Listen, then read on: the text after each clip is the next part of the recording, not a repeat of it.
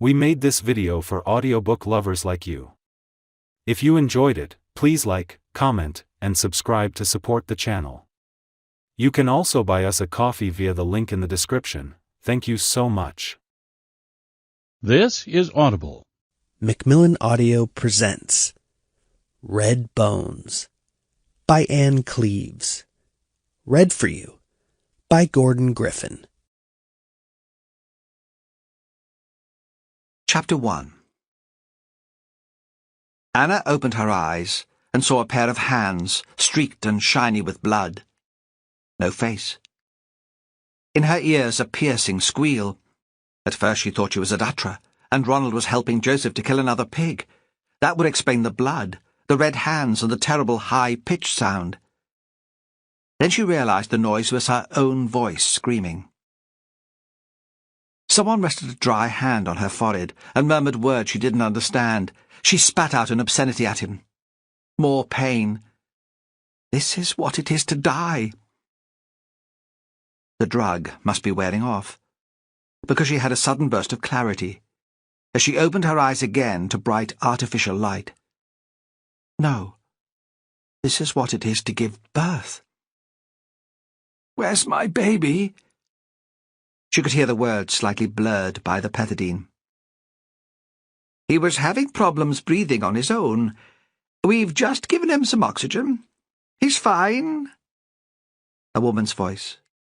A Shetlander, slightly patronizing, but convincing, and that mattered most. Further away, a man with blood to his elbow grinned awkwardly. "Sorry," he said.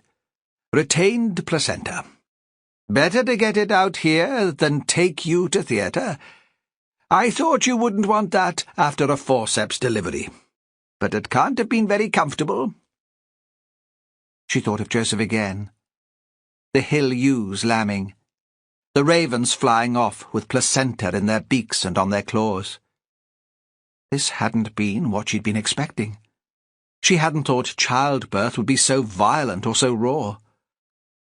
She turned and saw Ronald. He was still holding her hand. "I'm sorry I swore at you," Anna said. She saw he'd been weeping. "I was so scared," he said. "I thought you were dying." Chapter 2. "Anna Clewiston had her baby last night," Mimmer said. "A difficult birth, apparently. She was in labour for 20 hours. They're going to keep her in for a few days to keep an eye on her. It was a boy. Another man to take on the Cassandra." She shot a conspiratorial look at Hattie. It seemed to amuse Mimmer that Anna had had a difficult labour. Mimmer liked chaos, disorder, other people's misfortune. It gave her something to gossip about, and kept her alive. That was what she said, at least, when she sat in her kitchen cackling into her tea or whiskey, filling Hattie in on island events. Hattie didn't know what to say about Anna Clewiston's child. She'd never seen the appeal of babies, and didn't understand them. A baby would just be another complication. They were standing at Seta, in the field at the back of the house. A wash of spring sunshine lit the makeshift windbreak of blue plastic, the wheelbarrows, the trenches marked with tape. Seeing it as if for the first time, Hattie thought what a mess they'd made of this end of the croft. Before her team from the university had turned up, Mimmer had looked out over sloping low meadow to the loch. Now, even at the beginning of the season, the place was muddy as a building site, and Mimmer's view was interrupted by the spoil heap. The wheelbarrow run had scored ruts in the grass. Hattie looked beyond the disturbance to the horizon. It was the most exposed archaeological site she'd ever worked. Shetland was all sky and wind. There were no trees here to provide shelter. "I love this place," she thought suddenly. "I love it more than anywhere else in the world. I want to spend the rest of my life here." Mimmer had been pinning towels onto the washing line, surprisingly supple despite her age. She was so small that she had to stretch to reach the line. Hattie thought she looked like a child prancing on tiptoes. The laundry basket was empty. "Come away in and have some breakfast," Mimmer said. "If you don't put on a bit of weight, you'll blow away." "Pots and kettles," Hattie said, as she followed Mimmer across the grass to the house. And she thought Mimmer, trotting ahead of her, did look so frail and insubstantial that she might be swept up in a storm and carried out to sea. She'd still be talking and laughing as she went, as the wind twisted her body like a kite-tail until it disappeared. In the kitchen, a bowl of hyacinths was in bloom on the windowsill, and the smell of them filled the room. They were pale blue, streaked with white. "They're pretty." Hattie sat at the table, pushing the cat off the chair so she could sit down. "Spring-like." "I can't really see the point of them." Mimmer reached up to lift a pan from the shelf. "They're an ugly kind of flower, and they stink. Evelyn gave them to me, and expected me to be grateful. But I'll kill them soon. I've never kept a house plant alive yet." Evelyn was Mimmer's daughter-in-law, and the subject of much complaint. All the crockery and cutlery in Mimmer's house was slightly dirty, yet Hattie, usually so fastidious, so fickle in her appetite, always ate whatever Mimmer cooked for her. Today, Mimmer was scrambling eggs. "The hens are laying well again," she said. "You'll have to take some with you, back to the bod." The eggs were covered in muck and straw, but Mimmer cracked them straight into a bowl and began whisking them with a fork. Translucent white and deep yellow yolk splashed onto the oilskin tablecloth. Using the same fork, she scooped a lump of butter from a wrapped packet and shook it into the pan on the Rayburn. The butter sizzled, and she tipped in the eggs. She threw a couple of slices of bread directly onto the hot plate, and there was a smell of burning. "Where's Sophie this morning?" Mimmer asked, when they'd both started eating. Her mouth was full, and her false teeth didn't quite fit, so it took Hattie a moment to understand what she was saying. Sophie was Hattie's assistant on the dig. Usually Hattie did the planning and the preparation. It was her PhD, after all, her project. She was obsessive about getting things right. But this morning, she'd been eager to get onto the site as soon as possible. It was good to get away from Sophie sometimes, and as much as anything, she was glad of a chance to chat to Mimmer on her own. Mimmer liked Sophie. The season before, the girls had been invited to a dance at the community hall, and Sophie had been the life and soul of the party, so the men had been queuing up to swing her around in the 8some reel. She'd flirted with them all, even the married ones. Hattie had watched, disapproving and anxious, but jealous too. Mimmer had come up behind Hattie and yelled in her ear above the noise of the music, "That lass reminds me of myself at that age. I had the men flocking around me too. It's all just a bit of fun to her. It means nothing. You should lighten up a bit yourself." How I've missed Whalsay over the winter, Hattie thought. How I've missed Mimmer. "Sophie's working in the bod for a while," she said. "Paperwork, you know. She'll be along soon." "Well?" Mimmer demanded, bird-like eyes bright over the rim of the mug. "Did you find yourself a man while you were out? A good-looking academic, maybe? Someone to keep you warm in bed in those long winter nights?" "Don't tease, Mimmer." Hattie cut a corner from the toast, but left it uneaten. She no longer felt hungry. "Maybe you should find yourself an island man. Sandy's still not found himself a wife. You could do worse. He's got more life about him than his mother, at least." "Evelyn's all right," Hattie said. "She's been good to us. Not everyone on the island supported the dig, and she's always stood up for us." But Mimmer wasn't ready yet to let go of the subject of Hattie's love life. "You watch yourself, girl. You find yourself the right one. You don't want to get hurt. I know all about that.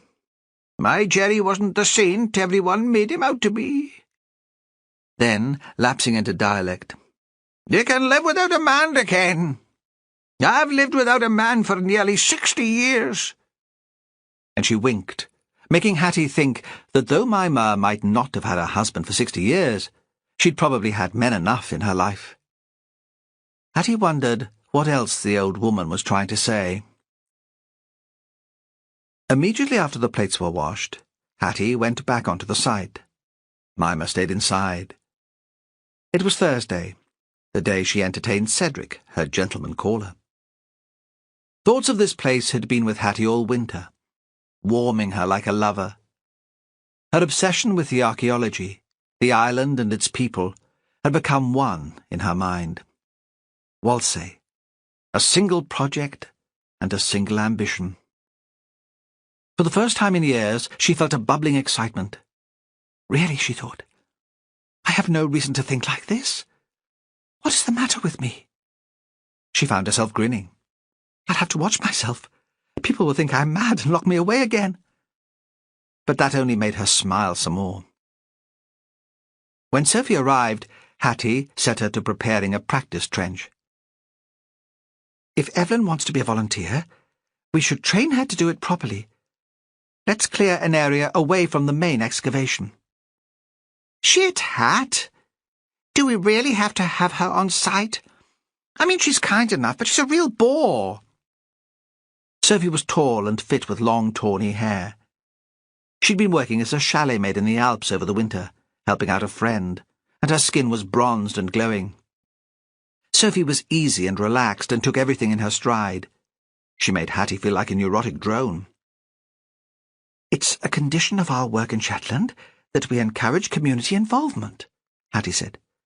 Do you know that? Oh, God, she thought. Now I sound like a middle-aged schoolteacher, so pompous. Sophie didn't answer. She shrugged and went on with the work. Later, Hattie said she'd go to Atra to talk to Evelyn about training to work on the dig. It was an excuse.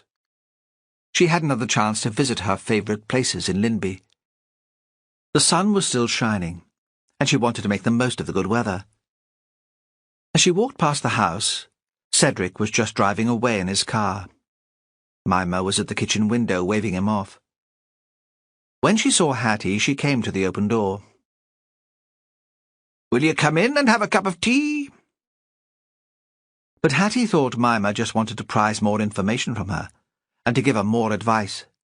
"No," she said. "I've no time today. But Sophie's due a break, if you want to give her a shout." And she walked on down the track, with the sun on her face, feeling like a child playing truant from school. Chapter 3. Anna's baby spent the first night of his life in intensive care. The midwives said it was nothing to worry about. He was doing fine, a lovely little boy. But he still needed a bit of help with his breathing, and they'd keep him in the resuscitaire for a while. Besides, Anna was exhausted, and she needed the rest. In the morning, they'd bring the baby through to her and help her to feed him. There was no reason why they shouldn't both be home in a couple of days. She slept fitfully, drifting in and out. The doctor had given her more painkillers, and her dreams were very vivid. Once, waking suddenly, she wondered if this was what it would be like to be on drugs. At university, she'd never been tempted down that route. It was always important to her to be in control. She was aware of Ronald beside her. A couple of times she heard him talking on his mobile. She thought the conversations would be with his parents. She started to tell him that he shouldn't be using a phone in the hospital. But lethargy overcame her, and the words didn't come out properly. She woke when it got light, and felt much more herself again, a little bruised and battered, but alert. Ronald was fast asleep on the chair in the corner, his head back, his mouth open, snoring loudly. A midwife appeared. How's my baby? Anna found it hard to believe now that there was a baby, that she hadn't imagined the whole experience of giving birth. She felt quite disconnected from the evening before. I'll bring him through to you. He's doing very well now, breathing normally on his own. Ronald stirred in his chair and woke too. He looked like his father, with the stubble of beard on his chin, his eye slightly vacant from sleep. The baby was lying in a plastic box that reminded Anna of a fish tank. He was lying on his back. His skin had a faint yellow tinge. Anna had read the books and knew that was normal. He had a downy covering of dark hair, and there was a pink mark on each side of his head. "Don't worry about that," the midwife said. She assumed she could guess what Anna was thinking. "It's because of the forceps delivery. It'll go in a couple of days." She scooped the baby up, wrapped him in a blanket, and handed him to Anna. Anna looked down at a tiny, perfect ear. "Shall we have a go at feeding him?" Ronald was properly awake now. He sat on the bed next to Anna on the opposite side to the midwife. He held out his finger and watched the baby grip it. The midwife was showing Anna the best way to feed the baby. "Put a pillow on your lap like this, and hold his head with this hand, and guide him to your nipple like this." Anna, usually so competent in practical matters, felt clumsy and inadequate. Then the baby latched onto her and began to suck, and she could feel the pull of it down through her belly. "There you are," the midwife said. "You're a natural. If everything goes well, there's no reason you shouldn't be home tomorrow." When the woman had gone, they continued to sit on the bed and look at the baby. He fell suddenly fast asleep, and Ronald lifted him carefully and put him back in the plastic cot. Anna had been given a room of her own, with a view across the grey houses to the sea. They drafted the notice they would place in the Shetland Times. To Ronald and Anna Clewiston, on March the 20th, a son, James Andrew, first grandchild to Andrew and Jacobina Clewiston of Lindby, Whalsay, and James and Catherine Brown of Hereford, England. The timing of James's birth had been planned, as everything in Anna's life was planned. She thought spring was the perfect time to bring a baby into the world, and Whalsay would be a wonderful place to bring up a child. The process had been more painful and messy than she'd imagined. But now that was over, and there was no reason why their family life shouldn't run smoothly. Ronald couldn't keep his eyes off his son. She should have guessed he might be a doting father. "Why don't you get off home?" she said. "Get a shower and a change of clothes. Everyone will want to hear the news." "I might do that." She could tell he wasn't comfortable in the hospital. "But should I come and visit you tonight?" "No," she said. "It's such a long drive, and then the time on the ferry. You'll need to be in first thing in the morning to take us home." She thought she'd welcome some time alone with her son. She smiled as she imagined Ronald doing the grand tour of the island, full of news about the birth and his son. He'd have to visit all his relatives, repeating the tale of how her waters burst when they were shopping in the co-op, the difficult labour, and the child who was pulled screaming into the world. Chapter 4. Hattie could have done without having Evelyn here at Setter at all today. They'd only been back in Whalsay for a week, and she had other things to think about, anxieties that snagged at the back of her mind, along with the moments of joy. Besides, she wanted to get on with the dig. Her dig, which had lain covered up since the autumn. Now the longer days and finer weather had brought her back to Shetland to complete the project. She itched to get back into the main trench, to continue the sieving and dating, to complete her meticulous records. She wanted to prove her thesis, and to lose herself in the past.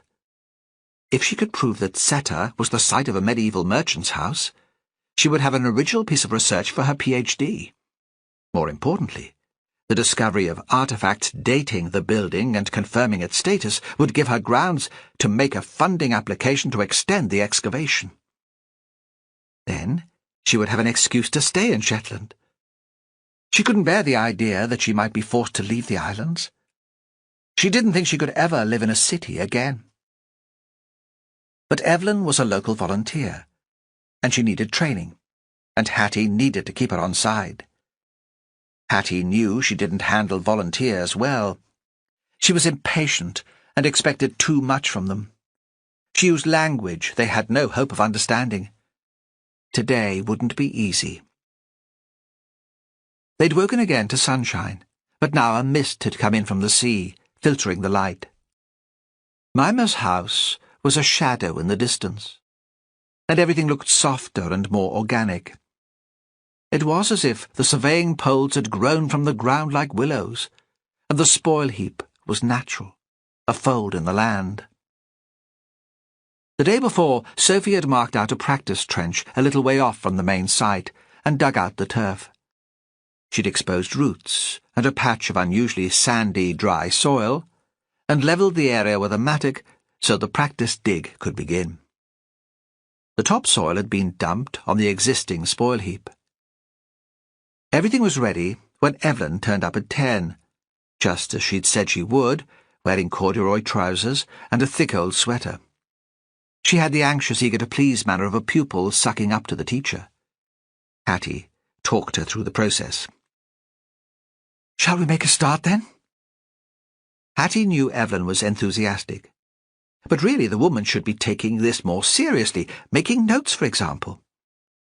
Hattie had gone through the methods of recording a site in some detail, but she wasn't sure Evelyn had taken it all in. "Do you want to have a go with the trowel, Evelyn? We wouldn't sieve everything in a site like this, though we might work it through the flotation tank, and every find would need to be set in context. You do understand how important that is?" "Yes, yes. And we work from the known to the unknown, so we always trowel backwards. We don't want to tread on the things we've already uncovered." Evelyn looked up at her. "I might not be working for a PhD," she said, "but I'm not daft either.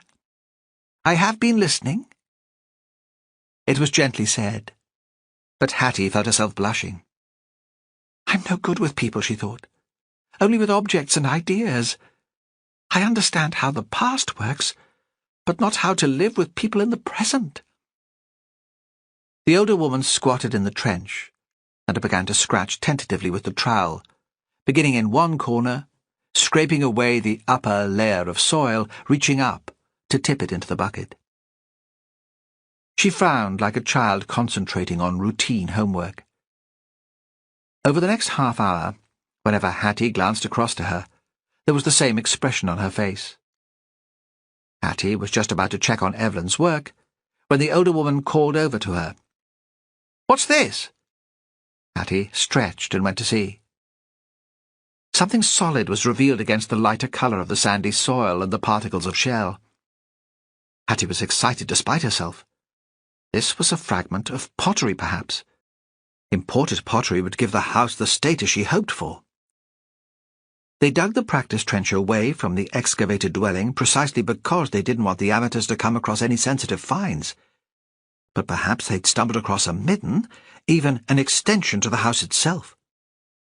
She crouched beside Evelyn, almost pushing her away, and brushed the soil away from the revealed object. It was not pottery, though it was reddish-brown, the colour of clay. Bone, she saw now. As an undergraduate, she'd expected old bone to be white or cream or grey, and had been surprised at the richness of the colour. A large piece of bone, round, she thought, though only a fraction had been uncovered. She was disappointed, but tried not to show it. Beginners were thrilled by their first finds. In the Shetland digs, they were always finding shards of bone, sheep mostly. Once there was a horse, the skeleton almost entirely preserved. She began to explain this to Evelyn, to tell her what they could learn about the settlement from the animal remains. "We can't just dig an object out," she said. "We have to keep it in context, to continue to trowel layer by layer. This'll be good practice. I'll leave you to it and come back later." She thought how awkward she would feel to be digging while someone was staring over her shoulder. Besides, she had her own work to do. Later, they went into the house for a break. Mimmer made sandwiches for them, and then came out herself to see what was happening. When Evelyn went back to work on the practice trench, the older woman stood watching. Mimmer was wearing black crimpline trousers and Wellingtons that flapped around her knees. She'd thrown a threadbare grey fleece over her shoulders. Hattie thought she looked like a hooded crow standing there watching her daughter-in-law work. A hooded crow, ready to snatch at a fragment of food. "Well, Evelyn, what do you look like?" Mimmer said. "On your hands and knees like some sort of beast. In this light, you could be one of Joseph's pigs grubbing around in the soil there. You be careful, or he'll be slitting your throat and eating you as bacon." She laughed so loud that she coughed and spluttered. Evelyn said nothing. She knelt up and glared. Hattie felt sorry for her. She'd never known Mimmer be so cruel. Hattie jumped into the trench beside Evelyn. The bone was protruding from the earth now, largely uncovered. Hattie took her own trowel from her jeans pocket. With intense concentration, she stripped away more of the soil, then took a brush. The shape of the bone became more defined. There was a pleasing curve, a sculptured hollow. "Pars orbitalis," she said. Shock and excitement made her forget her earlier resolve not to show off, to keep her language simple so Evelyn would understand. Evelyn looked at her. "The frontal orbit," Hattie said. "This is part of a human skull." "Oh, no," Mimmer said. Hattie looked up at her and saw that her face was white. "That cannot be right. No, no, that cannot be." She turned and scurried back to the house. Chapter 5. Sandy Wilson crossed the field unsteadily. It was a few weeks after Hattie had found the skull, one of those thick black nights that often came in the spring. Not cold, but the island covered by low cloud and a dense, relentless drizzle that hid the moon and stars, and even the lit windows of the house behind him. He didn't have a torch, but he didn't need one. He'd grown up here. If you lived on an island 6 miles long and 2.5 miles wide, by the time you were 10 you knew every inch of it. And that internal map stayed with you, even after you'd left. Sandy lived in town now, in Lerwick, but he reckoned if he was dropped blindfold anywhere on Whalsay, he'd be able to tell you where he was after a few minutes, just by the way the land lay under his feet and the touch of the nearest dyke on his hand. He knew he'd had too much to drink, but congratulated himself on leaving the Pier House Hotel when he did. His mother would be waiting up for him. Another couple of drinks, and he'd be steaming. Then he'd get the old lecture about self-restraint, and about Michael, his brother, who'd given up the booze altogether. Sandy thought maybe he'd call in to his grandmother's house on the way, and she'd make him a cup of strong black coffee, so he'd be quite sober when he got home. She'd phoned him earlier in the week, and told him to call at Seta next time he was home. Mimmer never minded seeing him, a wee bit worse for wear. She'd given him his first dram one morning when he was on his way to the big school. It was a chilly sort of day, and she'd said the whiskey would keep out the cold. He'd spluttered and choked like it was the worst kind of medicine, but he developed a taste for it since. He thought Mimmer had had a taste for it from the cradle, though it never seemed to affect her. He'd never seen her drunk. The field sloped down towards the track that led to Mimmer's croft. He heard a gunshot. The noise startled him for a minute, but he took no notice. It would be Ronald, out after rabbits with his big spotlight. He talked about going when Sandy had gone to see the new bairn, and it was a good night for it. The rabbits, dazzled by the light of the torch, stood like statues just waiting to be shot. Illegal, but rabbits were such a nuisance in the islands that nobody cared. Ronald was his cousin. A sort of cousin. Sandy began to figure out the exact relationship, but his family tree was complicated, and he was drunk, so he lost track and gave up. The rest of his walk to Seta was peppered with the occasional noise of a shotgun. There was a bend in the track, and Sandy saw, just as he knew he would, the light in Mimmer's kitchen window. A house was tucked into the hill, and you came on it very suddenly. Many of the islanders were pleased that it was hidden from view by the land curved around it, because it was a scruffy sort of place, the garden overgrown with weeds, the window frames bare of paint and rotting. Evelyn, Sandy's mother, was mortified by the state of Mimmer's croft, nagging his father about it regularly. "Will you not go and sort the place out for her?" But Mimmer would have none of it. "It'll last me out," she'd say complacently. "I like it fine as it is. I don't want the fuss of you around the croft." Joseph took more notice of his mother than he did of his wife, so Mimmer was left unbothered. Seta was the most sheltered croft on the island. The archaeologist, who'd arrived last year from a university in the south, said people had been living on that land for thousands of years. He'd asked if they might dig a few trenches in a field close to the house. A project for a postgraduate student, he said. One of them had an idea that there had been a grand dwelling on the site. They'd put the land back the way they'd found it. Sandy thought Mimmer would have let them on anyway. She'd taken to the historian.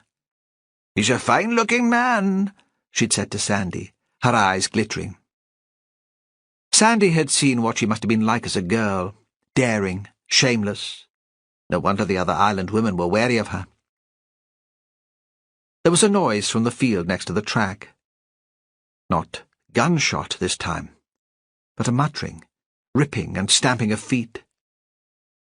Sandy turned, saw the silhouette of the cow just a few feet away. Mimmer was the only person left on Whalsay who milked by hand. The rest had stopped decades ago, put off by the work and the hygiene regulations which prevented the milk being sold. There were people, though, who still liked the unpasteurized milk, and fixed Mimmer's roof, or slipped her a bottle of whiskey in return for a jug of the yellow liquid every morning. Sandy wasn't sure they'd be so keen if they saw Mimmer milking. Last time he'd seen her do it, she'd blown her nose on the filthy tea towel she went on to wipe the udders with. As far as he knew, though, no one had gone down sick as a result. He'd been brought up on the stuff, and it had done him no harm. Even his mother scooped the cream off the top of the churn and put it on her porridge for a treat. He pushed open the door into the kitchen, expecting to see Mimmer in her chair by the Rayburn, the cat on her knee, an empty glass by her side, watching something violent on the television. She was never one for going to bed early, hardly seemed to sleep much at all, and she loved violence. She was the only one of his family who'd been pleased by his choice of career.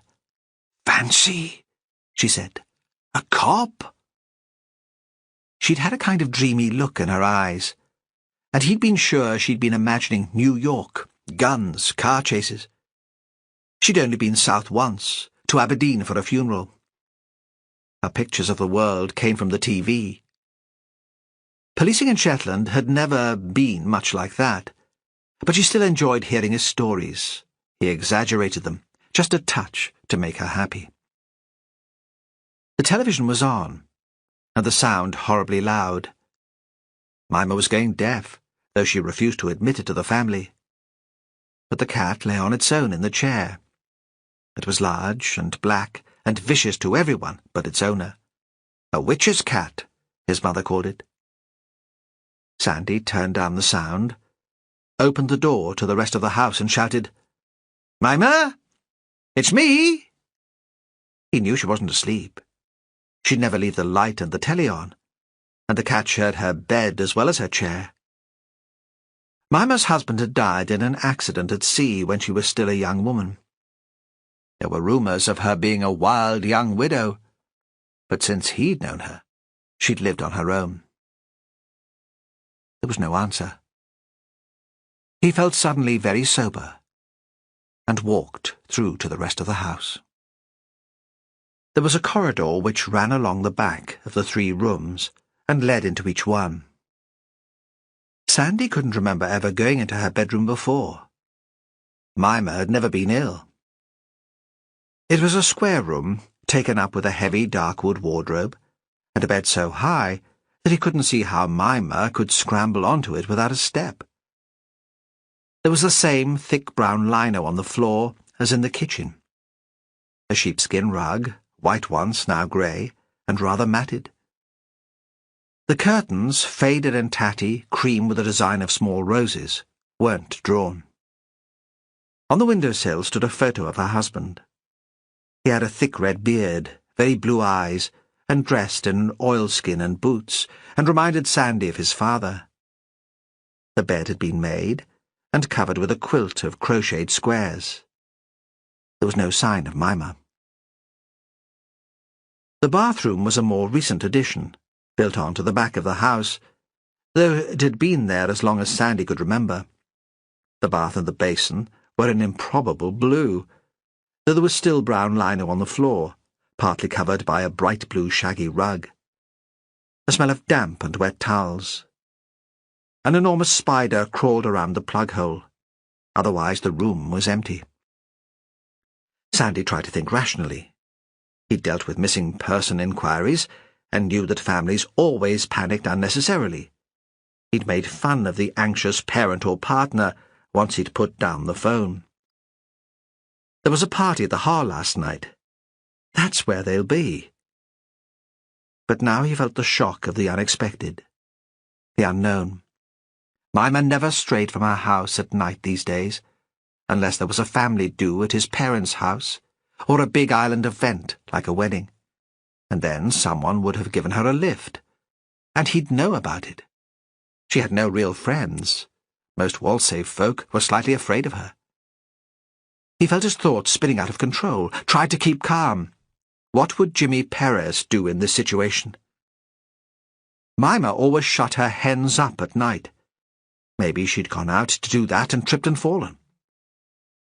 The archaeologists had dug their trenches on some land right away from the house. But she was getting on now, and it was possible that the drink was at last clouding her judgment. If she'd wandered down that way, it would be easy enough to lose her footing. Sandy went back to the kitchen and collected a torch from the drawer in the table. It had been there from the time when every house had its own generator, which only ran for a couple of hours in the evening. Outside, he felt the chill of the mist and drizzle biting after the heat of the Rayburn. It must be nearly midnight. His mother would be wondering where he was. He walked round the house. Here was the shed where Mimmer brought in the cow for milking. Once his eyes adjusted to the dark, there was enough light spilling from the house for him to see quite clearly where he was going. He left on the bathroom light, and the window faced this way. No need yet for the torch. The hens were already shut up. He checked the catch on the wooden henhouse, and could hear the rustle of movement inside. Earlier, the day had been fine, and Mimmer must have done her washing.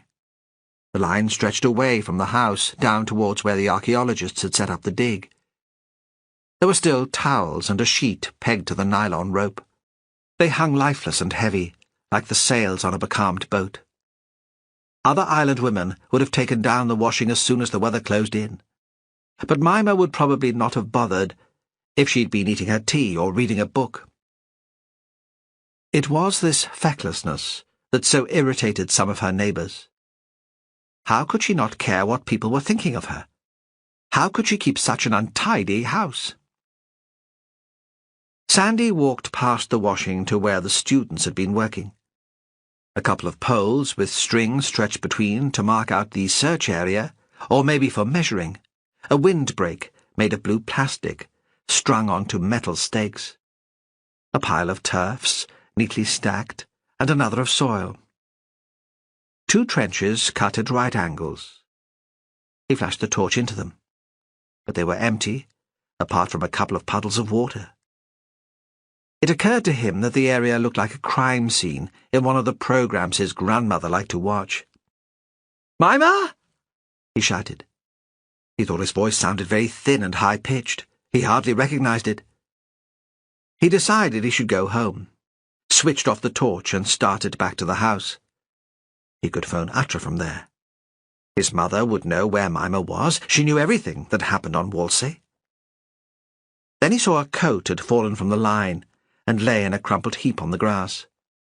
He recognized it as one of the students' waterproofs, and thought Mimmer had probably offered to get rid of all the mud for them. He was going to leave it. Wouldn't it need to go through the machine again anyway? But he stooped to pick it up and take it inside. It wasn't just a coat. It was his grandmother, looking very small inside the yellow jacket. He thought she was hardly bigger than a doll, thin, her arms and legs like twigs. He touched her face, which was cold and smooth as wax, felt for a pulse. He supposed he should call for the doctor. But he couldn't move. He was frozen, paralyzed by shock and by the need to take in the information that Mimmer was dead.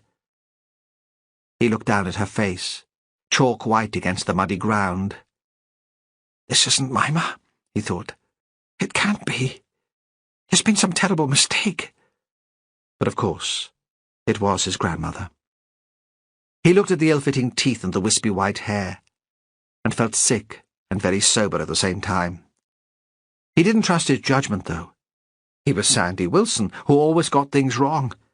Maybe he'd fumbled for the pulse, and she was really alive and breathing fine. He picked her up in his arms to carry her indoors. He couldn't bear to leave her here out in the cold. It was only when he had her in the kitchen that he saw the wounds in her stomach and the blood. Chapter 6. Inspector Jimmy Perez arrived in Whalsay on the first ferry. He was there at Laxo, the terminal on the west of Shetland mainland, waiting on the pier, when the boat arrived from Simbister. There was no one else in the queue. That time of the morning, traffic was mostly the other way. Folks coming off the smaller island for work in town.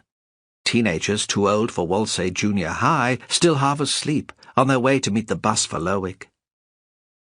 He watched the ferry approaching, waiting for the 6 cars to leave, and the gaggle of sixth-year students for Anderson High to walk off to the waiting bus. Then he started his engine. Billy Watt was working the ferry today. The crew were all Whalsay men. That was how it worked with the inter-island ferries. Billy waved Perez's car into position, watched while he drove slowly forward so his bumper was inches off the iron ramp, then gave a genial nod. Whalsay was known as the Friendly Island. It was famous for the way folk waved when cars passed on the road. When he came to take Perez's money, Billy didn't ask what the detective was doing there.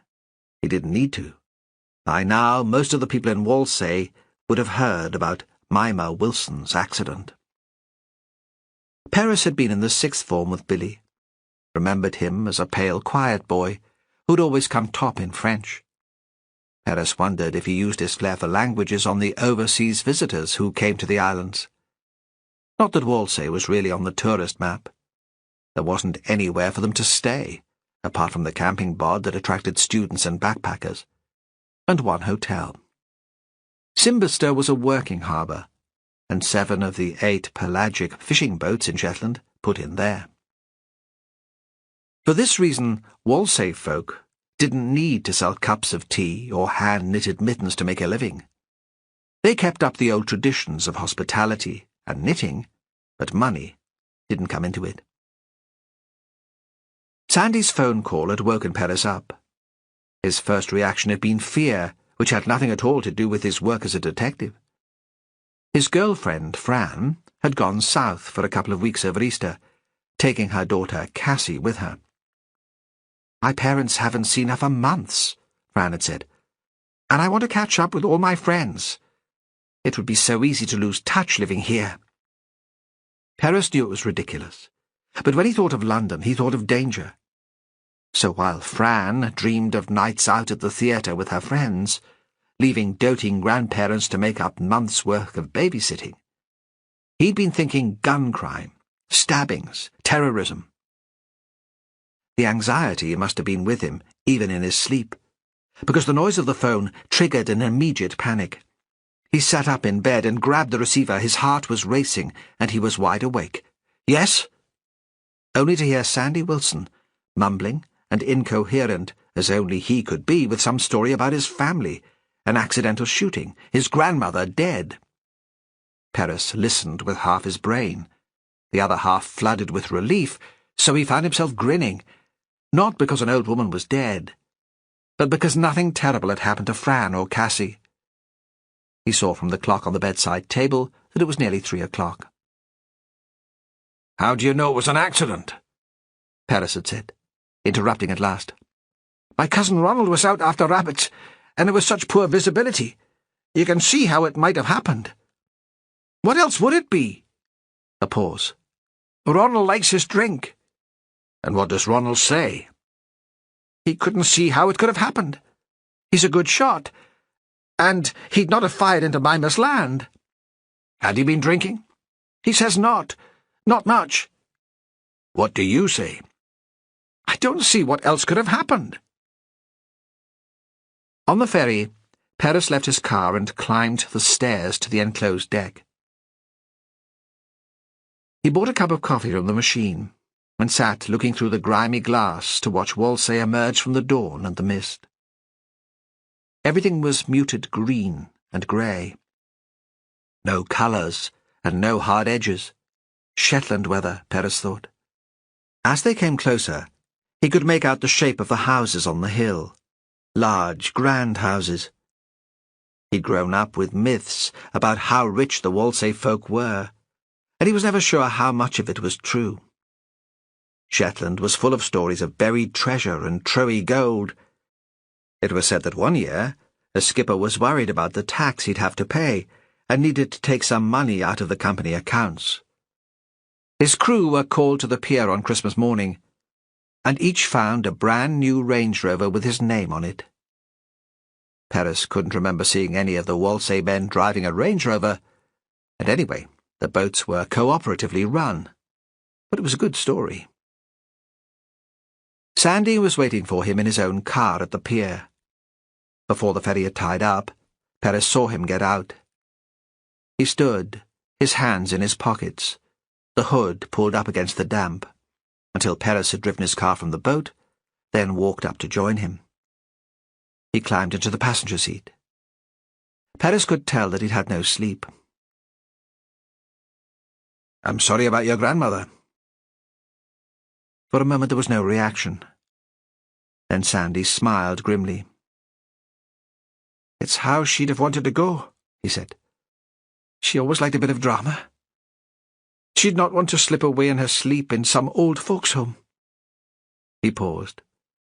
"She'd not want Ronald to get into any bother over this." "Unfortunately," Perez said, "it's not her decision." "I didn't know what to do." Sandy seldom knew what to do, but didn't usually admit it. "I mean, should I have arrested him? He must have committed some sort of crime, mustn't he? Even if it was an accident, reckless use of a shotgun?" Perez thought recklessness was a tricky concept to prove in law. "I don't think you could have done anything," he said. "Besides, you're involved. You found the body and you know everyone. It's not allowed. Certainly it won't be your decision whether or not to arrest Ronald." "Nor mine," he thought. "That'll be down to the fiscal." The fiscal would take formal charge of the case, and he didn't know her well enough to guess what her response would be. His windscreen had steamed up. He wiped at it with a cloth. Now there was only mist on the outside. The ferry had already loaded the cars and started to make its way back to Laxo. Perez thought that would be a relaxing sort of job, moving back and forth between the islands. Perhaps that was what had drawn Billy Watt to it, though he supposed it might get boring after a while. "You know you should go back to Lerwick," he said to his colleague. "Leave the case to me now. If there was a case, which most likely there wasn't." Sandy looked wretched, fidgeted in his seat, but made no move to leave the car. Perez wondered how he would feel if his own family was caught up in a sudden death, if anything happened to Fran and Cassie. In the past, they'd been too close to one of the cases he'd been working on, and he could never have walked away from that and handed responsibility to another officer. "I don't know, Whalsay," Perez said slowly. "I suppose it would be helpful to have you around for a while to show me the lie of the land. But you don't interfere. You introduce me to your folks and then you keep quiet. Do you understand?" Sandy nodded gratefully. His long fair fringe flapped over his forehead. "We'll leave your car there then, shall we? You're in no state to drive. Let's go to Seta and see where you found your grandmother." "I moved her body," Sandy admitted. "It was dark and cold, and I couldn't see the wound then. I thought she was ill, and she might still be alive. I'm sorry." There was a moment's pause. "I would have done exactly the same," Perez said. Sandy directed Perez to his grandmother's house. Perez could count the number of times he'd been to Whalsay on one hand. There'd been a piece of vandalism. One of the yawls they used for racing had been holed, and then tipped into the harbour. No one else had been available, and he'd come to deal with it out of interest. Then Sandy had asked him and Fran along to his birthday party, a do organised by his parents in the Lindby Community Hall. Perez knew that the night before Sandy had been out in Lerwick with his younger friends, but Perez hadn't been invited to that. The party in Whalsay had been an old-fashioned community do, a hot meal of boiled mutton and tatties, a band, dancing. It had reminded Perez of the dances at home in Fair Isle, raucous and good-natured. His infrequent trips to Whalsay had given him no real idea of the geography of the place, or of the relationships there. People from the outside see Shetland as one community, he thought. But it's not like that at all. How many of the people who live in Lerwick have ever been to Fair Isle or Fuller? Some of the Biddister folk managed to keep secrets from the rest of us for decades. The visitors are more adventurous than any of us. Sandy directed him to take a road to the right from Simbister, and soon they were on the southern shore of the island, in the community of Lindby, a scattering of crofts running down to the water, surrounded by the crumbling walls of old abandoned houses. Not a village in the English sense of the word, but half a dozen families mostly related, separated from the rest of Whalsay by sheep-grazed hill, peat banks, and a reed-fringed loch. Seta took Perez back to the old days at home, too, to a croft run by an old man who found the work too much for him, but refused to let anyone help. Someone had let out the hens, and they were scratching around in a patch of weeds by the door, looking damp and bedraggled. Everything was untidy and overgrown. An ancient piece of agricultural machinery, quite unidentifiable now, rusted against the cowshed wall. These days, people wanted a better income than this sort of small holding could provide. In Fair Isle, families from the south had taken over some of the crofts and set up small businesses, IT, furniture-making, boat-building. There were even recent incomers from the United States. He knew he was a soppy romantic, but he quite liked the old ways. "What happens to this place now?" he asked Sandy. "Did your grandmother own it, or was she a tenant?" "It was her own place. It always was hers. She inherited from her grandmother." "What about her husband?" "He died very young. My father was just a bairn. Had she made a will? Sandy seemed shocked by the idea. "It'll just come to my father," he said. "She had no other close relatives. I don't know what he'll do with it. Take on the land and sell the house, perhaps." "You said there was a cousin Ronald. He has no claim?" "Ronald's related to me on my mother's side. He won't get anything as a result of Mimmer dying." They were still standing outside the house. Perez was what the locals called a black Shetlander. His ancestor had been washed up from a sunken Spanish Armada ship. He'd inherited the name, the dark hair, and the Mediterranean skin. Now he felt the cold seeping into his bones, and thought he'd inherited a love of sunshine, too. He couldn't wait for the summer. "We should tape off the garden where the body was found," Perez said gently. "Even if the fiscal puts it down as an accident. At the moment, we have to treat it as a potential crime scene." Sandy looked up at him, suddenly horrified. Perez realized the suggested piece of routine police work had made Mimmer's death real again. Sandy pushed open the door, and they arrived in the kitchen. Again, Perez was taken back to his childhood. His grandparents and a couple of elderly aunts had lived in houses like this. It was the smell as much as the furniture that took him back. The smell of coal dust and peat smoke, a particular brand of soap, damp wool. At least in here it was warm. The solid fuel Rayburn must have been banked up the night before and still gave out plenty of heat. Perez stood in front of it and put his hands on the covered hot plate. "I don't know what will happen to the cow," Sandy said suddenly. "My father milked her this morning, but I know damn well he'll not want to do that twice every day." Reluctantly, Perez pushed himself away from the range. "Let's go outside," he said. "You can show me where she died." "I keep thinking that if I hadn't stayed for that one last drink, I might have been here in time to save her," Sandy said. "I might have stopped her going outside at all." He paused. "But I only came in to give me time to sober up before going back to my parents' house. If I'd gone straight home, I'd have taken the first ferry out this morning and someone else would have found her." He paused. "She phoned me earlier in the week and asked when I'd next be home. Call in and have a dram with me, Sandy. It's a long time since we had a chat." I should have spent the evening with her instead of going down to the pier house with the boys. "What was she doing outside at that time of night?" Perez asked. He tried to imagine what would have taken an elderly woman from the warmth of her fire into a sodden, cold field long after darkness had fallen. "There was washing on the line. Maybe she'd gone to fetch it in." Perez said nothing. Sandy led him round the house. The laundry was still there, so wet now that it dripped onto the grass beneath it.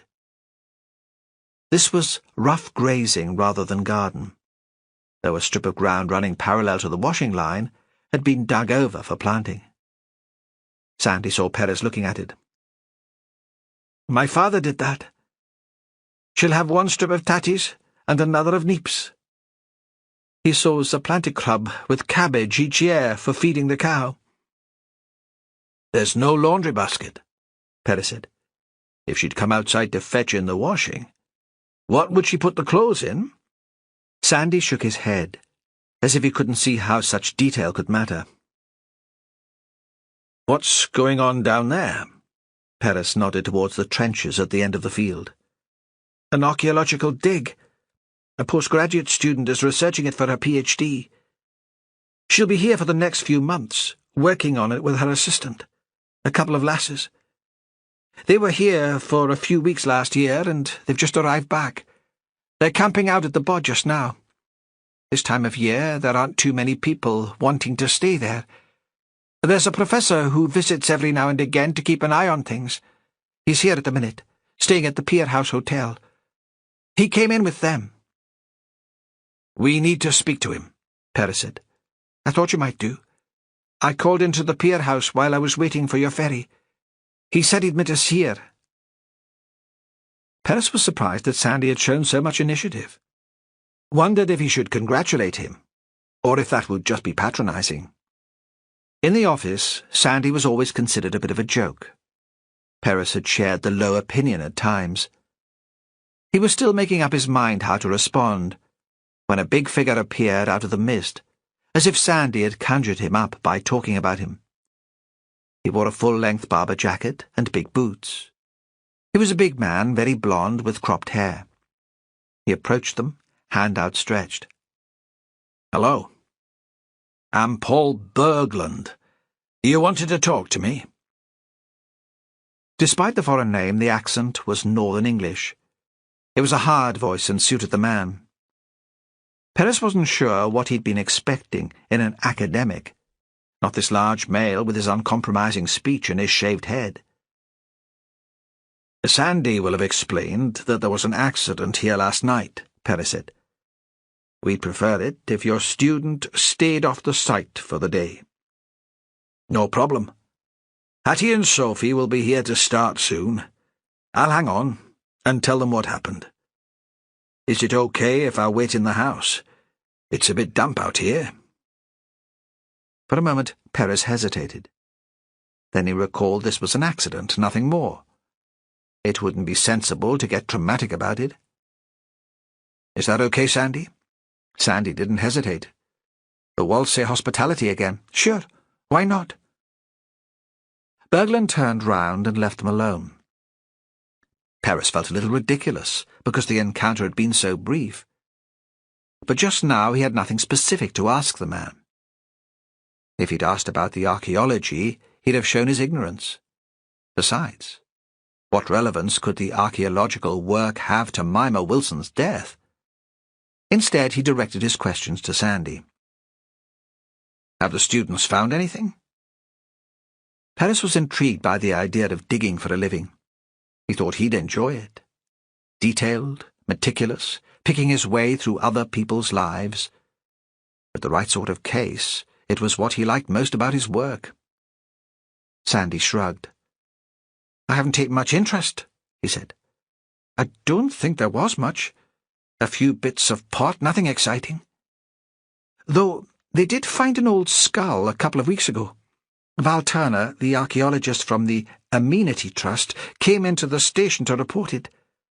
She said it wasn't likely to be suspicious, and the fiscal wasn't interested." Perez thought he remembered talk of that in the canteen. "My mother was here when they turned that up." Sandy's voice had brightened at the mention of the skull. But Perez thought it would take treasure to excite Sandy. Gold bars, jewels. He was still like a boy. They stood for a moment looking into the hole in the ground, their shoulders hunched against the damp. Like mourners, Perez thought, at an open grave. Chapter 7. Ronald Clouston lived in a new house close to the shore. It seemed even bigger than the places Perez had seen from the ferry, a dormer bungalow with a long, single-story extension at one end. They sat outside it for a while in the car, while Sandy filled in some of the background to the family. "His mother and mine are second cousins," he said. He frowned in concentration. "Second cousins. Yes, I think that's right. His father sold him that bit of land. Ronald wanted somewhere to set up house with his new wife. He had the place built a couple of years ago." He paused. "They've just had a baby. That's one of the reasons I'm in Whalsay. I wanted to bring them a present, my best wishes. You know." His dad didn't mind losing the land? "It was only a bit of rough grazing, and he was never a farmer." "What does Ronald do for a living?" "He's got a place on his father's pelagic trawler, the Cassandra. She's a beauty. 4 years old now, but still state-of-the-art." It was what Perez had been expecting, and fitted in with the image of the hard drinker who went out in the middle of the night shooting. Most of the Whalsay boats were family-owned. Fishing was a tough life, and the men let off steam when they came ashore. "He was the brainy one at school," Sandy went on. "Not much good at anything practical. but okay at passing exams. Kind of dreamy, you know. He went off to university, but his father was taken ill and the place came up on the boat. He had to take it. You understand how it works. Maybe he was glad of the excuse to leave, and he wouldn't have got his degree anyway. That's what my mother says. A bit of jealousy there, Perez thought. Or competition between the two cousins, Sandy's mother and Ronald's mother, comparing their sons. No one would ever have called Sandy brainy. Is the wife a Shetlander? No, Anna's English. They had their wedding here, though, a couple of years ago. All her folks came up for it. It was a grand do. Sandy's eyelids drooped for a minute, and he shook himself awake, stared out at the drizzle. Condensation ran down the inside of the windscreen. Perez thought this was still a huge house for 2 people and 1 baby. He wondered where Ronald had met his Anna. There was a history of Shetland men going out to find their wives. During his brief spell at university, perhaps? Perez had married an Englishwoman, Sarah. Soft and gentle, pretty and fair. But he hadn't had it in him to be the sort of husband she'd wanted. He'd always been too easily caught up in other folks' problems. I always come at the bottom of the pile, she'd said. After work and your parents, sorting out the neighbour's delinquent son and the plumber's cat. You're drained when you do find time for me. You've nothing left to give. At the time, he'd thought she was talking that way because she'd just been through a miscarriage.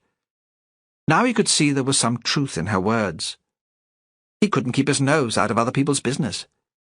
He told himself it was about being a good detective. But he'd have been curious even if work weren't involved. Sarah was happier now without him, married to a doctor and living in the borders with him, her children and her dogs. And Perez had taken up with another Englishwoman, divorcee Fran Hunter. Sarah had always been needy. Fran, he thought, didn't need him at all. Sandy was shuffling in his seat. Perez's long silences always made him uneasy. Shall we go in, then? You're not to speak, Perez reminded him, then told himself that Sandy had just lost his grandmother, and smiled to soften the words. Just introduce me, then keep your mouth shut. Sandy nodded and got out of the car. Perez guessed that the building plot had been chosen for its view. It was on a low promontory, and the sea would be visible on 3 sides. To the west, it would be possible to see Laxo and the mainland. You'd be able to measure your days by the ferry moving backwards and forwards across the water. It was a square bungalow, low like the traditional croft houses, but made of wood, so it looked Scandinavian, and with windows in the roof. It was painted blue. The long extension at the side had a lower, sloped roof. Perez wondered what the extra space was for. They wouldn't keep animals there. It had a row of glazed windows. At the back of the house a small garden led down to the shore. A bed of daffodils was sheltered from the wind by a dry stone wall, a patch of colour in the mist. An upturned dinghy had been pulled above the tide line. Sandy opened the front door and shouted. Perez heard a muted reply from further inside the house and followed him in. The couple were both sitting in the kitchen. It seemed to Perez that they hadn't moved much since returning from Seta, after Sandy had rushed into the house to tell them Mimmer was dead. The shock had frozen them. "What did you do that for?" Perez had demanded, when Sandy had confessed that he'd left Mimmer and run to the Clouston house. For God's sake, the man could be a suspect. "The doctor was off the island, away on holiday. I knew it would take time to get the air ambulance here. I thought someone else would know best what to do. Their house is closest to Seta." Sandy had looked up, staring at Perez. "I know I'm stupid, but let it go. Just today. Today I can't face a bollocking. And Anna, she's kind of organised, capable." You wanted her to tell you what to do, Perez had thought. And you've always hated being on your own. The couple sat in silence, still dressed in the jeans and jerseys they'd pulled on when Sandy had roused them from their bed. Ronald must be in his late 20s, if he was close to Sandy's age, and they'd been to school together. But he looked older. Grey, somehow. Perez thought, realizing you'd killed someone would do that to you. Ronald looked up when the men came into the kitchen, half rose in his chair. Then the effort seemed too much for him, and he sat down again. The woman had dark hair twisted into a band at the back of her head, but untidy now, starting to come down. She sat very straight, despite her obvious exhaustion, the shadows under her eyes. It seemed to Perez that she was furious, so angry that she didn't trust herself to speak. He couldn't tell if the fury was directed at her husband, at Sandy, or at the situation in which they found themselves, or Perez, for the intrusion into their grief. On one of the workbenches lay half a dozen rabbits ready for skinning and gutting. Baby clothes hung from an airing rack lowered from the ceiling. "This is my boss," Sandy said. "Detective Inspector James Perez." He followed Perez's instructions to the letter, said nothing more, leaned against the wall in the corner of the kitchen, an attempt to be inconspicuous. Perez took the spare chair and sat at the table, between the man and wife, sensed again the tension in the room. "Sandy took your gun," he said. Not a question. He checked already. Sandy had got that part of the procedure right at least. It was one way to start the discussion. Factual. Safe. Ronald looked up again. "I don't see how it could have happened," he said, almost on the verge of tears. "I was shooting between here and Seta, but nowhere near the house or garden."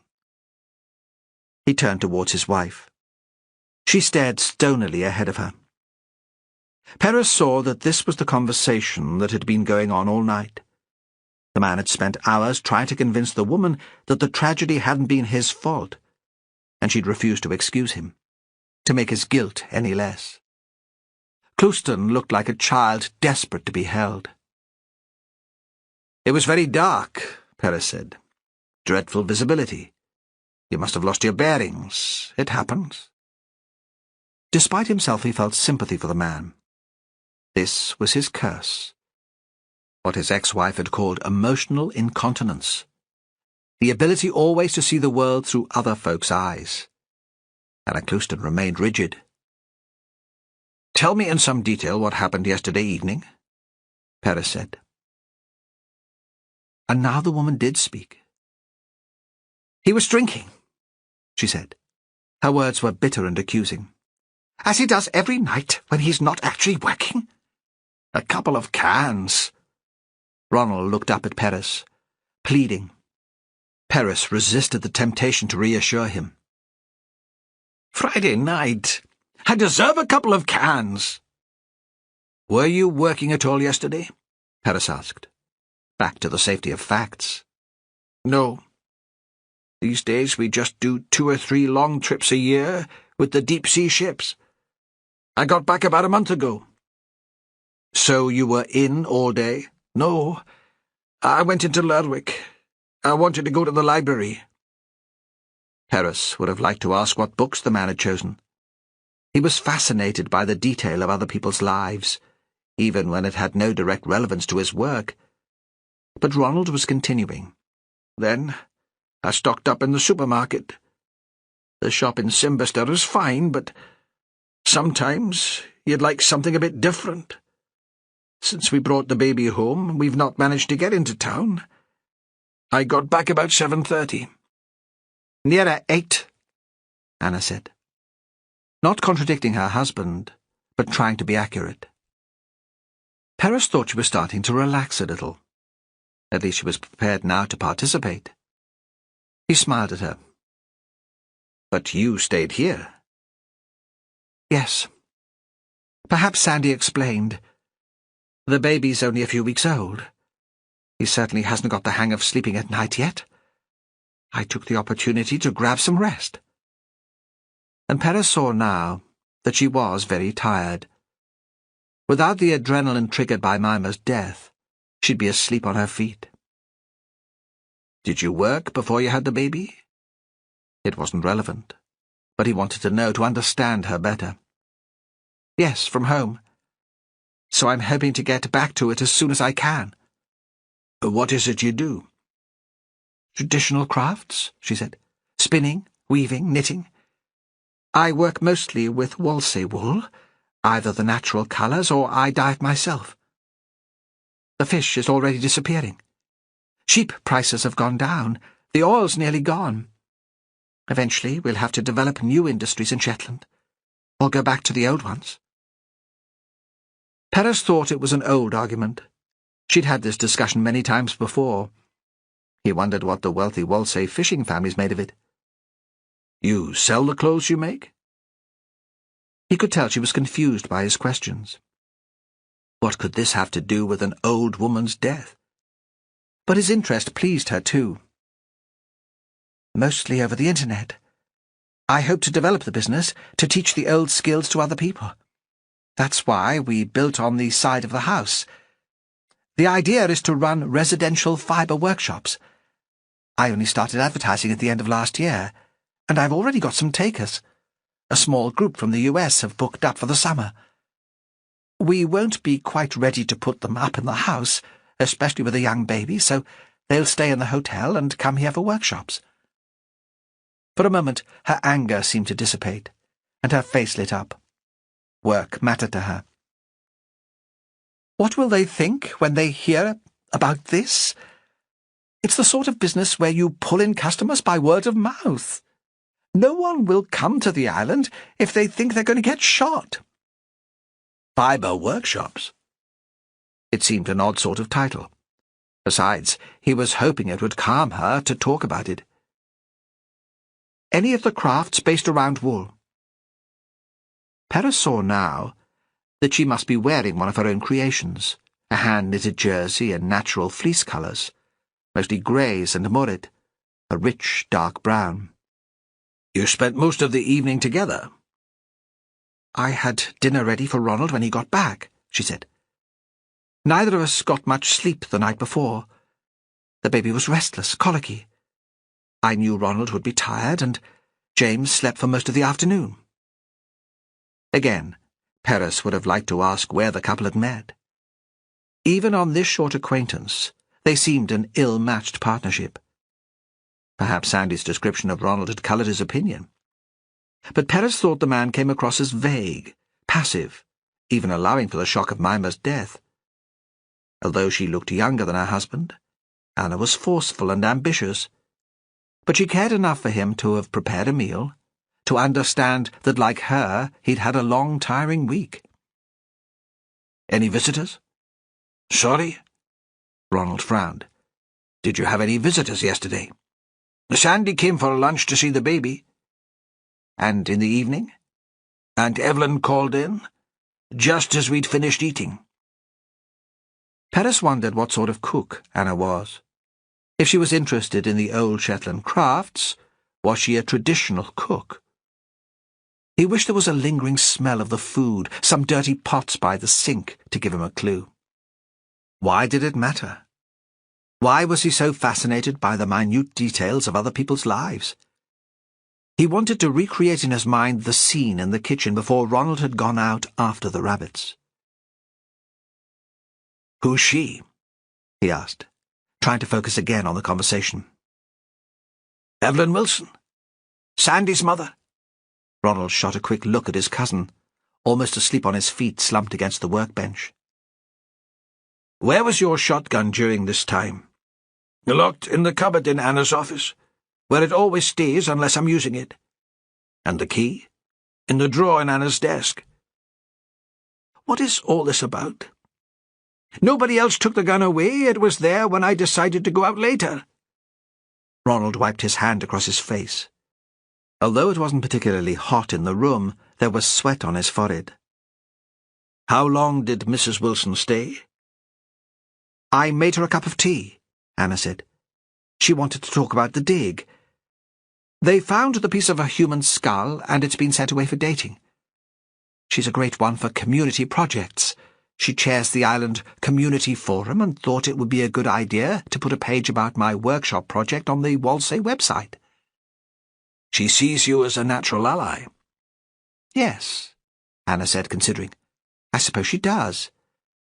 Not everyone on the island takes much interest. Ronald's always been passionate about history. It was his subject at university. And I find the setter dig fascinating too." She looked across at her husband. Perez supposed this was something they had in common. But Ronald showed little enthusiasm for the archaeology now. His face was still blank and grey. "Evelyn was here for about half an hour?" Perez asked. "Something like that." Anna stood up, stretched. "Would you like some coffee? I should have offered before. I don't know what's wrong with me. The shock, I suppose." "You were fond of Mimmer?" There was a pause. "I'm not sure she liked me, but of course I'm sorry she's dead." Perez thought this was a strangely careful and honest description of the relationship. After a sudden death, many people pretended to a closeness that didn't exist. "Coffee would be brilliant," Perez said. "Black for me. You'll know how Sandy takes it. So much sugar it's like treacle." They waited in silence while Anna filled the kettle and switched it on. She reached into a high cupboard for mugs. Watching, Perez thought she'd already lost some of the weight around her belly. He imagined she'd be a great one for keeping healthy, a regular visitor to the Whalsay swimming pool, built with the oil money that had come into the islands in the 80s. He could imagine her jogging. He wondered if Ronald had ever taught her to shoot. "So what time was it that Mrs. Wilson left?" 9 o'clock, perhaps. Anna spooned sugar into Sandy's mug and handed it to him, then set the second in front of Perez. Sandy had been right. She was the organised one in the relationship, taking the lead in answering his questions. The baby woke and needed feeding. She saw herself out. "What did you two do then?" "We had a row," Anna said, "about my husband's drinking." She was still on her feet, and the anger suddenly returned. Perez thought she looked rather magnificent, standing there, straight-backed, eyes flashing. Perhaps it was the new baby, the hormones. He was glad the fury was directed at Ronald and not at him. "He seems incapable," she went on, "of going a single night without a drink." From the corner of the room, Sandy caught Perez's eye and looked suddenly sheepish. There would be lots of Shetland men who would find it hard to keep off the booze for a night. "I suggested that just for once he should try. We eat healthily, take plenty of exercise. Now we've got the baby to think about." "A couple of cans," Ronald said, a repeated mantra. He looked at both men in the room for support. "But then to take out your gun," she said. Perez could tell she was almost losing control. "Just to spite me, because I asked you to stay in. I'd been in all day and I wanted some company. Was that too much to ask? Can't you see what you've done? You'll go to court, maybe to prison. If you weren't working with your family, you'd almost certainly lose your job. And you know what it's like here. Wherever we go, there'll be people whispering behind our backs. There's that fool that shot Mimmer Wilson. I don't think I can bear it." She caught her breath at the start of a sob. Ronald looked wretched. He got up and put his arms around her, tentatively at first. For a brief moment she allowed herself to rest her head on his shoulder. From another room came the wail of a baby. It was piercing and relentless, and Perez had to stop himself covering his ears to shut it out. How could you live with a noise like that? Anna pushed herself away from her husband and left. There was an awkward silence. Perez could hear a ringed plover calling from the shore. He thought Anna had married Ronald, believing she could change him. She treated him more like a son than a lover, and he behaved like a naughty little boy. Obviously embarrassed by his wife's outburst, Ronald returned to his seat. Perez took a sip of the coffee, instant but strong and hot. "What time did you go out last night?" 10 o'clock. A bit later, maybe. It was 11:30 when I got in. Anna had already gone to bed. Look, I don't know what had got into me. The strain of the baby, maybe. I should have realized how much difference a child would make, the sudden responsibility. James seems to have taken over our lives. I should have been more thoughtful, but I wanted to get out and clear my head, to forget about the family just for a while. I had stuff to think about. Perhaps it was to spite her, to show her I didn't have to put up with her nagging.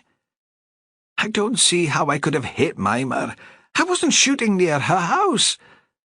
And how could I have known that she'd be wandering around outside? It's a nightmare.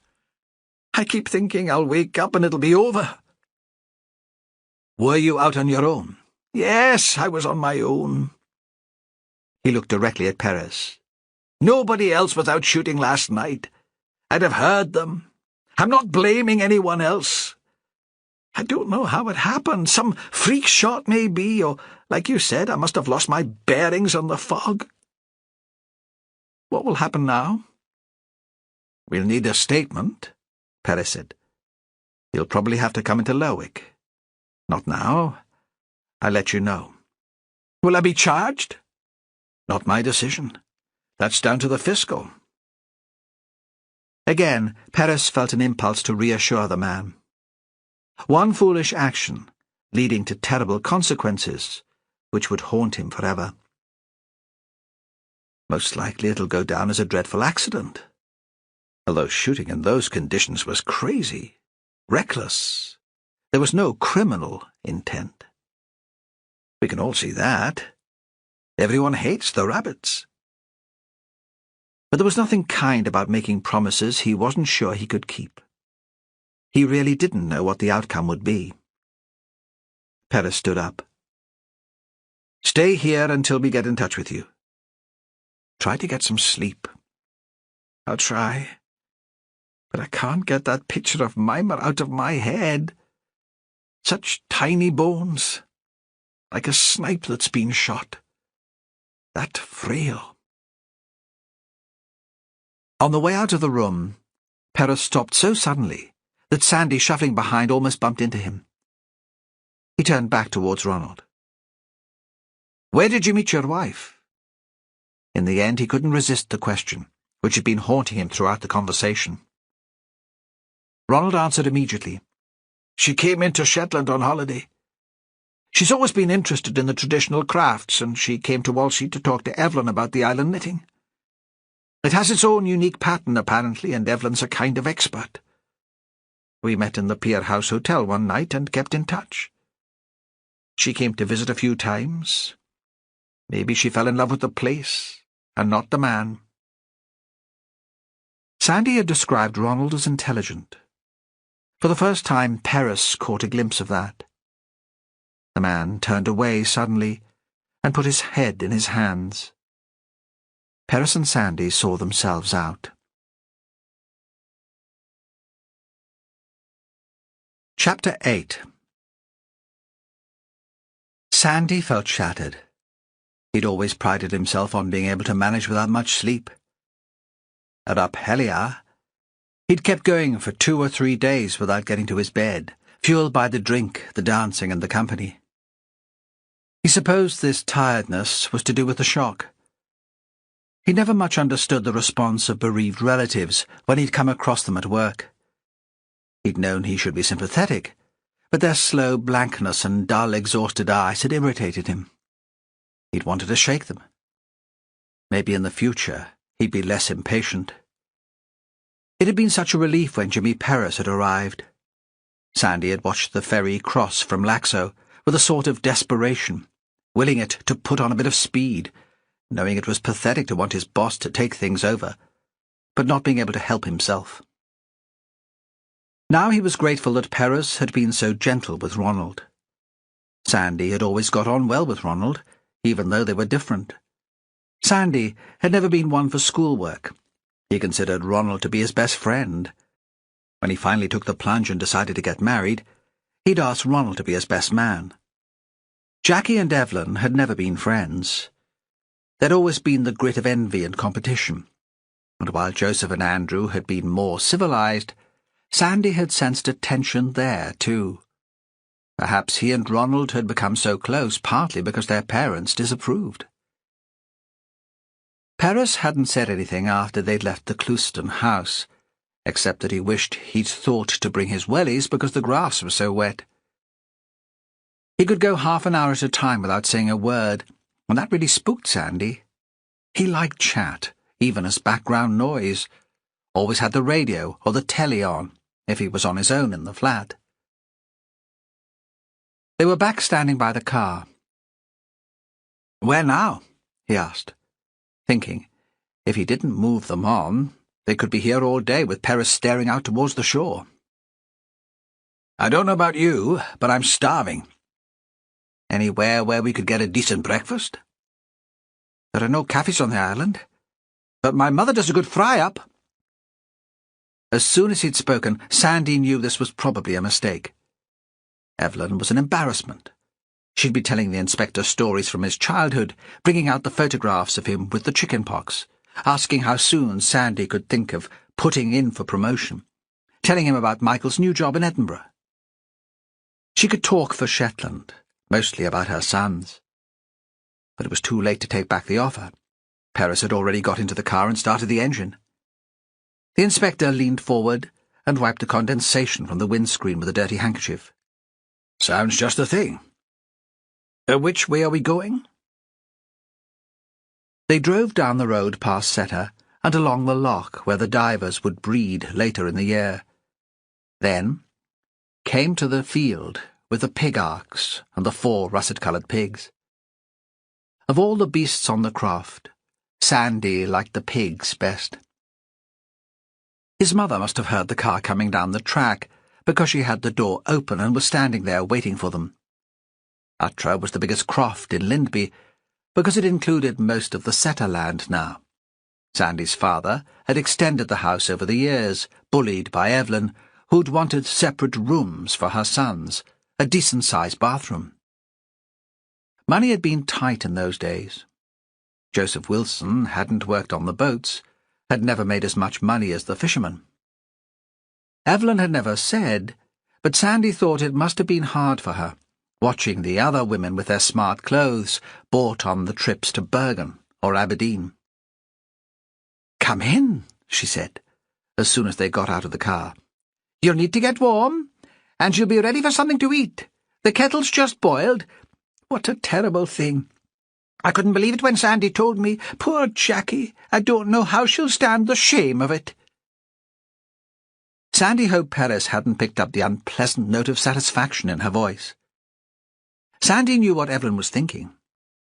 Her son's fancy education, and all that money he's making, will be no use to him now. Standing back to avoid her embrace, he saw that the drizzle had stopped and the sky was lightening a little. Perhaps the weather would clear soon. Then he thought that, of course, Perez would know just what his mother was thinking. He could pry inside people's heads like a mind reader or a magician. Inside the house he saw his mother through Perez's eyes, little, round, short hair that she trimmed herself if she couldn't get into Lerwick, dressed today in her best hand-knitted sweater because she was expecting guests. Enough energy to power Shetland Hydro. She'd already warmed the pot and made the tea, and she was still talking.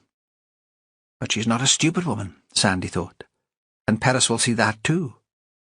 She got all that money out of the Arts Trust for the Community Theatre project last year, and everyone says she's the best chair the Island Forum has ever had.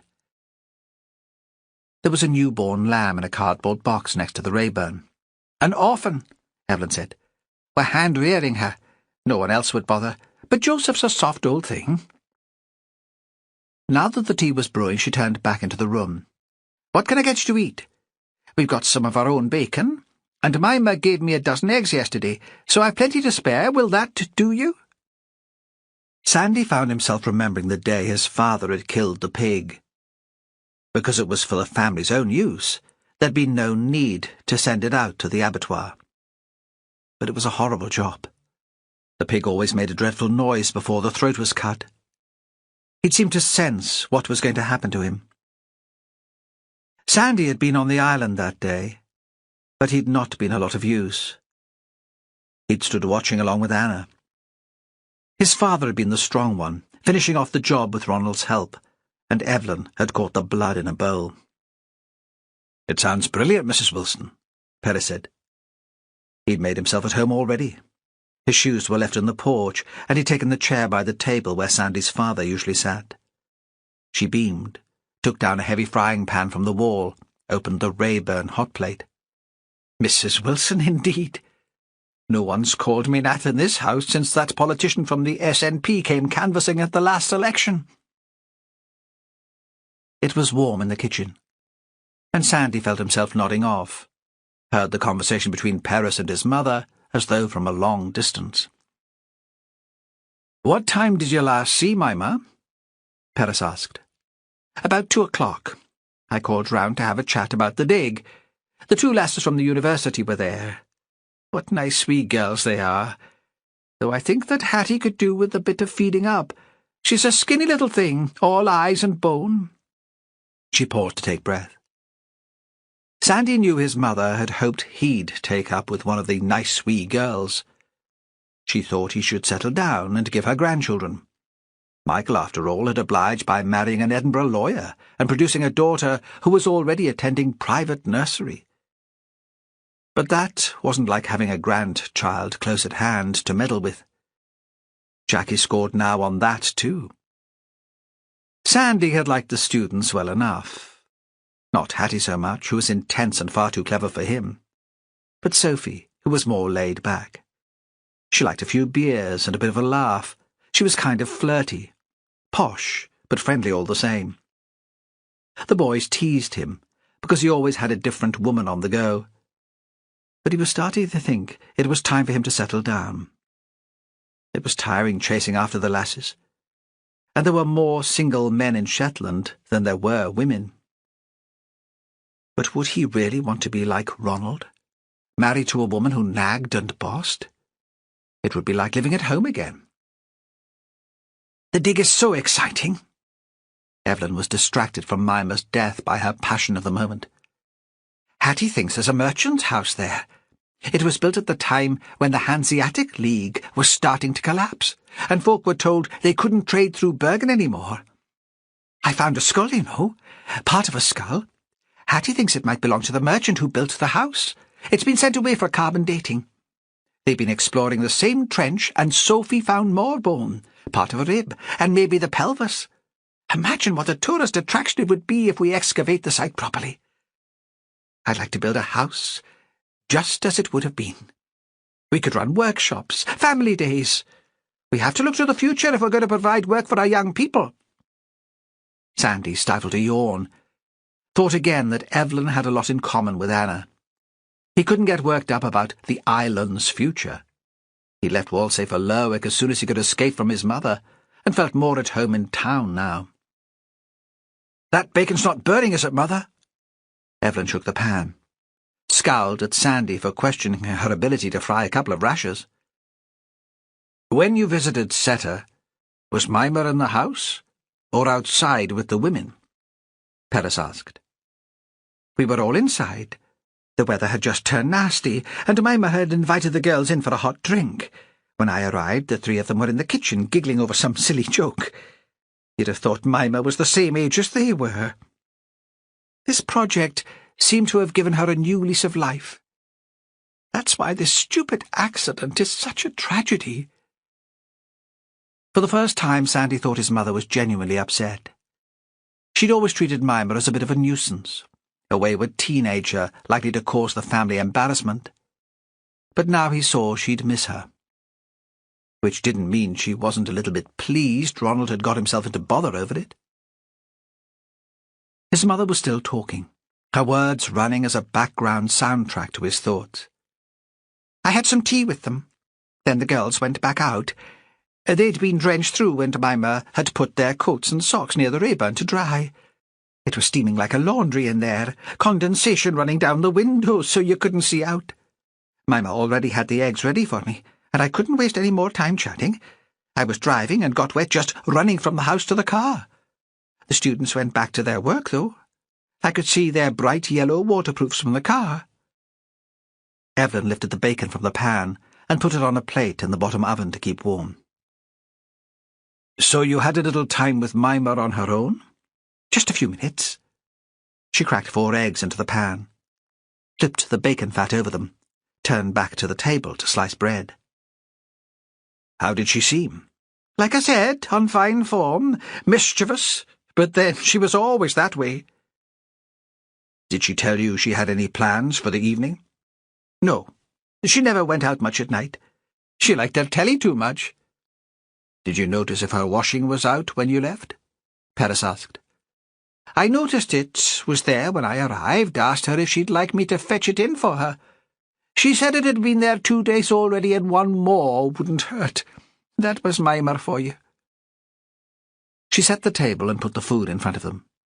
Sandy roused himself from his stupor long enough to eat, was vaguely aware of Perez complimenting his mother on the food, a discussion about the problems of rearing pigs, the best treatment for pigs' sunburnt nipples. Sandy watched with admiration as Perez brought the conversation back to Mimmer's death. He thought he'd never be such a skillful interrogator, even if he worked for the rest of his career as a detective. "Later you went to see the Cloustons?" Perez asked Evelyn, as if it were the most natural conversation in the world. "After tea, yes. Sandy was back for the weekend, but he was away to the bar to catch up with his pals." She looked disapprovingly at her son. Sandy pretended not to notice. He'd heard it all before. "He tends to treat this place like a hotel. Joseph had sport on the television. There was nothing to keep me in, and I don't like to bother Anna during the day. With a new baby, you catch up on your sleep when you can. And I know she's always busy. Young mothers these days don't seem to think they need to rest." "How did you find them?" "Well enough.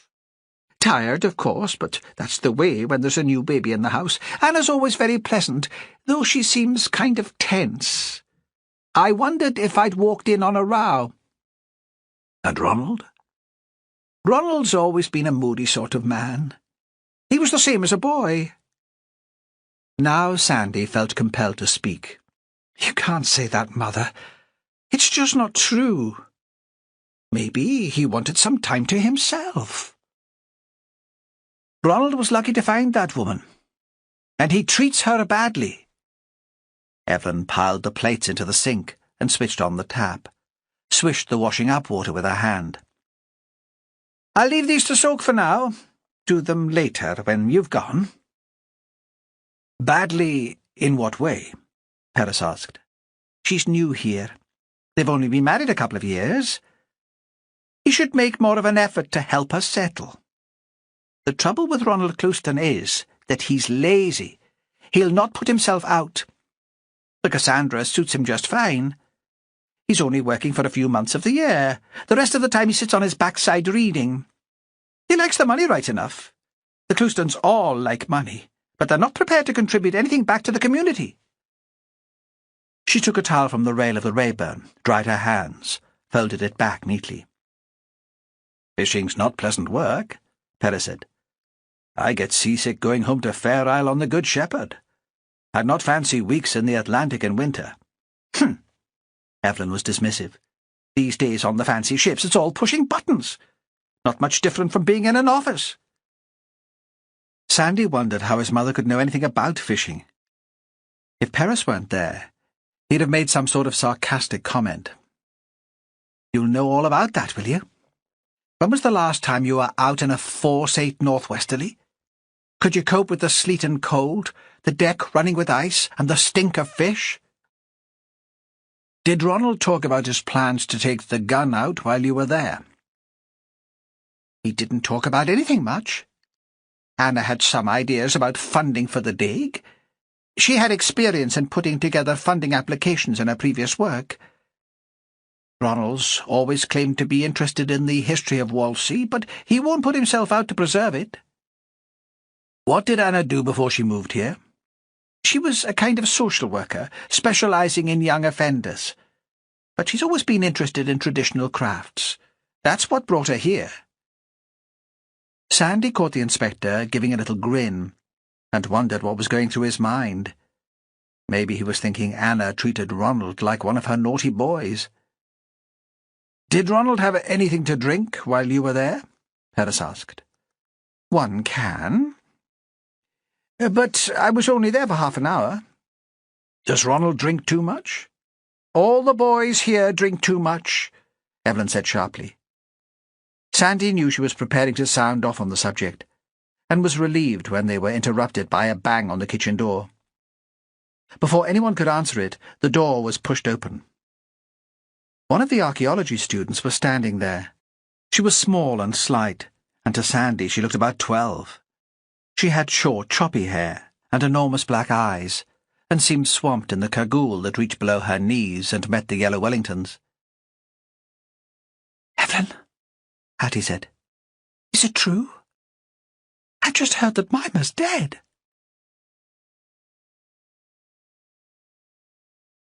Chapter 9. That morning Hattie had woken early. She was lying curled, fetus-like, inside her down sleeping bag. She still felt cold. They lit a fire in the bod the evening before to warm up when they got back from the dig. But then they'd gone to the Pier House Hotel, and by the time Hattie got back the fire was out. She had gone to the Pier House to be sociable, but soon felt uncomfortable, and she'd left Sophie drinking with a couple of the local lads. Sophie could drink as much as the men, stumble back to the bod in the early hours, fall into a deep sleep, and be wide awake and hangover-free, ready to start work on the dig the next day. Hattie had never got the knack of either holding her drink or sleeping. Ideas and plans seemed to swirl around in her head. She'd been awake when Sophie came in the night before.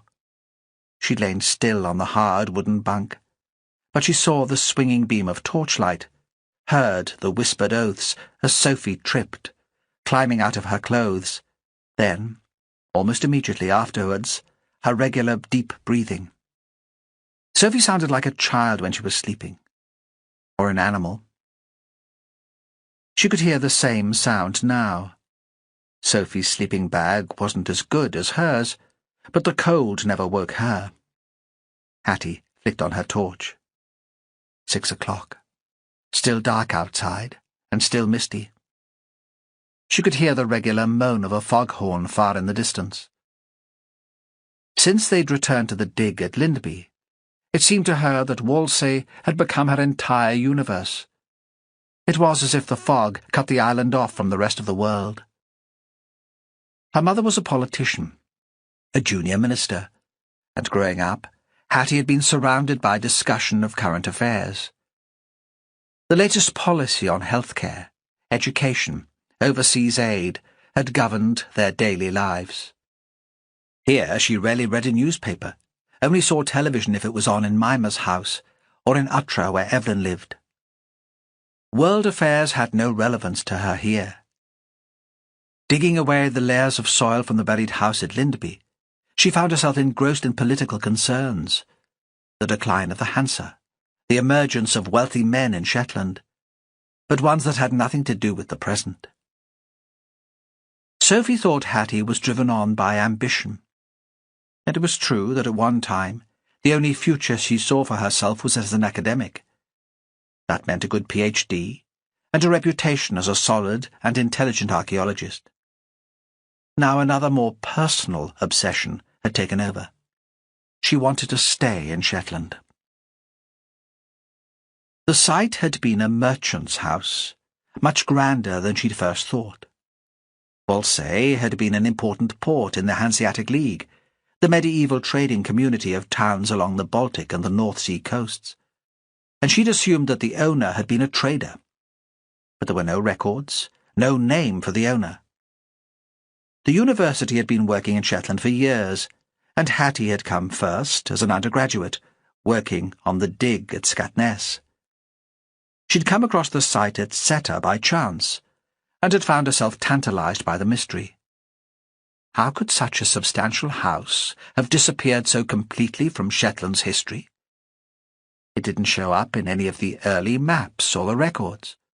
She hoped the dig might provide an answer. Paul, her supervisor, had first thought that there might have been a fire to wipe away traces of the dwelling, but they'd found no evidence of that. Hattie, who had been given to obsession since she was a child, found herself haunted by the place.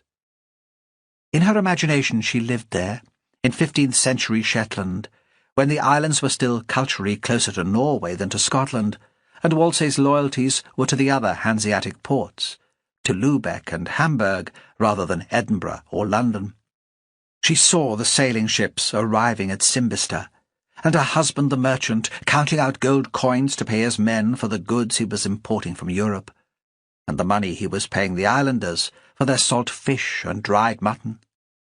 In her daydreams it was spring, but the sun was shining, and the island was green. Did the skull Evelyn had found belong to the merchant or to his wife? They were starting to find more bones in the second trench, and perhaps they already had enough evidence to know.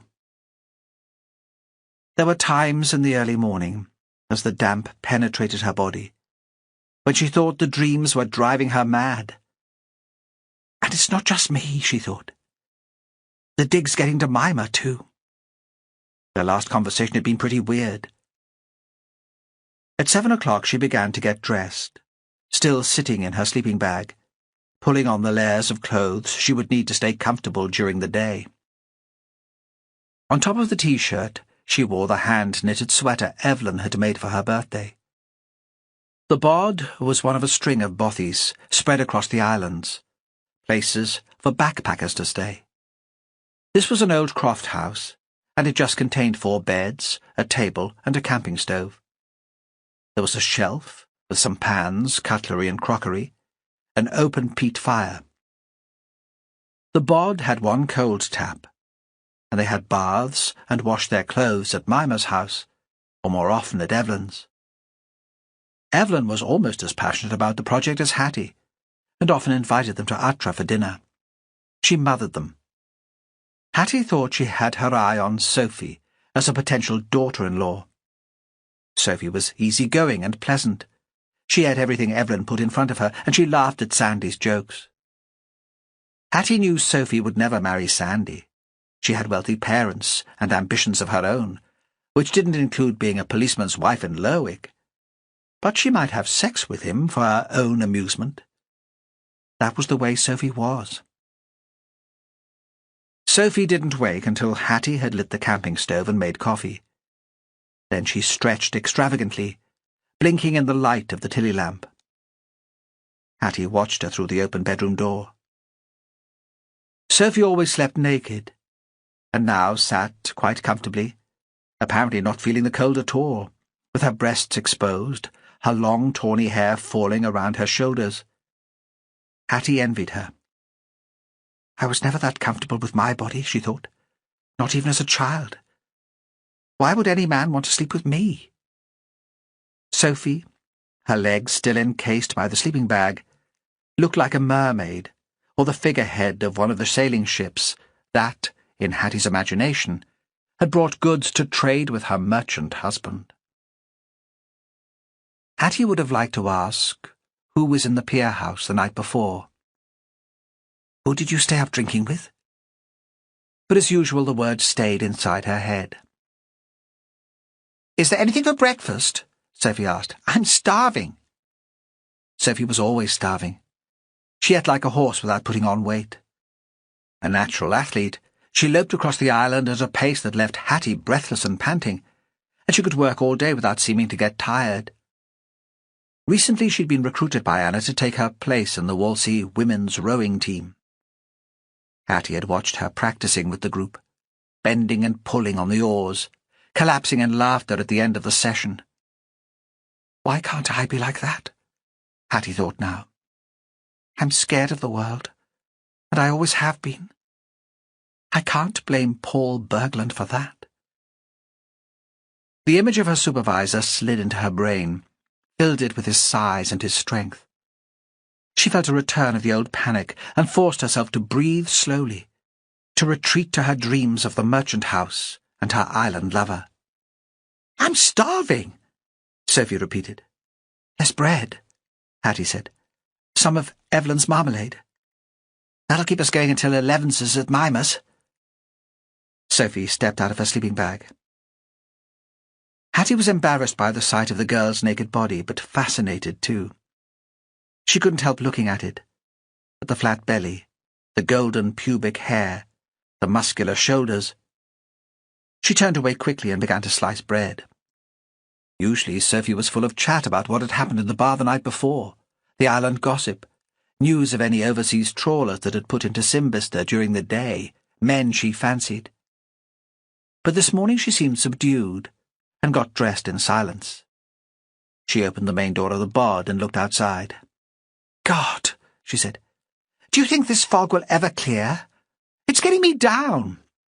Don't you long for sun and a clear blue sky? It's spring.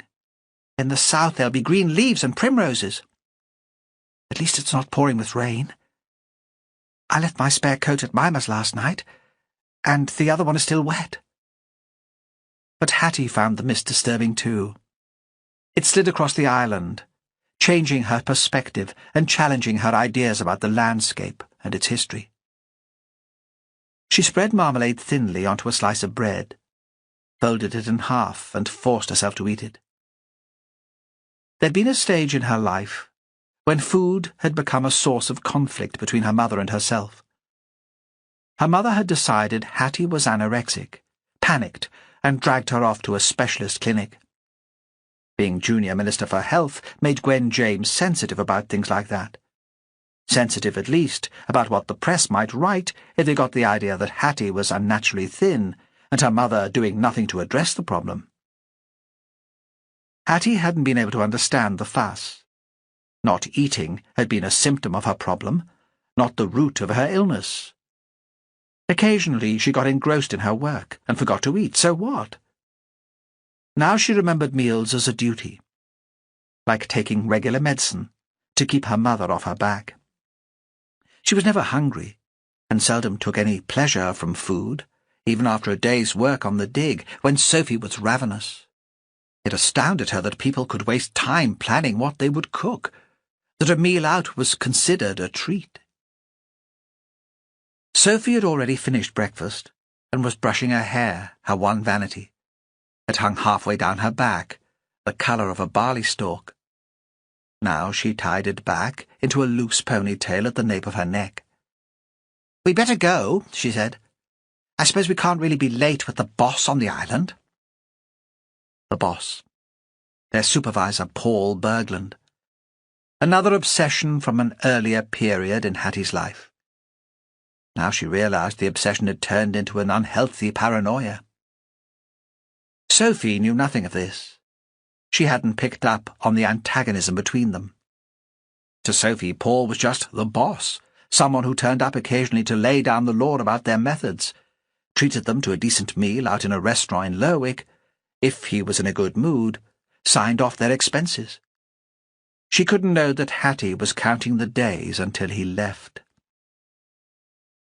Hattie didn't think Paul would have allowed her to set up the project if he'd been supervising from the start. But he'd only joined the department the year before. She remembered the meeting at which he'd been introduced to her and Sophie. "You'll have heard of Paul Bergland," the head of department said. "You couldn't wish for a better supervisor." Paul had shaken Hattie's hand, said how pleased he was to be working with her, and given no sign that they'd met before. His hand had been cold and dry. Hers was sweaty. She'd muttered something about feeling unwell, left the office and thrown up in the nearest ladies' toilet. Perhaps he expected her to dump the project, find another subject for her PhD. But she hadn't left. The dig on Whalsay had been her idea from the start, and she had made sure that he had no excuse for excluding her. Now the merchant's house mattered more to her than escaping from him. her record-keeping was impressive. And though she wasn't as physically strong as Sophie, her fieldwork was deft and thorough. Whenever she was in Paul's presence, she felt tense. She watched him, always aware of the space he took up, of his position in the room. "Paul Bergland was in the bar after you left," Sophie said. They'd left the bod and were on their way to Lindby. They couldn't see much beyond the field on each side of the track. Sheep were darker shades in the mist. "Oh?" Hattie tried to sound unbothered. She didn't want to hear about him. "Yes, he was drinking whiskey. I've never seen him pissed before, not that pissed." "I have," Hattie thought, and shivered inside her fleece. "Anything else happen after I'd gone?" She wanted to move the discussion away from Bergland. "Not really. I was chatting to Sandy, but he left before I did. He had to get home to his mammy. I mean, what is he like? He still acts like a 14-year-old. She shifted the straps of the rucksack on her shoulders. "I do see him as a bit of a challenge, though. I'm sure he gets up to all sorts of mischief in Lerwick. It would be fun to see if I can get him to misbehave here on his mother's doorstep." Hattie didn't know what to say about that. She supposed Sophie could look after herself, but, in her opinion, all games around sex were dangerous. She would be quite pleased, though, if Sophie and Sandy hooked up with each other for a while. They'd reached the dip in the land that led to Seta, the most sheltered spot on the island. The merchant had chosen the land for his grand house well. Hattie wondered if it had the same name then. Something similar, perhaps, which had become corrupted over the years. They always called in on Mimmer before they started work, both as a courtesy and because she'd put on the kettle and bring them out tea if she knew they were there. The house seemed unusually quiet. Mimmer liked radio too, the chat of Wogan and singing along to the ballads she recognized. Sophie opened the door and called in, but there was no answer. "She's not there." Paul Bergland appeared from the back of the house, squat, short-necked, looking more like a soldier than a professor of archaeology. Hattie couldn't work out what he could be doing there. He didn't usually arrive on site so early. And if he'd been drinking the night before, shouldn't he still be in the hotel nursing a hangover? "Come into the house," he said, as if he owned the place. "Sit in the kitchen, in the warm."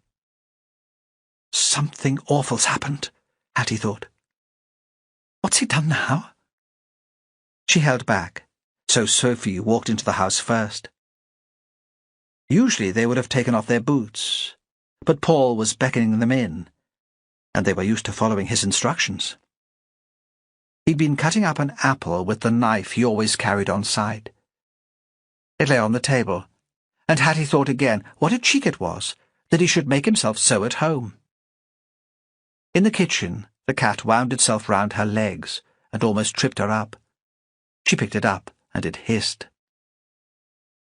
"Mimmer's dead," Paul said.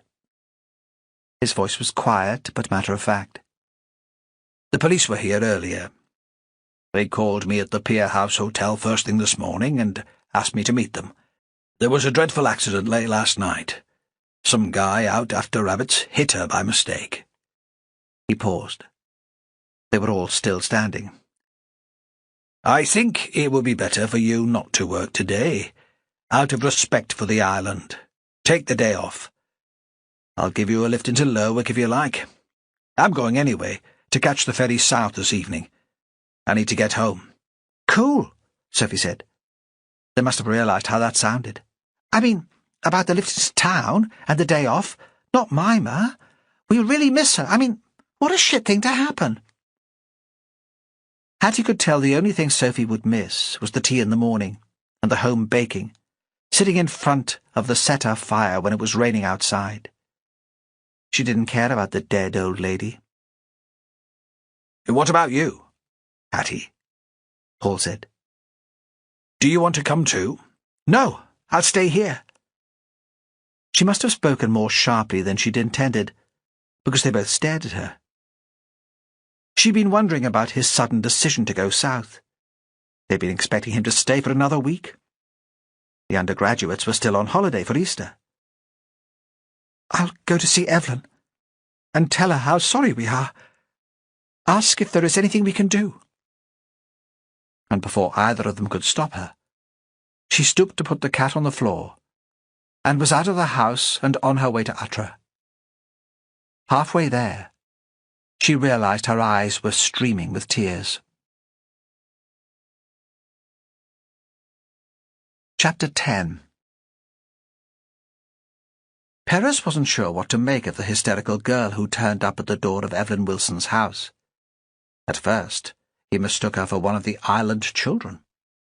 She might have been 15 or 16, certainly not old enough to be a postgraduate student. Even after Evelyn had introduced her, and she'd calmed down sufficiently to talk more rationally, he still thought of her as a girl. Her voice was breathy, high-pitched, the voice of a well-brought-up child. She was small and thin, big dark eyes and very black hair cut short, so the eyes looked even bigger. They were ringed by grey shadows, which made her look exhausted. He wished she wasn't so sad. Caught himself wondering how he could make her feel better. Then stopped himself. "It's not your responsibility. It's a sort of arrogance, thinking you can change the world." Fran's words, spoken with exasperation and affection, repeated often enough that they came into his head in situations like this. Hattie leaned against the doorpost to take off her work boots, and looked as if she didn't have the strength to stand upright. Without the boots, she seemed even more frail. Perez had the fancy that without them on her feet to anchor her to the floor, she might float into the air. Evelyn helped the girl to a chair, automatically moved the kettle onto the hot plate. Hattie reached across the table towards Sandy, not quite touching his hand. "I'm so sorry," she said. "I know you were close to your grandmother. She talked about you all the time." In her confusion, she seemed not to notice Perez. "You shouldn't have had to hear like that," Evelyn said. "One of us should have come to the bod to tell you. What a shock it must have been. But we've all been so busy here, and it never crossed my mind. How did you find out?" "From Paul. He was waiting for us when we got to Seta. He said it was an accident, but I don't understand." "Sandy's cousin Ronald was out shooting rabbits. He won't admit it, but he must have fired across the Seta land. He couldn't have thought Mimmer would be out on a night like that. What other explanation is there?" Evelyn stood quite still for a moment, then turned to pour water into a brown earthenware teapot, which she covered with a striped cosy and put at the back of the Rayburn. She sat at the table next to Hattie. "I'm very sorry, my dear. But she was wearing your waterproof. You won't be able to use it again. We'll replace it for you." "No." It seemed to Perez that she hadn't heard more than the first couple of sentences. She was frozen with shock and couldn't take in the information, not all at once. "There's no need for that." "Of course not." She turned to Evelyn. "Are you sure that's the way it happened? How could Ronald not see the jacket? It's bright yellow." "It was very dark," Evelyn said. "The mist came down again last night." "I don't understand it," she said. She began to cry again. Perez found a clean handkerchief in his pocket and handed it over to her. She seemed to see him for the first time and stared, startled. "My name's Jimmy Perez," he said, though Evelyn had introduced him when she'd arrived. "I work for the police. We have to ask questions to be satisfied about the accident." Hattie blinked quickly like a camera shutter clicking. Perez had the impression of thoughts and images fizzing in her head. "If I hadn't given Mimmer the coat," she said, "perhaps she wouldn't have gone out." "That's plain stupid," Evelyn said. "Don't you dare think like that. We all wonder if there was anything we could have done to prevent it. It's natural after a tragedy like this, but does no good at all." She stood up. Perez watched her take an old biscuit tin from a cupboard. When she lifted the lid, he smelled cheese scones, another memory of home. She split and buttered them, and set them on a plate, poured the tea into mugs. "Why did you give Mimmer your coat?" Perez asked. She just picked up her tea and stared at him over the mug. "It was yesterday afternoon," she said. "It was pouring with rain. We came in, drenched to dry out before going back to work. Mimmer admired my jacket when she took it out to dry. She'd been so kind that I said she could have it. I had a spare in my rucksack." "Aye," Evelyn said. "That's how it was. I was there. She was so pleased with it. 'How fine I'll look going out in that. The hens won't know me.' You know how she carried on, Sandy." Sandy nodded. They sat for a moment in silence. Then Evelyn became all efficient and businesslike. "You mustn't think this will affect the project. Not at all. Everything will carry on just as before. Seta will come to Joseph when everything's sorted out with the lawyers. We haven't even thought what we'll do with the croft just yet, but you can continue with the dig as soon as you like." Perez looked at Sandy. Was Evelyn speaking for the whole Wilson family? But Sandy said nothing. "I'd rather you didn't work on the dig today," Perez said quietly. "Today the fiscal might need to visit. It's her decision whether any action needs to be taken, and how we should proceed." "Will Ronald be charged?" Hattie asked. "That's not a decision for me." "The weather's so bad," Sandy said, his first contribution to the discussion, "that you wouldn't want to be working this morning anyway." "Oh, I would," Hattie said immediately. "I hate it when it's too wet to work. It's fascinating. Addictive, I suppose. You understand that, Evelyn?" "What exactly are you looking for?" Perez thought she looked quite different when she spoke about her work. Her face lit up, and the grey shadows around her eyes seemed to disappear. Another young woman driven by her work, just like Anna Cleeves. "Local archaeologists picked up signs of a dwelling on that site in the 60s, but nothing much happened with it. According to Mimmer, although most of the Seta land is fertile, nothing much would grow just there. She said her mother had called the mound there a Troino. You know, the myths about the Troes, the little people? It was supposed to be a hole in the ground, a place where they kept their treasure. Mimmer explained them to me, told me some of the stories." Perez nodded. He'd been brought up on stories of Troes too. Small, malevolent creatures who lived in the islands and ruled their kingdom with magic and decorated their houses with glittering jewels and gold. Hattie continued. "Everyone assumed that it was a croft that had gone out of use before the first Ordnance Survey map. They thought perhaps the present house developed from it, or that the remains composed some sort of outbuilding. Then I came to Shetland on a working holiday with Sally Walker, one of my lecturers. We took a closer look at the Seta site and thought the house looked more substantial than it had been assumed. I was looking for a postgraduate project, and it seemed perfect. Sophie's taking a year out after graduating and agreed to come and help. Sally left on maternity leave and didn't feel she could continue to supervise me." The words came out in a rush. "Nerves?" Perez wondered. "Or is it just passion for her subject?" "And now Paul Berglund's in charge?" "He's my supervisor." "Yes." She doesn't like the man, Perez thought. Then he saw her face freeze again. No, he thought with surprise. It's more than that. She's scared of him. "And what have you found?" "Well, we've still got a long way to go, of course, but we did a geophysical survey, and there certainly seems quite a grand building on that site. The excavation we did last season bears that out. I think it could be a merchant's house. We know that Whalsay was an important trading point within the Hanseatic League. That was a community of ports around the North Sea, a sort of medieval EU. The mystery is that there's no record of the house, or of the man who lived there. It's frustrating. It would be wonderful to put a name to the man who built it. We've just got a couple of months left here to see if there's enough evidence to justify funding for a full-scale dig. I suppose the bones might tell us something.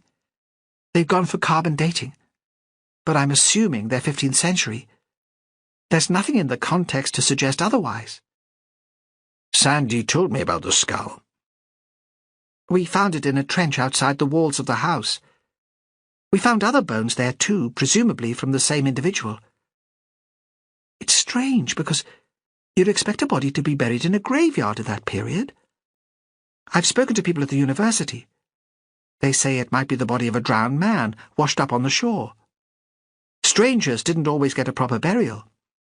The superstition was that drowned men belonged to the sea. But set us quite a distance from the shore, and that doesn't really make sense to me.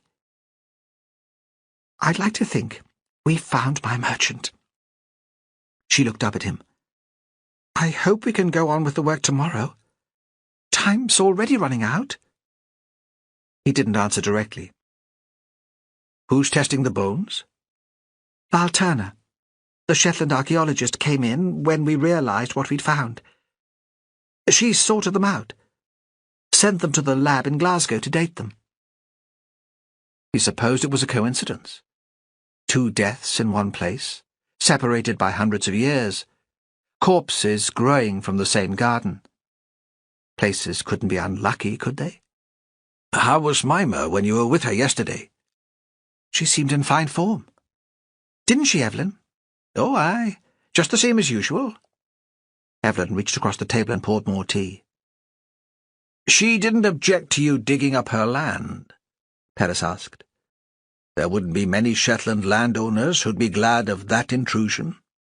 Not at all, Hattie said. She was really interested. And interesting. She said when she was growing up in Whalsay, there'd been a legend about a big house that had once been at Linby, built by the son of a fisherman. It's the sort of folk tale that might have its root in reality. Aye, well. Evelyn stood up briskly. You don't want to believe everything Mimmer told you. She was a great one for stories. She might have remembered a few snatches from what her grandmother told her and made up the rest. I'd never heard anything about a big house, etc.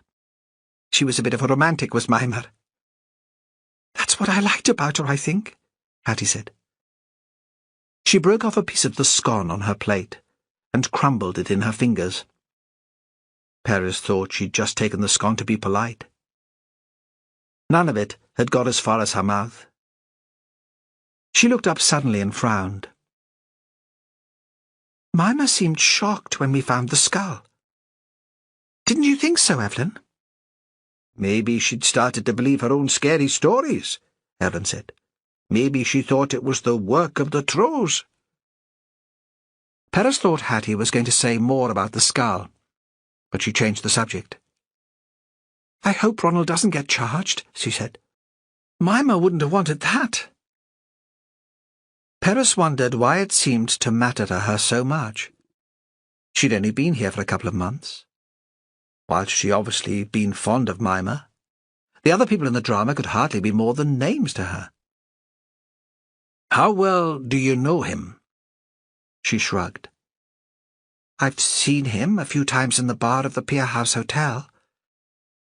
He did history at university, and knows a lot about the myths and legends of the islands. He seems quite interested in the project, and last season he came out to visit the site a few times. We've tried to involve local people.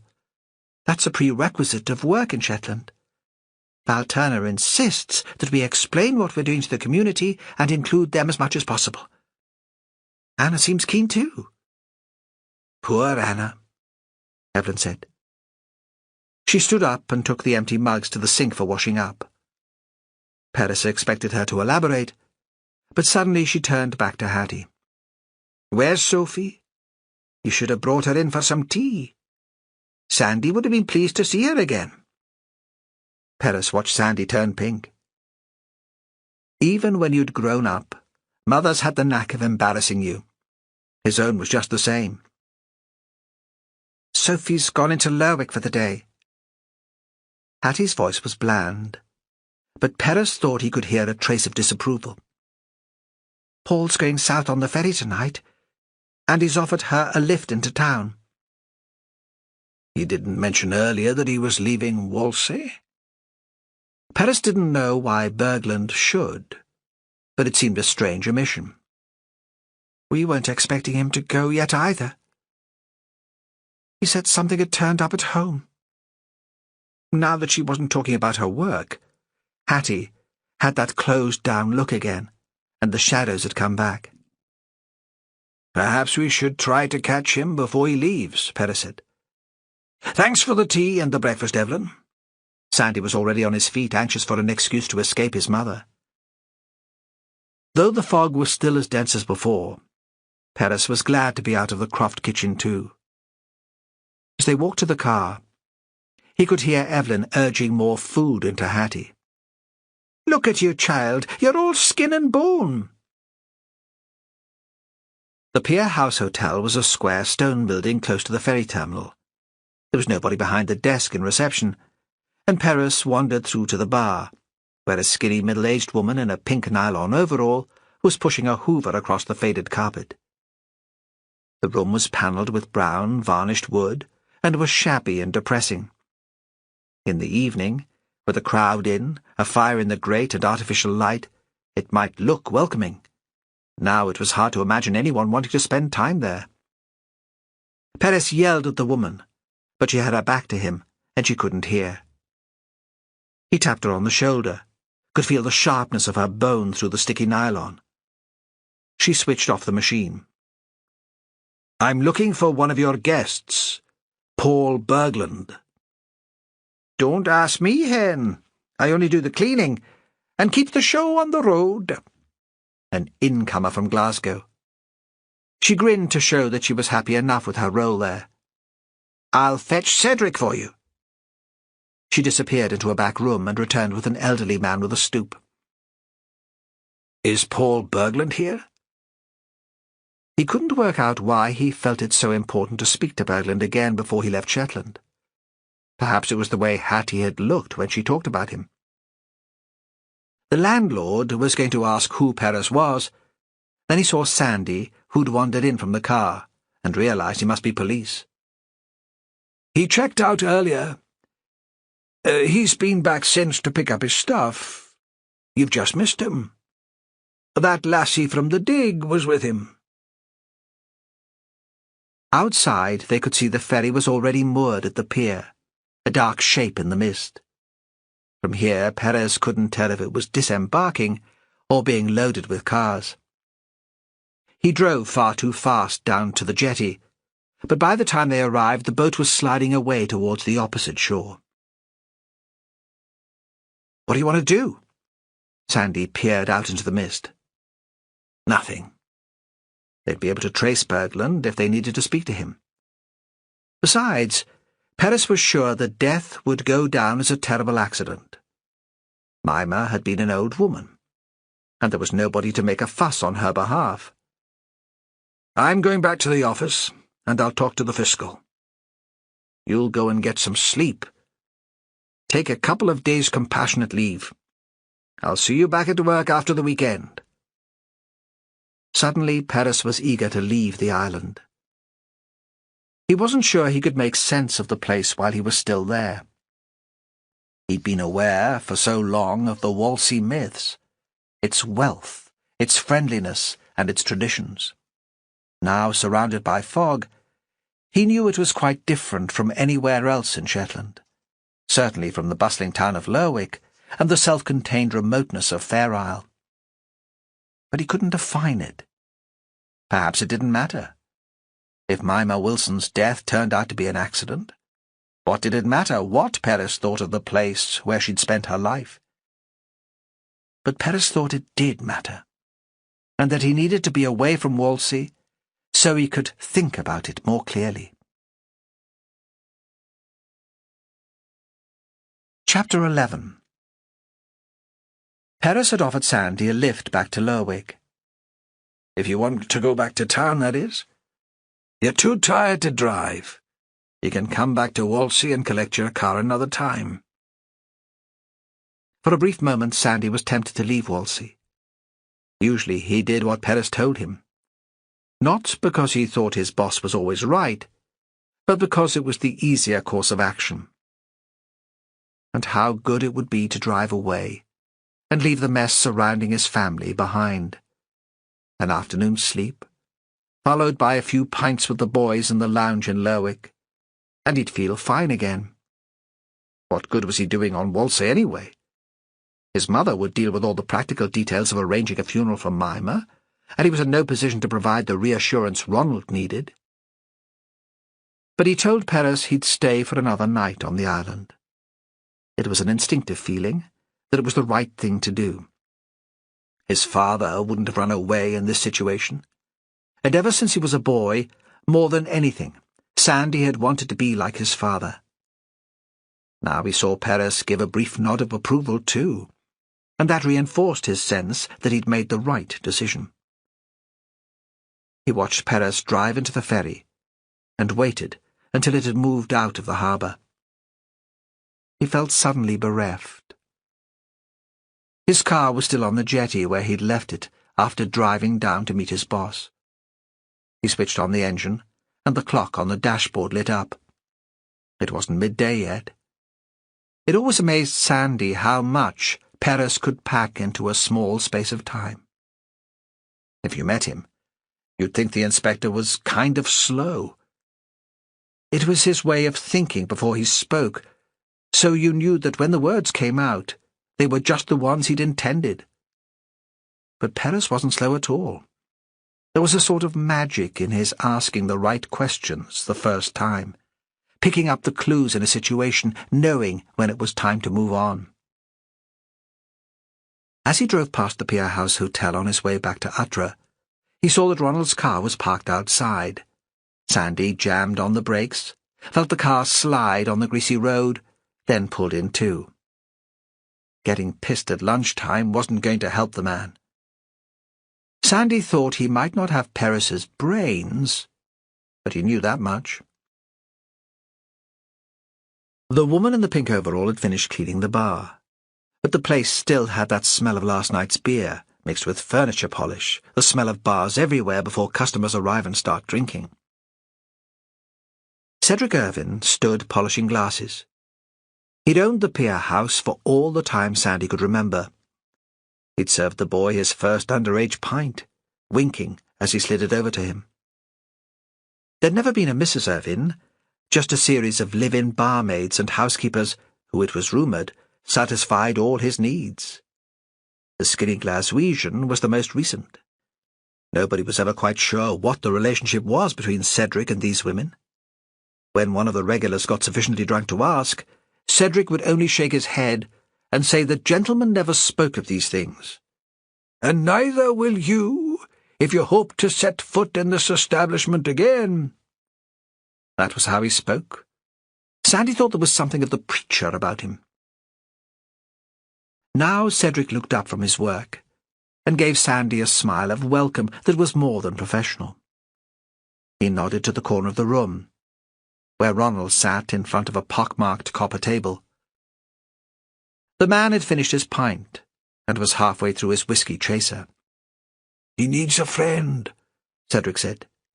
"It's never a good thing drinking on your own. Not like that. Just drinking to get drunk." "He feels dreadful." "So he should. Mimmer was a good woman." It could have happened to any of the boys. Sandy had seen it before.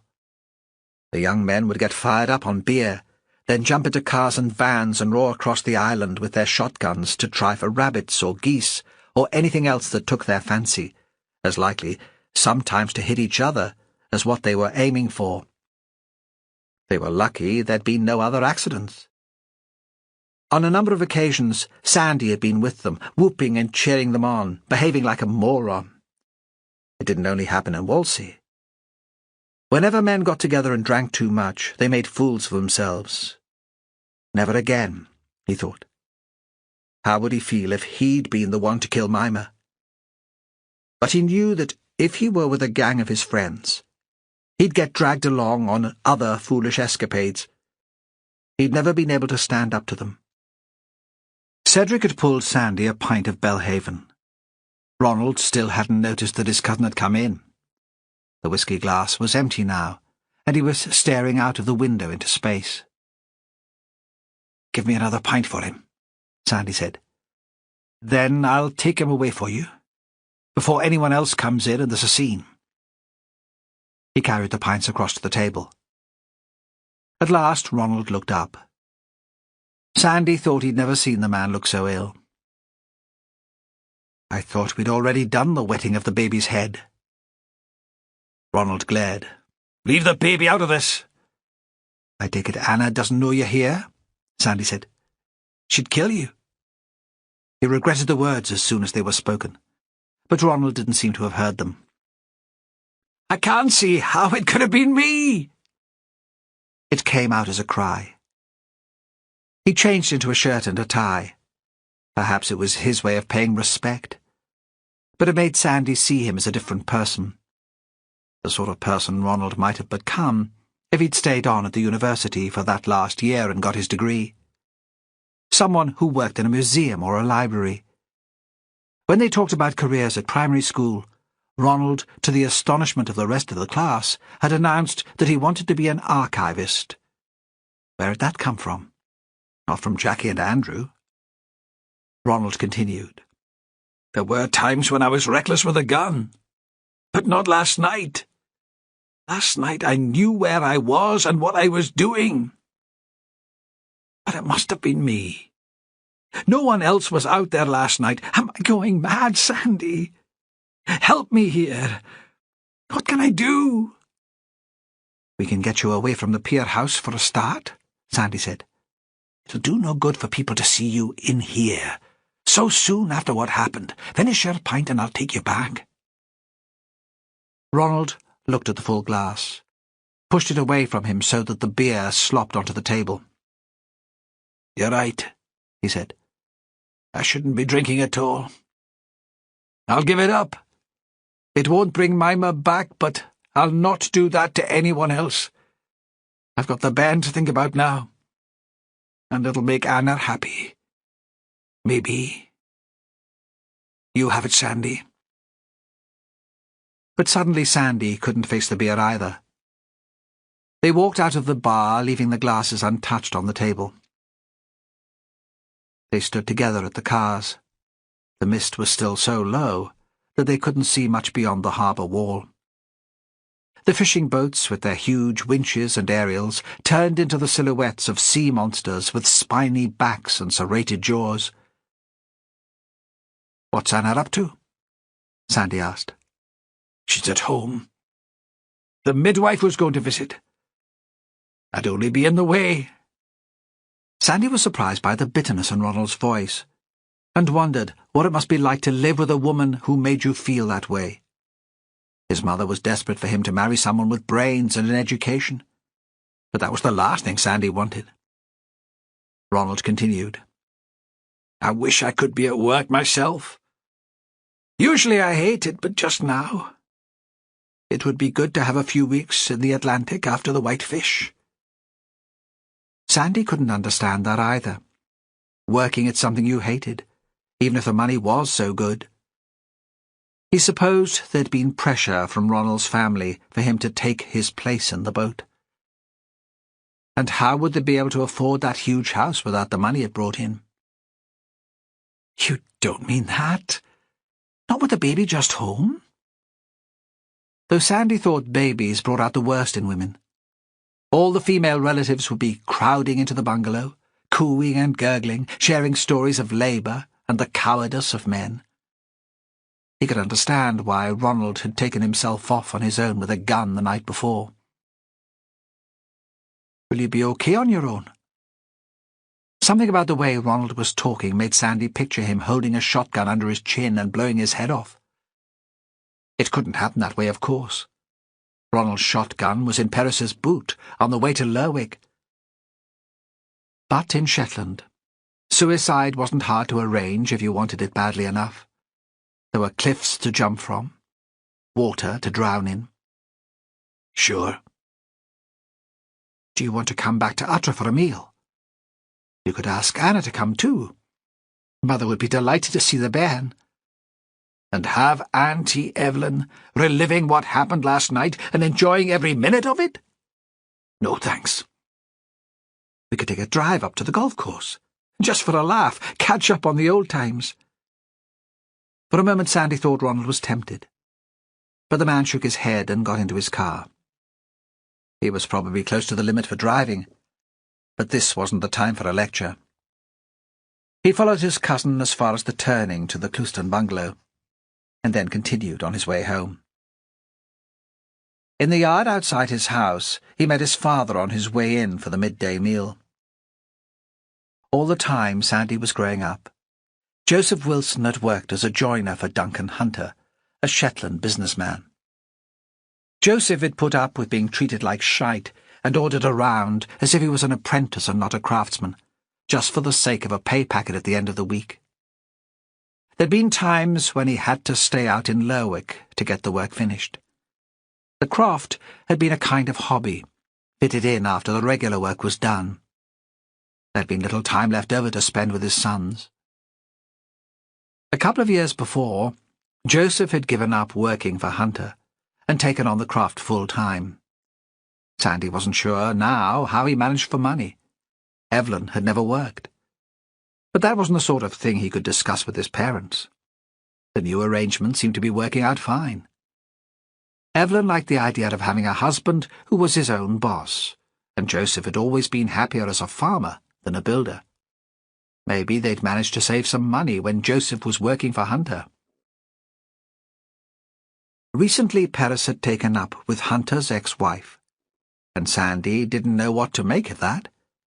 He teased Perez about having a woman in his life again, and Fran seemed a fine woman, but in his opinion, anyone who'd been involved with Hunter was trouble.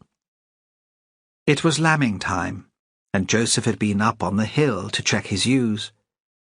Many of the islanders didn't bother so much. Mostly the hill ewes could manage on their own. And now there was no subsidy for headage. It didn't even matter if they lost a few lambs. But Joseph was conscientious, and this time of year he walked miles. His father had heard the car on the track and waited for him outside the house. Aye, aye. This was Joseph's form of greeting to the whole world. Sandy thought if the Prime Minister arrived on his land, he'd say the same thing. He stood at the kitchen door, watching as Sandy crossed the yard. He was wearing a blue boiler suit splashed with creosote. Sandy couldn't think what to say. He wished he had Perez's gift with words.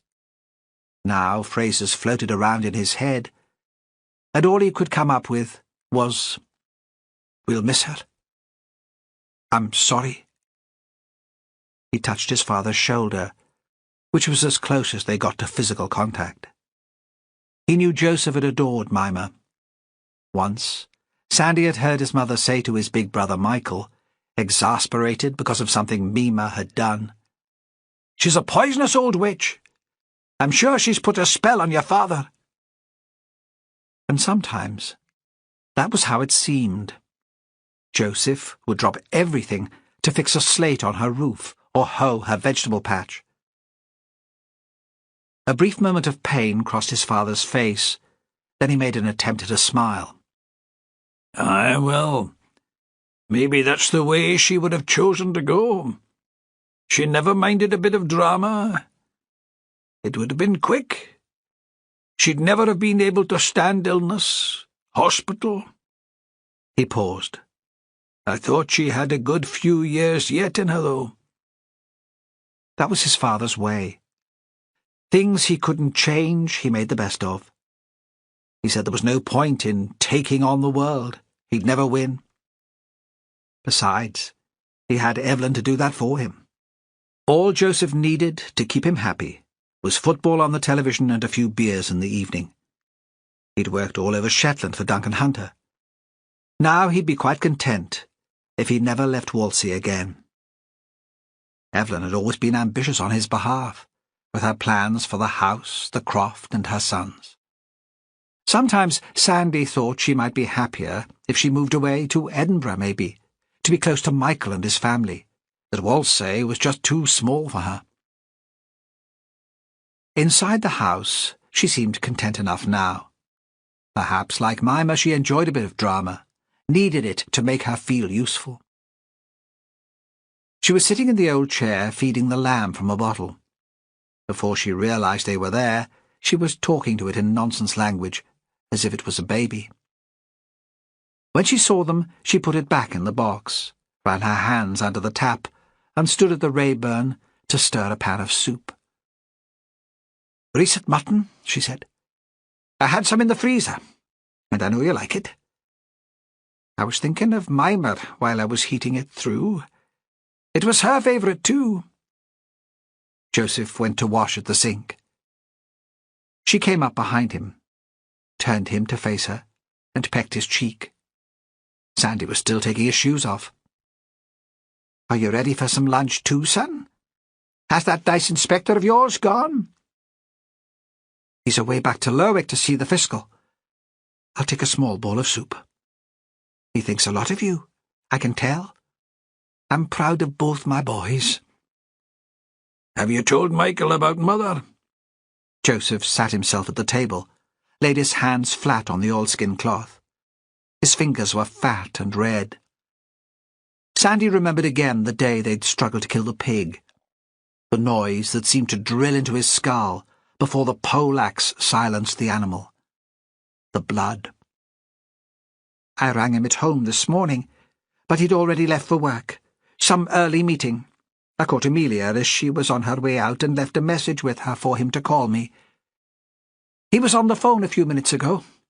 She'd only just managed to get through to him." Oh, she couldn't be bothered trying. Sandy thought his sister-in-law was a stuck-up cow. Nice arse.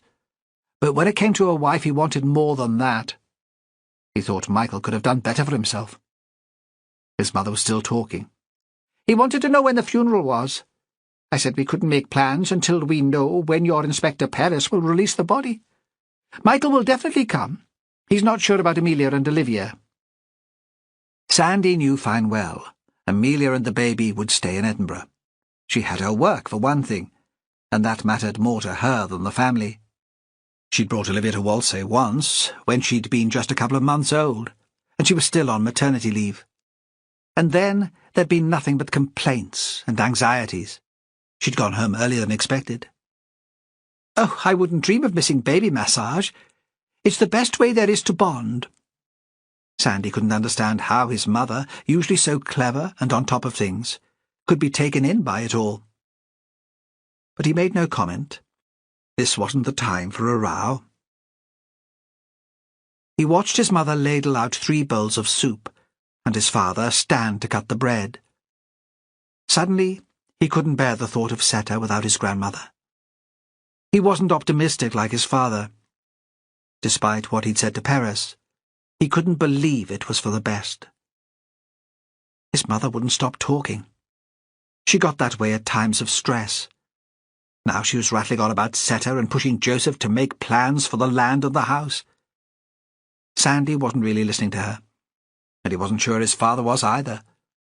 He was eating the soup, lifting his spoon with mechanical regularity, chewing and swallowing, as if his life depended on tipping the steaming liquid into his mouth.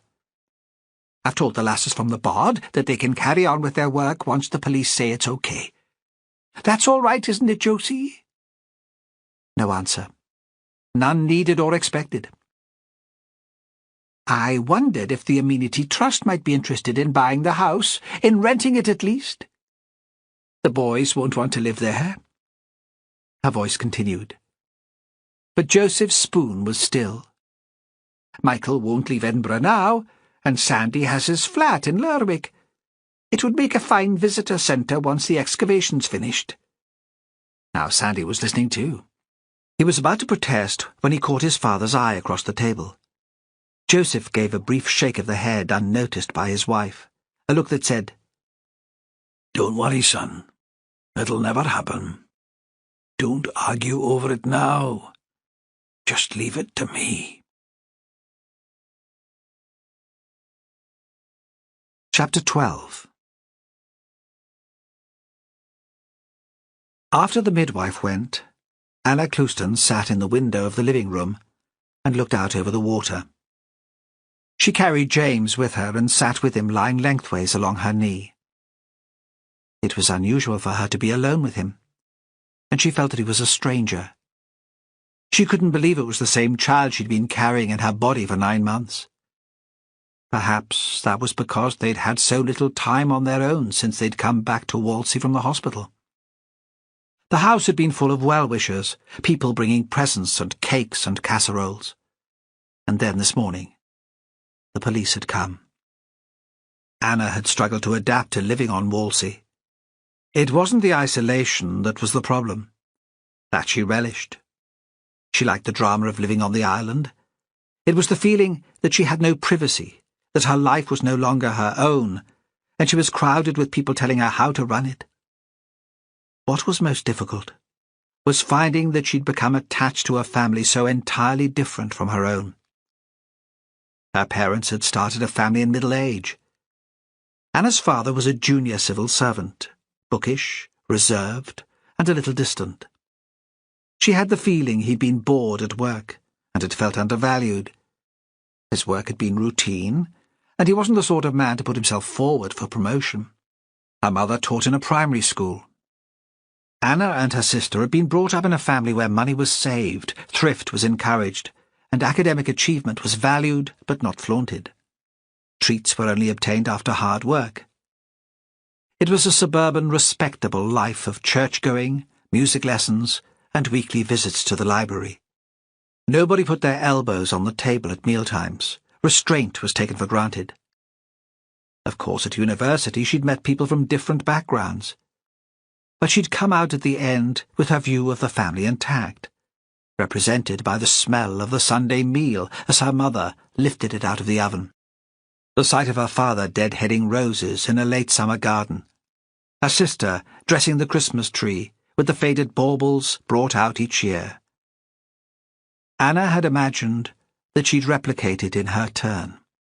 With a few minor changes, certainly she'd be more assertive than her mother. He wouldn't catch her cooking a roast dinner every Sunday, and she'd marry someone a bit more exciting than her father. But the basic pattern would be the same. What other was there?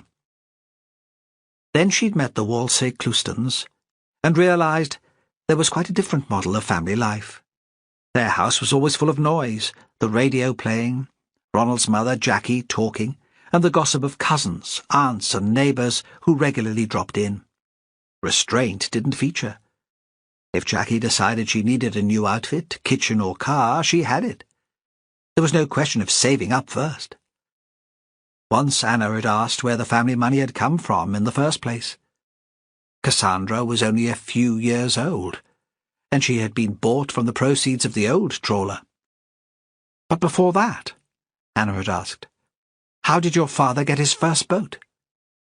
Hard work, Ronald had said.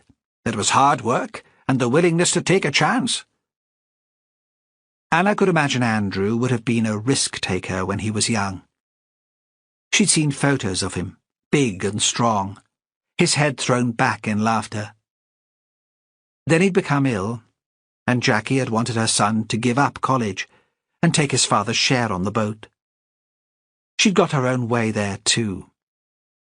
Anna had thought that Ronald was different, thoughtful, less spoiled. Now it seemed he was just the same as the rest of them, determined to have his own way, whatever the consequences. Thought of his selfishness made her angry again. She could feel the tension in the back of her neck and her arms. How could they maintain their life on the island after this? James stirred on her knee and stretched his hands towards her, fingers opening like the petals of a flower. His eyes were still shut, the skin around them wrinkled. How will you grow up here? She thought. Will you be spoiled too? And she thought that he would drain the life out of her, just as she felt Ronald was doing. She felt very tired. They'd been invited to a meal at Jackie's house. You won't feel like cooking? Jackie had said.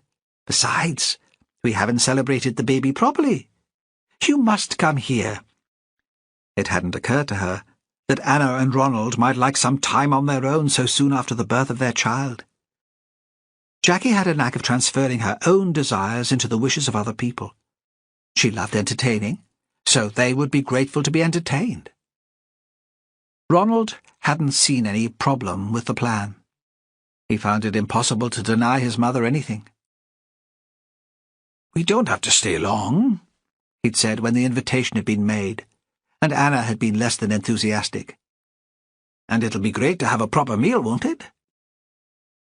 The baby whimpered, and Anna undid her shirt and put him to her breast. She'd expected feeding to be difficult. She'd never been a particularly physical person, but she had lots of milk, and the baby guzzled so greedily that the thin white liquid dribbled from the side of his mouth and ran down her skin. Sometimes she felt that he sucked her dry. She looked at the clock and wondered where Ronald was. He'd put on his smart clothes and gone out before lunchtime. She'd assumed he'd gone to pay his respects to Mimmer's family, wondered what sort of mood he'd be in when he got home. The phone rang. She reached out to answer it, hoping it would be Ronald telling her he was on his way home. A quiet afternoon had relaxed her. Perhaps it might be possible to put things right between them. But it was Jackie, sounding excited, eager. "I was checking on the time you'd be able to make it up to the house this evening." Jackie always called it the house, as if it was the only dwelling in Lindby. Anna, cradling the baby with one arm, felt an ache of disappointment. She wasn't sure she could keep up the pretense of happy families. She'd hoped Mimmer's death might mean the cancellation of the meal. The rituals and properties surrounding death were taken seriously on Whalsay. "Wherever's best for you," she said. "We're looking forward to it." And perhaps it would be better to have company tonight.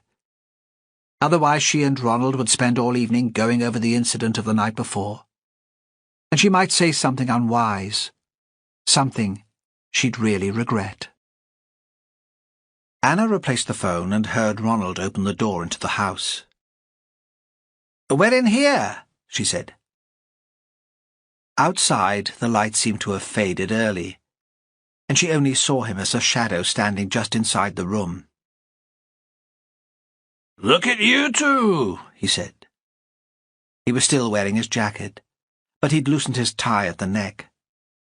She hardly recognized him in the smart clothes. He was speaking to himself, and his accent was more pronounced than when he talked to her. How can we get on, she thought. We don't even share the same language. We come from different worlds. I don't know him at all. "Have you been to see the Wilsons?" she asked. "No, I bumped into Sandy. But I wouldn't know what to say to Joseph." "You look so smart," she said. "All dressed up like that?" He paused, then shrugged. "A gesture of respect, maybe. It didn't seem right to be wearing my working clothes today." He came further into the room and squatted beside her chair. He stroked her hair and watched while she prized the baby's mouth from her nipple with her little finger. She lifted James onto her shoulder and rubbed his back, then held him out to her husband. "He probably needs changing," she said. "We can do that, can't we, son? We can manage that." He was murmuring into the baby's hair. "Jackie's just phoned to sort things out for tonight." "Are you all right with that?" He looked at her over the baby's head. "You can always cancel if you can't face it." "It'll probably do me good to get out." She smiled at him tentatively. "I'm sorry I've given you such a hard time. It was the shock. I haven't been much support." He shook his head. "No. I deserved it all. I've been a fool." Oh, yes, she thought. You've certainly been that. But she knew better than to speak out loud. Later, they wrapped the baby in a blanket and carried him up the hill to the big house in his Moses basket. It was the first time Anna had been out that day, and she enjoyed the feel of the drizzle on her face. As soon as they walked through the door, she realized there would be the new lamb of the season to eat. The smell of it reminded her again of her parents' home, the calm lunches after church, her father drinking sherry and reading the Sunday papers. Then they were engulfed by Jackie's hospitality. She hugged them both, and would have had James out to play too, if they hadn't said they hoped he would sleep. Through an open door, Anna saw that the table had been set in the dining room, to show this was a special occasion. There were candles already lit, and the napkins had been elaborately folded. After Mimmer's accident, it seemed tasteless, as if they were celebrating her demise.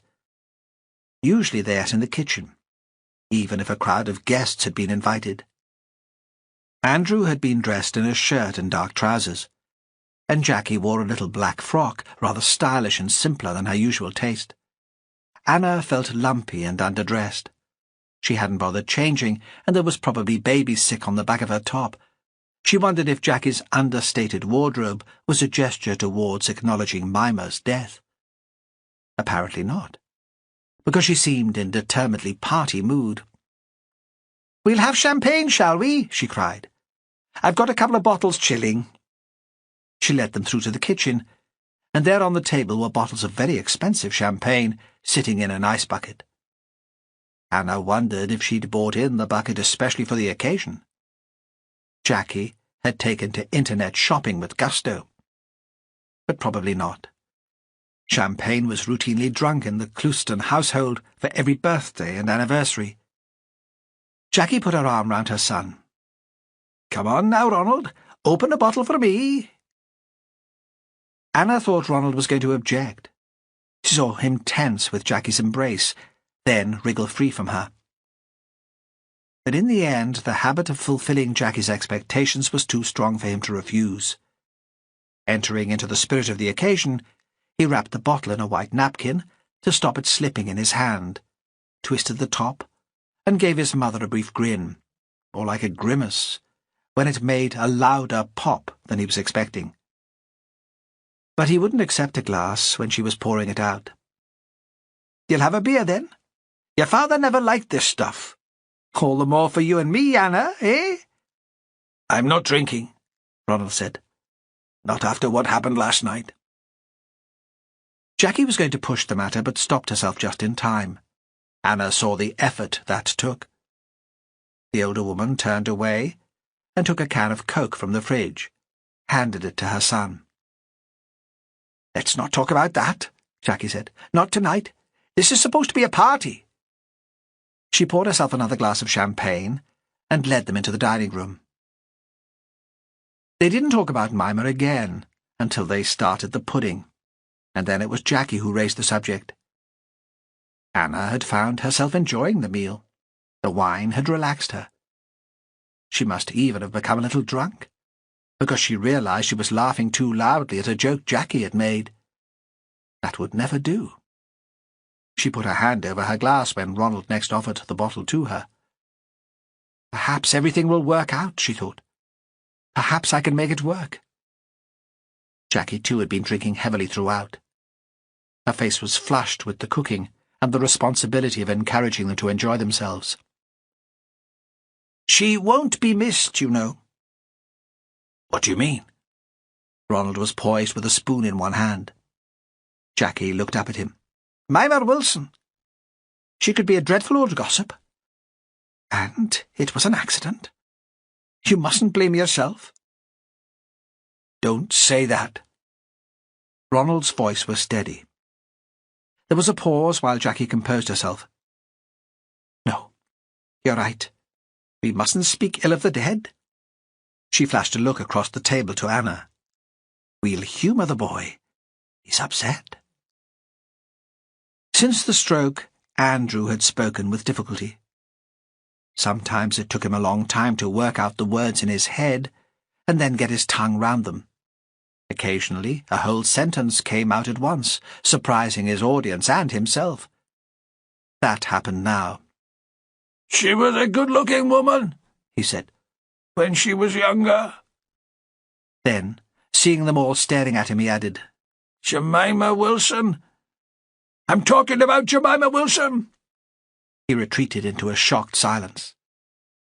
Oh, aye, she was bonny, Jackie said bitterly.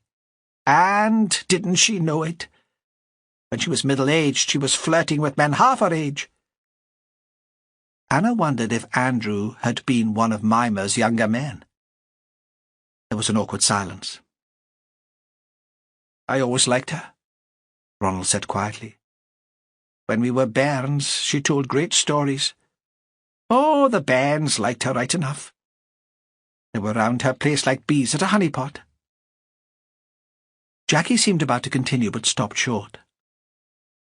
There was a moment of silence. Perhaps they were all replaying their memories of Mimmer. Andrew coughed, then came out with another of his surprised sentences. A man died because of Jemima Wilson. He looked around the table to make sure they were listening. It seemed to Anna that he was desperate they should believe him. A man died because of her.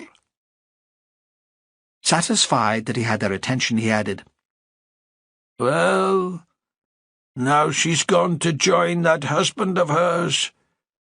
They were two of a kind, a match made in heaven. A pause, and a strange, choking laugh. Or in hell. Chapter 13. As he drove carefully off the ferry at Laxo, Perez had a momentary stab of shame. He shouldn't be so delighted to have escaped Whalsay and Sandy's family, and the upset that always followed unexpected death. Grief he could deal with. What he found more difficult to handle were the selfish reactions, inevitable but distasteful, that came in its aftermath. The first was greed, because, even if the deceased person weren't wealthy, there would usually be something to squabble over. Then the guilt, because greed seemed inappropriate after the death of a loved one, and because relationships, especially between family members, aren't perfect. At least one of Mimmer's survivors would have thought at some time, I wish you were dead, not really meaning it perhaps, but thinking it all the same. Now the thought would have come back to haunt them. He drove south down Shetland mainland towards Lerwick with the radio on. Fran said his concern for the people he met through work was a sort of arrogance. I love the fact you care about them, but you're not a priest after all. Let people take responsibility for their own pain. Why do you think you can help them when their own friends can't? Now he tried to take her advice, to forget Sandy's grey, exhausted face, and the tension in Evelyn's back as she bent over the stove. Instead he sang along very loudly to the proclaimers. The mist lifted a little as he approached the town, and there were streaks of pale sunlight reflected from the dock as he drove past the ferry terminal. He decided he would go home for lunch. He felt a need to talk to Fran and Cassie, and he couldn't do that from the office with its noise and interruptions.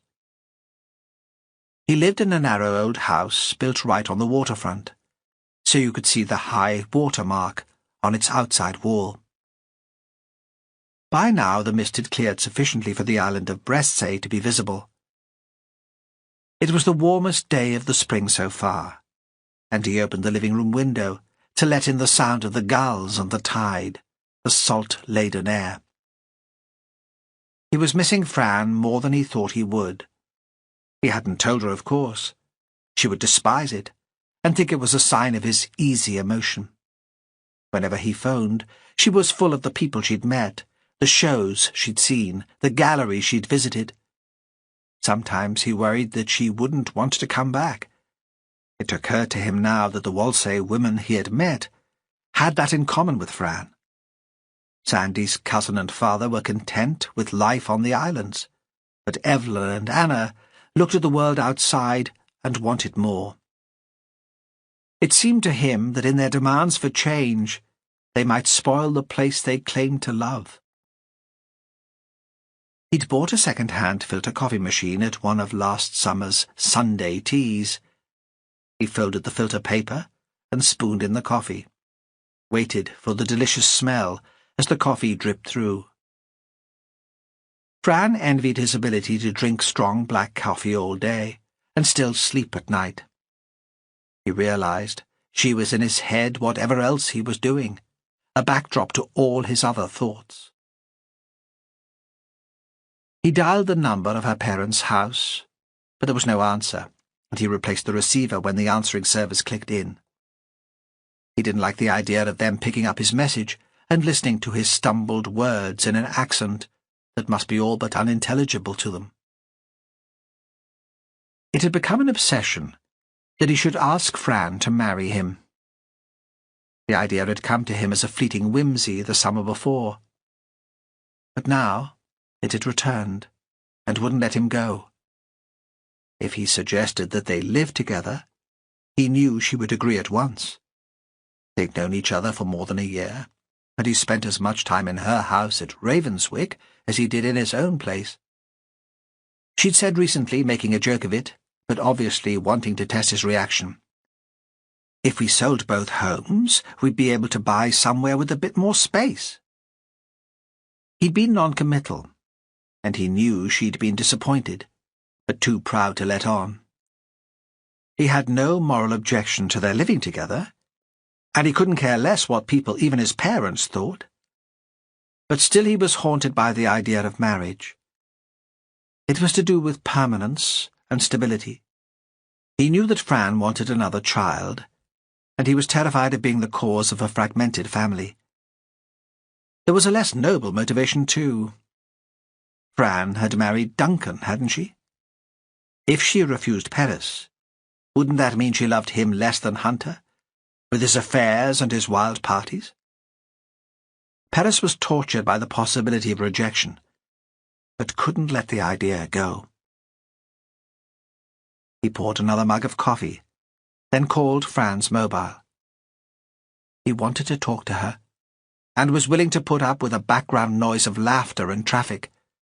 She answered almost immediately. "Jimmy, how lovely to hear you." "Is it convenient?" Why did he always sound so formal when he spoke to her on the phone?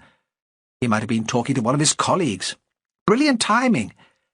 "We've come to an exhibition at the Natural History Museum. Mum and Dad have taken Cassie off to look at dinosaurs, and I've sneaked off to grab a decent cup of coffee." He could imagine her face lit up with enthusiasm. Wondered what she was wearing. He'd like to picture that too. Would she think it weird if he asked her? "I'm at home," he said. "I've sneaked off for a quick coffee too, and I wanted to talk to you in peace. I wish I was there." "Come home, then. Get on the first flight from Heathrow to Aberdeen, and I'll book you onto the last Loganair. You could be back this evening." Because that was racing through his mind, and he was thinking about the practicalities of the plan, he supposed she would need to pack her bags. So after all, there wouldn't be time. He realized suddenly that there was a silence between them. She was waiting for a reply. "You don't know," he said, "how much I miss you." In his head, the haunting, ludicrous chant, "Marry me, marry me, marry me." She would despise him and think him sentimental all over again. "Oh, well," she said, "it won't be long, less than a week now." "I was worried that you might be enjoying yourself so much in the city that you wouldn't want to come home." "Oh, God, no, Jimmy. Never think that. I can't wait to get home." Then his stomach tipped like it did in a storm on the Good Shepherd, and he felt 16 again and in love for the first time. But that had to be enough for him, because Cassie and her grandparents arrived, and Cassie demanded to speak to him, to tell him everything she'd learned about Tyrannosaurus Rex. In the office, the talk was all about the death of Sandy's grandmother, and speculation about how the accident might have happened. "I was at school with Ronald Clouston," one said. He was always sort of absent-minded. But you'd have thought he'd be more careful around guns. He never was one of the really wild boys. According to Sandy, he liked to drink. Perez listened to the conversation and wondered how long it would be before people forgot that Ronald Clouston had shot Mimmer Wilson on a foggy night in Whalsay. The rumours would follow the man round for years wherever he went.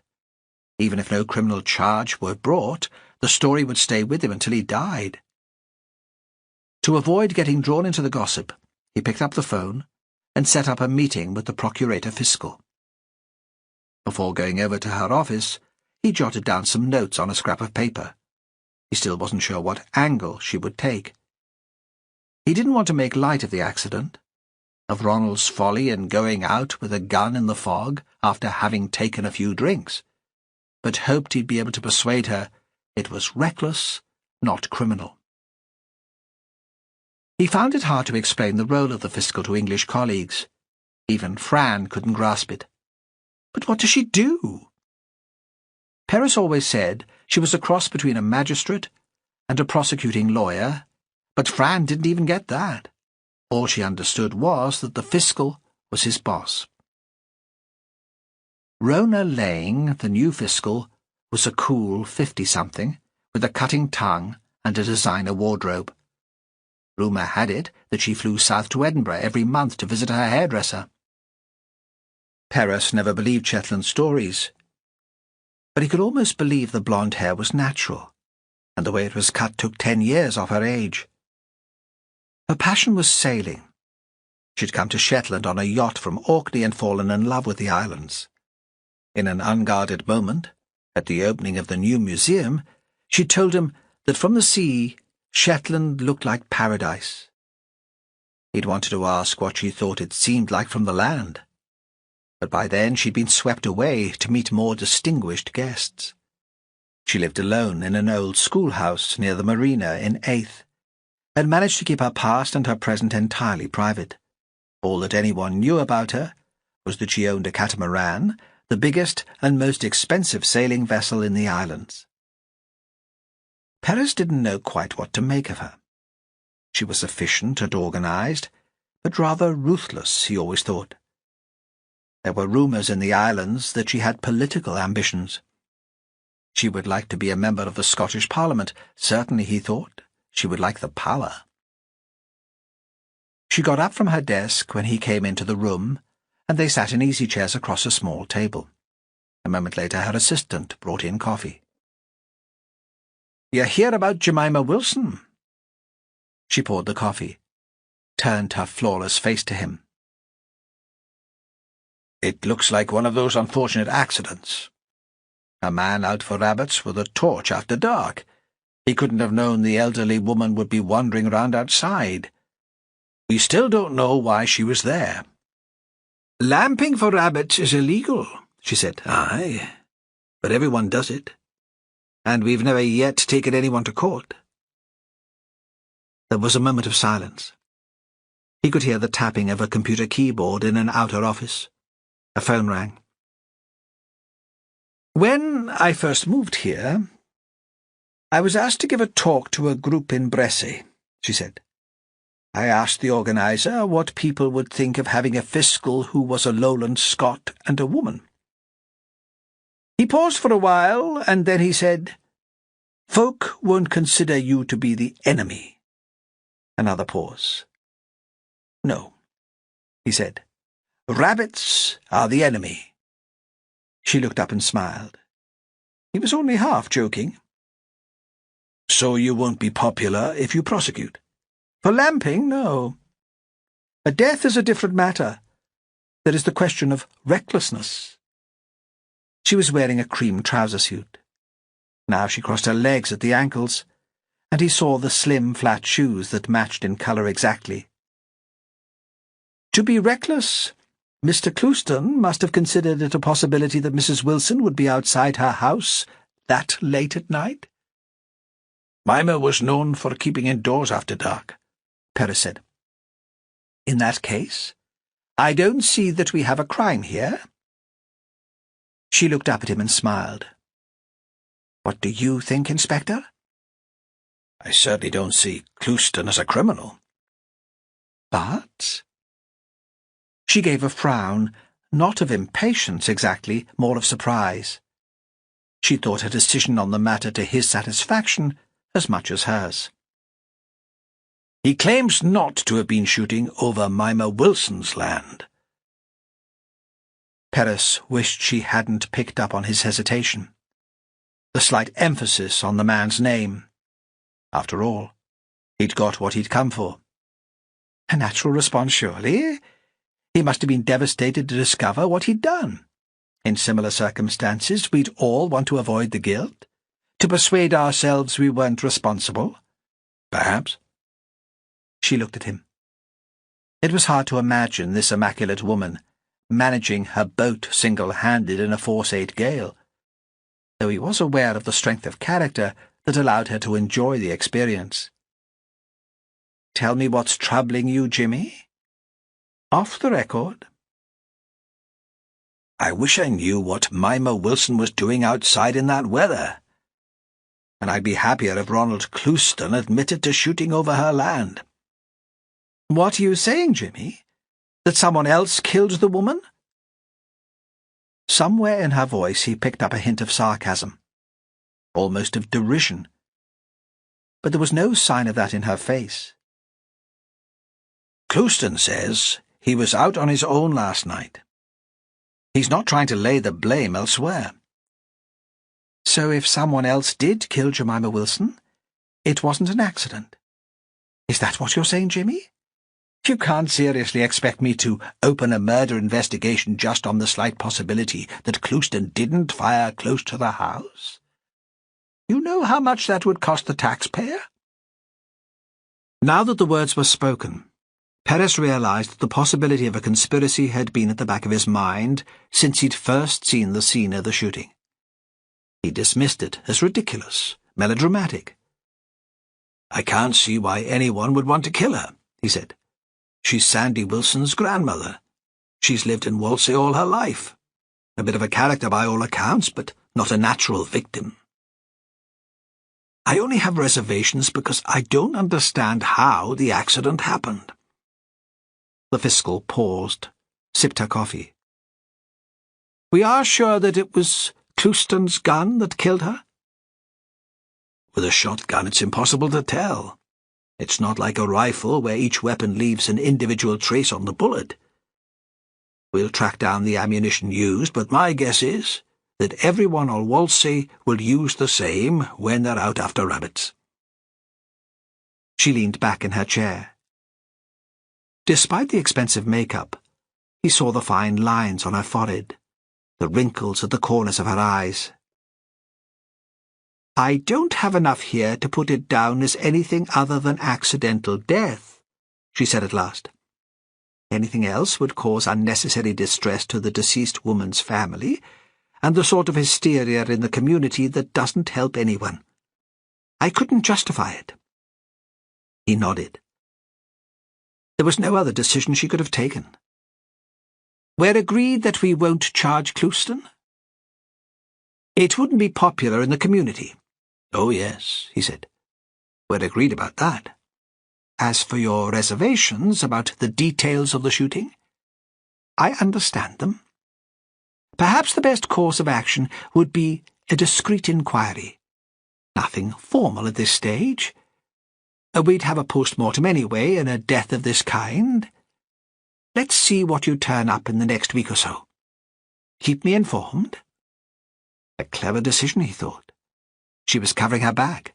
If Mimmer's death did turn out to be murder, she would be able to show that she hadn't dismissed the idea out of hand. He nodded again. She hadn't been in Shetland long enough to understand that discretion in a matter like this was almost impossible. There was no privacy. Nothing went unnoticed. She'd set him on a course of action that he'd be unable to fulfill to her satisfaction. And he'd lacked the courage to tell her. At the door he paused, remembering another detail.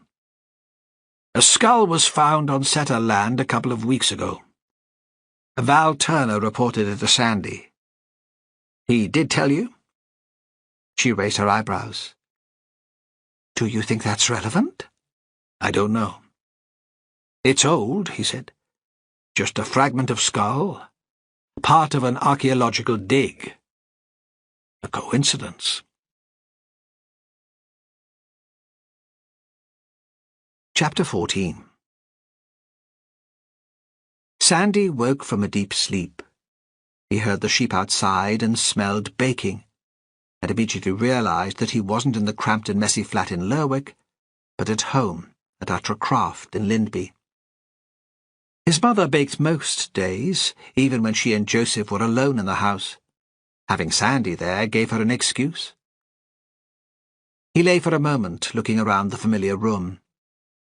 His mother had tidied it after he'd left, taken his posters off the walls, removed the dartboard, put up fresh wallpaper and different curtains. He'd remembered to get rid of the stash of pornography hidden under the bed since he was a teenager, before he'd allowed her into the place, smiled, despite himself, at the memory of his smuggling the pile of magazines out of the house in a couple of Summerfield carrier bags. How pathetic was that? She always made him feel like a 14-year-old. Now the room was clean and anonymous, and even the smell was different. Evelyn had decided that this was where the baby would sleep whenever Amelia and Michael came to stay from Edinburgh. It wasn't his space any more. He looked at his bedside clock. 8 o'clock. If he had a day off in Lerwick, he'd be straight back to sleep. But in Whalsay it was different. His mother was here, with her expectations and her judgment and her baking. You'd think he was still a peery boy the way he cared what she thought of him. He wondered if he'd ever escape her. He stretched and stumbled towards the bathroom, but already his mother had heard him. "Sandy, the kettle's just boiled. Will I make you some tea?" She'd never got it into her head that he preferred coffee in the morning. "Not yet. I'm going in the shower." His voice was more aggressive than it needed to be. Their relationship was made up of these tiny stands for independence. He was certain she never noticed them, and that made the exchanges even more frustrating. Standing under the new power shower, he wondered about his father's relationship with Mimmer. Had he felt the same resentment when Mimmer called on him to kill her hens when they stopped laying? Sandy thought it hadn't been the same at all. Joseph had loved Mimmer and delighted in her company. They'd laughed at the same jokes. Sandy was sure Joseph told Mimmer things he'd never have confided to his wife. Sandy had spent his life finding ways of not talking to his mother about anything important. In the kitchen, he felt the same mix of irritation and affection. Evelyn was standing at the table rolling out pastry. The sleeves of her sweatshirt rolled to her elbows. She'd be making a fruit pie, because she knew it was his favourite. She had so much energy. Maybe she felt trapped here on the island. Maybe she'd sacrificed all her own ambitions to be here, bringing up her 2 boys, keeping the family together while Joseph was working for Duncan Hunter. It couldn't have been easy for her struggling over the finances, watching Jackie Clouston and the other fishing wives with so much money that they didn't know how to spend it, knowing that if she'd been born into a different family, or married into one, she'd have been wealthy too. He knew there were times when she brooded about it. "There's tea made," she said. Then with a frown remembering, "Oh, would you prefer coffee?" "I can easily do that. The kettle's not long boiled." "Tea's fine." He poured the tea, and helped himself to a bowl of cereal, found a clear corner of the table. "Would you be able to phone that nice Inspector Perez today? Sort out when we can fix a day for the funeral?" So Michael can arrange to get up here, he thought. So she can show her fine eldest son off to the whole island with his fancy suit and his handmade shoes. And it occurred to him then that his relationship with his mother was troubled because she cared so much more for Michael than she did for him.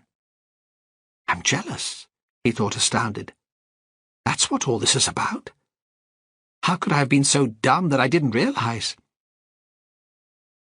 Perez might come to Whalsay, he said. It depends what the fiscal said. You mean he could be here to arrest Ronald? Sandy shrugged. She didn't have to sound so pleased at the prospect. But she's jealous too, he thought. Jealous of Jackie, and the flash house on the hill, and the new BMW every year, and the trips to Bergen on the boat. After Andrew's illness, you'd have thought she'd have realized there was nothing to be jealous about. But she just couldn't help herself. She doesn't really want Ronald prosecuted. She only wants Jackie's nose put out of joint. Where's Dad? He's gone over to Setter. That cow still needs milking, and the hens and the cat need feeding. I'll wander over, see if he needs a hand. He thought she was going to say something to stop him. Perhaps she wished the two of them got on as well as Sandy did with his father. But she stopped herself. Why not, she said. The rain's stopped, and the mist has lifted. It's a fine day for a walk. By the time he reached Setter, his father had finished with the animals. Sandy found him standing in the kitchen. He waited in the doorway and looked in. His father looked lost in thought, and it seemed like an intrusion to blunder in. But he felt kind of foolish just waiting outside. At last, Joseph saw him. It's hard to think of this place without her, the older man said. I keep thinking she'll come up behind me, full of mischief and gossip. How did she keep track of everything that was happening in the island? Sandy had wondered about this before. His grandmother knew about his friends' escapades and love affairs before he did. No wonder Evelyn had talked about her as a witch. She didn't go out so much towards the end, said Sandy. She made it to the Lindby shop every couple of days, Joseph said. People were always coming to visit her. Cedric called in every Thursday to chat. But it wasn't only her own generation who liked her company. Besides, she could smell a scandal like other folks smell rotten eggs.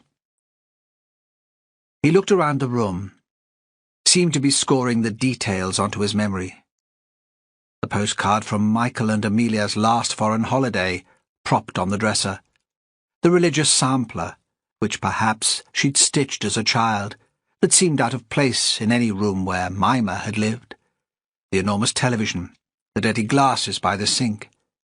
The photograph of Joseph's father that had been taken during the war, looking young in his Norwegian jersey. They both knew Evelyn wouldn't rest until everything had been dusted and scrubbed and tidied away. Do you still think of this house as your home?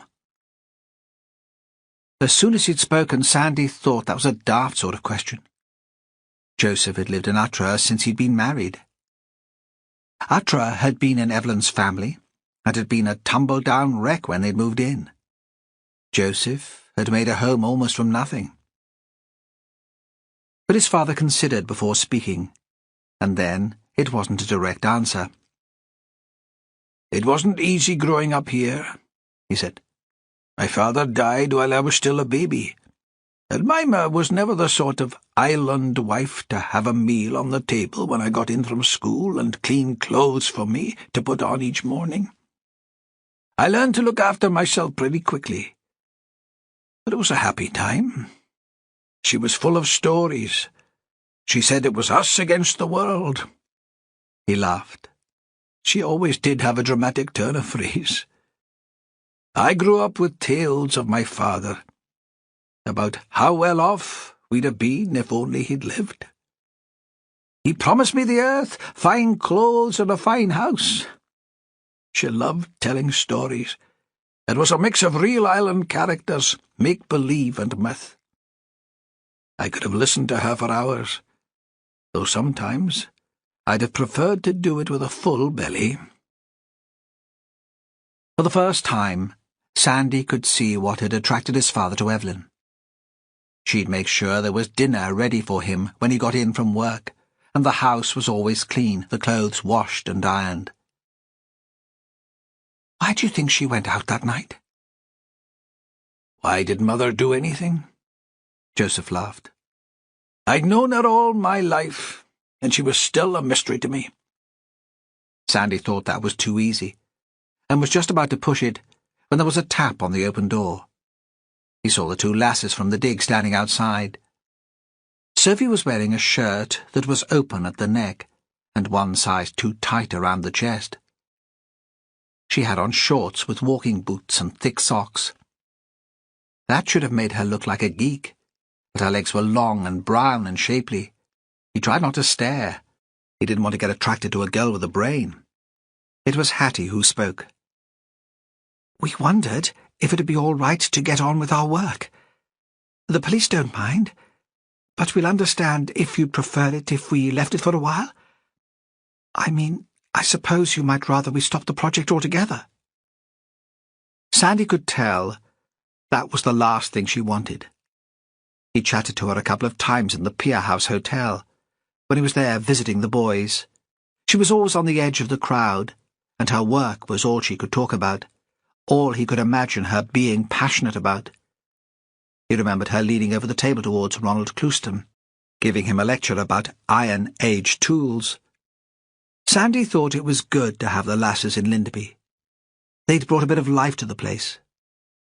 What do you think, Dad? His father frowned. Sandy wasn't sure if he'd even heard the question. Dad? I don't know, his father said. Things are different now. We don't know what'll happen to the croft. Sandy wondered then if Joseph dreamed of selling Utra and moving back here, to the house where he'd been so happy as a child. He couldn't see his mother going along with that. It would mean leaving behind her new kitchen and bathroom and starting all over from scratch. But they can carry on with their work, he said, at least until you decide. You know how Mimmer liked having them around the place. His father hesitated again, and Sandy thought he would refuse. But at last he smiled. Of course, he said. Of course. Why don't you show us what you've been doing out there? Perhaps Joseph just didn't like having the stranger standing in his mother's kitchen. Certainly outside he seemed more friendly and helpful to the young women. It was Sandy who found it weird to walk right past the spot where he'd found Mimmer lying in the rain. The memory of her stick-thin body distracted him, and he missed most of the conversation. When he tuned in again, Hattie was describing what they were doing. It's just a couple of exploratory trenches. At this stage, there won't be any more disruption than this. If we found anything really interesting, we'd apply for funding to extend the dig. But of course, we'd need your permission to do that. Mimmer had already given it in principle. The initial results have been fascinating, and Evelyn thinks it would be a great boost for the island. She looked at Joseph anxiously. Sandy could tell she was hoping for reassuring words from him. Of course, you must go ahead with your dig. Mimmer's death won't change anything. I can see how important it is. But the man frowned again, as he had in the kitchen. Is this where you found the skull? Yes, in this practice trench here, outside the wall of the main house. It's gone off to a lab in Glasgow for dating. I hope we can date it at 15th century. That would fit in with my theory about the place. Of course, it could be older. We know there's been a settlement in Lindby since the Iron Age, but it was quite near the surface, so we don't think it's that old. Could it be younger? I suppose so, but it seems unlikely. There's no record of a more modern building here. Joseph was quiet for a moment. I think it's too early to be making any decision about the future of the dig just yet. There's no rush, is there? We can talk about all that later. Sandy wondered why his father, usually so easygoing, especially if a pretty lass was around, should be so discouraging about this. There were no crops in that part of the croft, and it wasn't needed for grazing. What would it matter if a dozen people came to make holes all over it? Joseph was sociable. He loved a party, a few new folk to chat to. Again he wondered if the man had his own plans for Zeta, and what they might be. Sandy's phone rang. It was Perez calling from his mobile. Sandy walked away from the group so he could talk without being overheard. "I'm at Laxo," Perez said. "I've just missed a ferry. I wondered if it was worth bringing my car, or if you'd be able to meet me in Simbister." "I'll meet you." Sandy felt his mood lift. He had an excuse to run away from the family for a while, even if it was just to the end of the island. It was only as he was driving down towards the pier that he thought Perez's arrival on the island might be a bad sign, and that he could be here to arrest Ronald Clouston. Chapter 15. Hattie's feelings were spiralling out of control. She loved being in the islands, but whenever she imagined Mimmer lying in the rain, shot by Ronald Clouston, she started to cry and she couldn't stop. Her imagination was a curse. Perhaps she was ill again.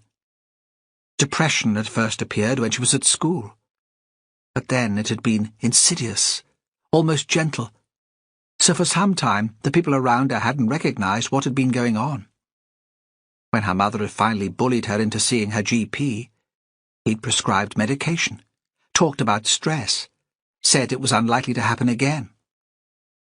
But at university, there'd been a major breakdown, and there'd been a couple of short episodes since. It usually started with an obsession, an inability to let go of one thought or idea. At 18, it had all been about her schoolwork, the individual project that was submitted as part of the history course. She'd been relatively relaxed about the other subjects. She'd wallowed, rather, in T.S. Eliot's The Wasteland, but her English teacher had told her anxious mother that many adolescents did that. No, it was her work on a 19th-century almshouse close to her home that had taken over her life and her dreams. She'd stumbled onto the original records by chance through a friend of her mother's, and from reading the first page of neat and tiny writing, she'd been hooked. The idea of the essay had been to set the records in their social context, to explore the conditions that had allowed the formation of the houses and how their establishment fitted in with the political debate of the time. But it was the individual stories that had captivated her. She had felt herself living under the humorless regime of the almshouse trustees, saw the world through the residents' eyes. Before she became ill enough to need a doctor, she had the sense to change her university application from history to archaeology. It was the specific and the human that fascinated her, not the political or strategic. What could be more grounded than digging in the earth? Somehow she completed her examinations and submitted her dissertation. It was when school broke up for the summer and the familiar routine of revision and writing was over that she lost any sense of perspective. Then she heard the old women in the almshouse talking to her, and couldn't let them go. The depression had come back big style at the end of Hattie's first year at university. She stopped eating, and her mother wheeled her off to see a specialist. But then it had been Paul Bergland, rather than her academic work, that had triggered the illness. At school she'd had no time for men or sex, watched the antics of her friends as if they were the mad ones with their dressing up and flirting, the parties and the desperation. Falling for a man seemed just as ridiculous to her as getting excited about food. Then, in her first long vacation, she'd volunteered on a dig managed by Professor Bergland. It had been a hot summer, day after day of clear skies and sunshine. They'd camped out in a barn quite similar to the Whalsay bod. The team was full of oddballs and eccentrics, and Hattie had felt wonderfully at home. Here she was no weirder than the rest of them. In the evening they went to the pub and drank pints of beer and rolled home singing. The site had been surrounded by fields of ripening corn, and her first view of Paul had been of him striding down the side of a field towards them. He'd been wearing a yellow t-shirt, slightly ripped at the neck. Because of the angle of the field, she hadn't been able to see his legs. He was a bull-necked, blunt northerner, quite different from anyone she'd ever met before. None of her mother's friends were so forthright or so rude. So this is what all the girls at school were going on about, she thought. Paul Bergland had become her obsession. Later, when she returned to London, she lost her mind completely. She found herself unable to sleep. The events of the summer continued to haunt her. Images flashed into her head with the jagged brilliance of a drug-induced trip. Again, she couldn't bring herself to eat. She'd been admitted to an enlightened NHS psychiatric hospital that ran a residential unit for teenagers. She supposed her mother had pulled strings to get her in. By that time, she was hardly aware of what was happening. The stated cause of admission was the eating disorder, which had become the focus of her mother's concern. An eating disorder was fashionable, almost commonplace among the children of the high-powered women with whom Gwen James worked. But quite simply, Hattie thought she'd been mad. She developed paranoia, heard voices again, this time loud, controlling, battering into her brain. She couldn't trust anyone. The unit had 24 beds and had an old-fashioned emphasis on talking and shared activity. They took pills too, of course, but the other treatments seemed just as important. The place was run by a nurse called Mark, who was a little overweight, with a soft, doughy face and thinning hair. Perhaps his unappealing appearance was part of his strategy. He was so sympathetic that if he'd been at all good-looking, all the young women would have fallen in love with him. As it was, they could treat him as a favourite uncle or adored elder brother. Hattie had regarded the unit as her sanctuary. She still considered some of the other patients as her friends. She had few others. Mark had taught her strategies for avoiding stress and for taking control. He told her she wasn't to blame for what had happened, but that she found harder to accept. He encouraged her to put her thoughts into words. When she first left home for university, she developed the habit of writing a weekly letter to her mother. A letter was less demanding than a phone call, but it still kept Gwen off her back. Now in the unit, she continued the practice. There was nothing of any importance in the letters. Certainly she didn't confide in Gwen as she had in Mark, but she enjoyed passing on the details of life in the hospital. Her mother replied with chatty notes about the house, anecdotes about the neighbours in the Islington street where Hattie had grown up. Letters seemed their most effective means of communication. In the letters they could persuade themselves that they liked each other. Stranded in the unit, Hattie looked forward to receiving them. She was discharged from hospital in the middle of the autumn and came home to prepare for her return to university. Her tutor was understanding. She was so bright, he said, that she'd have no problems catching up with the academic work. On the last day of October, her mother drove her back to the hall of residence and left her there, Hattie thought, with some relief. Now Gwen could return to her real passion, politics. She convinced herself that the stay in hospital had cured Hattie forever.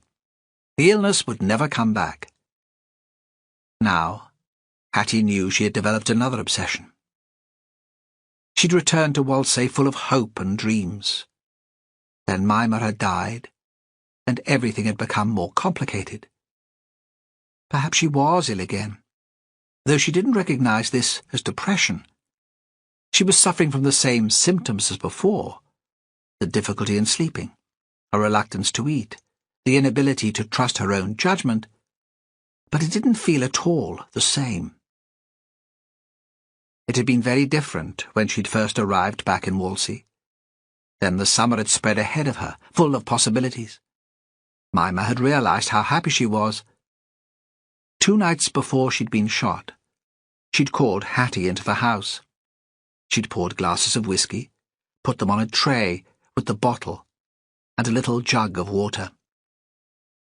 It had been unusually mild, and they'd sat outside on the bench made of driftwood that stood by the kitchen door, a tray on the ground between them. "Now, what has happened to you over the winter? You look like the cat that got the cream." "Nothing's happened. I'm just pleased to be back in the island. You know how much I like it here. It's the only place I feel quite sane. It's the best place in the whole world." "Maybe it is." Mimmer had gathered her cat onto her lap and given a little laugh. "But what would I know? I've never lived anywhere else. But maybe it would be good to see a bit of the world before I die. Perhaps you'll dig up a hoard of treasure in my land, and I'll be able to travel like the young ones do." Then she looked at Hattie with her bright black eyes, quite serious. "And it's not so perfect here, you ken.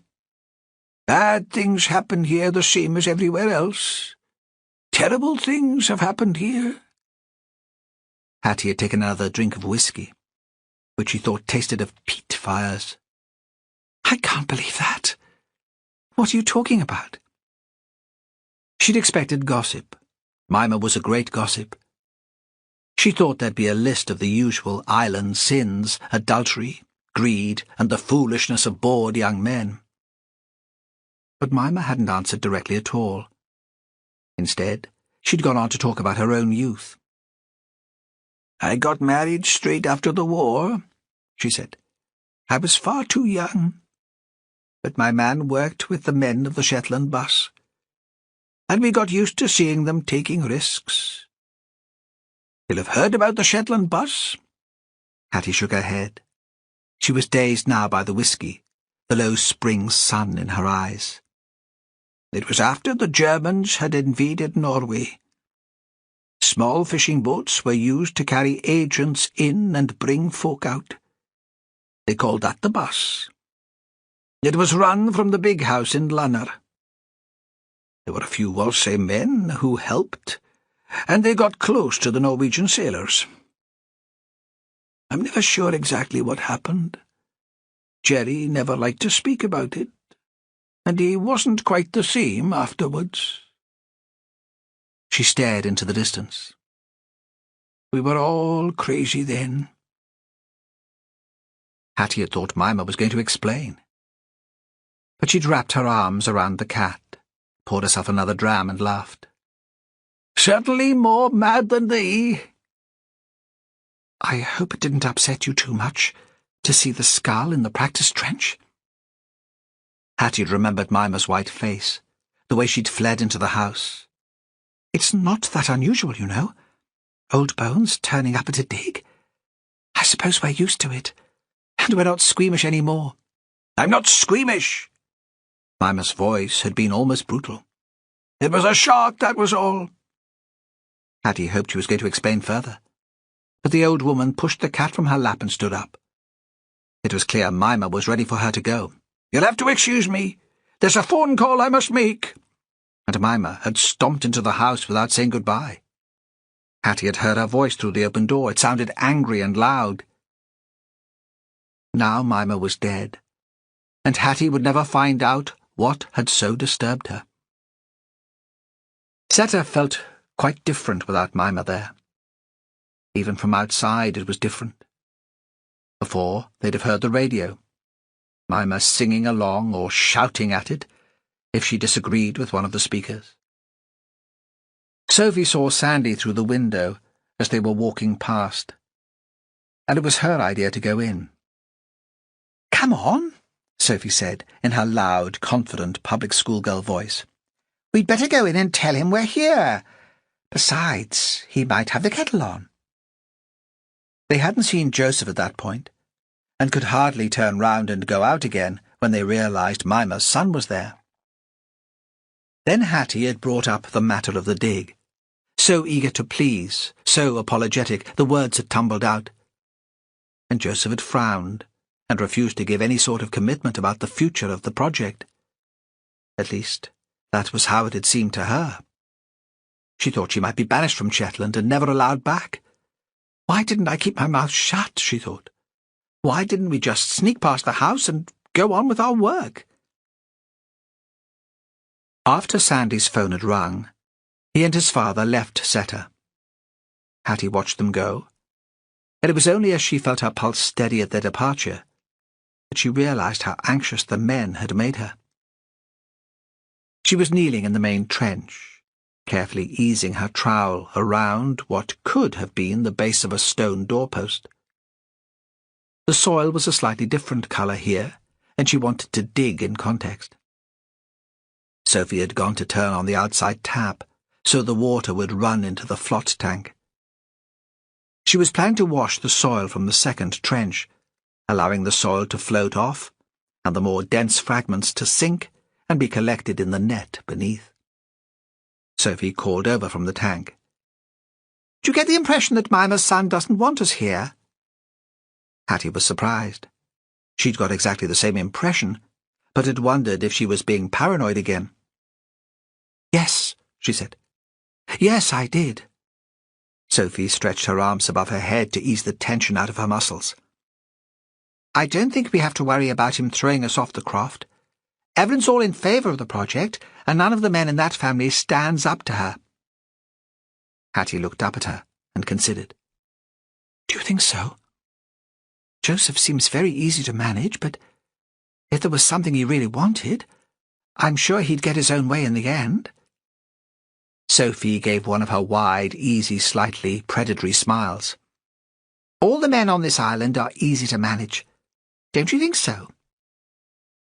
Hattie didn't know what to say to that. She disapproved of Sophie's relationships with the island men. Sophie continued. "I mean, what they really want is a bit of fun. The women here take themselves so seriously." Hattie thought some of the Whalsay men must want more than fun, but she didn't answer. As she looked back into the trench, the pale sun caught something softly metallic. Hattie leaned forward on the kneeler. She could smell the soil, felt it damp through her sweater where she must have propped herself on her elbows. She troweled back the soil around the object. Sometimes it felt that the trowel was an extension of her arm, more sensitive even than her fingers. She could be as delicate as she would be with a brush. Sophie must have sensed her excitement, because she jumped across the trench so she could get a better view without blocking the light. Hattie could tell the other woman was holding her breath, and realized she was too. Now Hattie did take a brush, and cleaned the object that stood in relief proud of the soil. "What do you think?" "A coin." Sophie looked down with a huge grin. For a moment the tension between them evaporated. "Similar to the ones they found in Dunross Ness." It had been in Hattie's mind from the moment she'd seen it. At a dig in the south of Shetland mainland, a dwelling had been validated by the discovery of a store of medieval coins. "Absolutely," Sophie grinned again.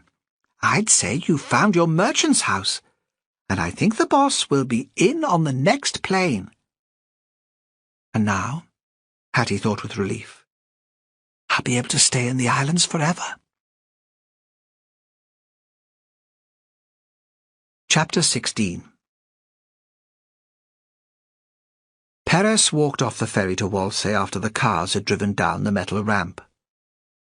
This should be a pleasant task. He'd be telling Ronald Clouston that no charge would be brought against him. Yet he felt a gloom settling on him as he walked past the two huge fishing boats moored at the pier. A strange sort of claustrophobia. Though he'd grown up in Fair Isle, and that was smaller than Whalsay, here he felt trapped, as if it was hard to breathe. Perhaps that was because from Fair Isle there were low horizons in every direction. Even on a very clear day the Shetland mainland was no more than a smudge to the north. From Whalsay, the Shetland mainland seemed a close and oppressive presence. The low cloud just made it worse. A couple of men stood outside the fish factory smoking and chatting. Perez didn't recognize the language, something Eastern European, Polish or Czech. He was distracted for a moment, wondering what they made of Whalsay, and if the island's famous friendliness extended to them. He thought it probably would. Sailors were the most open-minded people he knew. They travelled the world and came into contact with strangers all the time. It was the people left behind who distrusted incomers. Sandy was waiting in his car. He seemed anxious, jumpy, and Perez realised he'd read his boss's arrival as a bad sign. He assumed that Perez was there to arrest Ronald, that he'd be involved in taking his cousin into custody. The Fiscal doesn't think there's enough to charge Ronald. She'll take no further action. Perez settled himself in the passenger seat and waited for a response. It took a moment for Sandy to take in the information. Then there was a huge smile. No words. He couldn't find anything to describe how he felt. Perez waited for him to drive off, but he seemed incapable of smiling and driving at the same time. "Well, shall we go and tell him?" Perez said. Sandy switched on the engine. "He's not at home. He's at his mother's house. I saw him go in as I came down the road to get you." "We'll go there then, shall we?" Perez found himself interested to meet Jackie Clouston, Evelyn's rival. He couldn't help his curiosity. Fran laughed at him, told him he was like the old woman in Ravenswick who sat by the window watching the cars go past, who knew all her neighbours' business. Perez dressed up his nosiness and his fascination with gossip as work, Fran said, but really he was just a voyeur. She was right, of course, but he'd been charged by the Fiscal to make discreet inquiries into Mimmer Wilson's shooting. Now he had a license to be inquisitive. The house had been built in the last 10 years and stood on its own land on a slight hill away from Ronald and Anna's bungalow. If she were the curious sort, Jackie would see everything that went on there from the windows at the front of her house. The building was 2 stories high with a porch held up by moulded pillars and a roof of green tiles. In Shetland terms, it was enormous, and would have been more in place in a suburb of Houston or a gated estate in the south of England. Perez wondered briefly how it had managed to get planning permission, and which architect had actually designed something so tasteless. "They knocked down the old house and built on the same site," Sandy said. "Ronald and Anna lived here too, while they were waiting for their place to be finished. There'll be plenty of room." "Aye, it's a grand place for a party." It seemed a poor excuse to put up such a monstrosity. Jackie had seen them coming, and had the door open before they had the chance to ring the bell. She was small, wiry and energetic, with dyed blonde hair so tightly curled that it might have been a wig. Perez guessed she was older than Evelyn. She wore a white T-shirt in lycra, with diamante letters on the front. Perez didn't want to stare at her chest to read it, and by the end of the visit was still not sure what it said. Her jeans had more diamante on the pockets. Her sandals were gold. In the house the central heating was full on, and even with the door open, the heat was overwhelming. Perez was still dressed for the ferry and began to sweat. Jackie seemed to know exactly who he was and why he was there. "Ronald's in the kitchen," she said. "The baby's finally gone to sleep, so Anna thought she'd do some work, and he decided to keep out of her way." She paused briefly for breath. "Whoever would have thought you could make a business out of teaching people to knit and to spin?" "It always seemed an old-fashioned kind of pastime to me. And it's so easy, with the internet, to buy clothes in. But Anna says it's a big business in America. In my day it was enough for us to look after the house and bring up the bairns, but now all the women want work of their own. It doesn't seem right so soon after the baby was born." She paused again. He wondered if she was remembering the time when Andrew was skipper of a trawler, and Ronald was a boy. "Thanks," he said. He didn't want to encourage the flow of words. He understood that Jackie was nervous on behalf of her son, but her tension was having an effect on him. He suddenly felt an irrational panic, as if the woman's stress was contagious. The kitchen was the size of his house, with chunky units built of orange pine, a 6-hob range cooker, and a huge stainless steel fridge. Jackie pointed out the main features of the room with pride. "We've just had it done." Her speech was rapid, clipped. It reminded him of the regular metronomic click of knitting needles. "The old one was looking kind of tired." Ronald sat at the table reading a newspaper. Not the Shetland Times, one of the more intelligent nationals. When he saw them come in, he got to his feet. He appeared to Perez like one of the rabbits he'd dazzled and then shot, terrified but unable to move. Next to him was an older man. "This is Andrew," Jackie said. "My husband." The man waved a hand at them. He was a giant, tall and big-boned, with frizzy grey hair and full grey beard. Perez could tell Andrew Clouston wasn't well, but wasn't sure how he knew. Something about the stiffness of the gesture, the brief moment of panic in the eyes at seeing a stranger in the house, the fact that he was wearing slippers and a cardigan rather than working clothes during the day. Jackie stroked his shoulder. "There's nothing to worry about. He just wants to speak to Ronald." Perhaps Ronald and I could talk on our own. Perez thought the house was sufficiently large to allow half a dozen confidential interviews.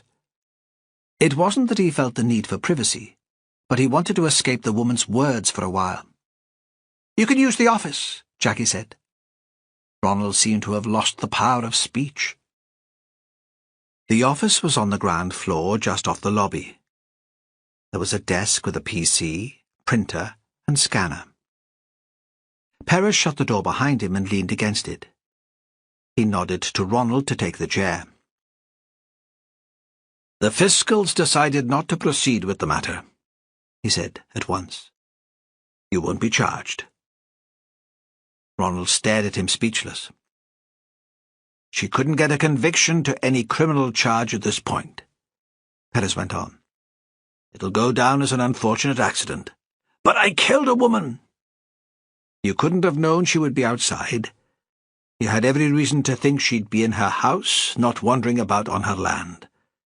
That means you weren't criminally reckless." "I feel as if I should be charged with something," Ronald said. "Not murder. I honestly didn't know she was there, but it doesn't feel right to kill someone, and for nothing to happen." "It's the law." "I must go home and tell Anna," Ronald said. "She'll be so relieved. I don't think either of us has slept since it happened, and that's nothing to do with the baby. She was worried about it affecting her business. She wants us to be more independent here. My parents are brilliant. I'm the only child, and they'd give me everything I wanted, but she doesn't like that. She says we should stand on our own feet. And besides, she says the fishing's precarious. We still make a good living from it, but maybe she's right, and it won't go on forever." Perez wondered if Ronald had any opinions of his own. He might be a bright man, but he seemed incapable of independent thought. "Do you enjoy the work?" There was a second's pause. "I hate it. I'd be glad if the seas were all fished out, and there'd be no reason to leave harbour." "You have a choice," Perez said mildly. "You were at university. You could have finished your degree." "My father had a stroke. It's a family business. There was nobody else." "Your family could have found someone." "That wouldn't be the same. Besides—" Perez said nothing, waited for him to find the words to continue. "Besides, the money's addictive. I'm not sure how I'd take to being poor. I earn more in a month than some of my old school friends do in a year. I grew up living comfortably, and I want that for my children." His mood suddenly lightened. "So I'll have to hope that Anna's business becomes a roaring success, won't I? Then she can support the family, and I can go back and take my degree." "I'm still not quite sure how the accident happened," Perez said. "Now you've had some time to think about it, perhaps it'll be clearer in your mind." "No," he said. "I've been running it over and over again in my head to work out what must have happened, and I still don't understand it." His relief at finding out that he wouldn't be charged had already evaporated. He seemed pleased for Anna, but still haunted by what he'd done. All the same, I would like you to take me through it again. Is there any point now? Ronald looked up at him. Mimmer's dead. I killed her. I accept that. I still have to make a report. Tie up the loose ends. I went out to shoot rabbits. I'd had a row with Anna, so I wasn't in the best of moods. It was dark and murky. I shot a couple from the car, then went out with the flashlight into the field. I didn't think I was anywhere near Mimmer's place. But I was thinking about Anna and what I should have said to her, about how I shouldn't have been so scratchy. She was still tired after giving birth, moody, hormonal. It wasn't easy for her. I never thought giving birth would be— He paused to search for the right word. As violent as that. You know how it is, when you've had an argument, you rerun everything in your mind. Perez reflected that he and Fran didn't argue much. He'd never liked rows, didn't see the point of them. Sometimes that frustrated her. Don't just agree with me. Stand your ground and fight. But usually he did agree with her. He could see her point of view and was happy to concede that she was right. You're sure you didn't see anyone else out? No one else was shooting. Ronald looked out of the window. Following his gaze, Perez had a view of the bungalow where he and Anna lived. Anna came outside and hung a basket of washing on the line, just as Mimmer had done the day before she was shot. But there were people about? Perez persisted. He could understand why Ronald just wanted the nightmare of Mimmer's death to be over, but he couldn't let it go, and it wasn't something Ronald would wake up from. A car went down the road while I was shooting over the field. You have no idea who it belonged to? It was dark, man, and I had other things on my mind. The tension was starting to tell again. I saw headlights and heard an engine, nothing more. Which direction was it going? I don't know. Does it really matter? Was it coming from the pier house or away from Linby? Not from the pier house, the other way. So, Perez thought, not drinkers on their way home from the bar. Who else shoots regularly in Whalsay? He asked. He tried to keep his voice relaxed and easy. Most of the men do. We're all trying to keep down the rabbits. What is this about? It's the sort of thing I need to say in my report. Better me asking the questions than a lawyer in the court. I'm sorry. Ronald looked straight at Perez again. I know you're only doing your job. I should be grateful. Ask what you like. Nah, I've done for today. Go and tell Anna the news. Ronald grinned. Thanks. I will. I'm going out tonight, fishing with one of my friends. Not on the big boat, but one of the inshore ones. I wouldn't have wanted to leave her alone with this hanging over us. At least now she'll be able to focus on the baby and her work. She's setting up a website for her business, and she still has knitting orders to complete. Perez thought that sounded like a phrase Anna would use. I need to focus on my work. Ronald stood up and left the office. He didn't wait for Perez to follow, but ran straight out of the front door of the house. Then he began to bound down the hill to the bungalow, like a boy running just for the pleasure of it. Ronald? Is that you? Jackie emerged from the kitchen, saw Perez alone in the office and frowned. What have you done with Ronald? I've done nothing with him. The fiscal has decided not to press charges. He's gone to celebrate with his wife. It wasn't his place to tell the woman, but she'd find out soon enough. He was surprised Ronald hadn't called in to tell her, even more surprised that Sandy had managed to keep his mouth shut. She stood very still.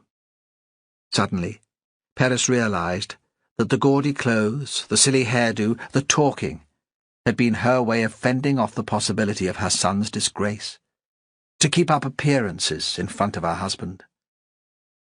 It would have hurt her just as much as Anna to see Ronald in court, his picture in the Shetland Times in a suit and tie, waiting for the case to be heard.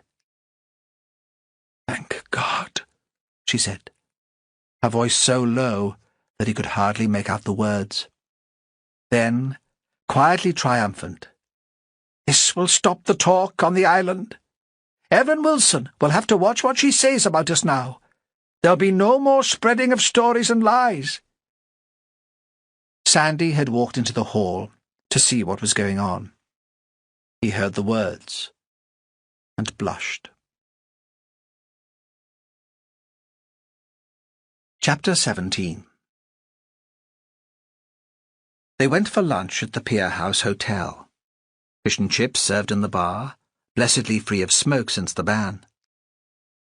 Perez had been surprised at how law-abiding Shetlanders had been when the smoking ban came in, especially on the outer islands, where there was little danger of being caught by the police. On the smaller isles, few people even bothered with MOTs or vehicle licenses. He remembered as a boy the police flying into Fair Isle after a birdwatcher had fallen to his death from the cliff. As the plane came into land, all the cars on the place were driven into barns or hidden by tarpaulin. By contrast, this law was generally observed. "Will my grandmother's body be released for the funeral now?" Sandy was halfway through his second pint. His resolution to give up strong drink hadn't lasted long. Perez had ordered coffee, and was surprised at how good it was. I don't see why not. Only my mother wants to start making the arrangements. My brother will need to come up from the south. He doesn't like dragging himself up here, but he can hardly get out of visiting at a time like this." "Do the two of you not get on?" Sandy shrugged. "I was always closer to Ronald when we were bairns. Michael was my mother's favourite. Maybe I was jealous." Perez wasn't sure what response to make to this. Sandy didn't usually show so much insight. "It is all over?" Sandy went on. "I mean, the case?" Again, Perez thought Sandy was being uncharacteristically perceptive. "The fiscal doesn't see any case to answer. It's just you were a long time with Ronald this morning. I mean, it doesn't take half an hour to tell a man he won't be prosecuted." "I want to be sure in my own mind that it was an accident," Perez said. "You're saying Ronald meant to shoot her?" The words had come out as an outraged shriek. Sandy looked around him, and was relieved to see that the bar was empty. Even Jean from Glasgow had disappeared into the kitchen. "I'm saying there are problems with his version of events." "He's not a liar," Sandy said. "Never has been." "Have you seen much of him since you left home?" "Not so much. It's not like when you're at school, is it? We each have our own lives to lead, but he wouldn't have shot Mimmer, not on purpose.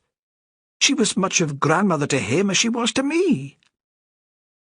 Perez hesitated, reluctant to put into words the idea that had taken root in his mind and had been growing since the conversation with the fiscal. He looked around to check that the bar was still empty, and kept his voice low. "Someone else could have shot Mimmer. Put the blame on Ronald?" "That's what Rona Lang thinks?" Sandy seemed astonished. "She's not prepared to dismiss the idea out of hand.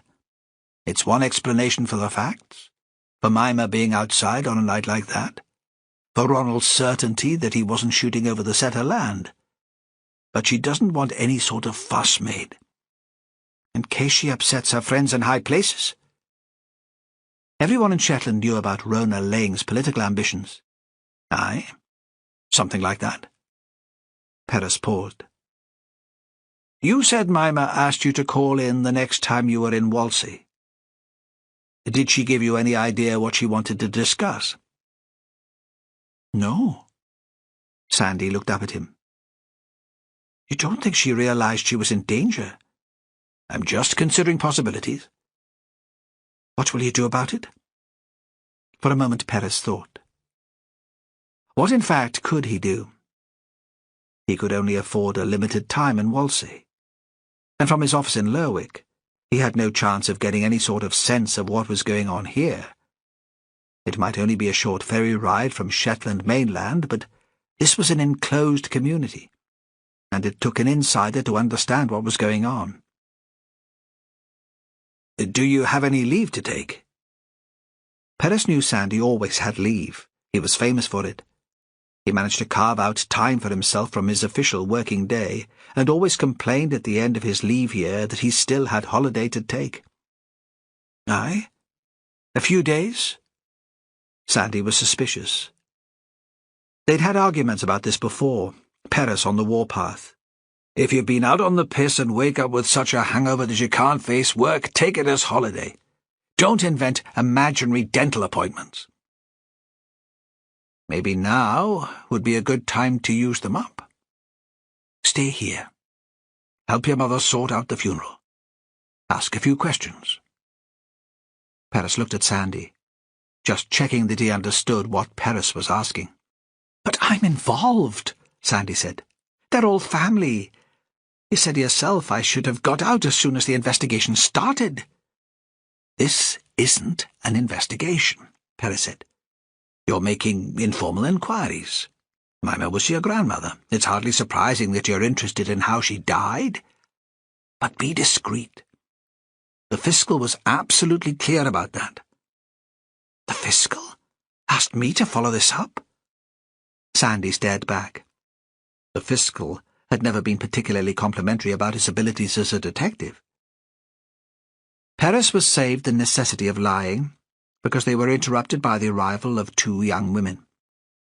He recognized one as the archaeologist who turned up distressed at the Wilson house.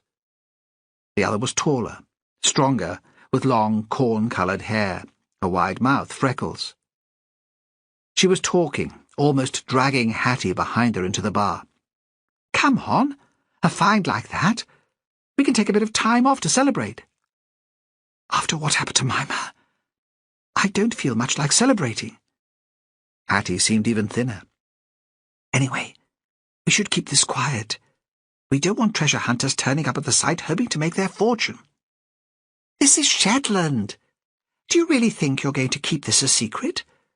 And Mimmer would have been so excited. It was always what she wanted, wasn't it? For us to find something really spectacular on her land? Besides, we have to eat, don't we? I feel as if I've been living off sandwiches for months. You can't work a dig on an empty stomach." "I thought Paul bought you a meal in Lerwick yesterday." "Only a bowl of soup in the museum coffee bar, before his meeting with Val at the Amenity Trust. I fancy a huge steak, so rare it's almost breathing." Sophie saw Sandy, waved at him, grinned. "And a mountain of chips." She pulled her sweater over her head. Her T-shirt rose up at the back, revealing a firm brown torso. The legend on the shirt read, "Archaeologists do it in holes." "Hi, Sandy. Is it okay if we come and sit with you?" Sandy had been staring at Sophie with stunned fascination. Now he looked at Perez. "Why not?" Perez said. The curiosity was kicking in again, though he found Hattie more interesting than her friend. "Can I get you both a drink?" "Oh, please." Sophie gave a shiver of anticipation. Perez thought he'd never met anyone quite so physical. Like a small child, she communicated her thoughts through her body. "A large red wine." Then, sensing her friend's disapproval, "Don't look at me like that, Hat. It's not as if we can get much done this afternoon. Really, we need to wait for guidance from Paul, and he won't be here until tomorrow. And you must feel like celebrating. It's what you've been dreaming of since the project started." "What's happened?" Perez thought he'd have to continue the conversation. No good leaving it to Sandy, who was still staring, his mouth half open. Sophie was wearing a sleeveless vest with a scoop neck, showing a lot of cleavage. Soon he'd be drooling. "Go on, Hat. You tell him. It's your find." "Let me get you a drink first." Perez stood up. He thought Hattie would refuse. He sensed a real tension between her and her colleague. He couldn't understand why Hattie had come. But at least she gave a quick smile. All right, then. Beer. A half. Sophie's right. We are celebrating, and Mimmer would have been excited. She sat on the bench seat and unlaced her boots, slipped them off so she was sitting in her stockinged feet. She pulled her feet underneath her and looked, Perez thought, like a trow, one of the mythical small men he'd heard stories about since he was a child.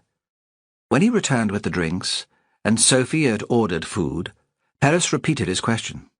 So what happened? Hattie took a deep breath. I can hardly believe it. We've been hoping that the dwelling on Mimmer's land would turn out to be something grander than a croft. And maybe we found the proof. Look, let me put it in context. She leaned forward. In the 15th century, Shetland was a strong member of the Hanseatic League, a trading partnership. But there was a problem. The merchants in the islands were mostly German incomers. As the trading policy became more isolationist, the Germans left, and there was nobody to take on that role. My thesis is that some of the more important Shetlanders became traders in their own right. There's evidence that happened in Shetland mainland, but nothing so far here in Whalsay.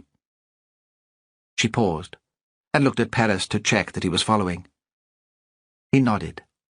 Her voice was very precise, almost as if she was presenting to an academic audience. Perhaps she didn't know how to speak to anyone else.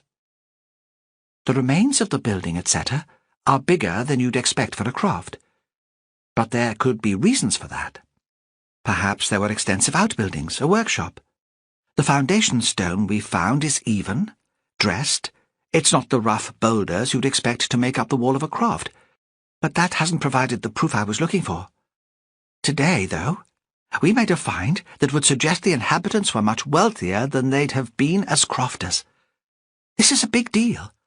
For me, at least. I mean, it kind of proves my theory. It makes the whole project worthwhile. She gave a sudden wide smile that lit up her whole face. It means I can get funding to extend the project. We should be able to do a full-scale dig over a number of years. So, what did you find? Sandy managed to drag his attention from Sophie's body. Silver coins. 6 of them. Beautiful and quite intact. I came across one by chance, and the others soon after.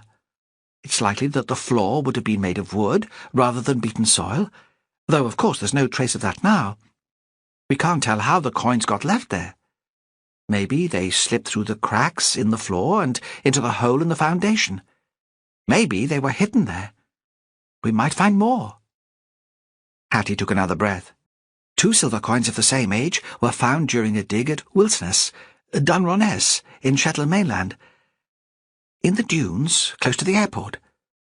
Those coins confirmed the interpretation of that building as a merchant's house. I'm hoping that this find will do the same for me. Where are the coins now? We've taken them to Evelyn. She's locked them up in a drawer in her desk. Val Turner, the Shetland archaeologist, will come in later, and Paul Bergland will be in too. The little Glaswegian came out with food for Hattie and Sophie. Perez watched Sophie slice her steak with complete focus. He thought she was like a man. She didn't like to concentrate on more than one thing at a time. But now she'd started, Hattie was happy to continue talking.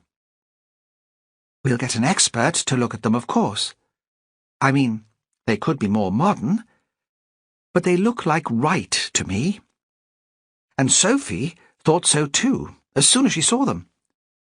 We're both familiar with the Wilsness coins, but we do need Paul's advice about what we should do next. She stopped abruptly, and forked a tiny piece of lasagna into her mouth, frowned as she chewed. When's Mr. Bergland coming in? Professor Bergland? Hattie corrected him. Tomorrow. Or perhaps the next day.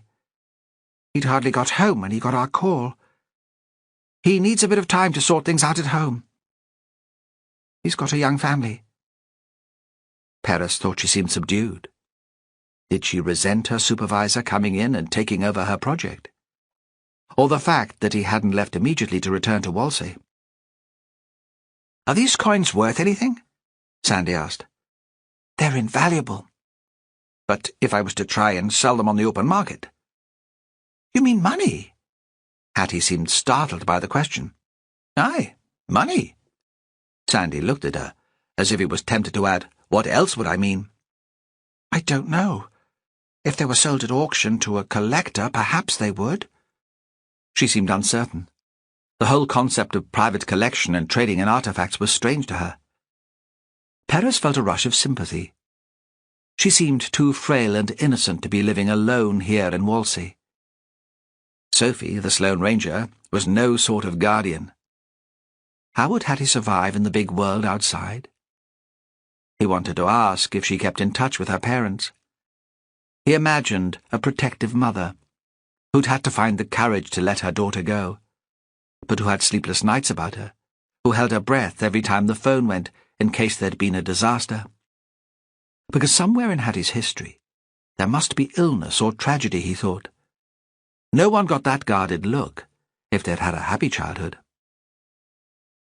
Curiosity led him to form a question about her family in his head. "Your parents must be very proud of you. Will they get a chance to visit the islands?" Then he heard Fran's voice, had a very clear picture of her tipping her head to one side, a half smile, her nose slightly wrinkled, as it was when she meant to tease. "What business is it of yours, Jimmy Perez? You're a policeman, not a psychotherapist. Let the poor child alone." So he said nothing. There was a moment of awkward silence at the table. Sophie picked up a piece of creamy fat, which remained on her plate, and bit into it with sharp white teeth. She looked around her. "Now," she said, "which of you lovely men would like to buy me another glass of wine? I thought this was supposed to be a party." Chapter 18. Outside the pier house, Hattie and Sophie stood briefly before separating. Hattie had only drunk 2 halves, but felt disengaged and a little woozy. She wasn't used to eating a big meal at lunchtime. "The boys have promised me a look round one of the big ships," Sophie said. "I'd like to see what it's like inside, and they might not ask again. Don't suppose you want to come?" "Who's going to be there?" "Oh, you know, the usual Artemis crew." Hattie shook her head. The way she was feeling, a boat would make her sick, even if it were moored at the harbour. Anyway, she never knew what to say to most of the fishermen, with their unintelligible voices and their stories of adventures at sea. Besides, she had other plans. "They said I could go out with them sometime," Sophie said, looking out towards the Shetland mainland. "There's a spare cabin I could use. It's got a DVD, everything. Do you think they'd take me for a spin today? The sea's flat calm." She turned back to Hattie, a challenge as well as a question in her look. "You should be careful," Hattie said. "You'll get a reputation." Sophie laughed, her head thrown back, so Hattie could see her long neck stretched even further, much paler than her face. "Do you think I care about that? It's not as if I want to make my life here." "Shouldn't you be here when Paul gets in?" Hattie was thrown by the thought that she might have to deal with Paul on her own. She felt a return of the old panic. "Oh, I wouldn't really want to go." Sophie grinned, so Hattie realized the woman had just been winding her up. "But don't expect me back until the morning." She grinned again and loped away quite steadily, though she had twice as much to drink as Hattie. There was a rip in her jeans, and the flesh of her thigh showed through. It reminded Hattie of the fat on the steak Sophie had just eaten. Hattie watched her walking away down towards the harbour. There were times when she hated Sophie for her beauty, her easy way with men, her thoughtlessness. There were times when Hattie wanted to lash out and slap her. It seemed to Hattie that the walk down the island had a hallucinatory quality, Phrases and ideas came into her mind with no logic or reason. April is the cruelest month. Living in the south of England, that had never made sense to her in a literal way. Spring was a time of gentle rain and imperceptible growth.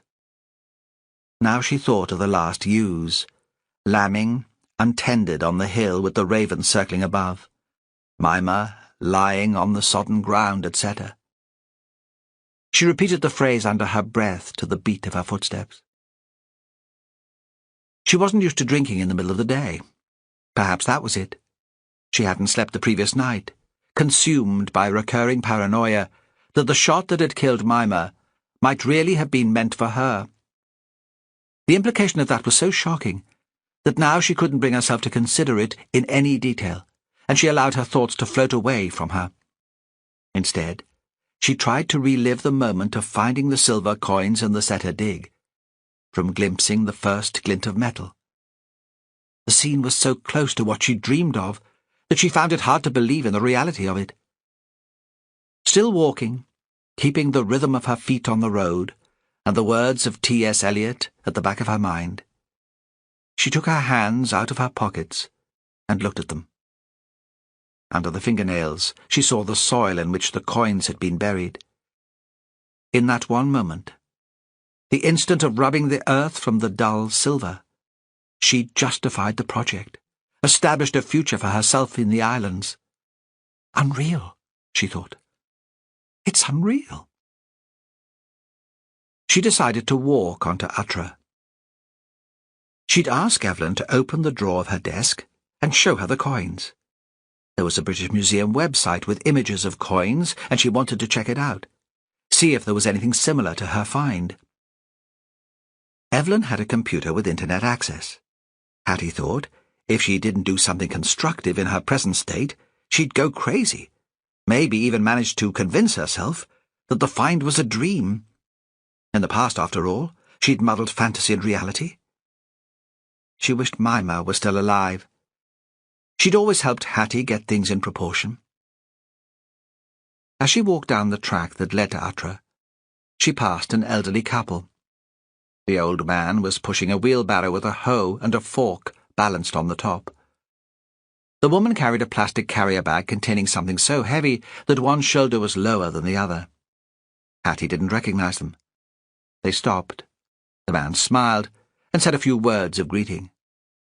He only had one tooth, and Hattie couldn't understand a word he said. "Good afternoon." She grinned, lifted her hand. "Good afternoon." The old woman said nothing. Further along the track, Hattie swiveled back to look at them. But they disappeared. She told herself that they'd turned off. Perhaps they were working in one of the planticrubs, the old woman with her grey skirt and her Wellingtons, the old man with his gummy smile. But she wasn't entirely sure that they existed at all. Perhaps they were ghosts, like the merchant's wife at Setter, and her powerful husband, conjured up by her own imagination. Evelyn was real enough. She was standing at the kitchen table cutting meat. The knife was small, with a sharp serrated blade. There was a pile of fat and bone pushed to one side of the wooden chopping board. It made Hattie feel ill. "I thought I'd do a casserole," Evelyn said. "There was some of last year's mutton left in the freezer. It needs using. Sandy's taken some leave from work to help with the arrangements for the funeral. I never know what time he'll be in to eat." "Can I do anything towards the meal? We're not working this afternoon." Hattie hoped the activity might stop the whirling thoughts. "You can peel the carrots if you like. I won't ask you to do the onions. They're big, strong ones, and they'll have you crying like a baby." "I don't mind." Hattie thought you couldn't make up tears, the stinging of the eyes, the taste of salt in the mouth, as they ran down your face. But she sat at the table next to Evelyn and began to peel the carrots, aware of how slow and clumsy she was. She knew the older woman was watching. "Would you and Sophie like to come for dinner?" Evelyn looked up from the growing pile of meat. "There's plenty." And you can't just go back to the bod on a night like this. I don't know. Hattie set down her knife. Of course we must celebrate. It's a dream come true. I wish I'd been there with you when you came across that first coin. This is just what we need before we put together a funding application for a big dig. I'm so thrilled for you. It's much more exciting than that piece of old skull. She tipped the meat into a bowl, and using the same knife, cut an onion in half. A smear of blood was transferred to the white semicircle. She held it face down on the board, and chopped it very fast into translucent slices. Would you mind if I used your computer? Hattie asked. There are some museum websites with images. Until Val gets in, I thought I might check the coins out, see if I can identify them. And I'd like to take another look at them. Hattie wished she could have the feel of the coins on her fingers again. She wondered what they would smell like and imagined the sharp metallic scent of blood. Why not? Just let me get this in the oven. I'd be interested in what you can find out, too. Evelyn shook oil into a heavy pan and threw in the vegetables. Hattie saw her eyes were glistening. The onions must have made her cry. Mimmer would have been so excited, Hattie said. Evelyn stopped stirring. The wooden spoon was still in her hand. We have to make plans, she said. When we have the information back about the skull and the coins, we'll call a meeting. Perhaps something grand in the new museum in Lerwick. Or even better, we could arrange something on the island. Show the folk from town what great work's going on here in Whalsay. She shut her eyes briefly, and Hattie saw that this was a woman with big dreams too.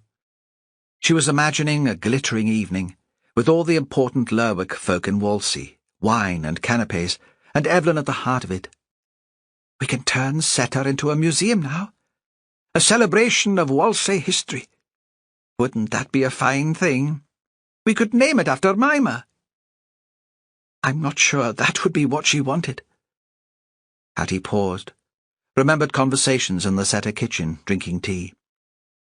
She said she wanted a young family to move into the house when she died. She was always teasing Sophie and me. Find a nice island lad and settle down here. You can rent this place when I'm gone. The boys won't want it. Bring up your bairns in Lindby. Aye, well, Evelyn said. Mimmer was a great one for telling other folk how to live their lives. She scattered flour over the meat in the bowl and tossed the mutton in it with her fingers until all the pieces were covered, then tipped it all into the pan. There was a smell of searing flesh, and the oil hissed and spat. She pushed at the meat with a wooden spoon to stop it sticking. How competent she is, Hattie thought. I'd never know how to turn a dead animal into a meal. There was a sweetish smell coming from the pan, which made her feel again that she was going to throw up. I'm not sure what plans Sophie has for this evening, she said. The boys were going to show her round Artemis. It's just come back from Lerwick. She's a fine boat. Evelyn tipped a jug of water over the stew, continued stirring while it thickened and came to the boil. Call Sophie's mobile and ask her. They won't feed her on board. I will. Hattie made no move to find her phone, though. I wonder how Anna's getting on with the baby, Evelyn said. She'd put the pot in the oven and turned, her hands still in the oven gloves. She wasn't getting much sleep last time I saw her. Maybe we should take a walk down to the bungalow. Anna was talking about working on her website if she got the chance. It would be good to put something up about the coins. The folk keen on signing up for her workshops would be interested in hearing about the project. And maybe you'd like to see the baby. Hattie thought that was the last thing she wanted. She'd much rather go back to the bod and begin her plans for the project. You could write something about the dig for her site, Evelyn went on. It might persuade folk to book up. It'd help put Whalsay on the map. We can't do that yet. Hattie felt anxious just at the thought of it. She looked up at Evelyn in horror. "We should keep the find secret for as long as we can. If word gets out, you'll have a bunch of people trespassing on the site looking for buried treasure. It could damage the project." She had the image of geeky men in grey anoraks with metal detectors marching all over her dig. Evelyn seemed not to have heard. "Maybe we should take the coins to show Anna. She has a digital camera. I'd love to have a photo of them." "Not yet. Paul Bergland should be coming in tomorrow. I think I should wait and see what he says." "Maybe you're right. I wouldn't want you to get into trouble with your boss. And it would be good to keep a bit of mystery about them before we show them to the public." Evelyn put the knives and chopping board in the sink to soak. "Come on, then. Let's go and look at your treasure." The desk was in the living room and locked with a small brass key, which Evelyn took from her jeans pocket. Hattie had put the coins into a clear plastic box. They were small and dull. They were in the box just to prevent the need for their being handled, but Hattie longed to touch them. "Imagine them being in Mimmer's garden all the time," Evelyn said. "All those hundreds of years." Hattie shut her eyes for a moment, and resisted the temptation to lift the lid of the box and put in her nose to sniff the coins. "I can't do any more until Paul comes in tomorrow," she said. She replaced the coins in the desk on top of a file containing the Amenity Trust documents and a checkbook. "I'll need someone else to countersign the checks for the project," Evelyn said. "Mimmer used to do it.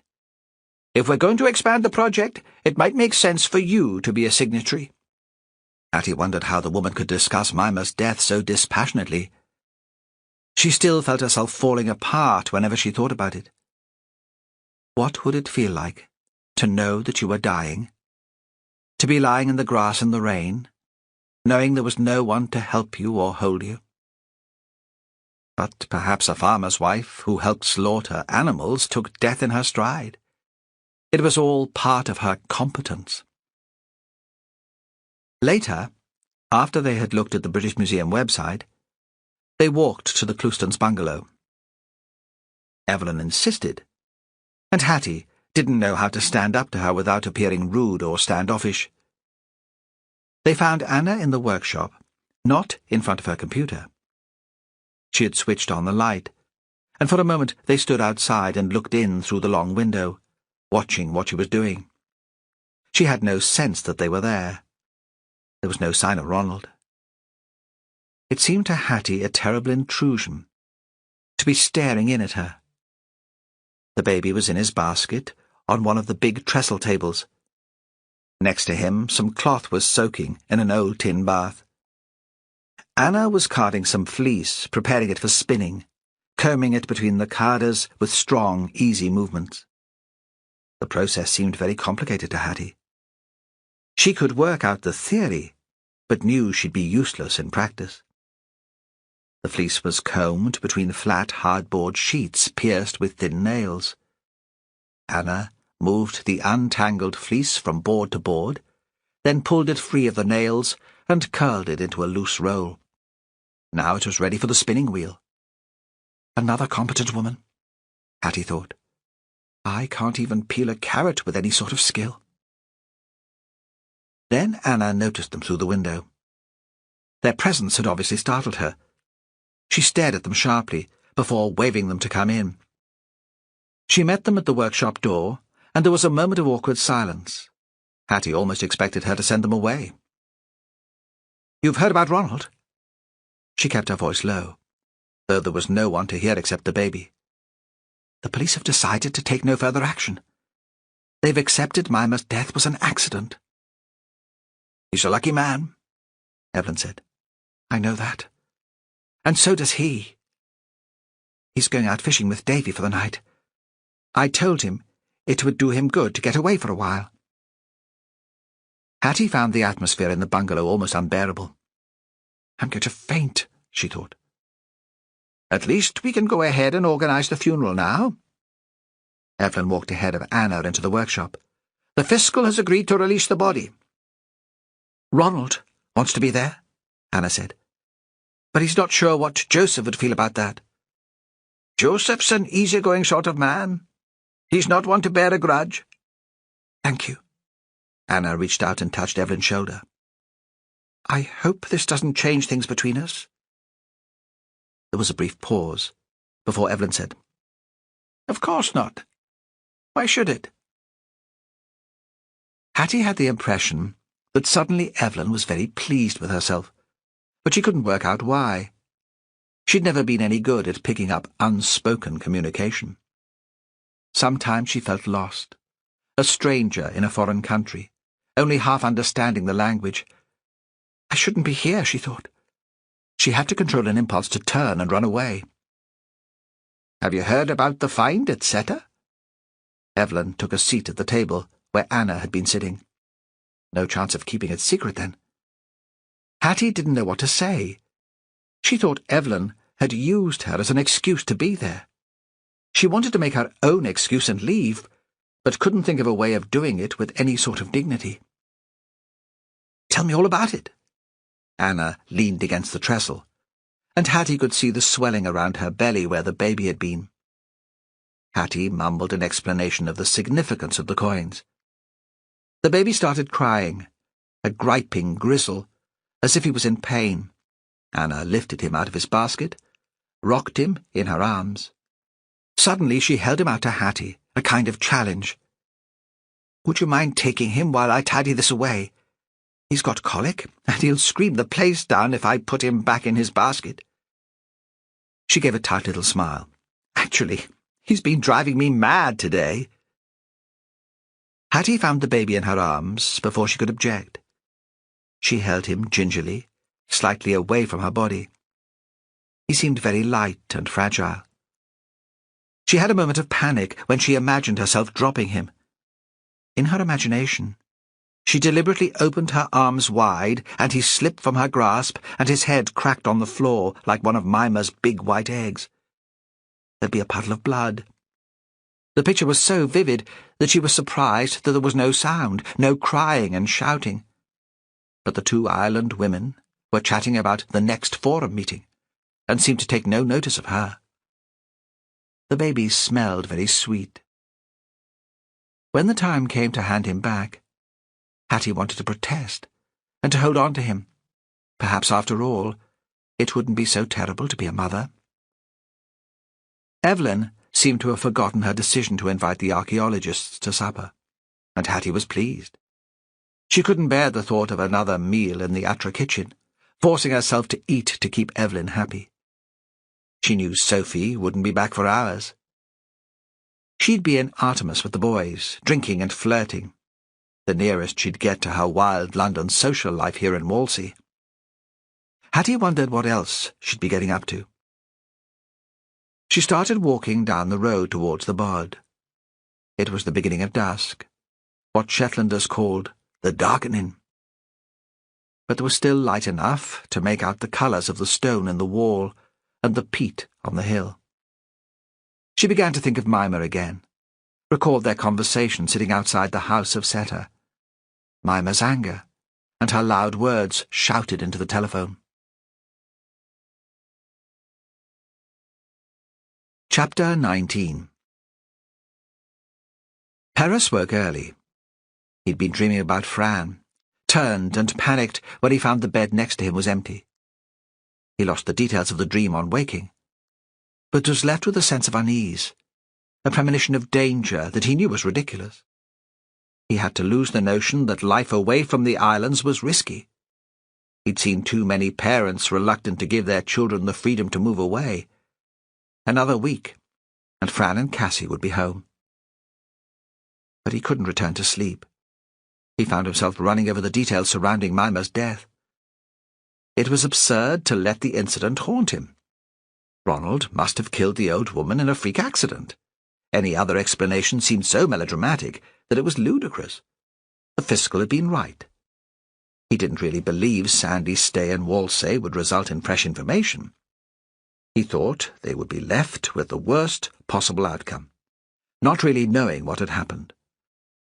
He would have to live with that, but knew he would find it hard to stomach. He'd heard Sandy talk about Mimmer so much that he thought he knew her well. In fact, he'd only met her once at Sandy's birthday party on Whalsay. He remembered a tiny bird-like woman with a surprising belly laugh.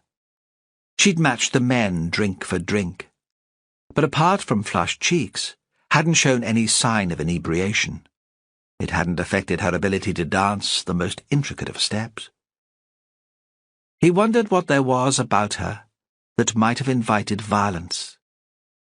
Had that sharp tongue provoked one of the Whalsay folk to kill her in a rage? Or was it something she knew, something she'd seen? But perhaps, after all, her death was simply an accident, and he should accept this most obvious explanation. What was it in his nature that forced him to question the accepted version of events? Fran said he was too sympathetic to be a cop, that he always saw the best in people. But he knew that not to be true. Everyone was capable of violence, he thought, even of killing a harmless old woman. He was capable of it himself. Perez got out of bed and went to the kitchen to make tea. It was too early for the heating to have come on, and the house was cold. He imagined the damp seeping in through the stone walls, could almost smell it. He opened the curtains and sat in the window seat looking out at the harbour drinking coffee. Eventually he came to a decision and set off for the ferry terminal. Paul Bergland was one of the last passengers off the Aberdeen ferry. If the archaeologist had left earlier, Perez might have missed him. Some people ignored the bright voice on the PA system announcing the arrival of the North Link to Lerwick. They stayed in their bunks and had breakfast in the cafeteria before making their way ashore. Bergland sauntered down the gangplank almost as soon as Perez arrived. Perez wasn't sure what he would have done if Bergland hadn't disembarked now. Would he have waited in the cavernous terminal until the stragglers emerged? How could he justify that? Bergland could have been a squaddy, home on leave. His hair was cropped, and he carried about him the sense that he could look after himself in a fight. That at least was how he came across to Perez. It seemed an odd image, and Perez thought he shouldn't make up his mind about the man without knowing him. He had no reason to think of Bergland as an aggressive man. The academic was wearing jeans and a Gore-Tex jacket, heavy trainers. He carried a small rucksack. In one of its pockets was a small archaeologist's trowel, and in the other a big knife in his sheath. Perez supposed they were tools of the trade. He wondered what excuse he could give for being here to meet Bergland. It seemed a disproportionate gesture. "Mr. Bergland?" As soon as he spoke, he realized he'd got the title wrong. Bergland was a professor. But Bergland stopped and turned slowly, curious but not offended. At first he didn't recognize Perez and seemed confused. Not far away a family was welcoming back a young man, a student, and there was a lot of noise. Everyone was there, both parents and a couple of children. The returning teenager seemed embarrassed by the attention, the hugs and the shrieking voices. "I'm sorry to trouble you," Perez said. "I wonder if I could have a few words. It won't take long. It'll save me a trip to Whalsay." Now Bergland did recognize him. "Of course. You're the detective."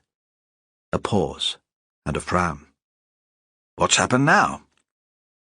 It seemed a strange question.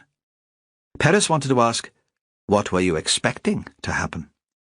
"I just need to complete my report for the fiscal. Routine. I'm sure you understand. She's satisfied Mrs. Wilson's death was an accident, but as you were on the island when it happened—" It sounded an unconvincing explanation to Perez, but Bergland shrugged and nodded his agreement. They had breakfast together in a small and steamy cafe by the harbour, bacon rolls and tea in thick china mugs. There was nobody to overhear them. Bergland shrugged off his heavy coat, and Perez saw he was wearing a hand-knitted sweater in a pattern he didn't recognize. "That's not Shetland, is it?" Small talk. because he wasn't quite sure how to begin. If the archaeologist was surprised by the question, it didn't show. No, my grandmother's a great knitter. The pattern of the sweater and the name made Perez think Berglund's family must be Scandinavian. At first he seemed nervous, almost jumpy. Perhaps it was just a natural reaction to being questioned by the police. He talked too much about the dig at Lindby and the find of coins the girls had made. Hattie will be pleased. It's her commitment that set the project going. She's a strange young woman, obsessive. There are times when I worry about her. I hope this will take the pressure off a bit. She doesn't need to justify herself now. It was warm in the cafe. The condensation on the window meant there was no view outside. Have you known Hattie long? It had come into his mind. Of course it had no relevance to the inquiry, but perhaps he could form a proper question while Berglund answered. Berglund considered for a moment. I've been supervising her since the beginning of the project. Was that a real answer? But Perez thought he couldn't justify following it up. Berglund's personal life was none of his business. How did you get on with Jemima Wilson? I take it you knew her. She was a joy, Berglund said. So many landowners can be a real pain. They don't want the hassle or the disruption of a dig, or they expect compensation. Mimmer loved having the girls at her place. I think she was glad of the company. Even though she had her family close by? They're all men. Berglund was beginning to relax. He'd eaten half a bacon roll, almost finished the tea. She had a son and 2 grandsons. Not quite the same. She told me once that she'd always wanted daughters. It seems an odd kind of thing to say to a stranger. I called round one evening with a bottle of scotch to thank her for her help. We had a few drinks and we started chatting. We got on surprisingly well. I had the feeling that if I'd been 30 years older, she'd have seduced me. She must have been wicked when she was young. She has a daughter-in-law? Perez said. Ah, that's not at all the same, apparently. I have the impression that Mimmer had never really taken to Evelyn. Perhaps that's always the way with mothers and sons. I'm an only child, and sometimes I think my mother was always faintly disappointed that I felt the need of a wife at all. She should have been enough for me. My mother wants me to find a wife, Perez thought. She wants a grandson to carry on the family name. What will Fran make of that when she finds out? It seemed to him a terrible kind of pressure, and he wondered if that had something to do with his reluctance to propose to her. Would Fran think it was all about keeping a Perez in Shetland? Did Mimmer ever tell you what she had against Evelyn? Evelyn won't let Joseph be himself. I think that was the essence of it. Berglund drank the dregs of his tea. All the man wants is his croft and his friends. A beer or a few drams in the evening. A good dance once in a while with a band to play. Evelyn was interested in making him an important man in the community. Evelyn's an important woman in her own right, isn't she? I had the impression that she'd supported your project, and according to Sandy, she's managed to bring funds for other community events into Whalsay. Oh, I've nothing against the woman. She's been helpful to us. What else did Mimmer say about her? What is this about, Inspector? It's just gossip. But he grinned and continued without waiting for an answer. Mimmer thought Evelyn was spending all Joseph's money. Why on earth does she want a bigger kitchen? What's wrong with the old one? She'll bankrupt the lot of us, that sort of thing. When did you last see Mimmer? The afternoon before she died. Late afternoon, after the girls had gone back to the bod. The weather was so bad that they'd left early. I was planning to leave on the first ferry the following day, so I went to say goodbye. She made me tea. cut us each a slice from one of Evelyn's cakes, then got out the whiskey. To keep out the cold, she said, though it was always warm enough in her kitchen. How did she seem? Bergland looked up sharply. What possible relevance could her state of mind have if she was killed in an accident? We have to rule out all the other possibilities. Again, Perez thought how unconvincing he must sound. She wasn't suicidal, if that's what you mean. The idea's ridiculous. I've never met anyone more full of life than Mimmer Wilson. She'd want to stay around just to cause mischief. Can you remember what you discussed? He frowned. The girls. I told you they'd become like members of the family. She felt very protective of Hattie. She's too wrapped up in the work. What she needs is a fine young man to give her something else to think about. Don't you think so, Paul? Bring her a couple of boys up here to help on the dig. I told her times had changed and young women wanted careers as well as families now. She said Sophie had a bit of spirit about her. She reminded Mimmer of herself at that age, fond of a party. Anything else? She was going on about Evelyn again. By that time I'd had 2 whiskies, and in the warmth of the kitchen I was finding it hard not to drop off. She said something like, "That woman's gone too far this time. I'll have to sort it out. Make sure I arrange things so Joseph doesn't get hurt." Do you know what she was talking about? Not really. Like I said, I wasn't exactly giving the conversation my full attention. I assumed it was about island politics of some sort. I don't know Evelyn well, but she seems to build alliances, then fall out with people. That sort of thing happens in the university, too. I try not to have too much to do with that either. Perez still found it hard to think of Bergland as someone who worked in a university. His speech was too blunt, and he was too big. University professors should be skinny and use long words.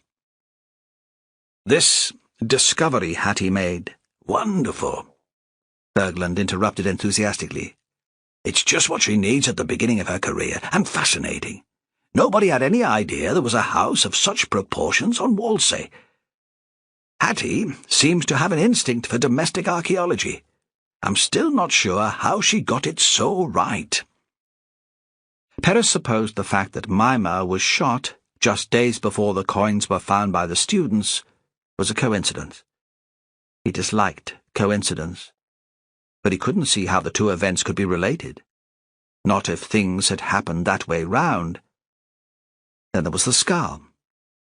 Could the discovery of an ancient body have triggered these events in the present?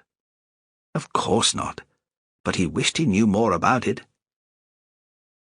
There's no possibility that Hattie could have found coins on an earlier visit. He kept his voice tentative. The last thing he wanted to do was question the student's integrity without good reason.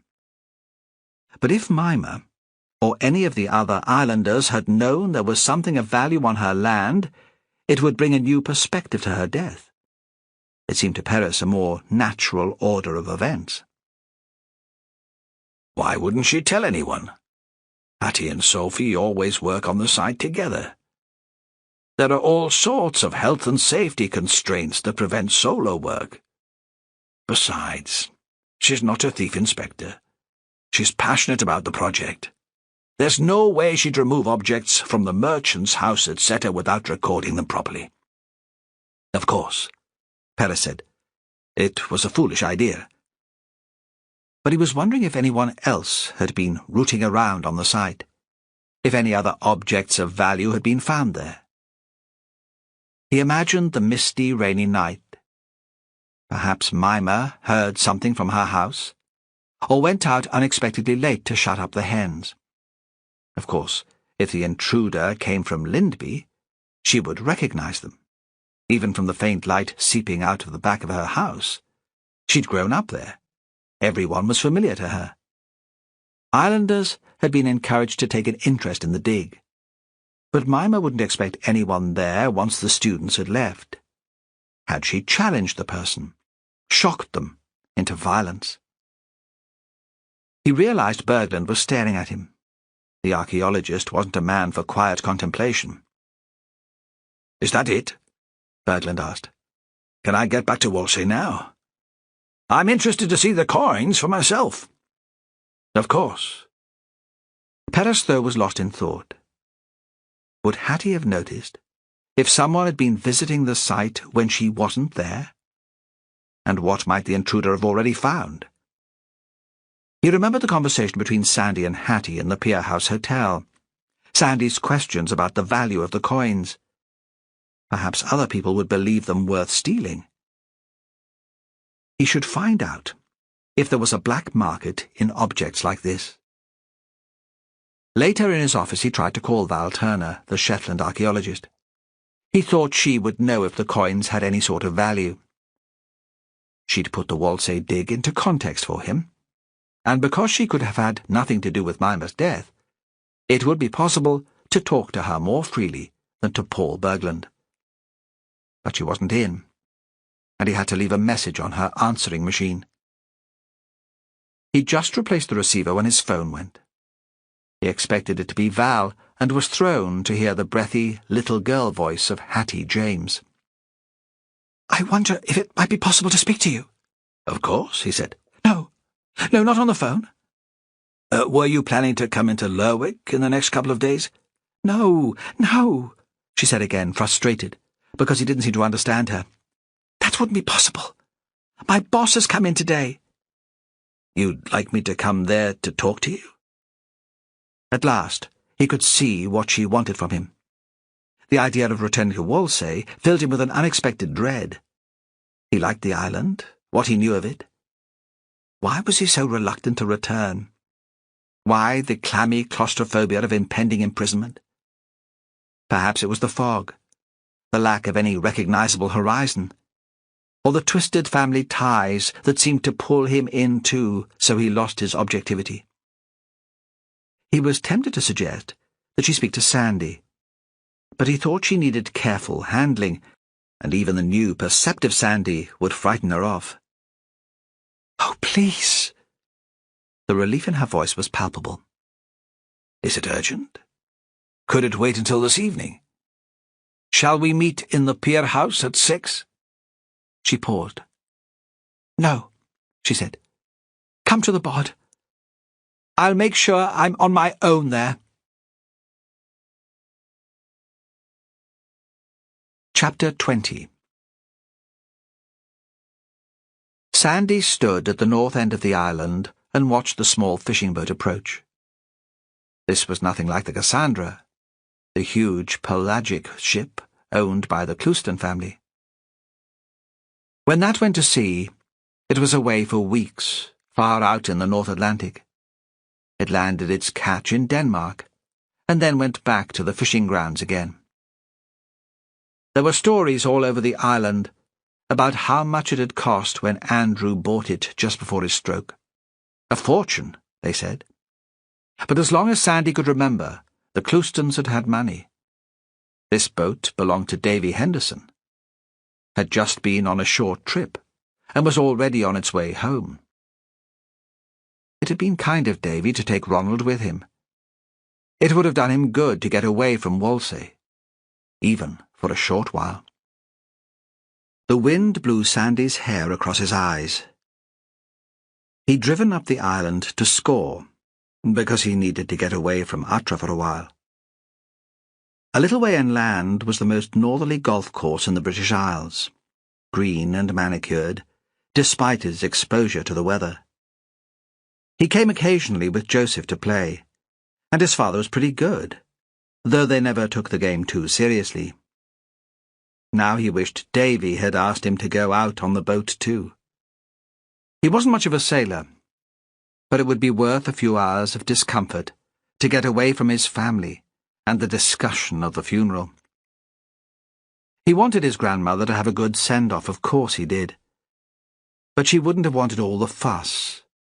She'd have been happy just to know all her friends were there in the kirk, the place she'd been married. The kirk was on a spit of land to the west of Whalsay, known as the Hub.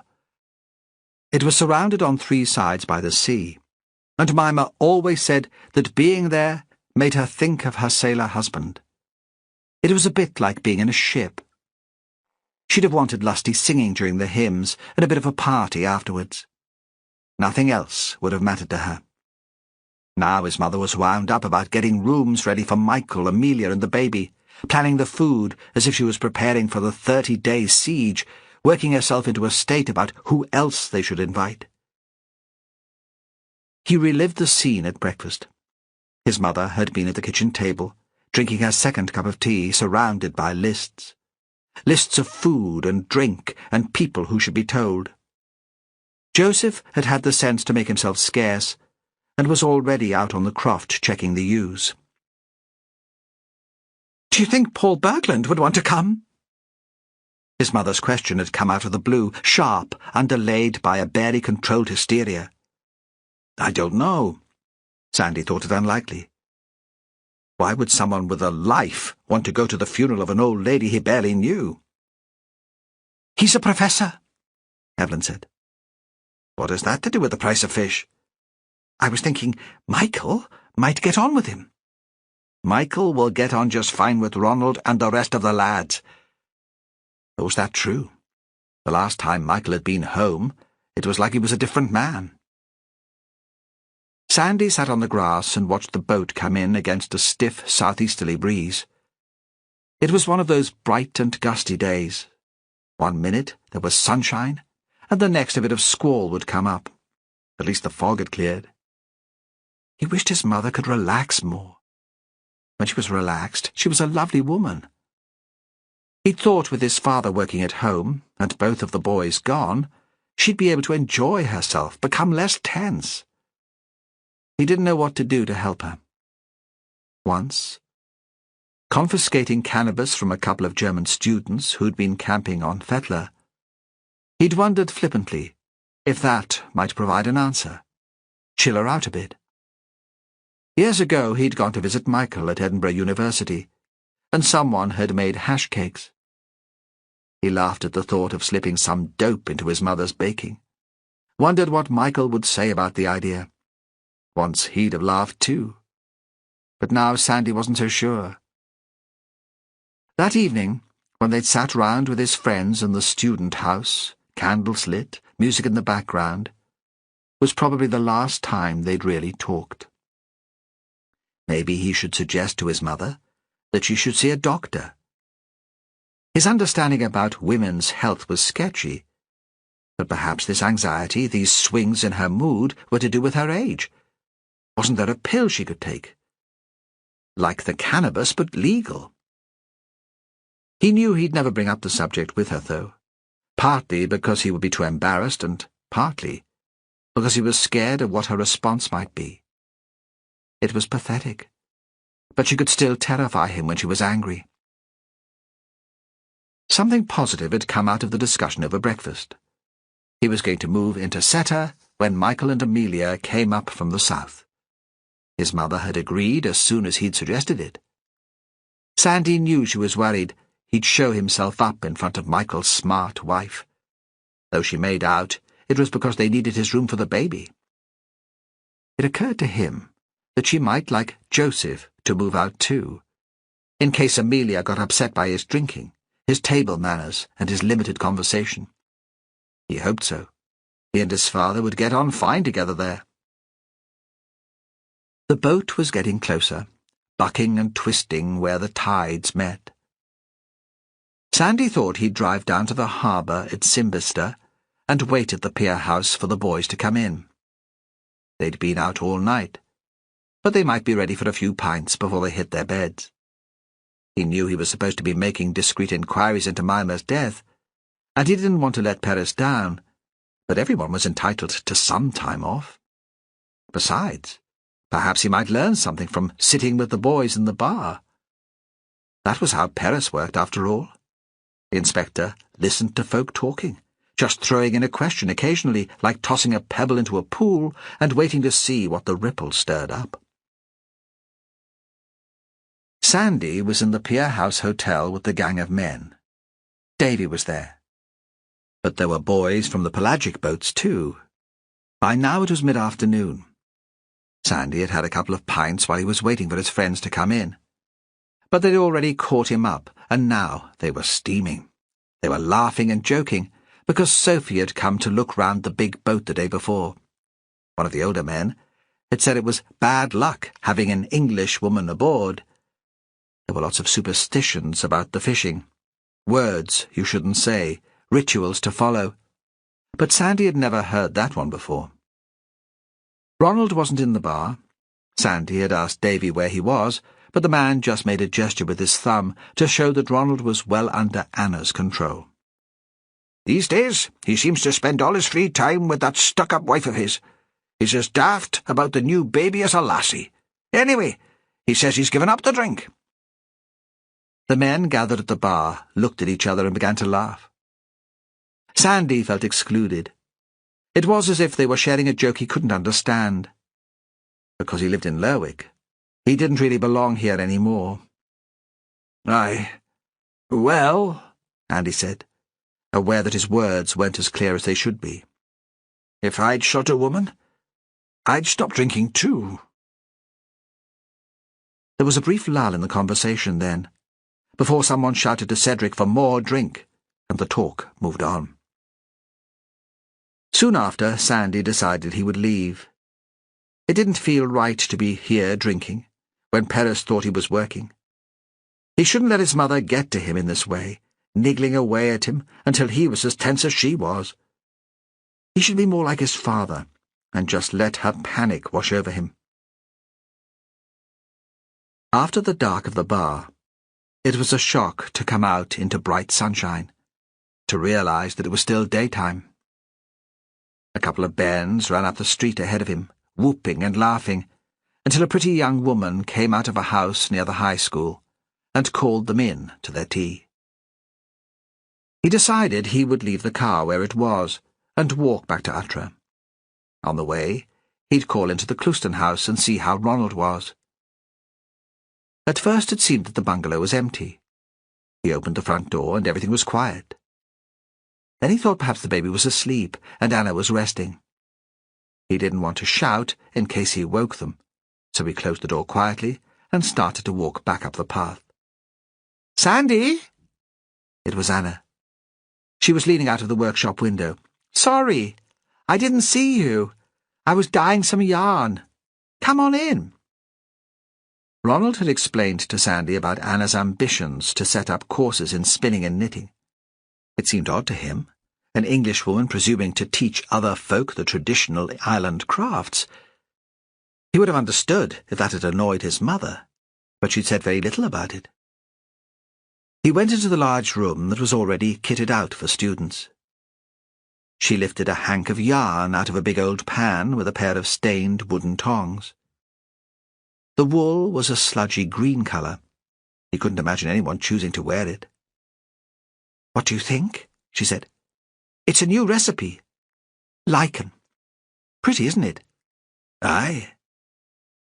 He was surprised to see her working so soon after the baby was born. Amelia had taken to her bed for what seemed like weeks after the birth of his niece.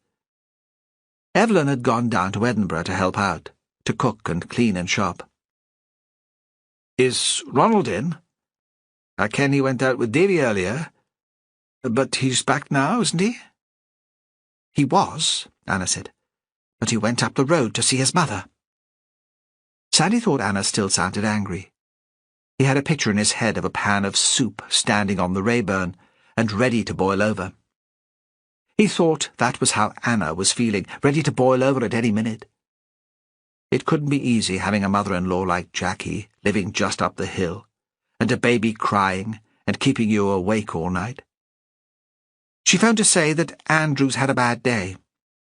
"Ronald went a while ago, though, so he shouldn't be long." She paused. "Do you want to wait? Can I get you some tea?"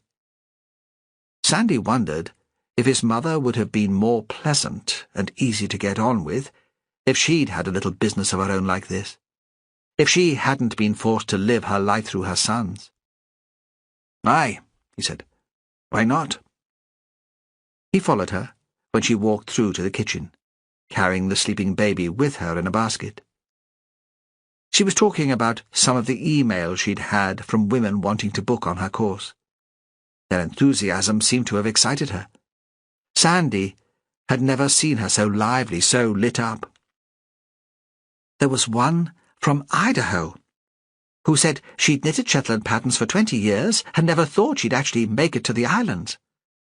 Anna turned from pouring out tea to look at him. "You and Ronald were very lucky to grow up here, you know." Sandy supposed that was true. But now he was just looking for an excuse to leave and to get back to Lerwick. She stood with a mug in each hand. "Shall we take this outside? The sun's still quite warm out of the wind." They sat on a white-painted seat, their backs to the house. Sandy felt suddenly awkward. He'd never been on his own with Anna before, and didn't know what to say to her. After her chattering in the kitchen, it seemed quiet. There were just the noises he didn't usually notice. The sheep and the gulls, the wind rattling a bit of loose wire on the fence. "How is Ronald?" It must have sounded abrupt to her, because she seemed startled and hesitated before she replied. "Obviously he's pleased the police have decided to drop the case against him, but he's still upset." "Only natural." "Perhaps now he'll think a bit before he goes out with the boys drinking, behaving like a lunatic. Perhaps he'll realize how much he has to lose." Then it seemed to Sandy that Anna was almost pleased that Mimmer was dead, because it had pulled Ronald back into line. She'd always have that one moment of foolishness to hold against him. "Just remember what happened last time when you didn't listen to me." What was it with island women, that they had to control their men? He set down his mug on the path. "Maybe Ronald didn't kill Mimmer," he said. "What do you mean?" He realized he'd been a fool to open his great mouth. What could he say to her now? But as he'd spoken, he thought it was probably true. Ronald was no fool. He wouldn't have shot Mimmer no matter how dark and foggy the weather. "Nothing," he said. "Nothing official. I just don't believe it happened the way everyone thinks. There could have been someone else who was responsible." Anna looked up at him, astounded. He mumbled an excuse and walked away before his great stupid mouth let him down all over again. Chapter 21. Perez didn't tell Sandy about Hattie's phone call, or that he was coming into Whalsay to meet up with her. He was hoping he could reassure her and leave again before word got out that he was there. He assumed that she wanted to talk to him about the dig. On the phone, he'd sensed she had something to confess, something that was making her feel sheepish, uncomfortable with herself. It would likely be some irregularity she wouldn't want Paul Bergland and the university to know about. Perhaps there had been earlier finds on Setter land, and she'd had her own reasons for not telling her supervisor about them. It would be easy enough to set her mind at rest if the matter had nothing to do with the old woman's death. Although he hadn't been looking forward to the trip, when he arrived at Laxo the weather lifted his spirits. The fog had cleared, the breeze blew the water into little white peaks, and even on the ferry he could feel the sea moving beneath his feet. Billy Watt was on duty again, and they stood on the car deck chatting. Billy had married late and had a little boy. "Hey, man, it's fantastic. The best feeling in the world. You should try it." "I should," Perez thought. He imagined what it must be like to hold his own child in his arms. Do men get broody? Is this how women feel? He told himself it was just the time of the year, spring, all those new lambs on the hill. He should concentrate on the case. "I'm meeting one of the lasses from the university in the camping barn," he said. "Can you tell me how to find it?"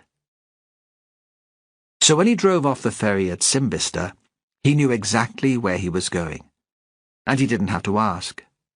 He pulled into the side of the road and walked down past a couple of empty houses until he reached it. He looked at his watch. 5 to 6. He was pleased. He didn't like to be late. Many of the Shetlanders he knew had a relaxed attitude to time, and it always irritated him. He expected Hattie to be waiting for him. There'd been desperation in her voice on the phone.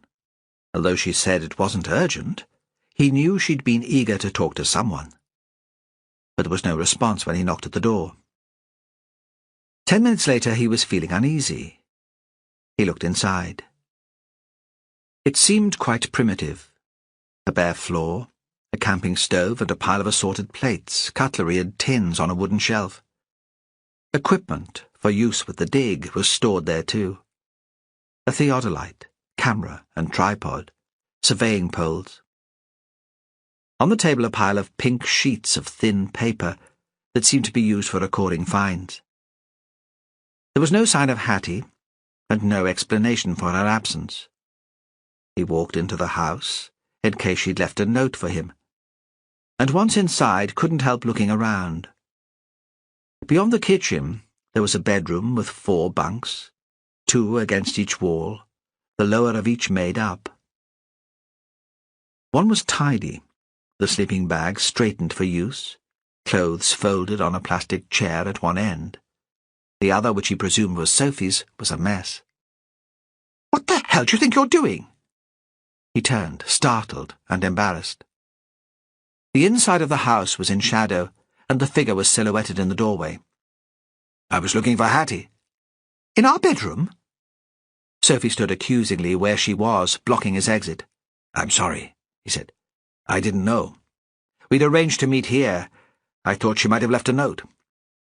She said nothing, though just the way she was standing made it clear what she was thinking. Yeah, right. He walked towards her, and her image came into focus. "Look, I'm sorry to have intruded.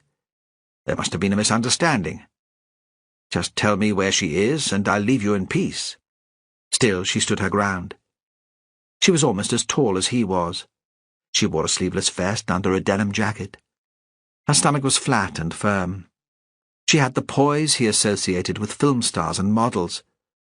He wondered how she and Hattie got on away from the dig, what they could have to say to each other. "What do you want her for?" Her tone was amused, but he was left in no doubt that she expected an answer. "I think that's between her and me." "I haven't seen Hattie since lunchtime." At last, Sophie did step aside to let him past, and they stood together in the sunshine. "Where was that?" He thought she was going to question his right to put the question, but after a pause she answered, "We were at Atra. Evelyn invited us for a meal. Paul was there too, his first chance to look at the set of coins. Afterwards he wanted to talk to Hattie about her PhD. I suppose they were planning what should happen next, the focus of the next phase of the project." "You weren't involved in that discussion?" "No, I'm just the hired labour." He couldn't tell what she made of that, whether it rankled. "Where did they have the meeting?" "I'm not sure. I left them at Atra." "What were you doing this afternoon?" "I went back to the dig and carried on working for an hour. I expected Hattie to join me there." "But she didn't?" "No. I presumed Paul had taken her back to the pier house for a celebratory drink. I thought, sod them, and I packed up early. I've been visiting a couple of the fishing boys." She seemed edgy and out of sorts. Perez wanted to ask whose house she'd been in, but it probably wasn't any of his business. "Hattie doesn't strike me as someone who would enjoy an afternoon in the bar," he said, keeping his voice light, hoping it didn't sound like an interrogation. The day before, when they'd been there, Hattie had been jumpy, nervy, even after a couple of drinks. "No, definitely not her scene. She doesn't do pleasure." "He should have asked me instead." Sophie grinned, but Perez thought she was finding it hard to keep things light. "But he's her supervisor, isn't he? Her boss? She wouldn't have the guts to tell him it wasn't her thing." "Yes," Perez said. "He seems to me like a man who usually gets what he wants." But if he hoped this would encourage Sophie to give her own opinions of Bergland, he was disappointed. She shrugged and said she'd had a hard day. All she wanted now was to sit in the sun with a nice cup of tea, or maybe a can of lager. So you have no idea where I could find Hattie now? Sorry, I haven't a clue. And it's no point me giving you her mobile number. Her phone doesn't work anywhere on the islands.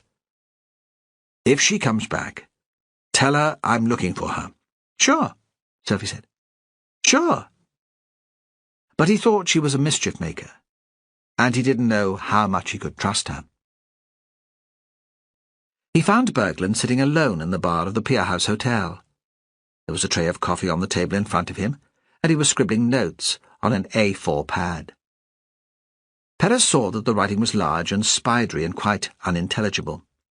The place was empty apart from Berglund and Cedric Irvine, who was sitting behind the bar reading the Shetland Times. "What can I get you?" The landlord recognized him from the day before, gave a knowing smile. Perez thought he would probably have as much information as anyone about what had been going on in the island. He wondered if Sandy had thought to talk to him about Mimmer. "A coffee," Perez said. "Strong and black." Cedric nodded and disappeared. Berglund waved at him. "I thought you weren't coming into Whalsay today. Something came up." He sat at the same table. "Did the setter coins live up to expectation?" "Absolutely.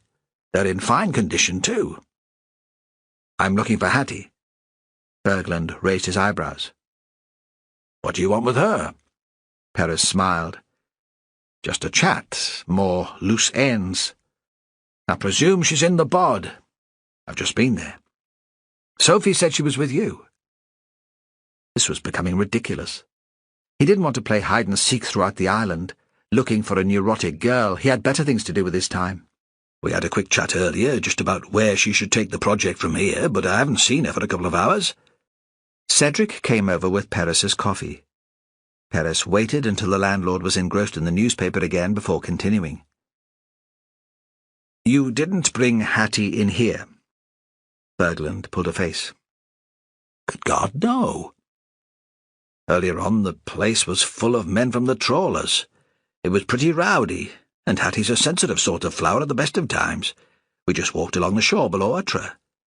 It was quite sheltered there, very pleasant." "Did she say where she was going when she left you?"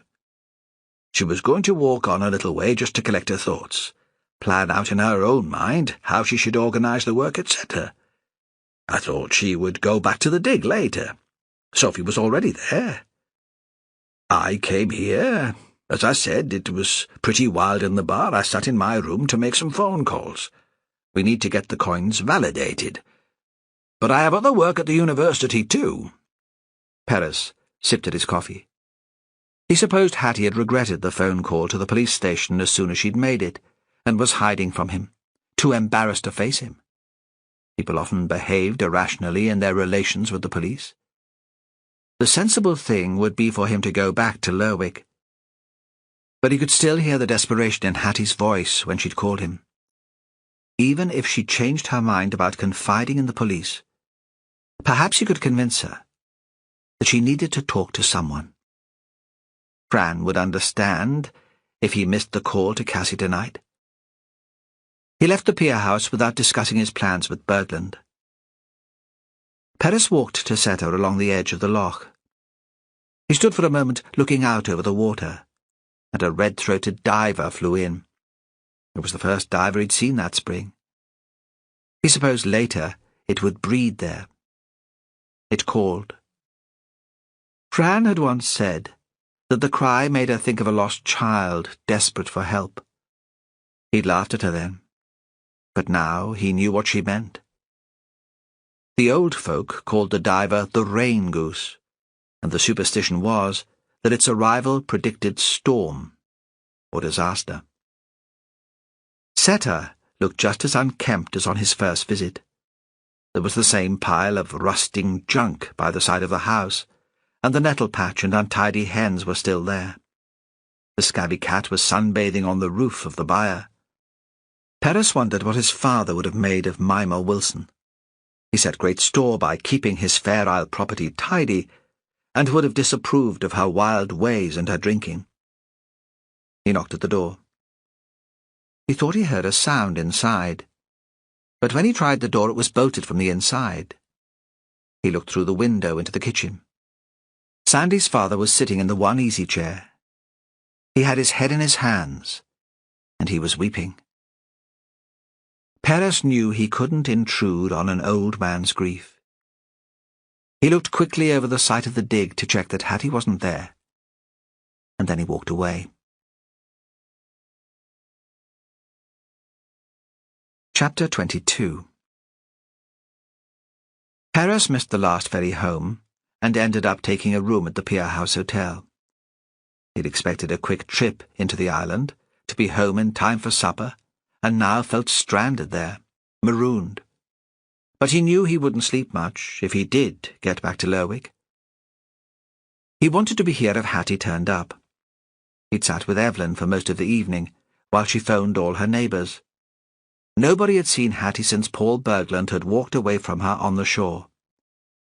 If she was still in Whalsay, she wasn't with anyone who'd known her in the past. Joseph arrived just as Perez was leaving. "Should we organise a few of the men to walk over the hill?" he said. "Maybe the lass has fallen, broken an ankle." Perez hesitated. It was dark now, and Hattie was last seen on the shore. Why should she be wandering over the hill? In the end it was Sandy who answered. "Should we not wait until morning, when it's light? We don't know that she didn't leave the island, and she'd hate a fuss." Perez called in at the bod again on his way back from Uttara, and was surprised to find Sophie still there.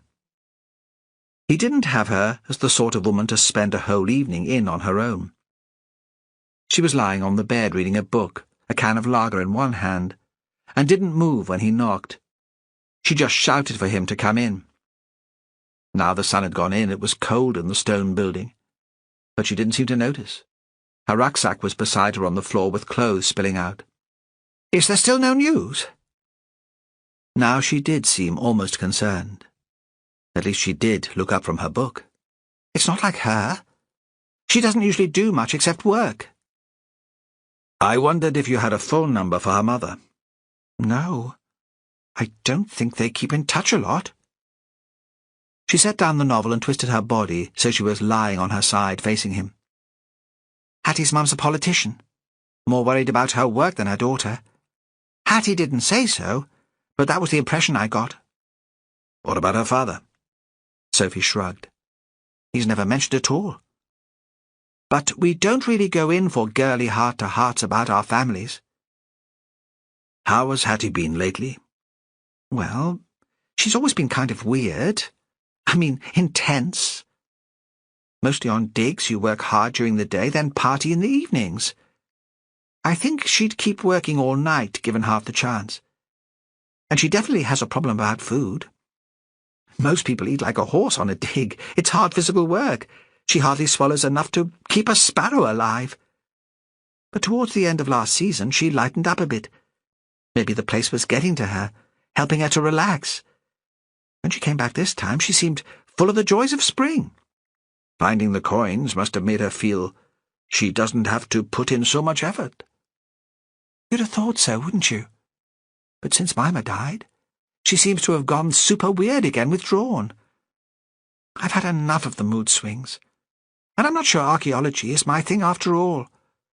I'm hoping to persuade my parents to invest in a little business for me. An old school friend is opening a cafe-bar in Richmond, and she's looking for a partner, more my scene. I mean, a girl needs some fun. I told Paul this afternoon that I was resigning." "Did Hattie know you'd decided to leave?" "Well, I didn't tell her. I didn't want to provoke one of her sulks. I thought Paul would do it when he took her off on her own this afternoon." She pointed to the overflowing rucksack. "I was making a start with the packing. Now I've decided to leave, I want to go as soon as possible." Had the news that Sophie had resigned been enough to push Hattie over the edge, to make her hide or run away? Perhaps. She could have seen it as rejection of a sort. It hadn't prompted Hattie to phone him, though. She'd done that before her meeting with Bergland. Back at the hotel, Perez found Berglund still in the bar, still working. He'd moved on to whiskey, was sitting with a glass in one hand and a pen in the other. Perez took a low chair on the other side of the table. Sophie tells me she's resigned. I know. It's a bugger. I don't know who will find to replace her at this stage. What did Hattie make of the news? She seemed pleased. She said she'd just as soon work on her own. I have the feeling the girls haven't got on so well this season. But I'm not sure how that would play with our health and safety officer, though, especially as Setter is empty now. You didn't think to tell me about this when I was looking for Hattie earlier? It didn't seem important. Besides, I'm still hoping I can persuade Sophie to change her mind. Haven't you found Hattie yet? The question was an afterthought. He seemed curious, but hardly concerned. Am I the only person to be worried about the girl? Perez thought. Even Sandy had thought he was overreacting. But Sandy had his own concerns at the moment.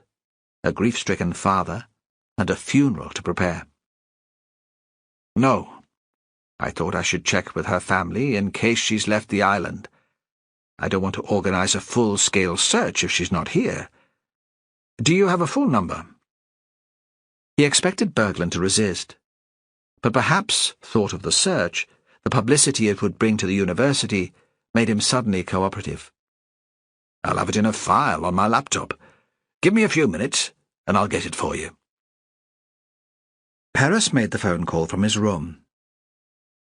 Gwen James answered immediately. "Hello?" A deep voice, rich, pleasant on the ears. Perez had a picture of a dark woman, full-breasted, singing jazz in a shadowy club. Ridiculous. She was probably skinny, fair, and tone-deaf. He introduced himself, found himself stuttering, trying to explain to hit the right note. There's no real cause for concern at this point, but I wondered if you'd heard from Hattie. She called me this afternoon. He felt a brief moment of relief. Did she tell you she planned to leave Whalsay? She didn't tell me anything. I was in a meeting and my phone was switched off, so she left a message. She just said she'd call back. She wanted to talk to me. Of course, I tried to phone her when I was free, but I couldn't get through on her mobile. She often has no reception there. Perhaps she borrowed a phone to call me, or used a public box. There was a moment's silence. I can't help worrying about her, Inspector. In the past, she's had mental health problems. She's not good when she's under stress. I thought the island would be perfect for her, safe, relaxing. And she did seem to have a great time last year. But on the phone she sounded quite ill, and panicky again. It was as if she was blaming Shetland, as if the place had betrayed her trust. Is it like her to take herself away if she's feeling upset? Perhaps. Yes. You're probably right. She preferred to be alone even as a child. Crowds always sent her into hysterics. She paused, then added quickly, I don't think I can come up. Not at short notice. I have to be in the house tomorrow. I'm not sure how I'd explain my absence. The last thing Hattie needs if she's unwell is a pack of reporters on her trail. She seemed completely in control. Perez remembered what Fran was like when she'd believed Cassie to be missing. So desperate that she could hardly speak. He wondered if this woman suspected where Hattie might be, if that was why she seemed so calm. Hattie wouldn't have gone to her father. I don't think so, Inspector. We divorced while Hattie was still a toddler, and he's never taken much interest in her welfare. He's a journalist. The last time I heard he was in Sudan. Is there anyone else she might have contacted if she was feeling ill, a nurse or a doctor? I really don't think so. It's possible, I suppose, that she could have phoned the unit where she was treated as an inpatient. I'll check. If they've heard from her, I'll get back to you. She paused again. You will be discreet, won't you, Inspector? In the hotel he talked to Billy Watt, one of the regular workers on the ferry that ran from Whalsay to Shetland mainland. By now the bar was closed. Bergland had taken himself to bed without waiting to hear if there was news of Hattie, and Billy had come along as a favour. He couldn't get there earlier because his son wouldn't settle. "He's teething," Billy said, a great grin on his face. "Poor little man." They sat in Perez's room drinking coffee. "I think she might have left Whalsay on an afternoon ferry." "Have you seen her about? Little, very dark? Would you recognize her if she went out with you?" "I don't know her, but we don't take that many foot passengers. I'd remember if she came out while I was working. There was no one like that on my shift." "What time did you start?" 4 o'clock this afternoon. There were 2 ferries working today, like they usually are. Just because I didn't see her doesn't mean she didn't leave the island." Perez was wondering what could have scared the girl so much that she'd run away. "I should have persuaded her to talk to me on the phone," he thought. "I should have dropped everything and come to Whalsay immediately." She had 3 hours to wait between leaving Paul Bergland and seeing me. What happened that she couldn't bear to wait 3 hours? "I'll talk to the rest of the crew," Billy said. He sat on the windowsill of Perez's room at the front of the hotel and looked out to the trawlers moored in the harbour. Further out to sea a buoy was flashing. "Will it wait till the morning now? I wouldn't want to bother them if it's not desperate. Some of them are working the early shift tomorrow." She's an adult, Perez thought. 23. An intelligent young woman. "No," he said. "I'll wait until the morning." He expected Billy to make an excuse and leave, but the man sat there drinking the last of the instant coffee, made using the kettle in the room. When Perez offered him another one, he accepted. Perez was glad of the company. At least with Billy here, he could keep Hattie's disappearance in some sort of perspective. When the crewman left, his imagination would run wild. "You know what I'd do if I wanted to leave the island without anyone seeing me?" Billy set his mug on the floor beside him. "I'd get a lift in a car. Especially in the small ferry. Most folk just stay in their cars on the way across. We don't notice the passengers when we're taking the money. You register there's someone sitting there, but you never really look at them. There were a few of those today." Who might have given her a lift? Perez was talking almost to himself. And where would she go once she got to Laxo? "Depends what time she got there," Billy said. "Sometimes there's a bus to Lerwick connects with the ferry." Perez thought perhaps he'd seen the bus when he was driving north out of town. Was it possible that their paths had crossed? Perhaps Hattie had been sitting in the bus, hunched in the seat, staring out of the window. If she didn't turn up in the morning, he'd have to talk to the bus driver. He wondered if someone in Whalsay had a photo of her. Either Sophie or Bergland would surely have a picture. He didn't want to have to call Gwen James again. All this is an overreaction. Hattie might be an adult, but she's immature, overwrought. She's upset because Sophie couldn't face working with her anymore. She's like a kid in the playground, burying her head in her hands and hoping the bullies will go away. He was reassured by the idea that she got a lift and left the island, that she was safe and well on the Northlink ferry going south to meet her mother. Sandy had been right. There was no need to make a fuss. He'd give Joseph a ring and tell him to hold off the search until he'd spoken to the ferry company in the morning. Now Billy did stand to go. "Let's hope the Ben is still asleep, eh?" Perez was so obsessed with thoughts of Hattie that it took him a moment to realize he was talking about his son. Chapter 23. Sandy woke very early to a beautiful morning. There was sunshine and very little wind. The house was quiet. Not even his father was up. He got out of bed and decided this was the earliest he'd been awake for years, maybe since he was a bairn, unless he was called out to some emergency at work. It was all this healthy living, he thought. It was no good for a man. It was making a mess of his body clock. In the kitchen he made coffee and drank it outside. Through the open door he heard the sound of the cistern refilling upstairs. He didn't want to talk to either of his parents, so he set his mug on the doorstep and walked away from the house. Without thinking, he found himself on the way to Setter. His head was full of the missing Hattie. He thought Perez was right, and she'd just run away. There were times when Whalsay got to him like that. He just wanted to turn his back on the place and never come home. And Hattie was such a frail and nervy young woman. Pretty, with those big black eyes.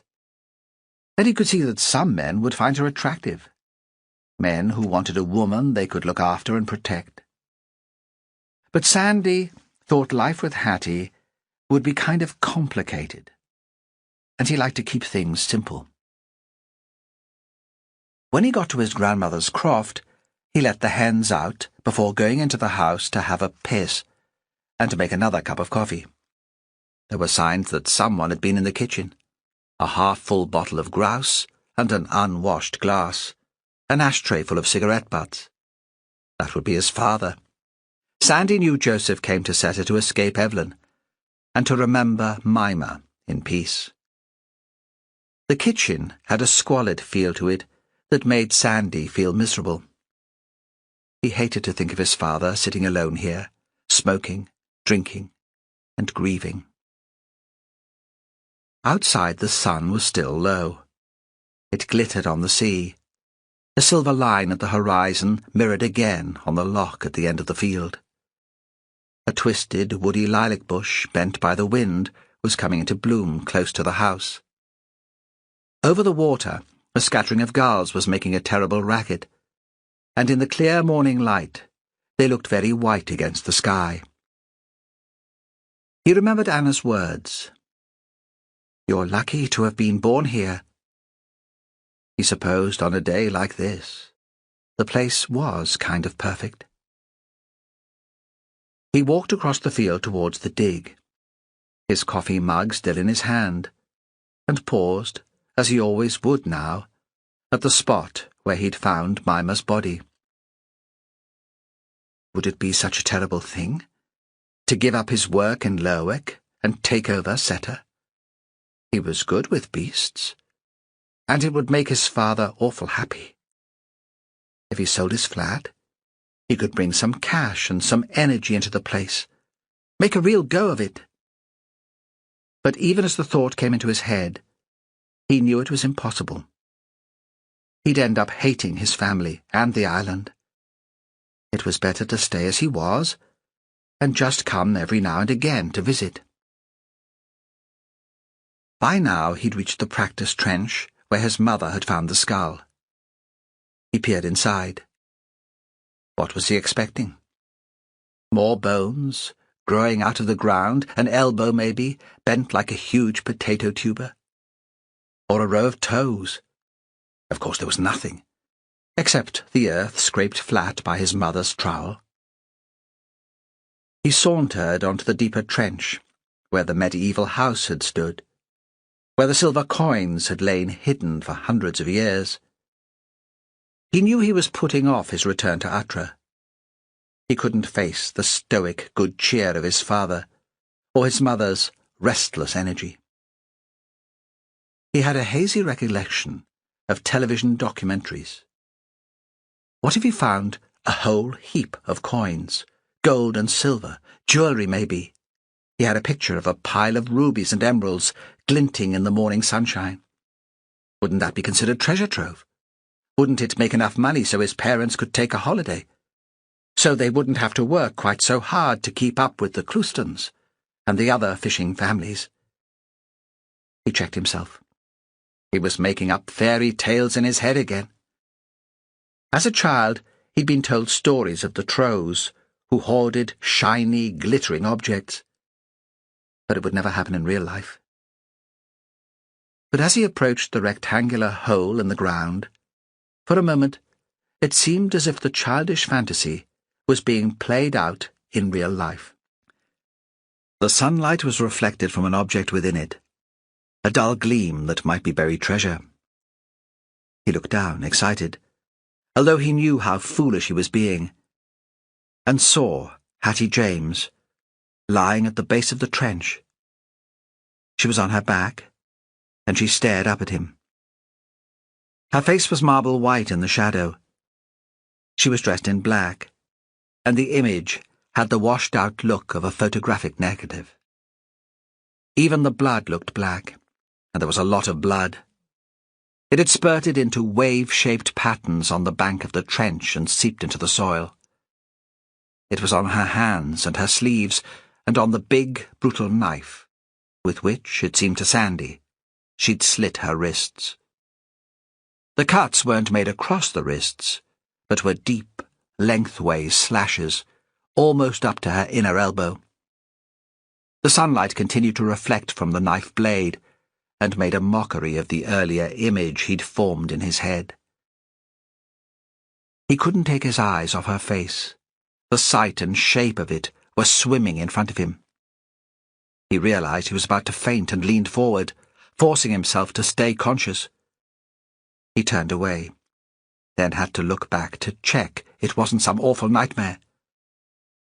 He couldn't phone Perez until he was certain. Then he went back to the house to call the inspector's mobile. Perez answered immediately, but when Sandy explained in a stuttering sort of way what he'd found, there was a complete silence. "Jimmy? Are you there?" Sandy felt the panic taking over. He couldn't deal with this on his own. And when Perez did reply, his voice was so strange that Sandy could hardly recognize it. "I was at Seta last night," Perez said. "I looked across the site, but not in the trenches. I should have found her." "There would be nothing you could do." "I persuaded myself that she'd gone out on the ferry," Perez said. "I should have been more careful. Brought people out to do a proper search. She shouldn't have had to be there on her own all night." "She would have been dead by then," Sandy said. And again, "There would be nothing you could do." It seemed odd to him that he had to reassure his boss. Usually Perez knew what to do in every situation. He was the calm one in the office, never flustered, and never emotional. "Will you come over? Or is there someone I should call?" "You'll need to get a doctor to pronounce her dead." "Oh, she's dead," Sandy said. "I'm quite sure of that." "All the same," Perez said, "we need it official. You know how it works." "I'll get Brian Marshall. He'll be discreet." "I'm on my way, then." Just from the way the inspector spoke those words, Sandy knew Perez was blaming himself for Hattie's death, and he always would. He wished Perez didn't have to see the white face in the shadow of the trench, the long, deep cuts to the white inner arms, the blood that looked like tar. He would like to protect his boss from that sight. While they waited for the doctor to arrive, they stood by the edge of the pit that Sandy now thought of as Hattie's grave. Perez was in control again, quite professional. "I recognize the knife," he said. "Does it belong to the girl?" Sandy had assumed that it did. Surely, if you were going to kill yourself, you would use an implement familiar to you. You wouldn't drag a stranger into your suicide by using someone else's knife. "No, it's Berglund's." "He must have left it here on the site," Sandy said. They put all the equipment in the shed close to the house overnight. For the time being, we treat this as a suspicious death, Perez said. Keep everyone out, and I want the knife fingerprinted. But she killed herself. Sandy thought that was obvious. The posed position, the slit wrists. This was an overwrought lassie with a vivid imagination and a taste for the dramatic. We treat it as suspicious death. This time Perez's voice was loud and firm. Sandy thought it was the guilt getting to him. Hattie had asked the inspector for help, and now he felt he'd let her down. Sandy couldn't think of anything to say to make things better. Perez looked up at him. How would she know to cut herself in that particular way? Most suicides fail because they make tentative slashes across the wrists. I don't know, Sandy said, almost losing his patience. She was a bright lass. She'd look it up. There are probably sites on the internet. There was a moment of silence. Then Perez turned away from the trench. Your father was here last night, he said. He was at Seta. That was one of the reasons I didn't stick around. He looked upset. Sandy didn't answer that either. He knew his father would never hurt anyone, and that Perez was feeling so bad about the girl's suicide that he was looking for someone else to blame. Chapter 24.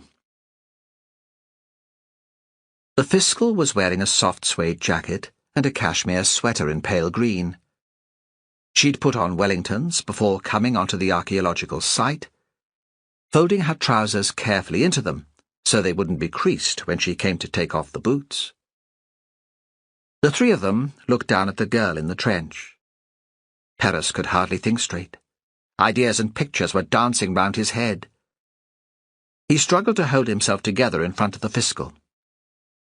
He'd had to notify her formally of another suspicious death, but he wished he'd had more time before she turned up. He hadn't thought she'd be here on the first ferry. "Have we had a doctor to declare life extinct?" the Fiscal asked. She carried a hardback notebook and a slim silver ballpoint. Throughout the discussion she was making notes. "Aye." Sandy got in first, in his eagerness to gain her approval. "Brian Marshall came along earlier." "Did he hazard an opinion as to cause of death?" "Everything consistent with suicide." Sandy again. But he said there'd need to be a PM before we could come to a real decision. Perez almost felt that he was defending Hattie. This grotesque show, so tasteless and flamboyant, didn't seem her style at all. "I don't suppose he could tell us anything about the time of death?" "Nothing that helps," Perez said. "We know she was last seen at about 4 o'clock. I'd arranged to meet Hattie at 6 in the bod, and she didn't turn up. That could mean she was already dead by then, but not necessarily. Sophie was working here until about 4:30, and claims not to have seen her." "Where was she seen at 4 o'clock?" "On the footpath close to the shore." Perez was finding it easier to think straight now. If he could just focus on the facts, he might see this through without making an idiot of himself. "I phoned round all the Lindby folk last night. Anna Clouston saw her making her way back towards the bod. Hattie and her boss had been walking along the beach before that. He was congratulating her on making a significant find at the Seta dig, but he also told her that her assistant had resigned. She'd found Hattie difficult to work with, and she'd decided to ditch archaeology anyway. I have the impression Sophie doesn't need to work for a living, and this wasn't much more than a passing fad." "So the assumption is that the woman killed herself after some sort of disagreement with her boss?" "I don't think there was a disagreement. Berglund passed on the news of Sophie's resignation. Hattie didn't seem too unhappy about working the site alone. All the same—" The Fiscal broke off and looked up from her notebook for a moment. You say she had a history of mental illness? According to the mother, when I spoke to her last night.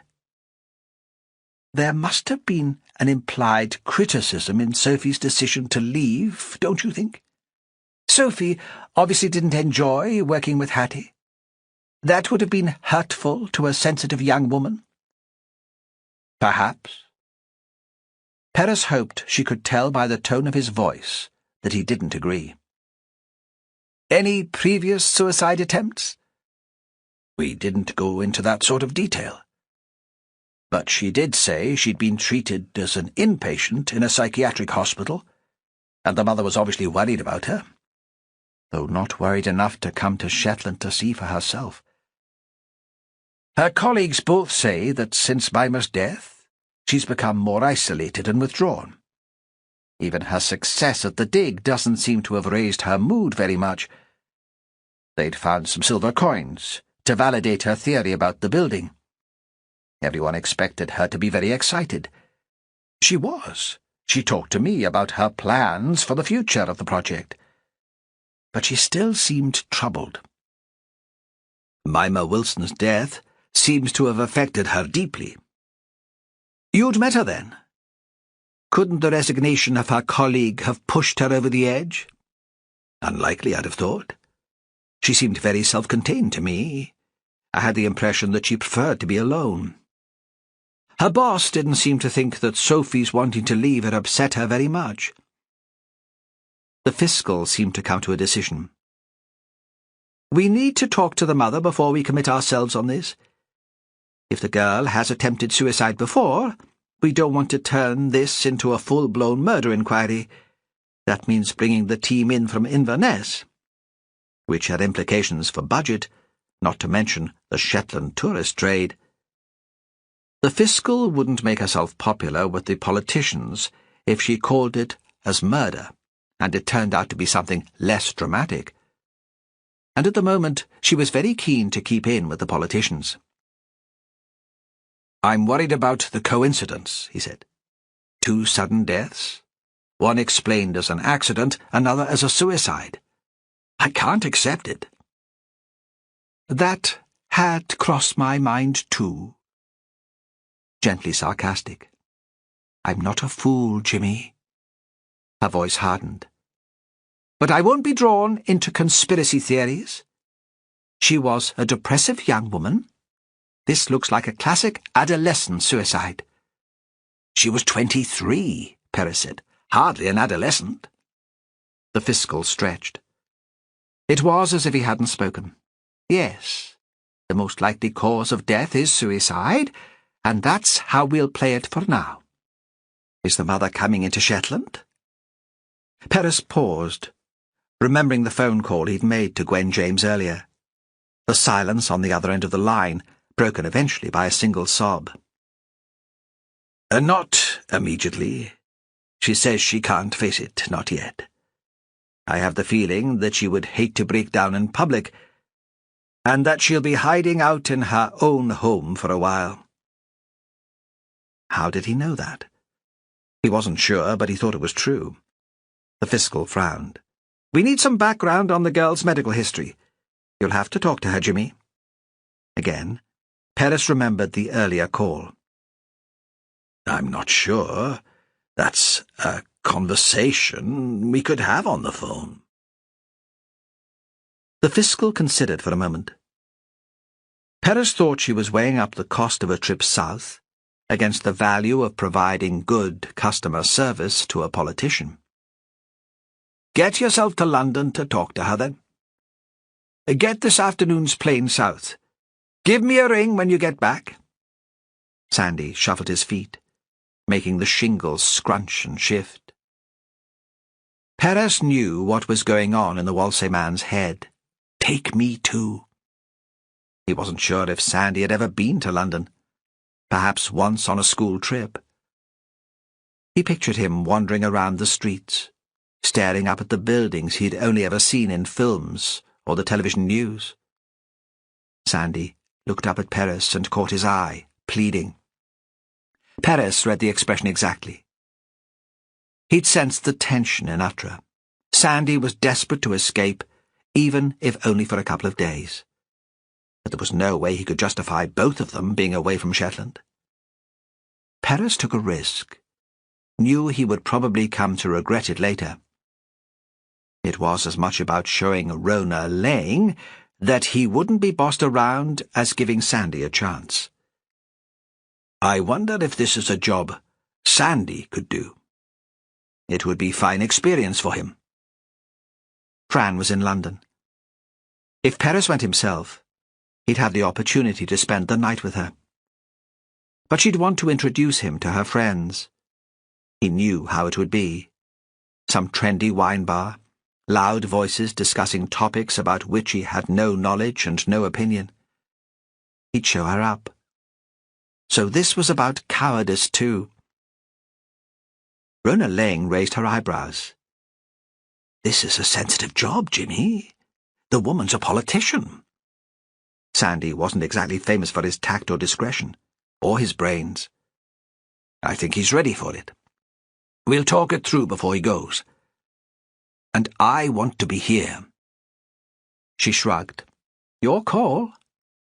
Leaving him in no doubt that he'd be the one to get the blame if Sandy screwed up. Perez caught Sandy's eye again and saw pure terror. This wasn't what he'd had in mind at all. He'd imagined going along with Perez for the ride, a night in a London hotel on expenses, a bit of sightseeing, not being left with full responsibility for the interview, not having the wrath of the fiscal on him if he made a mess of things. Go and get your bag packed. I'll call into Atra when I've done here, and we'll discuss the approach you should take. Sandy scuttled away. Perez walked with the fiscal to her car. I really don't think that was one of your most sensible decisions, she said sharply.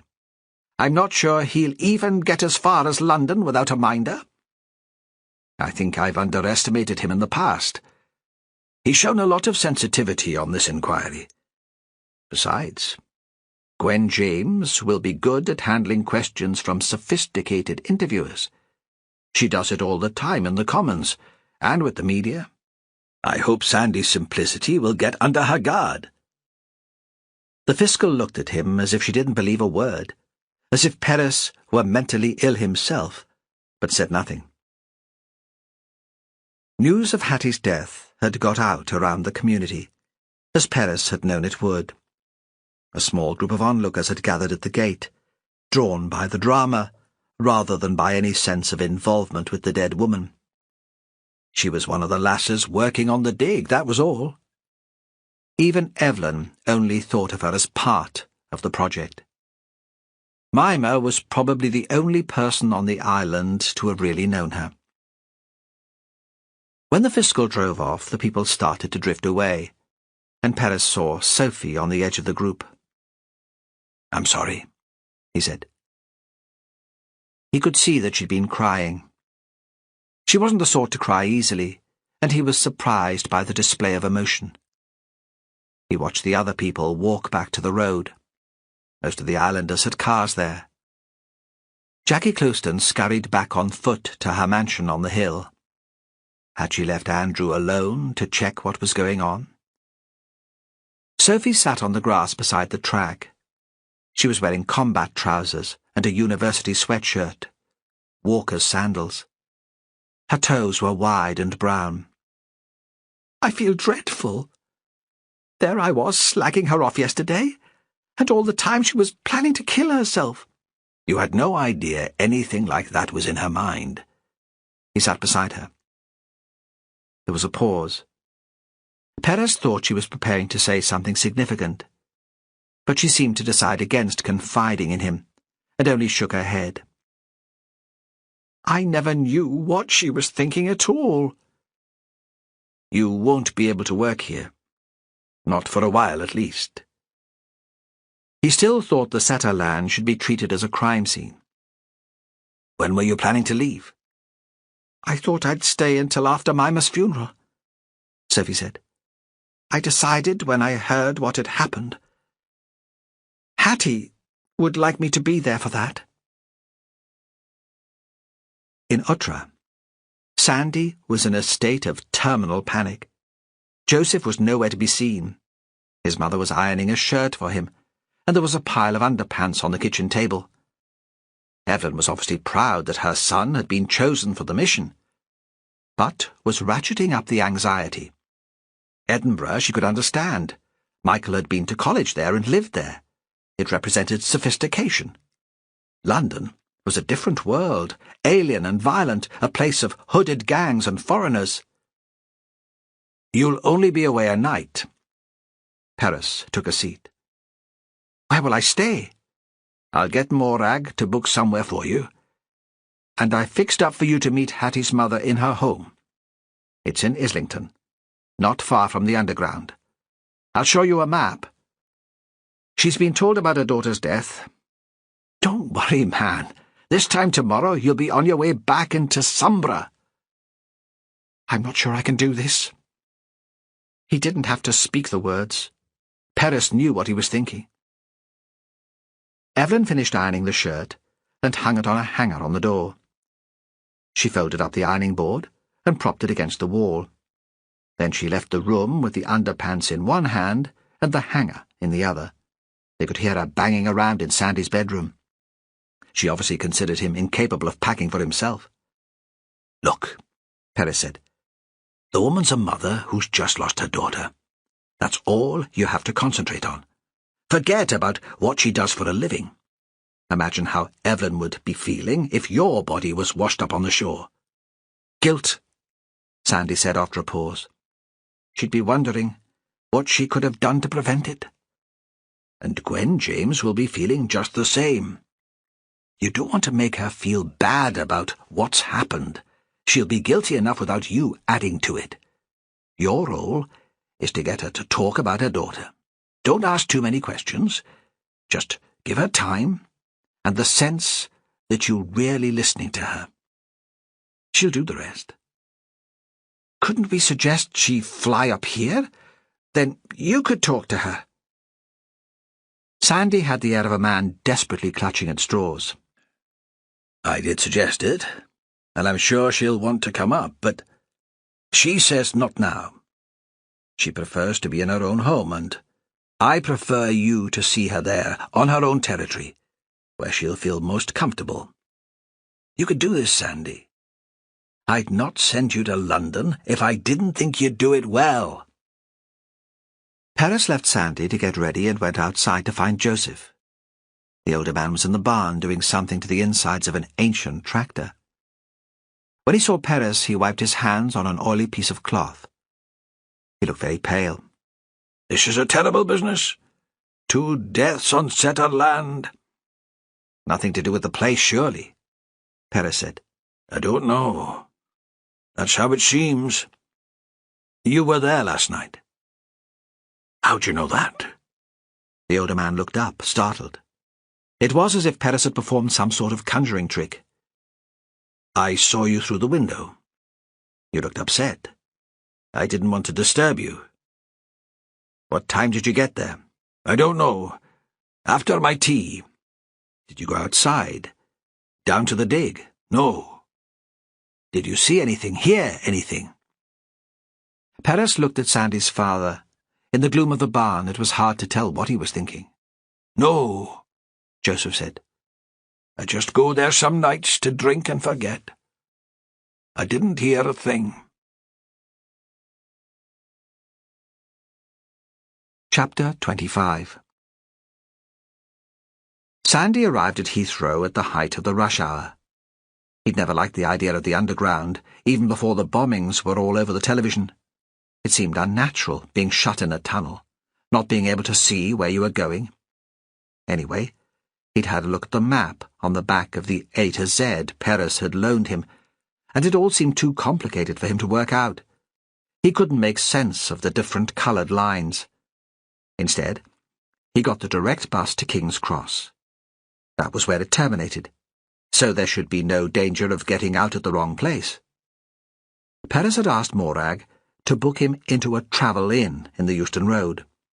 Sandy would check in and collect his thoughts before he went to speak to Gwen James. He was still astonished that his boss had trusted him to do the interview.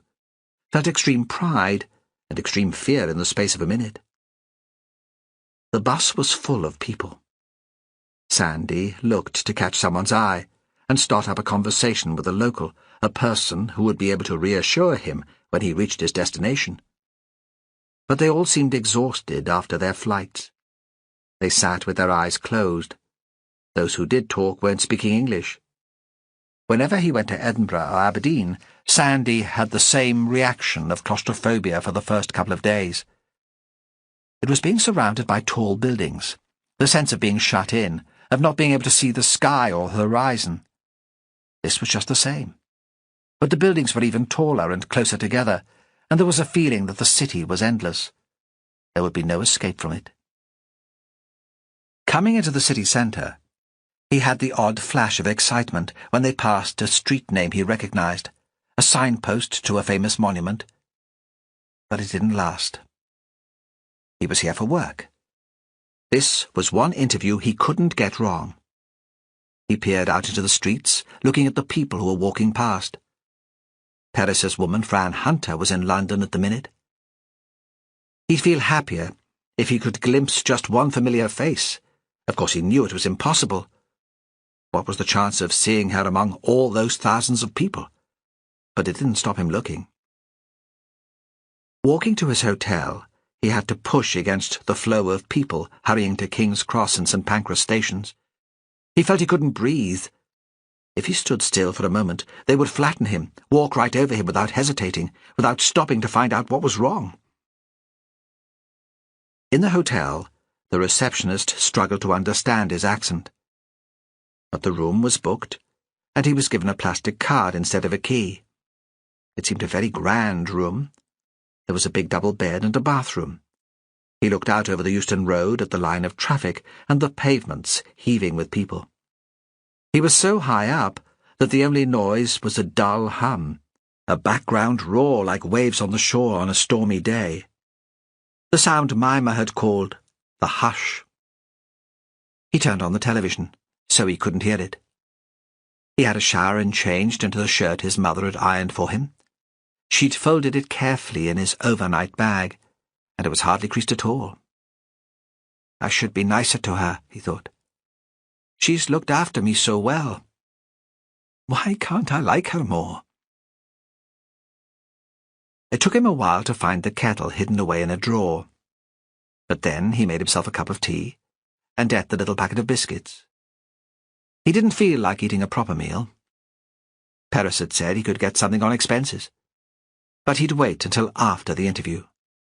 He wanted to phone Perez to tell him that he'd arrived safely, then decided that would be pathetic. He'd wait until he had something to report. The road was less busy when he went out to find Gwen James's place. He decided he'd risk the underground. It was only a few stops, and Perez had marked the route from the underground station on the map. He didn't have change for the ticket machine, and had to queue at the office. He was ridiculously pleased with himself when he found the right platform for his train. He arrived at Gwen James's flat far too early, and walked about the streets, waiting for time to pass. It was dark, and the streetlights had come on. Some of the basement flats had lit windows, so he could see inside. In one, a beautiful young woman dressed in black was cooking dinner. It seemed unbelievably glamorous to Sandy. The sight of the slender young woman with her shiny hair down her back, a glass of wine on the table beside her, cooking a meal in the city flat. There were trees down each side of the street. The leaves were new and green in the artificial light. On the corner of the road, music was spilling out of a pub. The door opened as a man in a suit came out, and Sandy heard snatches of laughter. He stood outside Gwen James's flat and took a deep breath. There were 2 bells. Beside hers was a handwritten label, James. The writing was in thick black ink and italic. He rang it and waited. There were footsteps and the door opened. She was tall and dark. If you were into older women, and Sandy wasn't really, she was attractive. High cheekbones and a good body. She carried sophistication about her and seemed completely at home in this city. It occurred to Sandy that in 20 years' time, the young woman he'd seen in the basement flat would look like this. He introduced himself, tried to speak slowly so she'd understand him first time, and he wouldn't be forced to repeat himself. Perez always said he had a tendency to gabble, and she wouldn't be used to the accent. "I was expecting Inspector Perez. I'm afraid he couldn't leave the islands." She shrugged, to show it was of no consequence, and led him into a living room that was as big as the whole of Sandy's flat. The colours were deep, rich browns and chestnuts with splashes of red. She lit a cigarette, inhaled deeply. "I gave up when I joined the Department of Health," she said. "But I don't think anyone would criticize me now." "Don't you want someone with you?" If there was a death in Whalsay, folk gathered round the relatives. This seemed an unnatural way to grieve. "No," she said. "I really don't want to become a spectator sport." She looked at him through the cigarette smoke. "Did you know my daughter?" "Yes. My mother Evelyn was involved in the archaeological project. My grandmother lived at Setter, the croft where they were digging." "Mimmer? The old woman who died?" "Yes," he said. "She got on very well with Hattie. Hattie wrote to me about her. I was pleased she was making friends on Whalsay, but jealous too, in a way. My daughter and I always had a very strained relationship. It seemed sad that she was closer to a stranger than she was to me." "I don't think that was true." Sandy knew families were tricky. Look at his relationship with his mother. My grandmother got on with all the young folk in the place. He paused. "Did Hattie write to you often?" "Once a week. It was a habit she developed after she left home. A duty. I think she found it easier than talking to me on the phone. She started when she went to university, and continued even when she was quite ill in hospital. She kept it up ever since. We got on quite well by letters. Things only became difficult when we met in person." Sandy wondered fleetingly if he should try writing to his mother. "I don't suppose you kept her letters?" "I did, actually. Isn't that sad? I have them all in a folder. When I feel especially lonely, I reread them. And do you know, she probably thought I just glanced at them, then threw them away." Sandy didn't know what to say, so he kept quiet. That was what Perez did. Just give her time and sense that you're really listening to her. "Would you like to see them?" Gwen stubbed out the cigarette and looked at him through narrow eyes. "Very much." "Shit," she said. "I don't think I can do this entirely sober. Will you have a drink with me?" He nodded. It wasn't even as if he wanted a drink now, though he could have used one earlier. He didn't want to break the mood. "Wine?" He nodded again. She came back into the room with a bottle of red wine and 2 large glasses, which she held by the stems between her fingers. She uncorked the wine and left it on the low table beside him, then went out again. When she returned, she was carrying a folder full of letters. She sat on the sofa beside him, so close that he could smell her perfume and the cigarette smoke that remained in her hair. "This is the most recent. It arrived yesterday. That was why I was so surprised when she phoned me. We didn't communicate by phone very often. And what new could she have to say?" "Did you keep the envelope?" Sandy asked. "No."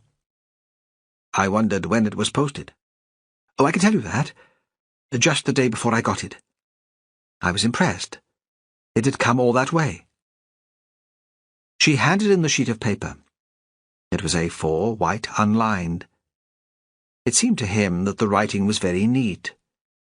He thought it was a strangely old-fashioned way for someone so young to keep in touch with her mother.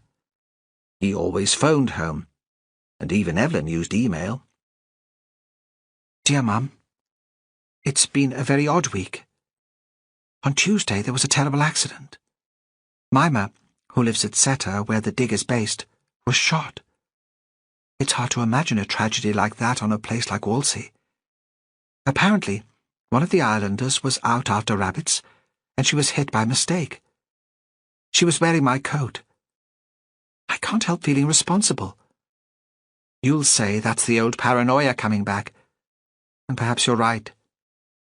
Her death has unsettled me. Don't worry, though, I'm fine, keeping on top of things, and yes, I am eating. Then today, we made a tremendous discovery on the dig. Silver coins, which prove that I was right about the building there. There's some talk about recreating the house, as it would have been in the 15th century, but that's a long way off. Sometimes I'm not sure that I'm up to carrying it through. Then I think it would be the most exciting project in the world, and I'm here at the start of it. How are things going with you? I heard you on the Today program earlier this week, and thought you kept your cool very well. Look forward to hearing from you. See you soon. Love, Hattie. What do you think? Gwen had almost finished her first glass of wine. Sandy's mind went blank, and he forced himself to come up with a response. She doesn't sound so depressed. That's what I thought when I first read it. Now I'm not so sure. Sometimes I think I'm not sure that I'm up to carrying it through. Perhaps that means she was thinking about killing herself. No, Sandy said. It means she was making plans for the future. That's what it sounds like to me. If you're right, something must have happened between her writing the letter and phoning me. Don't you think so? Or at least she came to see events in a different way. Sandy didn't know what to think. He had very few opinions of his own. He said nothing. I mean, this letter is quite calm. But by the time she phoned me, she sounded really distressed. Have you saved her message on your mobile? Yes. She fumbled in her bag and pulled out her phone. I'd like to take the SIM card with me. Let my boss hear it. And there are other things we could learn, like where she was calling from. It might help. He wasn't sure he could face hearing Hattie's voice now. Not in this room with her mother listening. But Gwen James hadn't taken any notice of him. She was already pressing buttons. Mom! Mom, where are you? Something dreadful's happened. I can't believe it. I think I was wrong about Mimmer. I need to talk to you. I'll try later. The voice was high-pitched with panic. Sandy remembered Hattie sitting at the table in the Uttra kitchen, smiling at something Evelyn had said.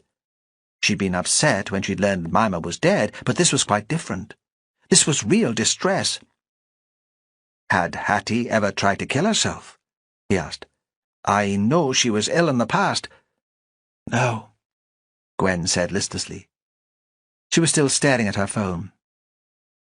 Once, she said she wished she was dead. But that's not quite the same, is it? No. When I read the letter, I thought she was okay. Upset about the old woman, but basically fine. I've lived with anxiety about my daughter. Some people think I'm hard-hearted because I don't talk about her, because we don't live together. It would have been easier to have her here, where I could keep an eye on her, but she needed her own life. Sometimes I don't think about her for a whole working day, then I feel guilty.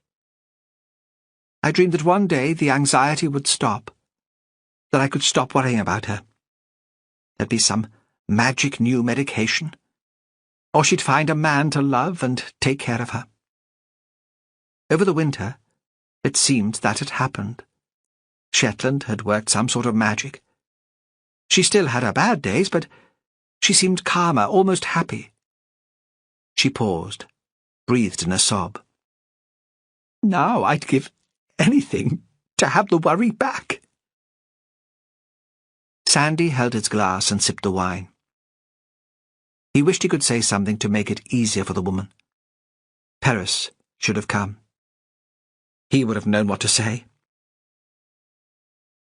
Do you think Hattie killed herself? Gwen's question came at him so hard and fast that it made him blink. No, he said without thinking. Then, blushing, realizing what he'd done, but you mustn't take any notice of me.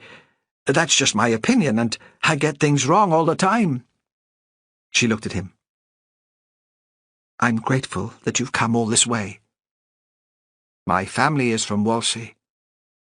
If you'd like to come back and see where she stayed, we'd be happy to show you." Standing outside the flat on the pavement with the woman's SIM card in his pocket and the file of letters in a supermarket carrier bag, Sandy thought he hadn't achieved a lot. What would Perez say, and the fiscal? All that money to send him, and really he'd not found out much at all. He couldn't face the rattle of the underground, the blank faces. He looked at the map under a street lamp and walked through the mild city night, all the way back to his hotel. Chapter 26. Perez watched the ferry carry Sandy away from Whalsay on his way to London, and thought this must be what his own parents had felt when he was 12, and he was sent off from Fair Isle to stay in the hostel at the Anderson High School in Lerwick. Responsible for his loneliness, and as if they deserted him. All day, whenever his phone rang, Perez thought it would be Sandy, stranded somewhere or lost in the city.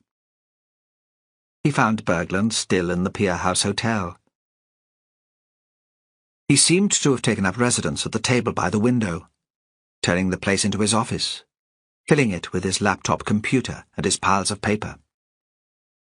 "You'll have heard about Hattie," Perez said. "Yes. What a waste. She was such a talented girl. I've never been able to understand suicide." There was an academic interest in his voice, but no real regret. "Your knife was found by her body." "Really?" He looked up sharply from the computer screen. "I hadn't even realized it was lost." He gave a shiver of distaste. "We'll need to keep it for forensic examination." "Oh, I don't want it back. I'd never be able to use it again." "When did you last see it?" "I can't remember. I certainly had it yesterday morning on site. I suppose I must have left it there. Or I could have dropped it while I was walking with Hattie." "Did you see her pick it up?" "Of course not, Inspector. I'd have expected her to give it back to me, wouldn't I?" He gave a little laugh, as if he could hardly believe the detective's stupidity. Perez drove from Simbista to Lindby and the big Clouston house. Jackie was outside cleaning the windows of the lounge, polishing them with a dry cloth so vigorously that you'd think she'd make a hole in the glass. She turned round, suddenly aware that she was being watched. "I know," she said. "One storm and they'll be covered again with salt. But it's good to get the view, at least for a while. Everyone said Andrew was daft to rebuild his house here, where it's so exposed, but we wouldn't like to be lower down. We like the sea all around us, and a bit of a view." "I don't want to disturb you." "You're not. I was just looking for something to do. A distraction, you know. Another death on the island. It's hard to take in. I didn't really know the lassie working in Setter, but it's a shock all the same. Come away inside." He expected to see Andrew in his usual chair in the kitchen, but it was empty. Jackie saw that he was wondering about her husband. "Ronald's taken him out for a Peary drive, up to the golf club, so he can have a bit of company with his friends. Then they might call in at the sailing club or have a drink at the pier house. He's not been well the last few days. It gets Andrew down, not being able to get out with the boys on the boat. He was the one who made all the decisions. Now he feels kind of powerless. It's not a physical thing so much. He just gets frustrated. Anna wanted Ronald to make a start on her garden today, but I said to him, 'That can wait. Your father's more important than planting a few beans and tatties.'" Perez wondered what Anna had made of that, but he just nodded. "Can we go through into the other room? Enjoy the view now the windows are so clean?" "Aye," she said. "Why not? I usually sit in the kitchen, but you go through and I'll bring the coffee in to you." It was a big square room, the width of half the house. There was a marble fireplace, and the furniture was large and shiny. 2 sofas covered in grey satin, a highly polished sideboard, and a couple of gleaming occasional tables, a gilt-framed mirror on the mantelpiece. The photographs were posed and covered in glass. There was one of Jackie and Andrew's wedding. Andrew looking very grand in a morning suit, a giant standing next to his little wife. There was a shot of the house when it was first built, Ronald's official school photos. The room seemed cold and impersonal. Perez wondered how often it was used. He sat on a chair looking out through the long window. He could see the whole of the southern point of the island, from the new bungalow where Anna and Ronald lived, along the boulder beach to Seta, where Hattie's body had been found. Jackie bustled in with a tray, the best china, milk in a jug, and real coffee in a pot, a plate with homemade biscuits. What else did she do besides baking and housework? He thought she must get bored here in the giant show house. Did looking after her husband take up all her time?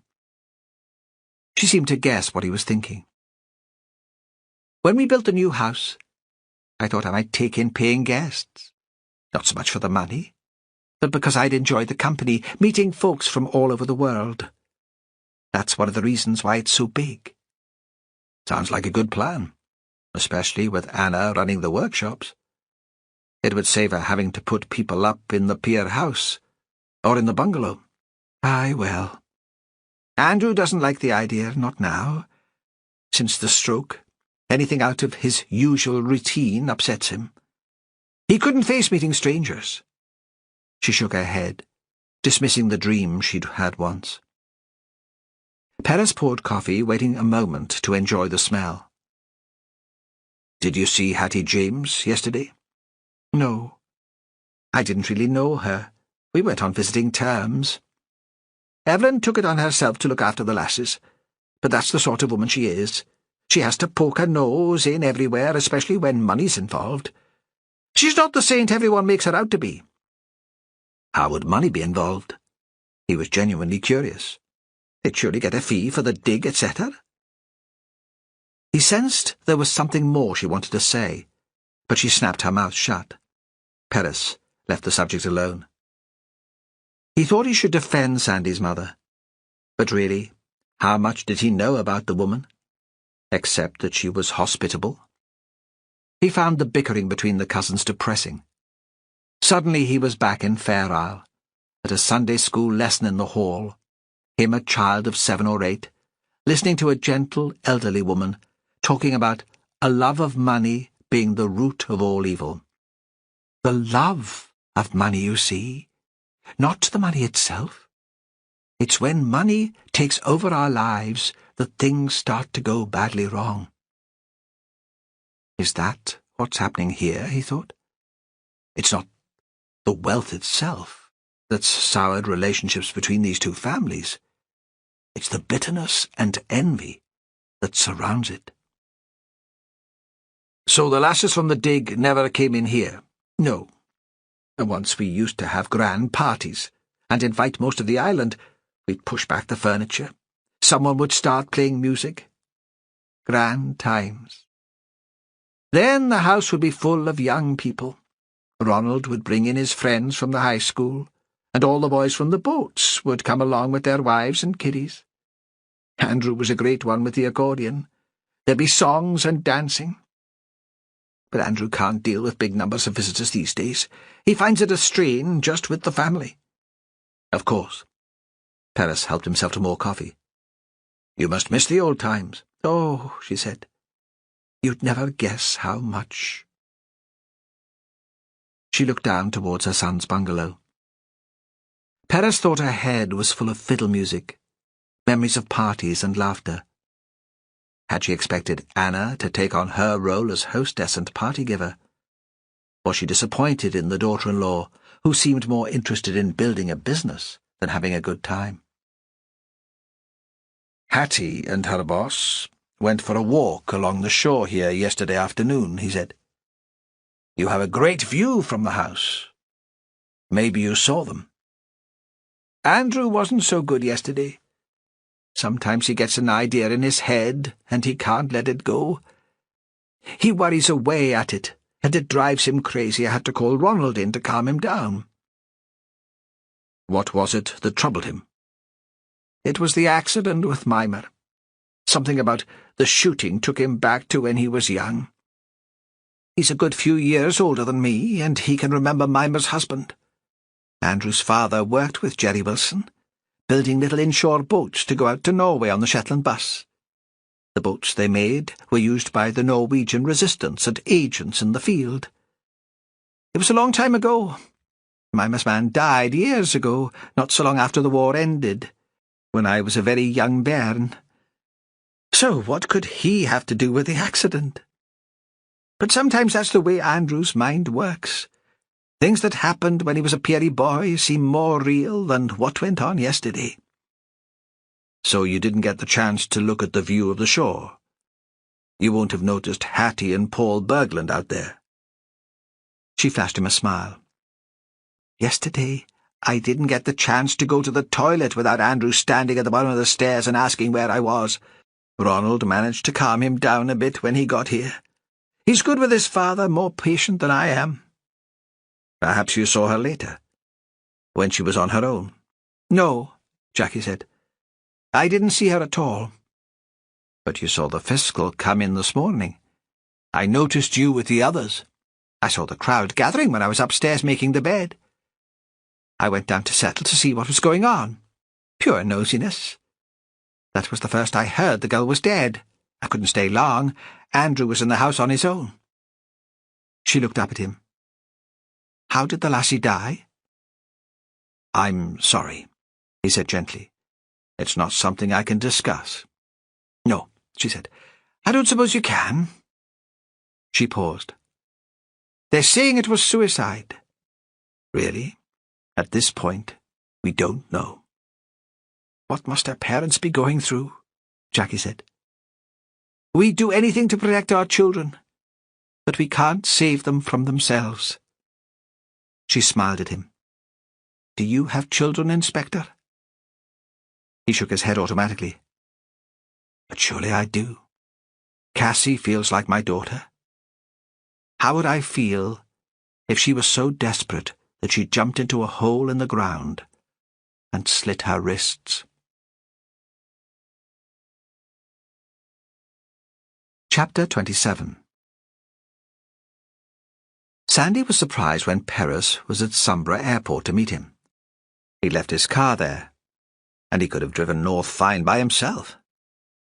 After a few beers and a meal in a hotel in London, he'd slept like a baby, until his alarm clock had woken him, and in the morning the city hadn't seemed quite so daunting or closed in. It helped that he had something physical to bring back to Perez in the form of Hattie's letters and the SIM card from her mother's phone.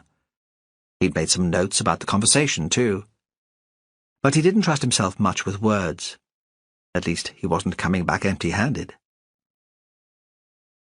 In the plane, he'd looked out for the first sight of Sumborough Head, and landing there he felt relief at being back safely without having messed up in any dramatic way.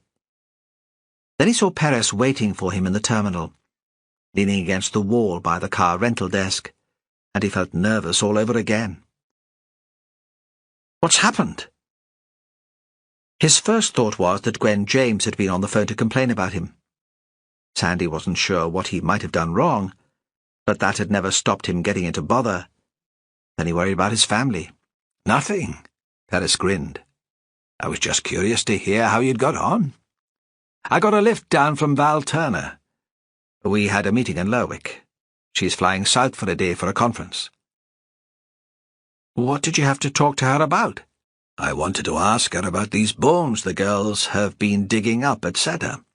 Everyone's assumed they were hundreds of years old, but we don't really know that's the case. If they were more modern, we'd look at the recent deaths in quite a different way. 3 bodies on the same bit of land. Even the fiscal would have to accept that was more than a coincidence." "What did Al say?" "If the body was recent, surely there'd be more than a few bones left." "I suppose so. It doesn't make sense. It's probably coincidence. It just seems odd. Both women had a connection with Seta, And there's evidence of another burial there, too. His voice tailed off, and he shrugged. Take no notice. I'm probably making too much of it.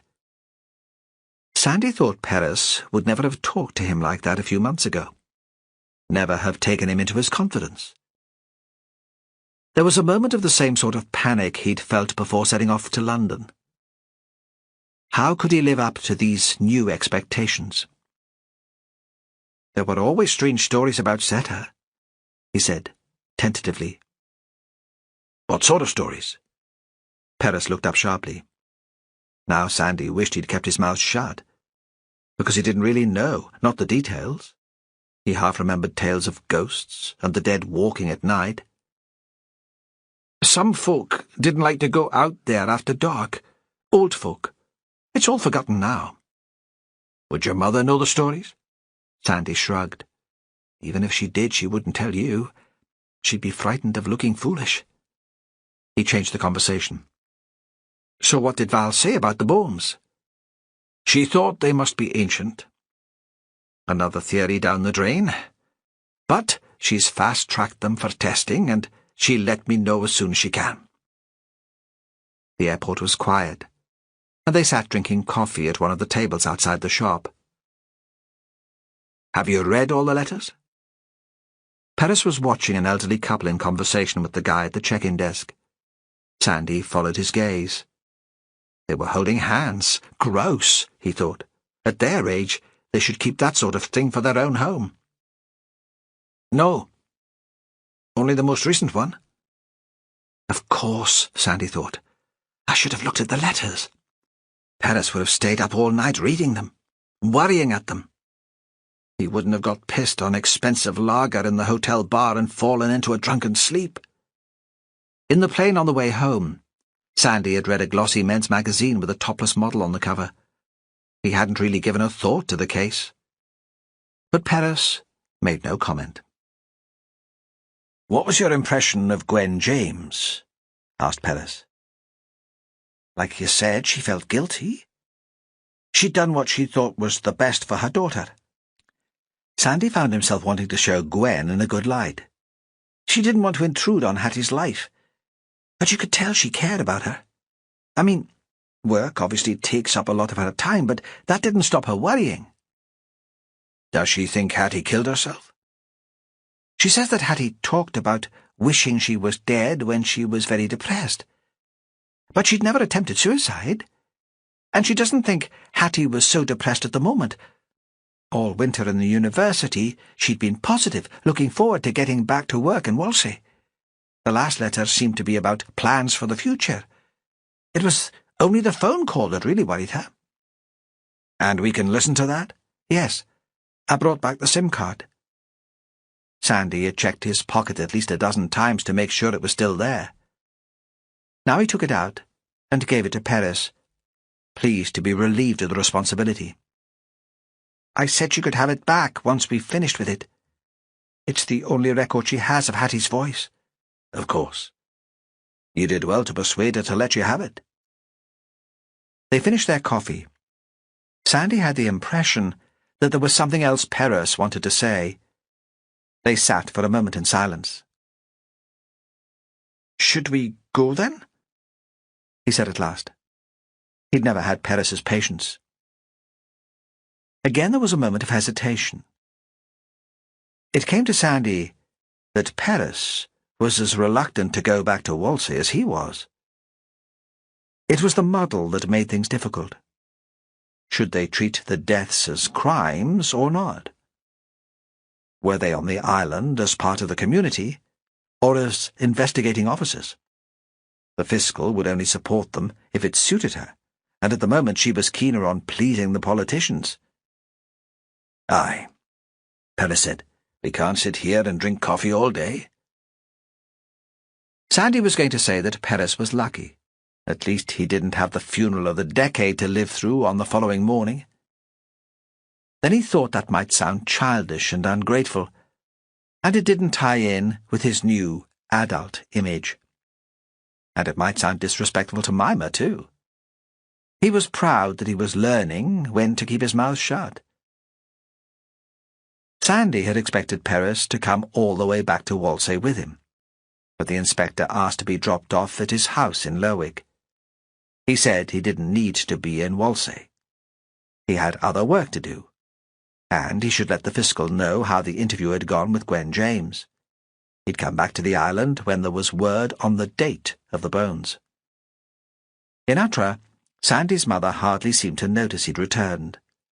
Michael and his family were due in on the last plane from Edinburgh.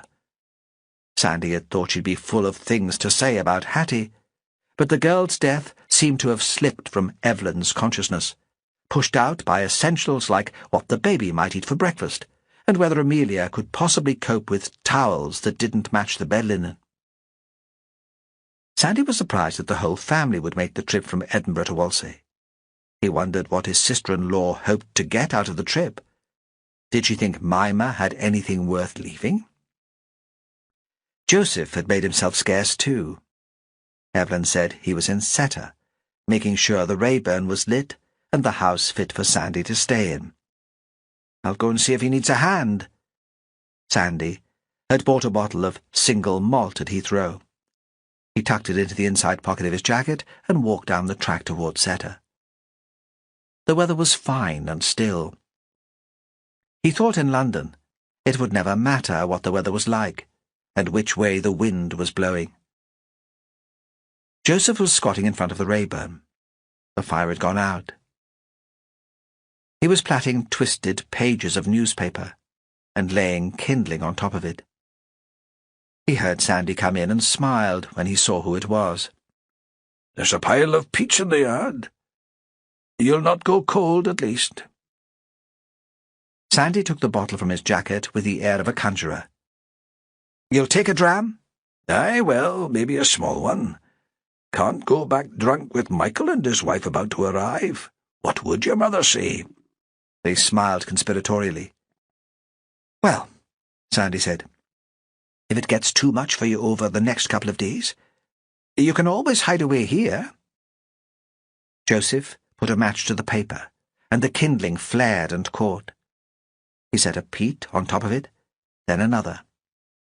The smell of peat smoke filled the room, caught Sandy's throat, and reminded him so vividly of Mimmer that he had to blink to be sure she wasn't there too. Sandy turned away and brought 2 tumblers from the cupboard on the wall, rubbed the dust away with a tea towel hanging on the range, poured out the whiskey. His father shut the Rayburn door. They clinked glasses, a silent toast to Mimmer, and settled to drink. "Did you hear they'd found some more old bones? After Mother dug up the skull?" Sandy thought his father would surely know. He never seemed to be listening to gossip, but he had Mimmer's genius for sniffing out what was going on the island. "It could belong to an ancestor of ours. What do you think?" "I think they should stop digging up the Seta land." The voice was hard, quite unlike Joseph's. Sandy looked up shocked.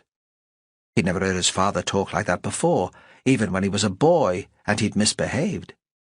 Joseph continued, "I think if they hadn't been mucking around here, my mother would still be alive." "Why'd you say that?"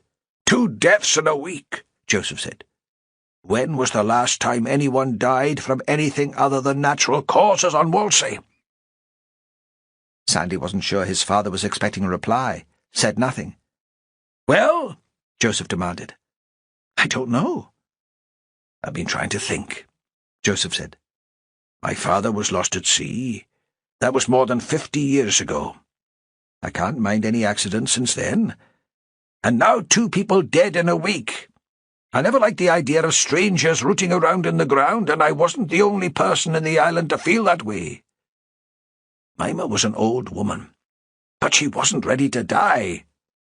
The English lass was a child. Now you say they've dug up a pile of bones?" "Not a pile," Sandy said. "And old bones, likely hundreds of years old." "I don't care. I'll go and see that Paul Berglund tomorrow morning before the funeral. I'll tell him I want them to leave. I don't care what arrangement he made with Mimmer. This is my land now. It shouldn't be disturbed." Sandy sat. feeling the heat come off the Rayburn and the whisky in his throat, wondering what he could say to make his father less miserable. It wasn't like him to be superstitious. Why hadn't he realized his father was so upset? Joseph would never let on what he was feeling, but Sandy should have known Mimmer's death would have hurt him more than he was showing. "I'll speak to Bergland," he said at last. "You'll have enough to do tomorrow." "Your mother won't like it." Sandy expected another sly, conspiratorial smile, but Joseph was quite serious. "You know she has plans for this place?" "A fancy museum, with her in charge," Sandy said. "Aye, well, she'll have to find herself another project, something else to fill her time." "It hasn't been easy for her, living with me. I was a poor sort of catch as a husband. We never had as much money as the other families in Lindby." Joseph reached out and poured himself another dram. Michael and the Edinburgh wife were forgotten. "You should be easier on her. She hated it when we couldn't give you things the bairns from the fishing families had." "You've always looked after her well enough," Sandy said. "You never went short." Outside it was already starting to get dark. It was still early in the year, and the sun was low in the sky. "That was down to her more than me. She was a magician with money, always had a way to make it stretch." Despite the warmth still left in the day, Joseph reached his hands out towards the range. His face was a shadow. "What do you plan to do with Setter?" Sandy asked. As he did with Perez, he felt his relationship with his father was different from how it had been in the past, more equal. He was being taken more seriously. And he thought, if he could bring his father back to practical matters, the man might be more his old self. "I wondered if you'd consider moving back here." "Oh, I don't think I could do that." "Why not?" "You can never go back. Never relive your life." Joseph drained his glass, paused. "I wondered if you'd want Setter.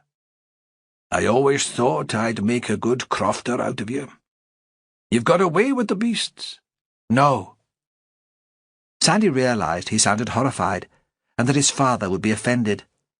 But he could think of nothing worse, to live where his mother could always find him, to have his life the subject of island speculation, his girlfriends scrutinized, to have his skills always measured against those of his father. "I have thought of it," he said, "but it wouldn't work. I've got my job. I love it." As soon as the words were spoken, he knew they were true. "Of course," Joseph said. "It was a stupid thought." "I'll see Bergland in the morning. Tell him we want the place to ourselves for a while." "Aye, you do that." Joseph got up. He walked towards the sink to rinse his glass under the tap. "Leave it," Sandy said. "I'll see to it later." He stood too. They faced each other. There was a moment of silence. "We'd best get back," Joseph said at last. "Your brother should be here soon. Evelyn will be sending out a search party." They walked together through the dusk to Atra, and arrived just as Michael's hire car appeared at the end of the track. The stars were coming out. Chapter 28. The day before Mimmer's funeral, Anna took the afternoon ferry to Lerwick to pick up her dress from the dry cleaners. It had been loose round the waist before she became pregnant, and it still fitted now. This was her first trip there with the baby. She felt self-conscious pushing the pram down the street in Lerwick, like she was an imposter, a little girl playing at Mummy's and Daddy's. She still didn't quite believe in her role as mother. She was pleased to get out of the house. You'd have thought Ronald would be happy that he wasn't going to get charged with Mimmer's killing. But he seemed more moody than ever. Anna always enjoyed a trip into town, and today she decided to turn it into a treat. With good coffee and a scone in the Peary Cafe, and browse around the Shetland Times bookshop.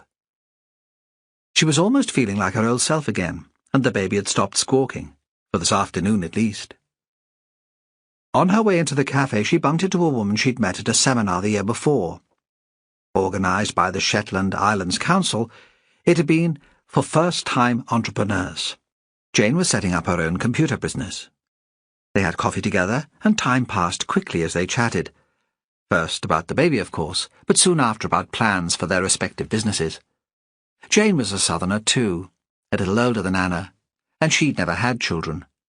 She said she found being self-employed very lonely. She was thinking of looking for a partner.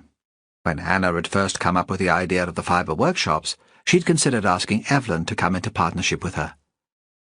She thought it would be good to have one of the Whalsay women on her side, and Evelyn's background, her voice and her stories would bring an authentic flavour to the enterprise. But in the end, Anna hadn't wanted to share control of the project with anyone. Evelyn had been disappointed. Anna had been able to tell that, but she'd still been generous in her support. She'd let Anna use her knitting patterns and copy her recipes for the dye. Evelyn had even tried to raise some funds for the business from the Shetland Islands Council. That hadn't worked out in the end. Money was a lot tighter than it used to be, Evelyn said. But it had been kind of her to try. Anna didn't discuss any of this with Jane. She didn't think the woman would understand that she preferred to work on her own. But at the end of the afternoon they exchanged email addresses and promised to keep in touch. When she got home, Anna felt almost elated, and over supper she talked about the meeting to Ronald. "That's good," he said.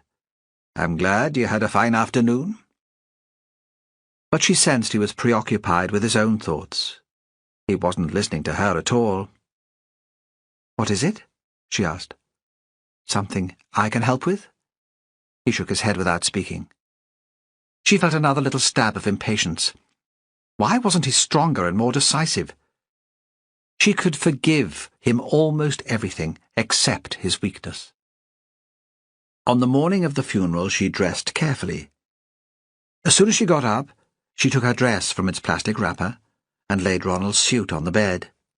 He'd disappeared early to the big house after another summons from Jackie.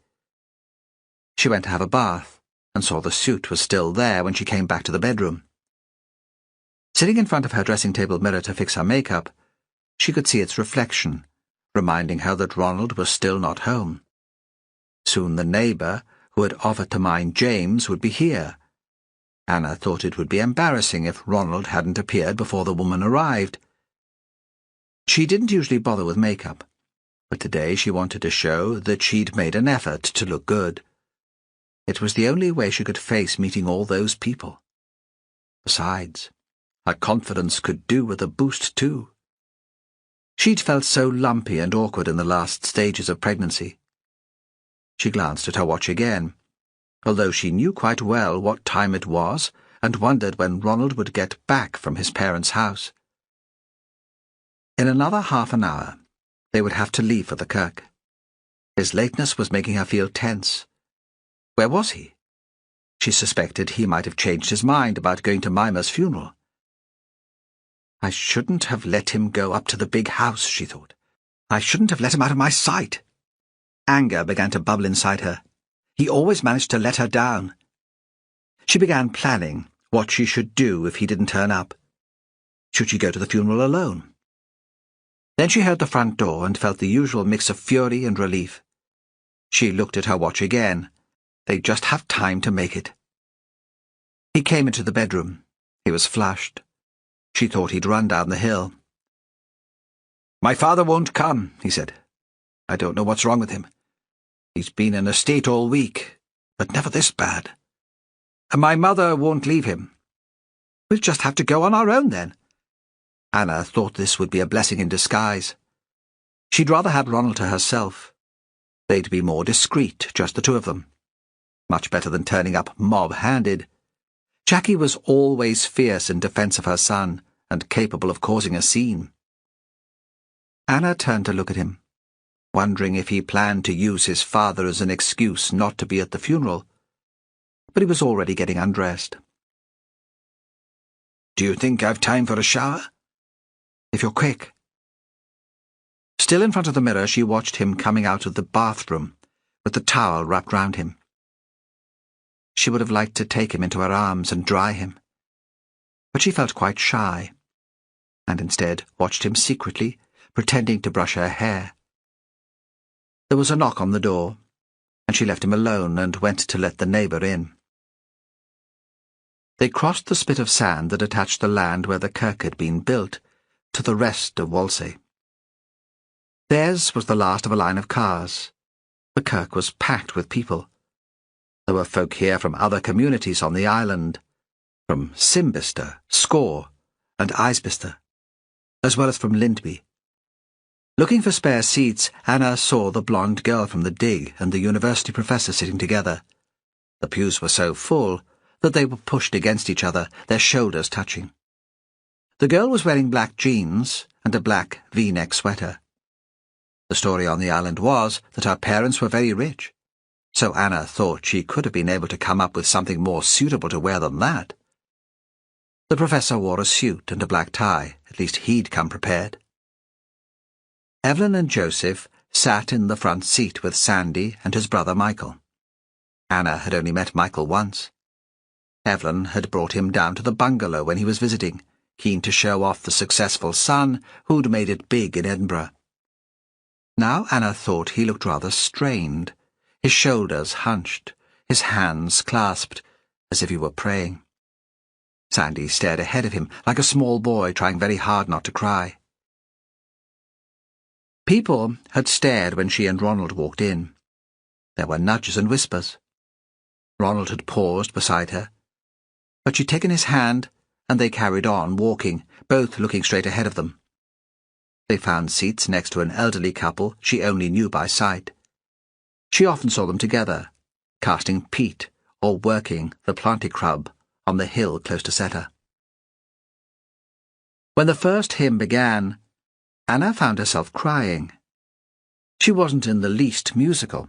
She couldn't hold a tune or play an instrument, but sometimes music touched her in that way. Now, standing in the middle of all these people, the noise swelling around her, she found herself sobbing.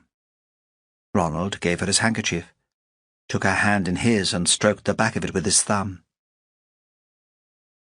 After the first verse, Anna told herself she must be reacting to the hormones and managed to pull herself together. She thought Ronald would find her emotion out of character and rather embarrassing. After the service, they stood in the graveyard. It was neat and ordered, the grass mown. The sun was still shining, and the water surrounded them on three sides. The gannets had returned to the islands after a winter at sea, and were diving straight into the bay, looking very white against the grey water. She turned back to the group around the grave and watched the small coffin being lowered into the ground. She found it impossible to imagine that the real Mimmer was lying inside. Her breasts were heavy with milk, and she thought about James waiting for her at home. She realized she would be buried here. Her life was all mapped out, and nothing would get in her way. She and Ronald would have more children. The children would be baptized in this church, and later they would marry here. If there were a daughter, Ronald would walk up the aisle with her to give her away. Anna would become a real Whalsay wife, with a kitchen full of grandchildren. People were starting to drift away now. They had been invited back to Utra for tea. Anna knew that the tea would be too much for Ronald, and that anyway they probably wouldn't be welcome. They would go straight home. She would need to feed James. Evelyn left very quickly. Anna knew how she would be, filling kettles, taking the cling film off the scones and the cakes, an apron over the Sunday best dress. Joseph and his sons remained standing next to the grave. She was about to take Ronald's arm and lead him away. She was proud of the way he'd held things together. She knew he'd never wanted to be there, and she wondered if she'd been right to insist.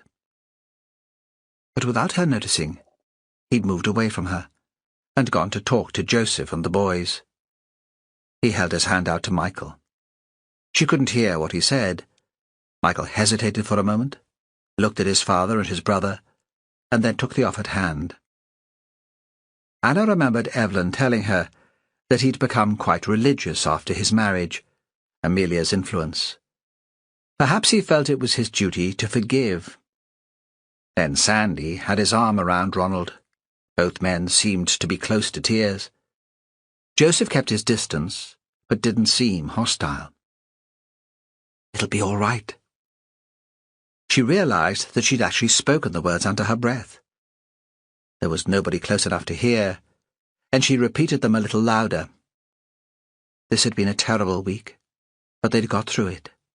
With Mimmer's burial out of the way, they'd be able to put the awful events behind them.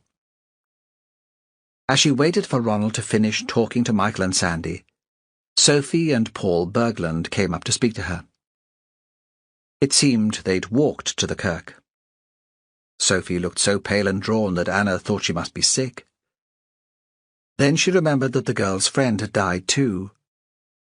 Sitting through the service must have made Hattie's suicide seem very real. Anna was convinced that the police would decide the death was suicide. What else could they think it would be? "We wondered if we might have a lift back," Berglund said. "You don't mind, do you?" "Look, it's okay." Sophie's hair was blowing about her face. "We can walk. We don't want to put you out. Perhaps you're going back to Atra." "No. We have to get back for the baby. He'll need feeding." Anna thought again how poorly the girl looked. She couldn't believe Sophie was capable of walking all that way in such a state. Sophie had always been so fit. Anna had recruited her into the Lindby women's rowing team, and the student loved the exercise and got out of the boat after the race beaming, hardly sweating. But Sophie was young. Perhaps she thought it was okay for an old woman to die violently, but not a person of her own age. "If you don't mind waiting till Ronald's finished talking to the boys, we'll take you back. Where do you want to go? The bod or the pier house?" "The pier house," Berglund said, before Sophie could speak. "We both feel like a stiff drink." He put his arm around Sophie's shoulder. Anna supposed he could just be comforting her, because she'd had such an upsetting few days. But it didn't seem like that. It seemed more intimate and proprietorial. Ronald waved to her and started walking to the car. She would have liked to ask him how he was feeling, what the Wilson men had said. But it was awkward with the stranger there. They drove to Simbister in silence. On impulse at the hotel, Anna got out of the car to say goodbye to the visitors. She reached out and put her hand on Sophie's shoulder. "Hattie must have been ill," she said. "Why else would she do something like that? Come into the bungalow whenever you want to. It would be good to have the company." Sophie nodded. There were tears in her eyes again, and she seemed unable to speak. Berglund held her close to him again and led her into the hotel. Chapter 29. Perez wasn't there for Mimmer's funeral. He'd explained his decision to Sandy the day before. "It's not a lack of respect. Please tell Evelyn that. I'll be thinking about you all. But it'll be a distraction to have the police there." And Sandy had nodded, understanding how it would be. There'd be gossip enough over the means of Mimmer's dying. Perez's presence would just give the congregation something else to talk about. Instead, Perez sat in his room in the pier house and read Hattie's letters to her mother. Without any real decision having been made, it seemed he'd taken up residence in the hotel. He'd come back there the evening before after his meeting with the fiscal. In the morning, when he came down to breakfast, Jean, the skinny Glaswegian, grinned at him. "Still here, then?" Now she knew what he liked: a big pot of very strong coffee, scrambled eggs, brown toast. She'd said, "Do you don't fancy something more substantial this morning?" but teasing him, not expecting a different order. Before starting to read the letters, Perez went into the kitchen to find her, and asked if she'd be kind enough to make him some coffee to take into his room. She was on her own. Cedric Irvine would be at the funeral. He could tell the woman would have liked him to stay and chat to her, but he was eager to get back to the letters. She'd only been on the island a short time, and he didn't think she could have much to tell him. It occurred to him again that he should talk to Cedric about Mimmer. But, because he'd be at the funeral, it would have to wait. The letters were kept in chronological order, though Perez didn't read them that way. Sandy had told him that Gwen James treasured them, that she'd missed Hattie when she went off to college and would have found it easier to keep her daughter at home, protected. Perhaps Perez had misjudged the woman. His parents had thought it was in his best interests to send him away to school in Lerwick at the age of 11. But really, he thought, they'd had no choice. He dipped into the letters in a disorganized, irrational way. He'd read them in order later. But now he wanted a flavour of what Hattie had to say. The first few he came to had been written from a psychiatric hospital. They were short, rather incoherent, written on cheap, lined paper, and the handwriting was quite different from the rest of the scripts, sprawling, the words slanting away from the lines. At first it was clear Hattie resented being there. "Please, please, let me come home. I really don't need this. I can't stand it. I want it all to end." Was this the reference Sandy had mentioned, to her wishing she were dead? Later in her stay, as an inpatient, they became more chatty. "We all went to the swimming pool in town today. I haven't been swimming in ages, and enjoyed it a lot. The minibus broke down on the way back to the unit. We had to walk back, and Mark led us like a bunch of school kids along the main road. I almost expected him to tell us to get into pairs and hold hands." As her mood improved, her handwriting changed, became tidier, more controlled. There was a gap of 2 weeks. Perez assumed that she'd moved home before her return to university, and there was no need to write to her mother then. He wondered how they'd got on. He wished he'd had the opportunity to meet Gwen James, so he could picture the household more clearly. Had there been long, meaningful talks every evening? Or had both women found it easier to pretend that nothing much had happened in Hattie's life, that the girl's absence from home had been perfectly normal, like a holiday job or a trip away? Had Gwen continued to lose herself in her work? Perez went right back to Hattie's first few weeks at university, before the breakdown and the hospital admission. The paper was plain A4, but the letters were handwritten, not printed from a PC. She never missed the weekly letter. Perez was surprised by the discipline. Most students surely led disorganized lives. They went to parties, gigs, had hangovers and last-minute essays to complete. But perhaps Hattie's life at university was unusually ordered. It was clear that she was ambitious and determined to do well academically. The university letters were mostly about her work. If she had any social life, she didn't tell her mother about it. He read each one carefully, looking for references to friends who might be contacted for information about Hattie's state of mind. But those who were mentioned were talked of in passing as colleagues.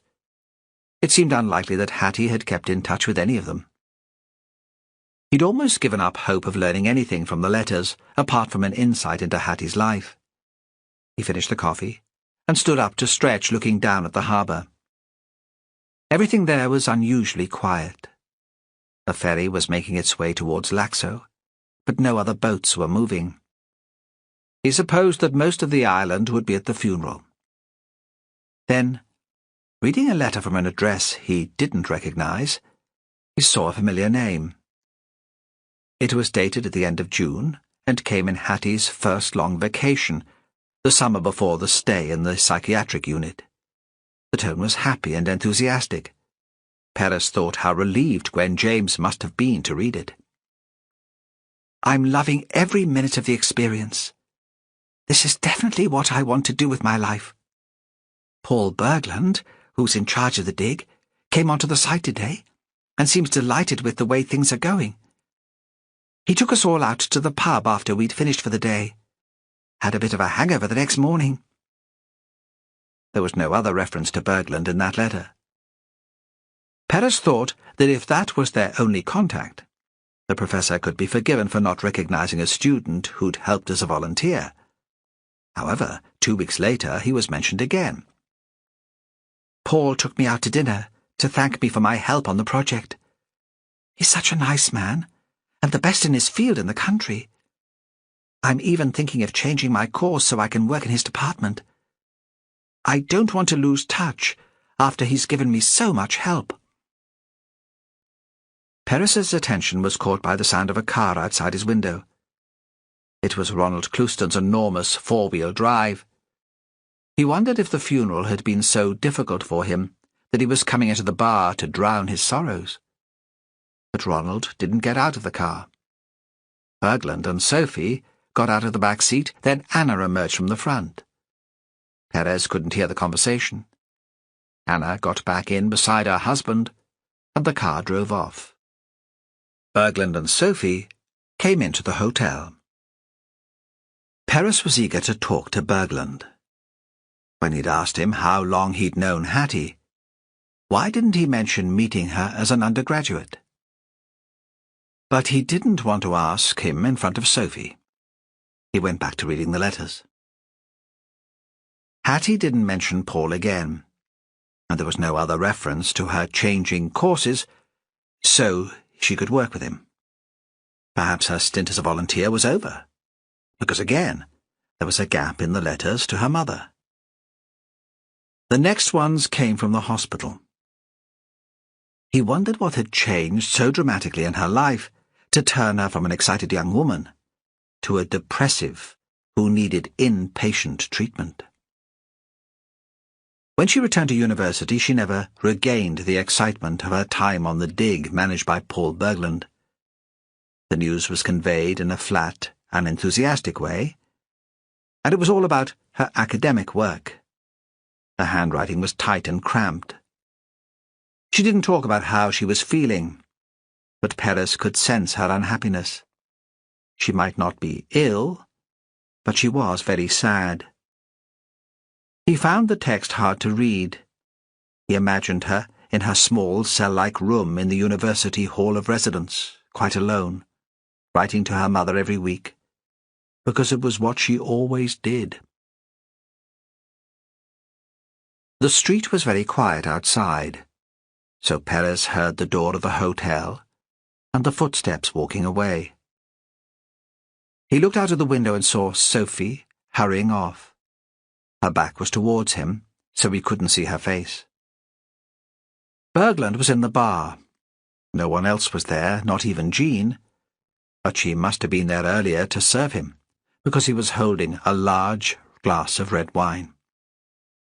Perez supposed that Sophie had joined him for a drink, but the empty glass had been cleared away. "Inspector, can I get you something?"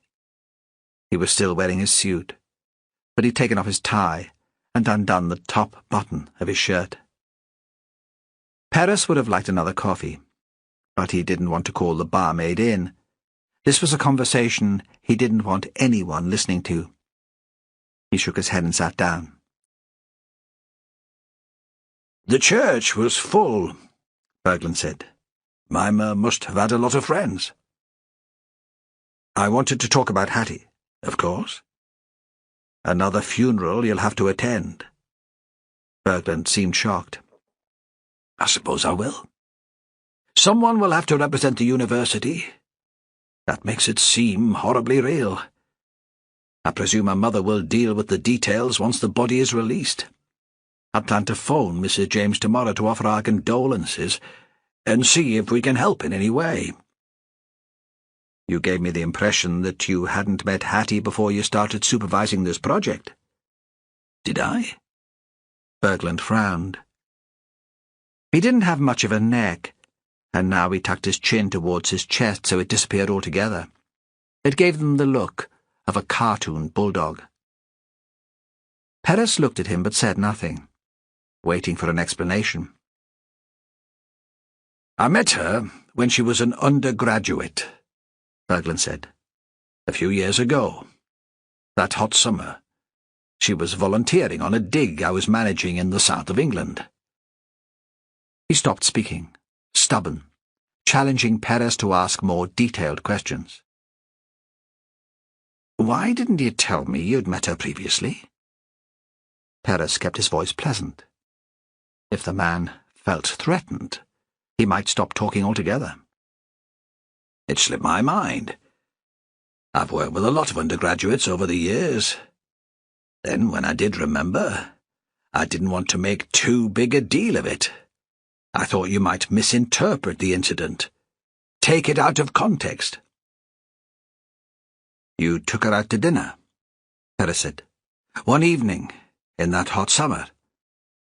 You asked her to go out with you. Just her, not any of the others. Tell me about it. Berglund hesitated. Perez thought he was deciding how much he would have to give away. At last he started talking, and it was almost as if he was telling a story. She was a pretty little thing. I suppose she was still attractive when she was working in Whalsay, but here she could be so earnest. Back then she seemed happier, funny, full of life. Yes, I invited her out to dinner a couple of times, actually. A spur-of-the-moment decision that I went on to regret. I was married, and I had a small child, but after a long day in the field I wanted someone to share a beautiful evening with. I like female company, and my wife was 200 miles away. That was all. Did she know you were married? I didn't tell her, but it certainly wasn't a secret. The other volunteers would have known. What happened? The first time, nothing. We shared a meal, and I dropped her back at the site. The next time was more intimate.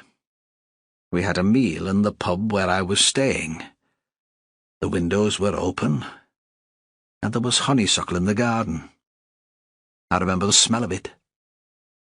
We shared a bottle of white wine. Then we went to bed together, Inspector. Not a crime. I wasn't even her teacher, and she was a consenting adult. She was young. And very naive, not a judgment, a comment. Perez wished now he'd asked for a drink. His hands were on the table in front of him, and he didn't know what to do with them. As you say, she was young and naive. She read more into the encounter than I'd expected. Most students are more sexually experienced than I am. She was an exception. He paused. She was 19. I was 35. She fancied herself in love with me. Did she make life difficult for you? Not particularly. There was one embarrassing encounter, then she left the dig. I never expected to see her again. Then I changed jobs and found myself supervising a colleague's postgrad student while she was on maternity leave. Hattie. Did you recognize her? Of course, Inspector. I don't make a habit of sleeping with my volunteers. But she made no sign that she knew me, so I assumed that was how she wanted to play it. She never mentioned the previous relationship. It wasn't a relationship, Inspector. It was a one-night stand. Did you know she'd suffered from depression? No, but I'm not surprised. In our previous encounter and in her work, there was a lack of proportion. She took herself too seriously. I can see that might have been a symptom of her illness. She had a spell in hospital after her encounter with you. There was another longer pause. I'm sorry. I didn't know. You and Hattie spent some time together on the afternoon before she disappeared.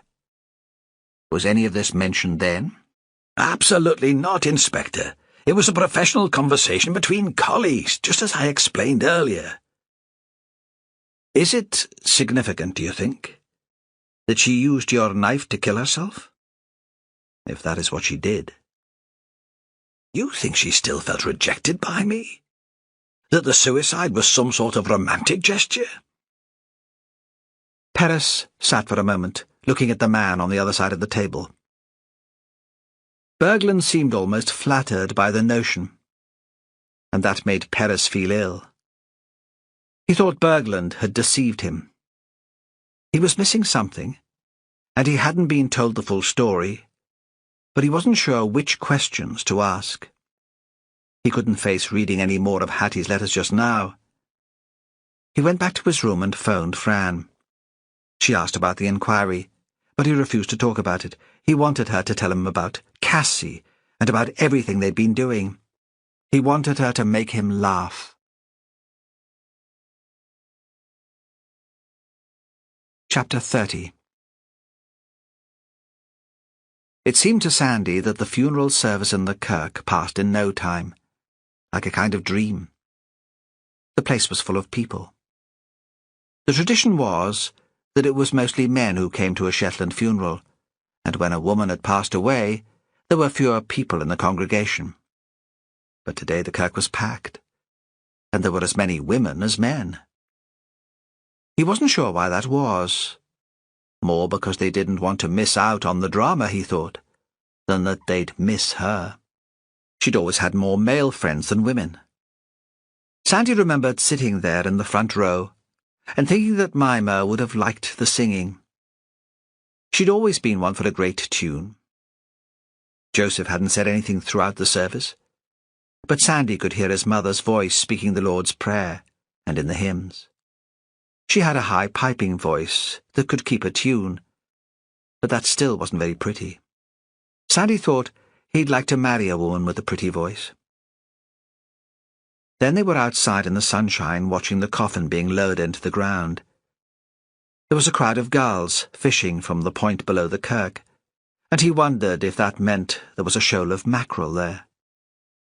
That led him to think about Mimmer frying fresh mackerel on the Rayburn at Seta when he was a boy. She'd roll it in oatmeal and throw it in the pan. When he came to again, the service was over, and it was just him and his father and brother standing by the grave. His mother had gone back to the house to prepare the tea, and the people left behind were hanging around, wanting to give their condolences, but not liking to intrude either. The breeze blew at the women's skirts and messed up their hair. Ronald came up while they were still standing there. Sandy could tell folk were watching, wondering what the response of the family would be. Michael had said hard words about Ronald when he'd arrived on the island. His big hire car packed with so much stuff for the baby, you'd think he was staying for a month. Completely irresponsible. He should have known better than to take out a gun after he'd been drinking. I can't believe the fiscal intends to let him get away with it. Sandy had thought it sounded more like Amelia speaking than Michael. She'd let slip at one point that she thought the family should sue if the fiscal refused to prosecute. Now Sandy was worried there might be a scene, and that Michael would shoot his mouth off in that pompous, arrogant way he sometimes had about him these days. But seeing Ronald, he seemed to come to his senses. Ronald said how sorry he was. He looked grey and gaunt to Sandy, worse even than when Sandy had found him in the bar the morning after Mimmer had died. Michael must have realised he meant it, because he took his hand and smiled. It was the old Whalsay Michael, not the new one who lived in Edinburgh and never took a drink. Back in Uttara, Sandy felt more himself. He would have liked to go upstairs to change out of his suit, but the baby was in his room having an afternoon nap, so he had to leave it on. He had clothes in Seta, and he could have gone there to change, but it didn't seem right to leave the house. His mother would have been cross anyway if he'd come back in jeans and a sweater, and he didn't think he could face her scolding today. There'd been some talk of having the tea in the community hall, but Joseph had wanted people back to the house. There were folks in the living room and the kitchen, and a few of the boys were standing in the yard having a smoke. Amelia must have taken the time while the baby was sleeping to get her smart clothes on. She was wearing a suit in grey and black, and little black shoes with heels. Sandy thought she was very keen that people should admire her, even though she made a show of covering herself up with an apron once they'd all had a chance to see what her clothes were like. She helped Evelyn to hand out the tea and the sandwiches, and was polite to everyone, to show what a good Christian she was. Later, when the baby woke up, she brought her down and showed her off. Evelyn was flushed with the pleasure of the occasion, and you'd have thought it was a baptism they were marking, not a funeral. Sandy couldn't stand it any more, and went through into the living room, where the men were gathered, and his father was handing out drams. Tell me, one of the men said, what plans do you have for Seta? It was Robert, who was a skipper of the pelagic boat Artemis. He was a big man in his 50s with a face that was red even before he'd started drinking. I'd give you a good price for the house. My Jennifer's getting married next year, and it would suit her fine. Joseph looked at him sharply. It's not for sale. I'd give you the market value, cash in your hand. Not everything has a price, Joseph said. I've told you. Seta is not for sale. Robert shrugged, as if Joseph was mad, and turned away to talk to his friends. Sandy watched Joseph pour himself another drink and tip it quickly into his mouth.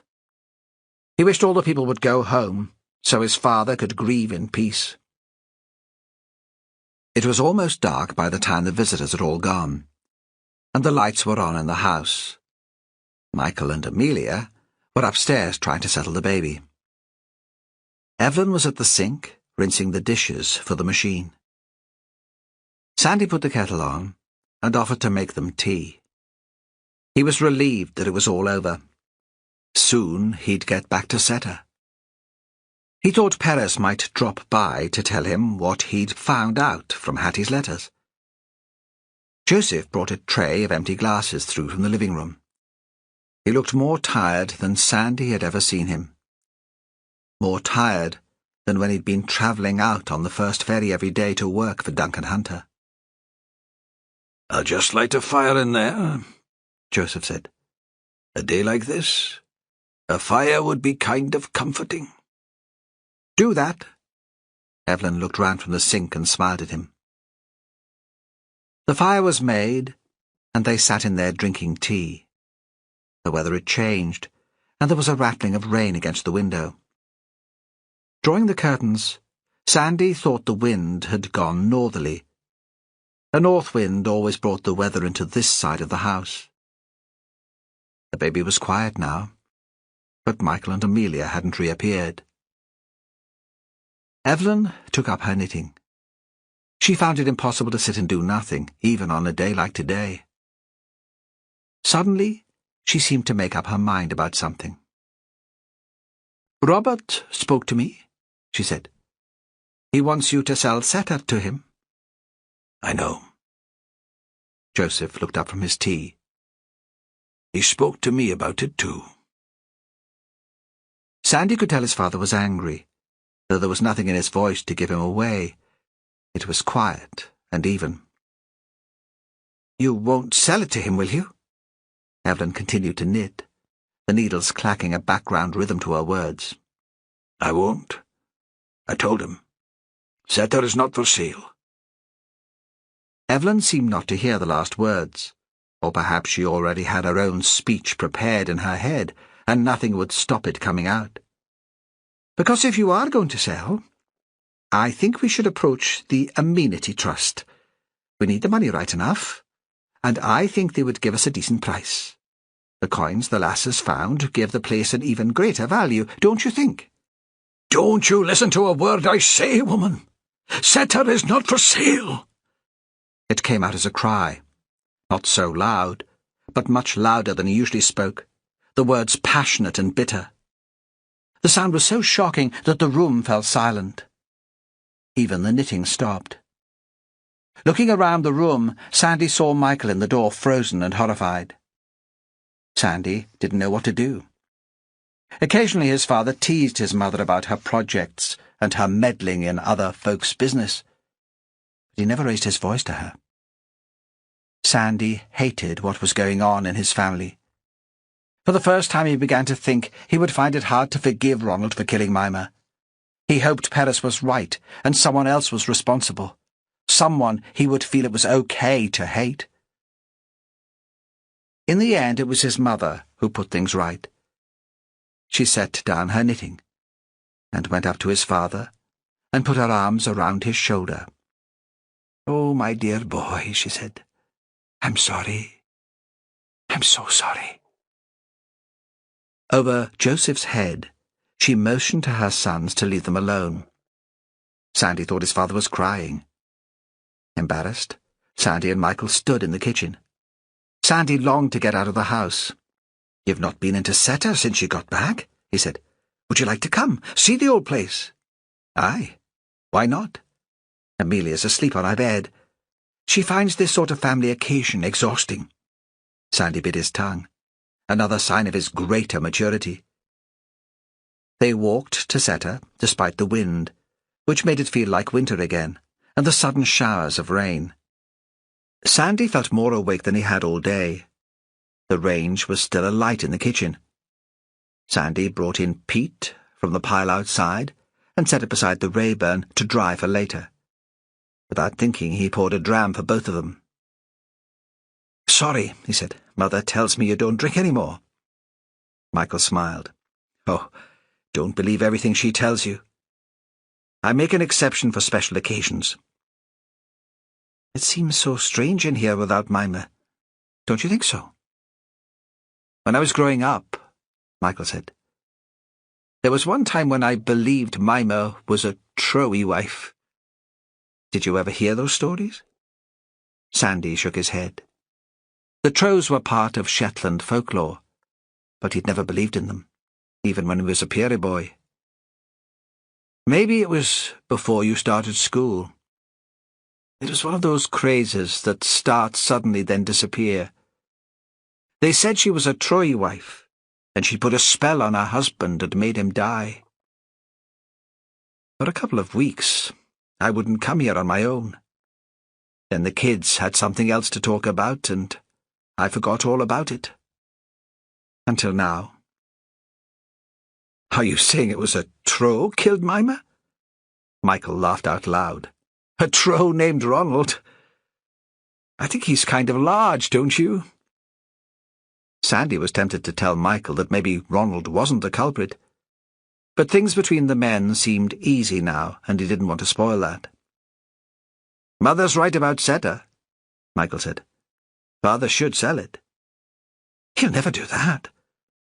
"I don't think he'll have any choice," Michael said. "How much do you think he makes from the crofting?" "I doubt Duncan Hunter gave him a pension plan, and he's not getting any younger." "They manage okay?" "Do they? I don't understand how." They sat for a while in silence. Sandy offered Michael another dram, but he shook his head. "I should get back and see how Amelia's getting on." Sandy would have liked to ask about Amelia. What possessed you to take up with a woman like that? But what good would it do? They were married with a bairn. Michael would have to make the best of it. "Will you find your way back?" Michael laughed again. "Oh, I think I'll manage." The first thing Sandy did when he was on his own was to change out of his suit. Then he began to think of what Michael had said about their parents' income and the implications of it. It kept him up late into the night. Once he got up to make coffee, but the rest of the time he sat in Mimmer's chair thinking. He would have liked to discuss his thoughts with Perez. Perez would likely reassure him that he wasn't on the right track at all. He was Sandy Wilson, and he always got things wrong. But Perez must have thought Sandy would want to be on his own on the evening of his grandmother's funeral, and he never turned up. Chapter 31. Perez woke the next morning to the sound of his phone ringing. Again, his first thought was of Fran and Cassie and their safety in London. The voice was English and female, and at first he didn't recognize it. Suddenly he lost control of his imagination. Gothic images of spilled blood and smashed limbs flashed into his head. The woman was a nurse in accident and emergency, he thought, or a cop, specially trained to break bad news. "Inspector Perez? I'm sorry to call you so early." He struggled to sit upright in the bed and to clear the nightmare pictures from his mind. "This is Gwen James, Inspector. You asked me to contact you if Hattie had been in touch with the psychiatric nurse who looked after her when she was ill at university." At last he felt he had a grip on the conversation. "And had she?" "Not recently, I'm afraid. But the nurse thought you'd find it interesting to talk to him. He didn't feel he could discuss Hattie's case with me." Her voice was tight, clipped. Perez thought she'd had a battle over that. She demanded information and the nurse had stood up to her. A brave man. She waited impatiently while he found paper and pencil to write down the man's number. The bedroom was cold. He'd found it stuffy and airless after his discussion with Berglund the night before and had switched the heating off. Shivering, he got back into bed to complete the call. Despite her apparent impatience, in the end, Gwen was reluctant to end the conversation. "Did you find Hattie's letters useful, Inspector?" "Thank you, very. We will get them back to you as soon as we can." "When you have news about the circumstances of Hattie's death, you will tell me." "Of course," he said. "Of course." He switched off the phone before she could ask any more questions. It was too early to contact the nurse. He'd wait at least until 9 o'clock. In the dining room, Jean was just laying the tables for breakfast. "Could you not sleep?" she said, as she snipped the top from a carton of juice and poured it into the jug. He wondered when she had the chance to rest. She was still behind the bar when the last customer left at night, and the place always looked clean in the morning. "Cedric is still in his bed. He stayed up last night drinking to Mimmer. He was always very fond of her." "Did he ever go to visit her at Zeta?" "Aye, every Thursday afternoon. To talk over old times, he said. To flirt, more like. Mimmer was a dreadful old flirt." She hurried away to make his coffee. Cedric appeared just as Perez was finishing the meal. He looked bleary-eyed and grey. "Paul Berglund didn't go out on the early ferry, did he?" Perez asked. He supposed he'd finished with the academic, for the moment at least, but he didn't want the man slinking away without his knowing. "No, he'll be down later, I'm sure. He doesn't usually get up so early." "Did Mimmer have a good send-off?" "I suppose she did. I didn't stay long at Uttra. All those people sitting round saying fine things about her. They had little enough good to say about her when she was alive. I came back here to have a few drams to her memory in peace. I'll miss her." Cedric looked up at Perez. The flesh around his eyes was soft and creased like folded suede. "It seems a strange thing. 2 bodies on an island this size. What are you doing here, Jimmy? What's going on?" 3 bodies, Perez thought. There are the bones they found on Seta, too. "I'm working for the Fiscal, inquiring on her behalf into the sudden death of Hattie James." "Aye, right. Is there anything you can tell me, Cedric? Anything I need to know about Mimmer Wilson and Setter? Anything strange been happening there? Not these days, Jimmy. Not for 60 years, at least. What happened 60 years ago? These are old men's tales. You don't have time for these. Try me. Cedric paused. Then he seemed to make up his mind to speak. 3 men from Whalsay were involved in the Shetland bus. He looked at Perez to check the inspector knew what he was talking about. You know it was mostly the Scalloway men that kept the boats repaired and in good order to put to sea. But when Howarth, the naval officer in charge, decided the Norwegians needed small boats to be dropped off with the agents so they could make their own way up the fjords, he came to Whalsay to get them made. It was skilled work. The inshore boats had to pass for Norwegian. Men's lives depended on it. There was young Jerry Wilson, who was just a schoolboy, too young to get called up into the services, but the best sailor of his generation. My father, who was called Cedric Irvin like me, and old Andy Clouston, the father of Andrew. So, Mimmer's husband, your father, and Ronald's grandfather. Exactly that. Though Jerry hadn't married Mimmer then. They were walking out together, but too young to wed. Perez said nothing.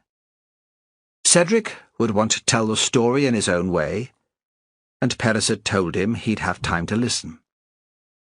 He tried not to think of the nurse's phone number scribbled on the pad in his room, or to speculate about what he might have to say. Cedric began to talk. There have always been tales about Setter. There were odd kind of bumps in the land where the dead lass started digging. Crops never did well there. The bairns thought it was a Troy place, and even the grown-ups believed Mimmer was something of a witch. He paused, closed the flaps of skin over his eyes. What did that have to do with the Shetland bus? They say there's a Norwegian man buried there. That was the story I grew up with, though my father always denied it. An agent who'd passed information to the Germans and got some of his people killed. And the Whalsay men meted out their own form of justice? That's what people say. One of the men that died was a close friend of Jerry Wilson. He was in a Whalsay-built boat when he was captured. My father would never speak of it, but there were rumours when I was growing up. Only now Cedric opened his eyes very slowly. He paused a moment before continuing. I did hear they found some bones, etc. The piece of skull, I heard, and others besides. Those were old bones, Perez said. Older than that. But are they, he thought. I don't really know that. 60 years is a long time. Would we be able to tell the difference? Wouldn't bones from a body buried during the war look just the same as ones buried hundreds of years ago? There you are, then, Cedric said, suddenly becoming jovial. Like I said, they were all just stories. How did Jerry Wilson die? Perez asked. At sea. A fishing accident. He was taken in a freak storm. Mimmer was heartbroken. They'd been sweethearts since they were children. Cedric paused again. She was wild even as a child. Setter was her house, not Jerry's. She lived there as a bairn with her grandmother. Her parents both died when she was quite young. Jerry moved in with them when they got married, and when the grandmother passed away, they had the place to themselves. It caused some jealousy. 2 young people with their own croft. Mimmer was never liked on the island, especially by the women. She never made any effort to fit in. Things were different then. Folk had to work together to make any sort of living.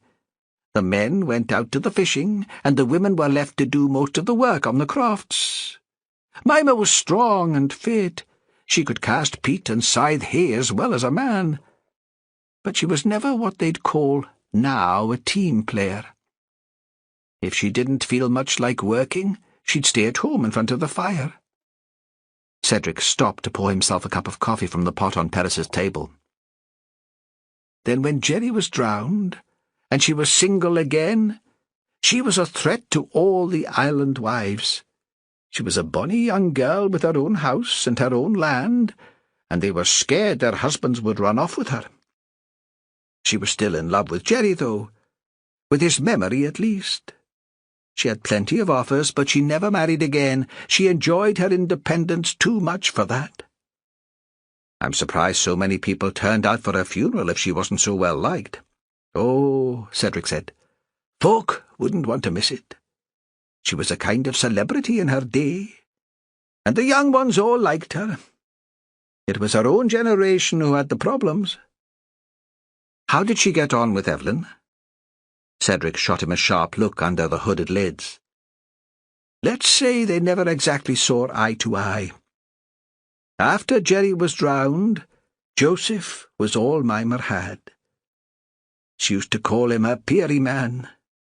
She wasn't going to take kindly to anyone who stole him away. Mimmer should have married again.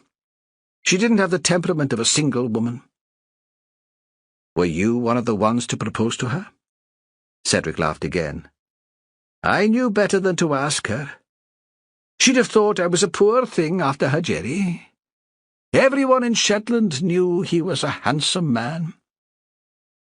Do you think the things that happened all those years ago could have any bearing on Mimmer's death? Of course not, Cedric said. How could it? Perez looked at him, not sure if he really meant what he said. But Cedric turned away and walked back into the kitchen. Mark Evans, the psychiatric nurse, said he needed to be sure Perez was who he claimed to be. Mrs. James is in the public eye. I don't want her hassled by a load of reporters. You do understand. He had a soft, slow voice and an accent unfamiliar to Perez, rural. Perez wondered if he'd grown up on a farm. That would give them a point of contact. But he didn't feel he could ask. Instead, he gave the man the number of the police station in Lerwick. They'll confirm my mobile number. Then he waited, looking out over the harbour for his phone to ring again. After the deserted feeling of the day before, the place was back to normal. There were cars queuing for the ferry, and a couple of fishermen were getting a small trawler ready to go out to sea. He supposed Jerry Wilson's Norwegian friend had sailed a boat of a similar size to Norway. His phone rang, interrupting daydreams of wartime adventures, grey seas and huge waves. He'd never been physically brave, and he didn't think he'd have had the courage to volunteer for the Shetland bus. I was sorry to hear that Hattie's dead, Mark said. I remember her well. I wondered if she'd been in touch with you recently, but Mrs. James said not. No. She might have contacted another professional, though. Her GP should have records. Even when she was ill, she was unusually self-aware. I think she'd have realised she needed help, if she was so desperate that she committed suicide. Perez picked up an uncertainty in his voice. Were you surprised to hear she'd killed herself? I was. She was a very intelligent young woman. I thought she'd taken on board the strategies for coping with her depression, and she understood that medication would help her. She never refused to take it. Was there an event that distressed her? Something very serious that provoked the suicide attempt? Not that we know, Perez paused. We've not ruled out the possibility of other causes of death. I'm looking into the matter for the Procurator Fiscal. I'm grateful that you've taken the time to talk to me. I thought you should know that 4 years ago, Hattie was a victim of a criminal assault, Evans said. It might not be relevant, but it seemed important to tell you. We have no record of that. As he spoke, Perez hoped that was true. They had checked Hattie's name against the criminal records. That was standard procedure. But if she'd been a victim, would that fact have come to light? She never reported the matter to the police, Evan said. Why not? A number of reasons. She'd suffered a severe bout of depression a couple of years earlier. There had been occasions of psychosis. She didn't think she'd be believed. Perhaps she even felt she was responsible. She wouldn't even talk to her mother about it. In his quiet, reassuring voice, Evans described the incident as he understood it had taken place. He was clearly angry. When he'd finished, Perez could understand why. You realize there's no proof, he said. They might not have got a prosecution even then. I do realize that, Evans said. I probably shouldn't have told you. It's very unprofessional. I couldn't discuss it with Mrs. James. I just wanted you to know. After all, Hattie's not here to tell you herself. Chapter 32. Sandy woke early. He was lying in Mimmer's high double bed. His mother had given him clean sheets to put on it, but the blankets had belonged to Mimmer. They smelled of peat smoke and damp like the rest of the house. The sheet was wrinkled uncomfortably underneath him. He'd never quite got the hang of making beds the old-fashioned way. He liked fitted sheets and a duvet. On the wall in front of him there was a photograph he hadn't noticed before. 2 women walking down a dirt track. It was taken on Whalsay, but before any of the roads had been made up. On their backs they had the rush baskets, or kishies, that were used for carrying peat, and they were so full that he could see the peat piled behind their shoulders. They were wearing old-fashioned bonnets and skirts below their knees, heavy boots. And as they walked, they were knitting. The wool was held in apron pockets. Their elbows were close to their bodies. They smiled towards the camera, poised for a moment, but you could tell the needles would begin clacking again as soon as the shot was over. Sandy wondered if they were knitting just for the fun of it, or because raising peat was boring, or because they were so busy that this was the only time there was in the day to provide clothes for their children, or if they did it to make money. It was the sort of thing his mother might do, Sandy thought. Not exactly like the women in the old photo, but working at several things at once, because Evelyn liked to be active, and because she needed to hold the family together. He lay for quite a long time staring at the photograph. He didn't think either of the women was Mimmer. She'd been much better looking than they were, and she'd never been a knitter. I don't have the patience for it, she'd said, when he'd asked as a child why she didn't knit like the other grandmothers. Then he thought about his father, who'd gone to school in dirty clothes because Mimmer didn't have the patience for washing either. Sandy didn't think now he'd have preferred Mimmer as his mother. At least Evelyn had always fed them well and kept them clean.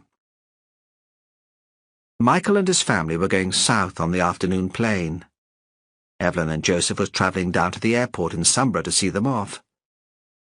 Sandy thought that might give him a chance to go into Utra and have a look round the house without his parents asking questions. His uneasiness about what had been going on there had grown in the last few days.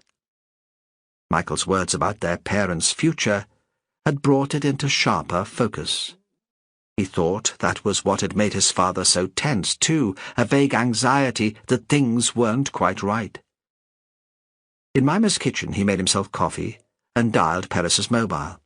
He hadn't seen the inspector at all the previous day, and he felt disconnected from the case. He'd enjoyed being at the centre of things during the investigation, responsible for making things happen. The inspector's number was busy. He took his coffee outside. He felt the stirrings of hunger. His mother would be cooking breakfast for the whole lot of them in Utra. But he didn't think he could face that. The bairn grizzling.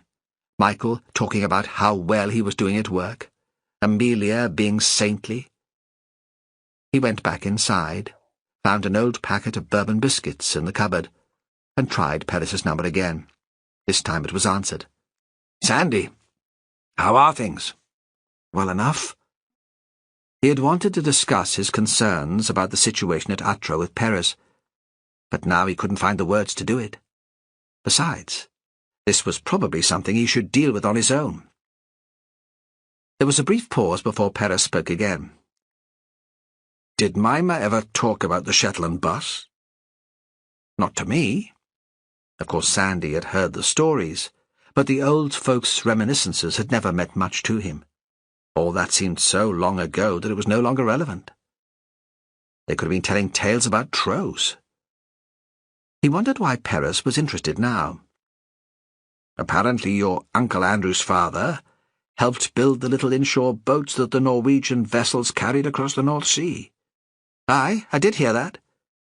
"Would Andrew know anything about it, do you think?"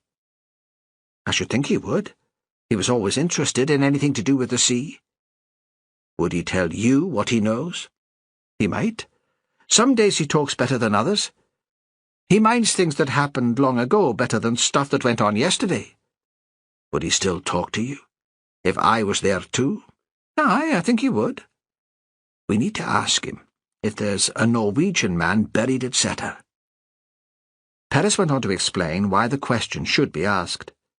But Sandy wasn't much clearer about what that could have to do with Hattie and Mimmer dying. All the same, he was glad he had something constructive to occupy his time this morning. It gave him an excuse to stay away from Atra until everyone there had left for Sombra. He wouldn't have to put on a show that he was sorry Michael and Amelia were leaving so soon. His Aunt Jackie must have seen him coming up the hill, because she had the door open before they arrived. "Come in," she said. "Come in, come in." He wondered why she was so pleased to see them, and then remembered how sociable she'd been before Andrew was ill. The house was always full of people. When they'd been bairns, they'd gathered at the Clouston house. Jackie would welcome them all in, no matter the noise or the mess they made. She even liked them around the place when they were teenagers, drinking cans of lager and playing loud music. Andrew had bought them a full-size snooker table. It must be hard for her now. She and Andrew had built this grand new house, which was perfect for parties, and she rattled around in it with nobody to talk to. They went into the kitchen, and she had coffee made and a plate of flapjack on the table in no time. Andrew was sitting in his usual chair in front of the Rayburn. "I'm sorry we couldn't make it to the funeral," Jackie said. "Andrew was having a bad day. He didn't want to leave the house, but I heard it went off very well." She didn't ask what Perez was doing there, but shot suspicious glances towards him. "Aye," Sandy said. "Very well." Now he was here, he wasn't sure how he could explain Perez's presence, or engage the big man in conversation. Jackie often acted as if her husband weren't in the room, or as if he were deaf. He turned to his uncle. "Are you feeling more yourself, thee?" Andrew stared, then nodded briefly. "Look," Jackie said, "while you're here, would you mind staying with your uncle while I get to the shop? I've run out of flour, and I wanted to get some baking done. I don't like to leave him on his own." She looked again at Perez. "That is, if you've nothing you need to ask me." "No," Perez said easily. "We were just wanting to talk to Andrew. Chat about the old times, nothing important at all. you get yourself away." Sandy knew this was a good thing, because they'd be able to talk to his uncle without Jackie overhearing. But he couldn't help being nervous. Perez would expect him to persuade Andrew to confide in them, and he wasn't sure it would be that easy. Folks said Andrew's intellect hadn't been affected by the stroke, just his speech and his short-term memory. But Sandy thought he'd become quite a different man. Before the illness, Andrew had been loud and strong and fierce, competitive. Sandy remembered him on the golf course, swearing because he'd made a mess of a drive. Sandy had been a bit frightened of his uncle when he was a boy. There was a moment of silence. Then they heard Jackie slam the front door, and the roar of the Audi as she drove it down the track to the road. This is Jimmy Perez, Sandy said. He's my boss. You don't mind him listening in while we talk? There was a pause, a brief shake of the head. Your father knew the men on the Shetland bus. He built boats for them. Sandy had just bitten into a piece of flapjack. It was more crumbly than he'd been expecting, and the oats fell out of his mouth as he spoke. He felt himself blushing, wondered what Perez would think of his clumsiness. Andrew continued to stare at him, then nodded. Did he ever talk to you about it? They built the yawls the Norwegian men used once they got to their country. Responsible work, Perez said.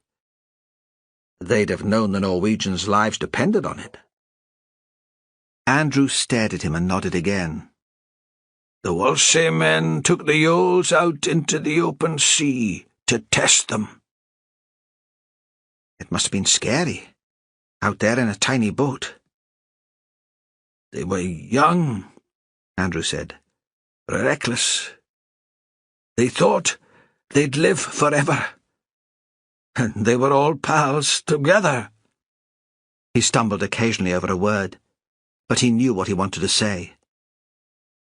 Jerry was with them too. Mimmer's Jerry. He was just a boy. More reckless than anyone, my father said. You've heard they found some old bones at Setter. This time the silence lasted so long that Sandy thought Andrew hadn't heard him. They don't tell me things anymore. The lass from the university found them. The one that died? This time the response was immediate and so sharp that Sandy was surprised. He hadn't thought Hattie's death had registered at all with his uncle. She found a skull, he said. At least, my mother found it while she was working there as a volunteer. And then I believe it was the other one, Sophie, who found some bones. There was a pause. Andrew raised a mug of cold coffee to his mouth and slurped it. My boss seems to think the bones could come from that time, Sandy said. That they might belong to a Norwegian man. Did your father ever talk about that? Now Andrew turned towards Perez. Why do you want to know?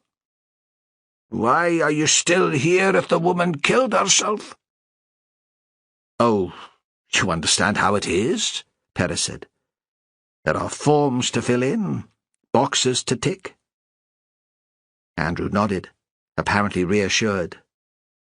Fishing got that way too, in the end. So, did your father talk about the dead Norwegian? Another pause. Andrew seemed deep in thought. He mentioned it. There was a brief grin, which reminded Sandy of how his uncle had been before the illness. The life and soul of any gathering, a teller of jokes, a dancer. He could fill a room with his laughter. He could drink more than any man on the island and still stay standing. After a few drinks, he'd talk about the war. What did he say? That he was shit scared every time he went out to test a yawl. That maybe he owed his life to Jerry Wilson. Sandy had a sudden flash of intuition. It was something in Andrew's voice. Is that why he kept quiet about the dead Norwegian? Andrew looked up at him. Has someone been talking? Again a reminder of the old Andrew, who had a fearsome temper when he was roused. No, I've just learned a few skills from Perez. Will you tell me what happened? How would I know? I wasn't there. You remember your father's stories?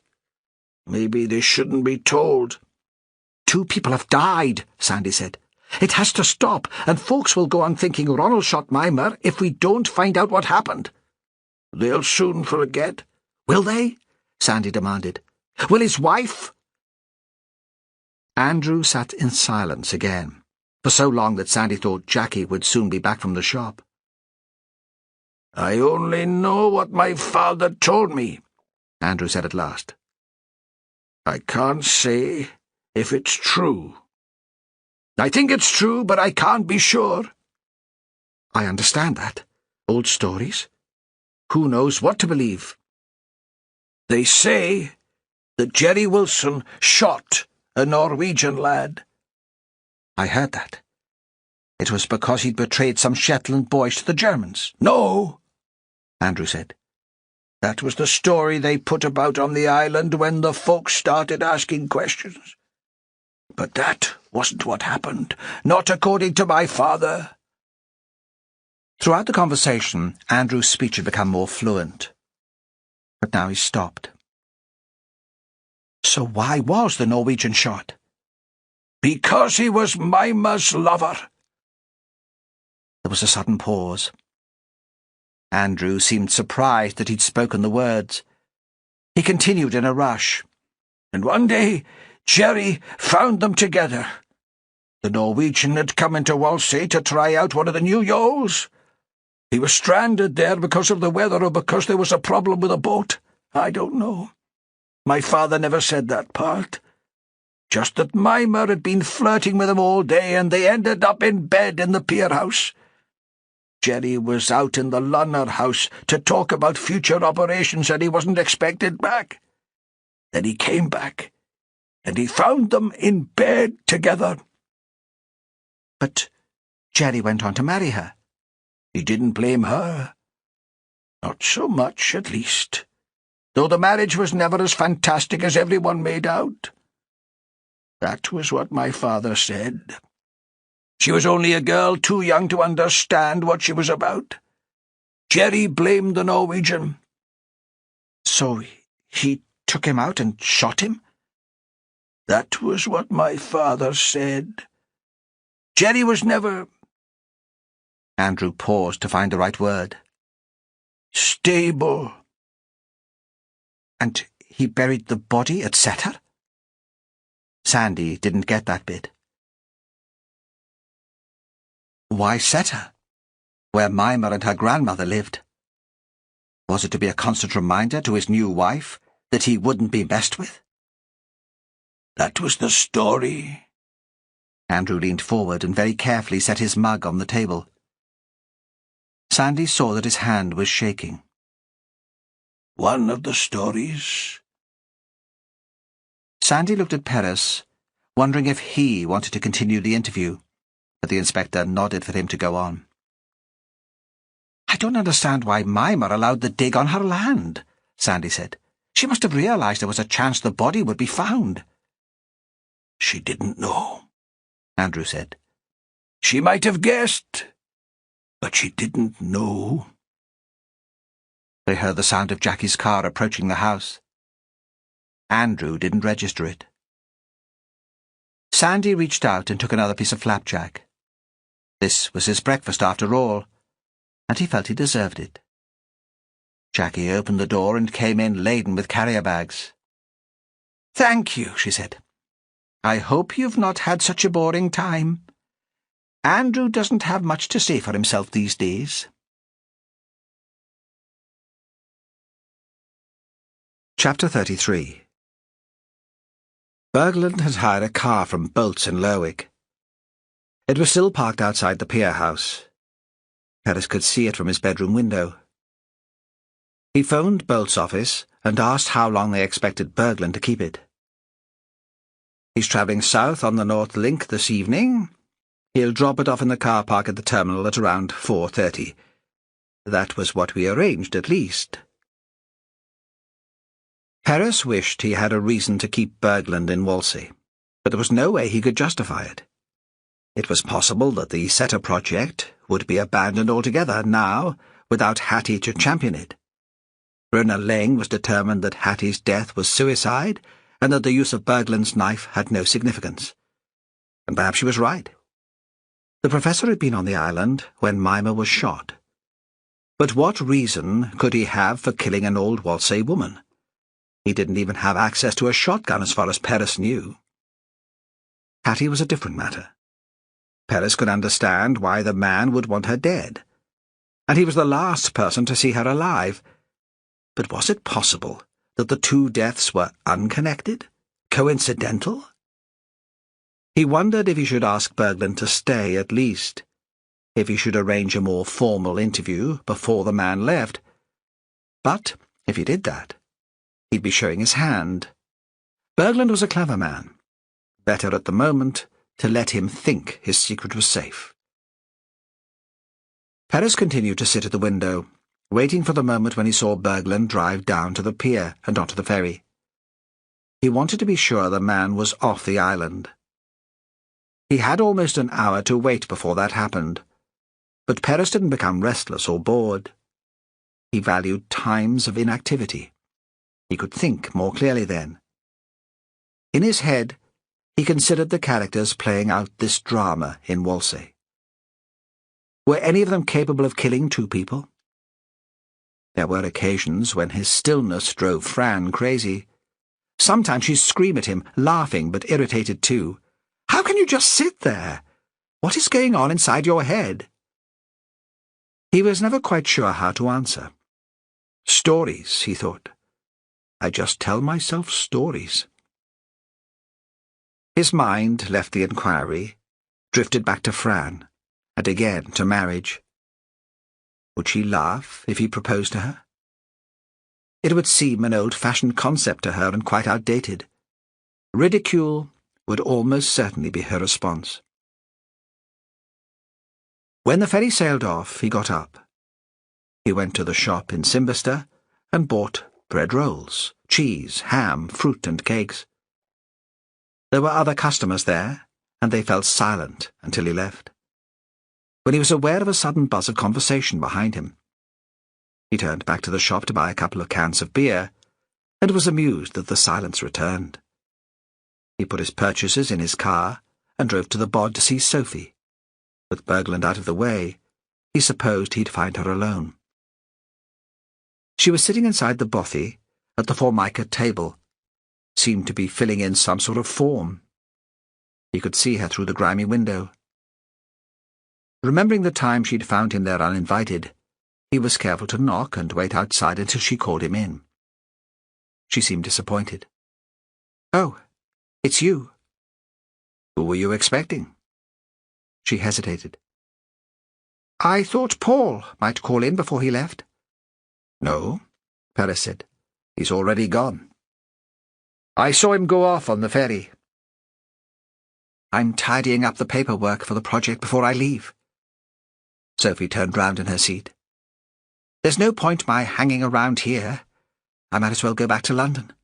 It was what I planned anyway." "So you'll be running a cafe-bar in Richmond?" She grinned up at him. "Maybe. That's one of the options. I'm not going to rush into anything.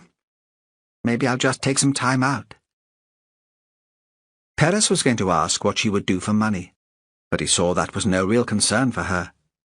He didn't think he'd met anyone before who didn't have to work for a living. Duncan Hunter was probably the richest person he knew, but he still worked. "Will you stay with your parents?" "In their house. Daddy's just gone off to Hong Kong for 6 months. Something about one of the businesses. So they're not there."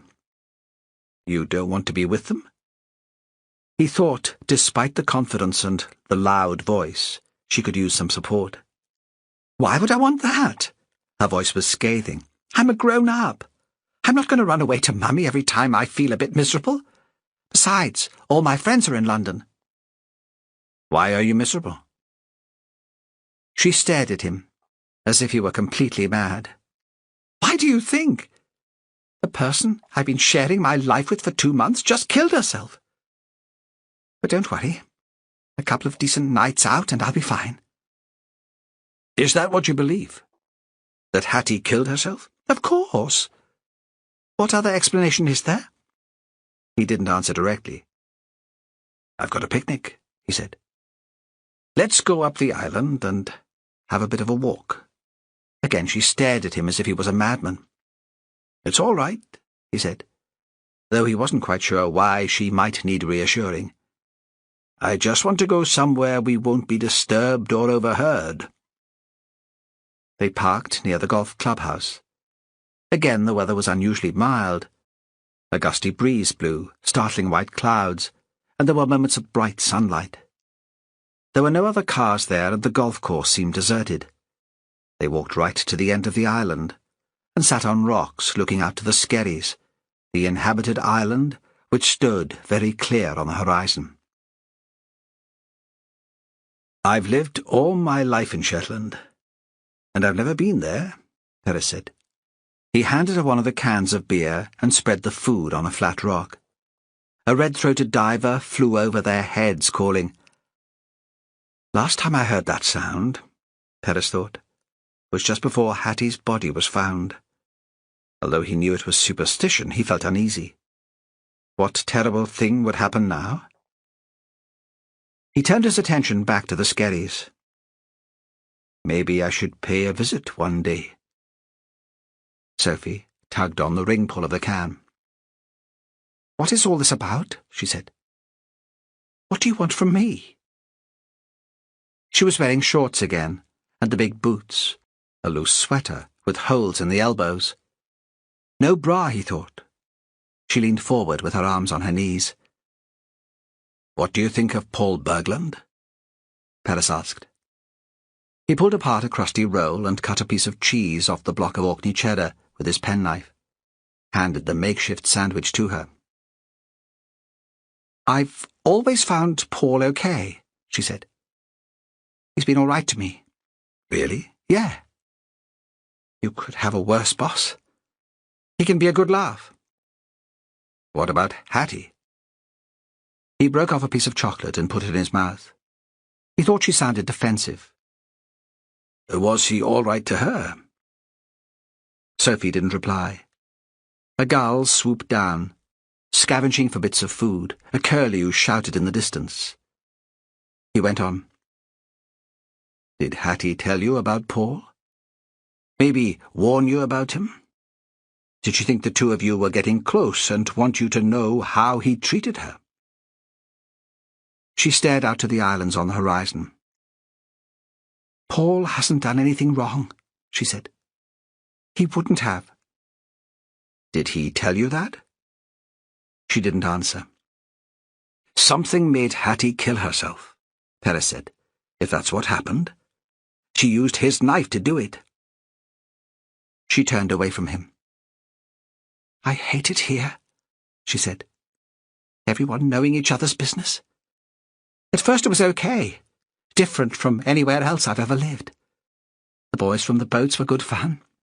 They know how to party. Now I can't stand it. Once the fog rolls in, you feel as if the world outside doesn't matter at all. People here lose any sense of proportion. Tiny incidents that happened years ago fester and take over their lives."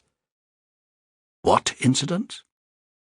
She shook her head in frustration that he didn't immediately understand. "There's nothing specific. Just a feeling that the islanders can never break free from their history. That they have no free will. Or that they won't allow themselves any." "Go home, then," he said. "There's nothing to stop you. Just leave me your address."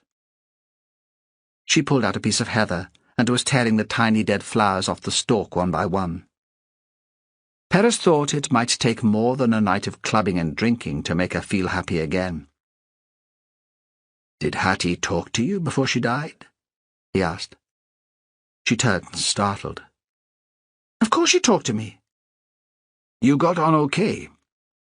A brief hesitation. "Boarding school's great practice for this sort of work," she said. "You have to muck in together." He wasn't sure that was a real answer. I went to boarding school, he thought. If you can call the hostel at the Anderson High School a boarding school, I'm not sure it taught me much. "Did she talk about Paul Berglund?" he asked. "About what happened when they worked together before?" "Paul says it's all rubbish. She just had a teenage crush." "What did she say?" Was it true, then? All that stuff about Paul? Sophie looked at him. Her eyes seemed huge. "You could never tell with Hattie. Sometimes I thought she was mad. She came up with such odd ideas. Like what? Sophie shook her head, unwilling to be specific. I don't know. She just let her imagination run away with her. But she did talk to you about Paul. Yes. She thought he was hitting on me. She was warning me off. I told her I was a big girl and I could look after myself. I think she was telling the truth about Paul, Perez said. but there's no evidence, and he'll never be charged if that's what's concerning you. I just need to hear what she told you. Sophie finished the beer and crushed the can with her fist. She told her story, looking out to sea in a flat, unemotional voice. Throughout, there was no eye contact. It was the end of her first year as university. She'd already had some sort of stress-related illness after A-levels. I guess she was that sort of person, an obsessive. Then in the summer vacation she worked as a volunteer on a dig in the south. She paused, but Perez said nothing. He knew all this, but Sophie had to tell the tale in her own words. She continued. That was where Hattie met Paul. She fell for him. I mean, absolutely head over heels. She admitted that to me. He was married, but when's that ever stopped anyone? Now Perez did interject. Did she know he was married? Maybe not. She was so naive it probably never occurred to her.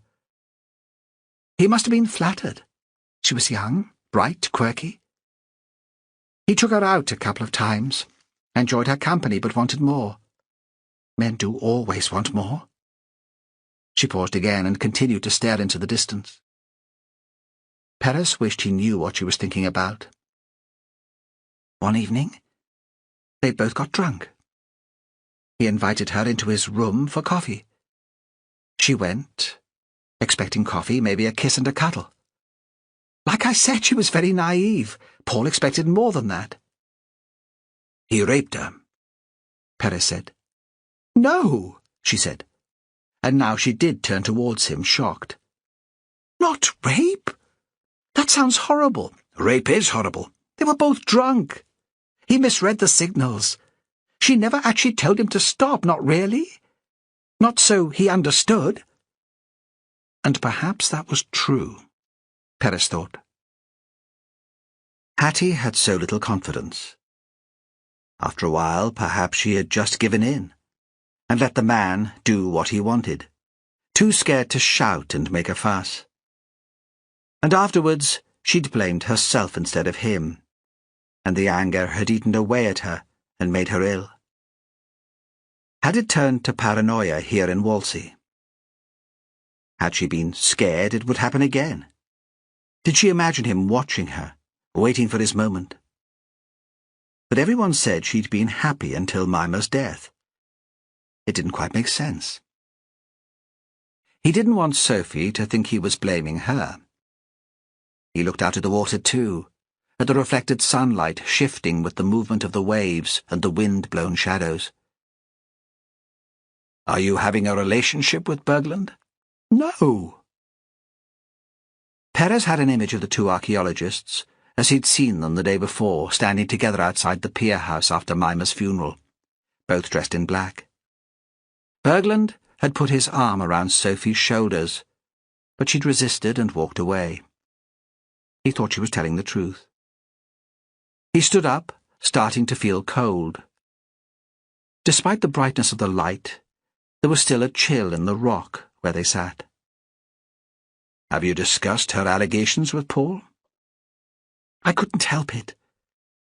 It was while we were in the kirk before Mimmer's funeral. We got there early.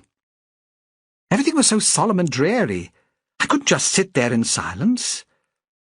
We were the first people there. There was nobody to overhear, and I had to know what he had to say for himself. What did he have to say? He laughed it off.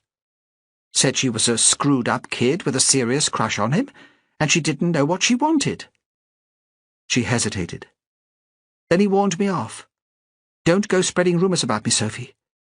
I've got a lot to lose. Do you think Hattie discussed it with him, when they had their meeting?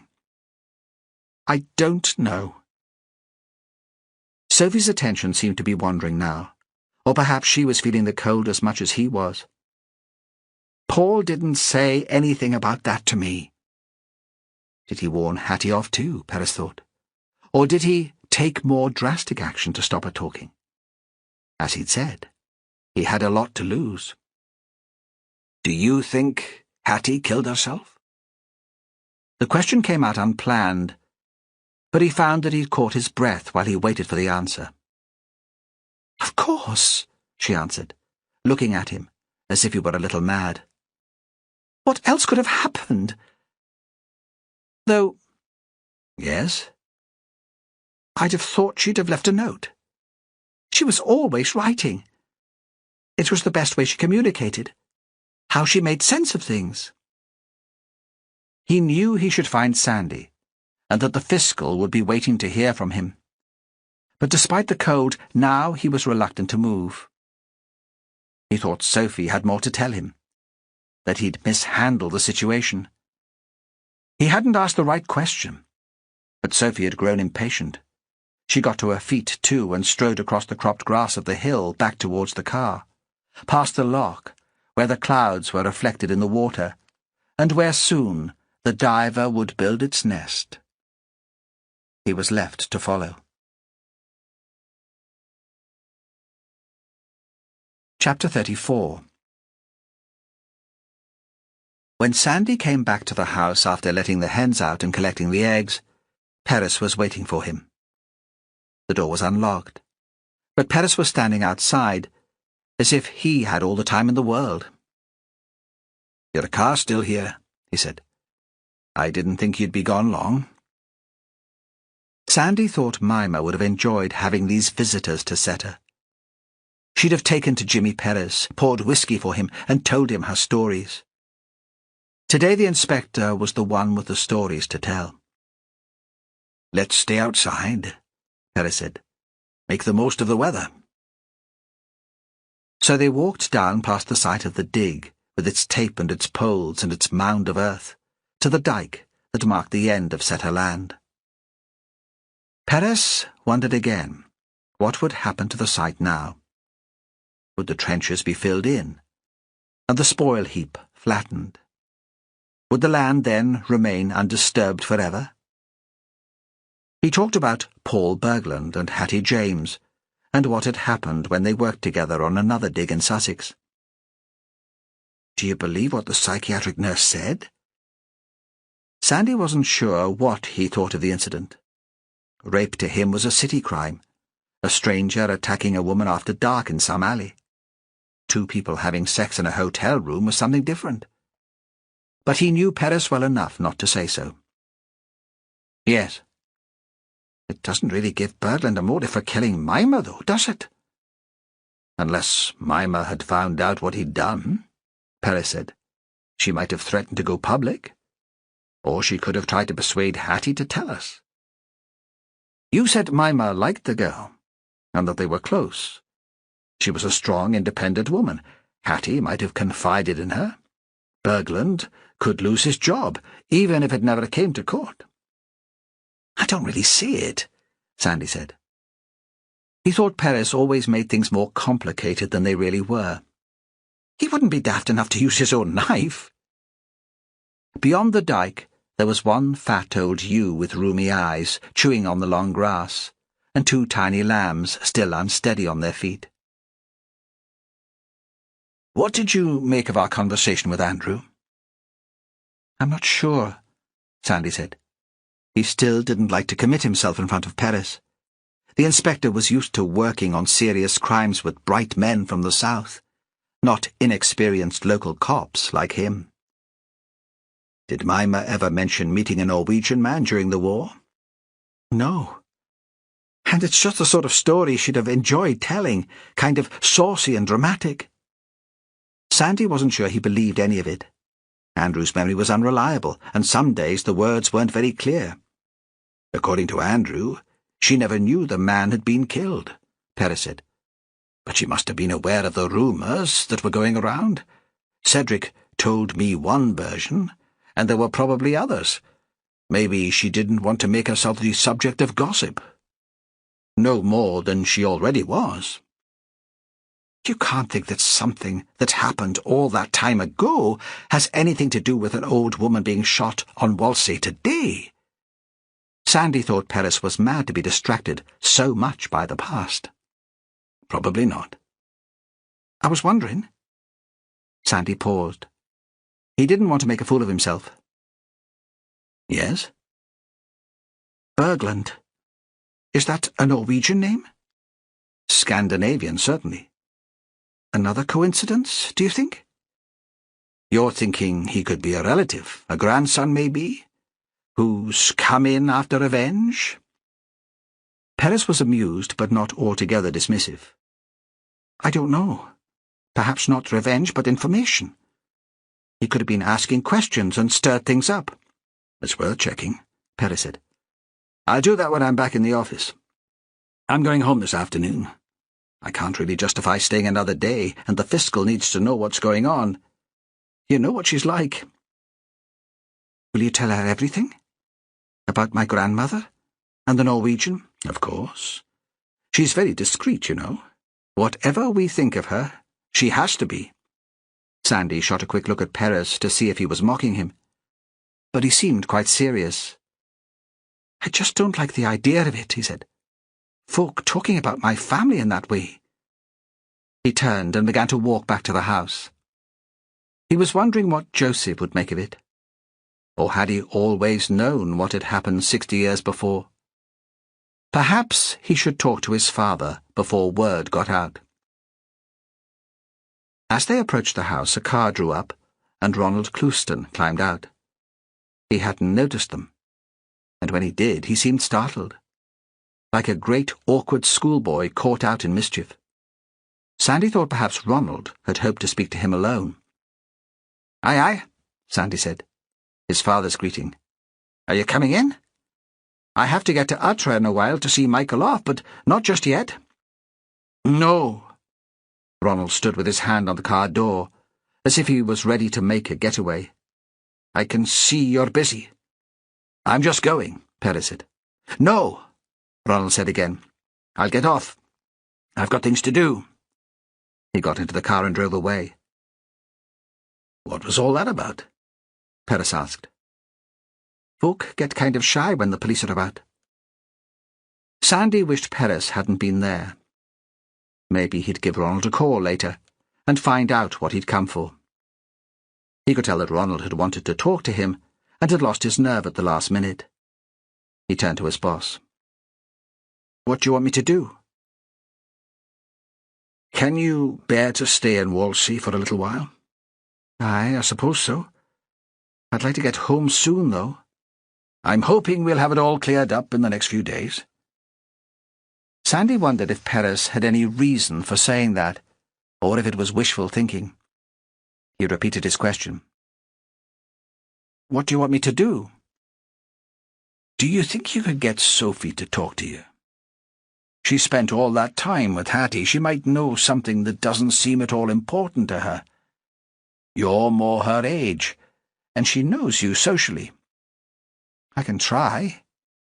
Sandy had a sudden vision of how it would be if he got Sophie to talk, if he discovered a fact that moved the case forward, how pleased and proud Perez would be. "I'll go to the bar this evening. Maybe take her to the Pier House for a drink." "I wondered if she has a relationship with Bergland. She says not, though.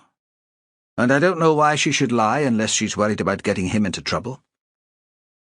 Sandy was tempted then to talk to Perez about his anxiety about his parents. But he decided that was his problem. If he discussed it with Perez, it would become official. And until he was sure what he was dealing with, there was no question of that.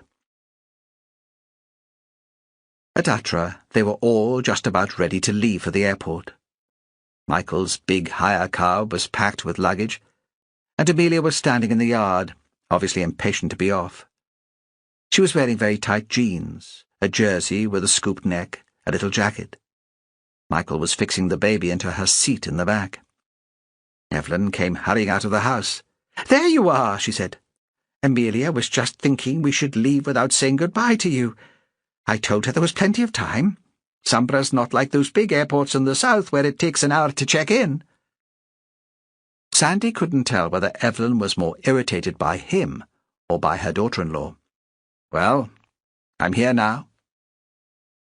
Michael turned round. He took Sandy in his arms, gave him a great bear hug. "Now you're the great traveller.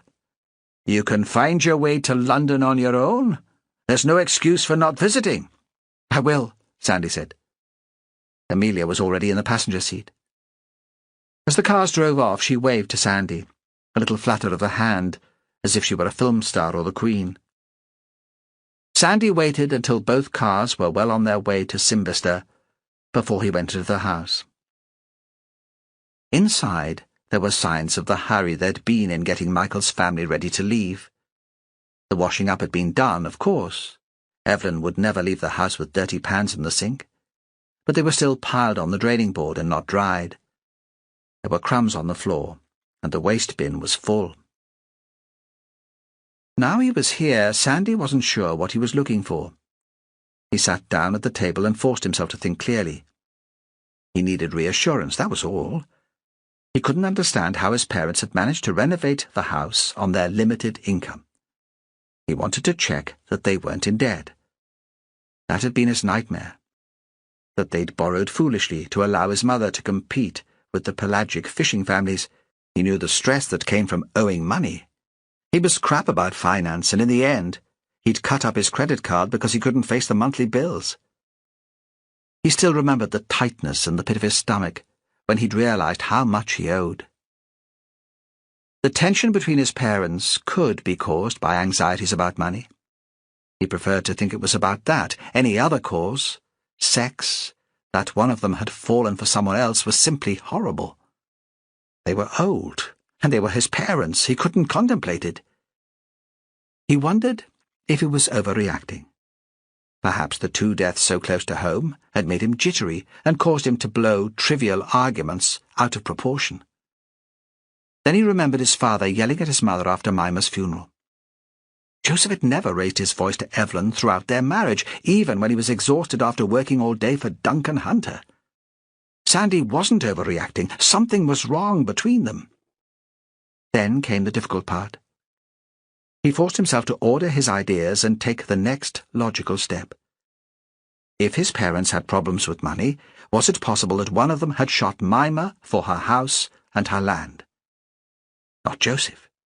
He could tell how upset his father was. Besides, he'd been made a good offer for the house already, and he'd turned it down. Evelyn, then? Sandy had known all along that this was where the thinking would end up. Evelyn had never particularly got on with Mimmer. She could shoot well enough, and there was a shotgun in Atra. But if the couple had no money problems, then there would be no real motive. That was why Sandy was lurking in Atra like a thief or a spy. He knew where his mother kept the bank statements, in the drawer in the sideboard in the living room, where the lasses had put the silver coins before the man from the university had taken them away. It was locked, but the spare key was hanging from a hook in the larder, along with all the others. Evelyn had always been the one to look after the family finances. Even when his father had worked for Hunter, she'd sorted out the bills and the invoices and filled in Joseph's tax returns.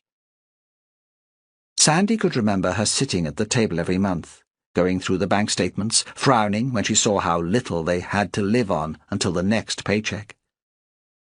He found the key and unlocked the drawer. The statements were neatly clipped together in the blue file he remembered. He looked immediately at the balance and felt a wild relief when he saw it was in credit. He scanned back over the past 12 months. No problems. Little excess in the pot, but no debt.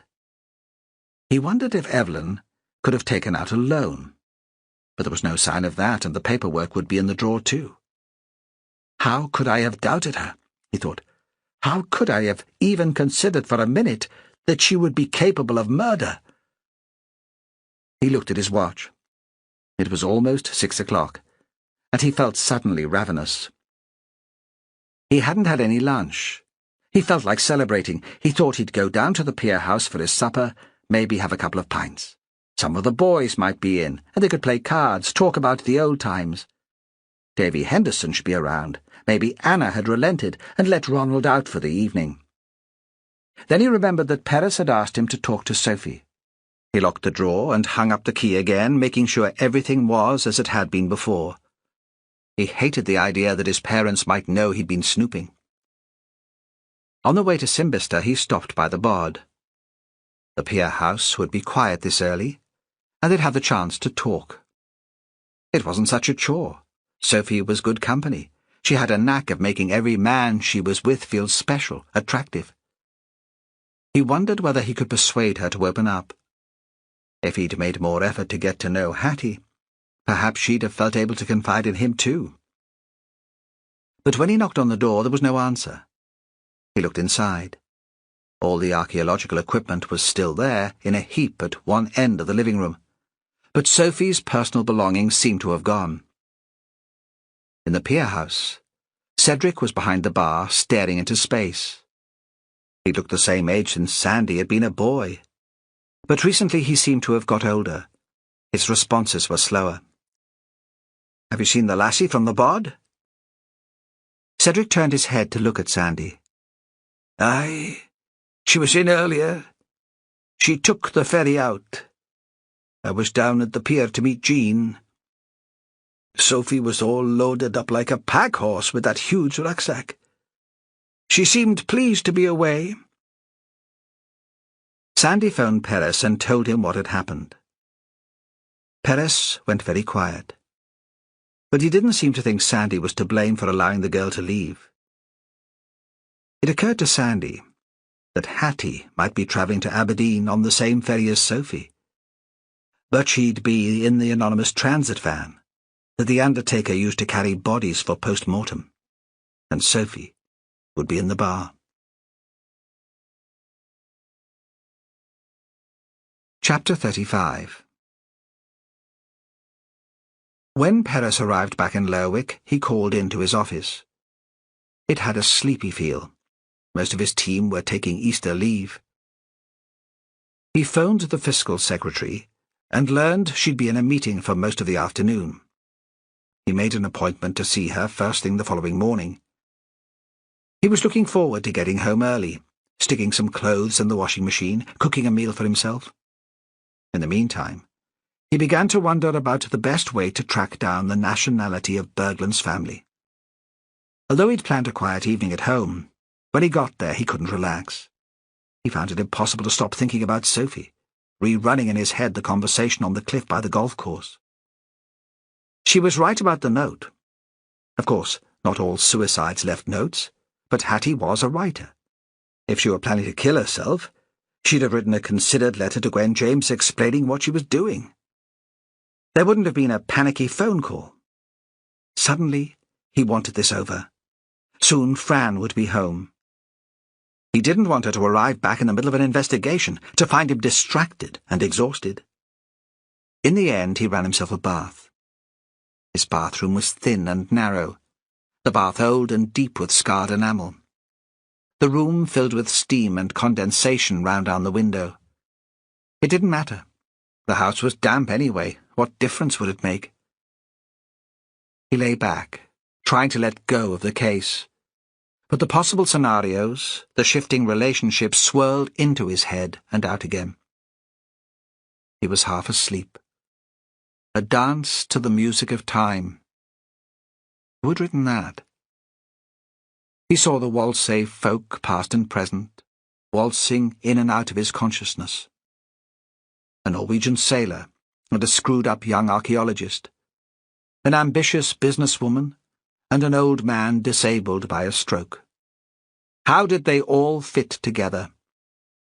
He shut his eyes and felt he was floating towards a solution. The phone rang. He wanted to leave it, to continue with his thoughts, but it could be Fran. He'd found it difficult to talk to her away from his own surroundings, and now he was desperate to hear her voice. He climbed out and grabbed a towel.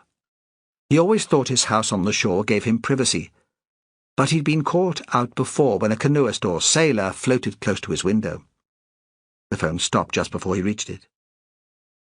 She would leave a message, he thought, and he'd call her straight back, before she rushed out to meet her friends at some experimental piece of theatre, some gallery opening or smart restaurant. But when he pressed 1571 to pick up the message, he heard quite a different woman's voice. It was Val Turner, the local authority archaeologist. "Jimmy, I've got an initial report back on the Whalsay bones. I'll be in the office for half an hour if you want to give me a ring." He went back into the bathroom, but now the water seemed grey and uninviting, his contemplations ridiculous. He pulled out the plug and got dressed. Instead of phoning Val back immediately, he called Fran's mobile. There was no reply, and he left a message. When he rang Val, she picked up her phone straight away. "You've just caught me, Jimmy. I was just about to leave. Have you got time to meet up?" "I'd be happy to buy you dinner. Thank you for rushing through the analysis of the bones." After all, he thought, he needed company. It would do him no good to sit in on his own brooding. And he still had questions about the dig. The laundry could wait for another day. "Ah," she said, "you don't know the favours I've had to call in to get that done so quickly.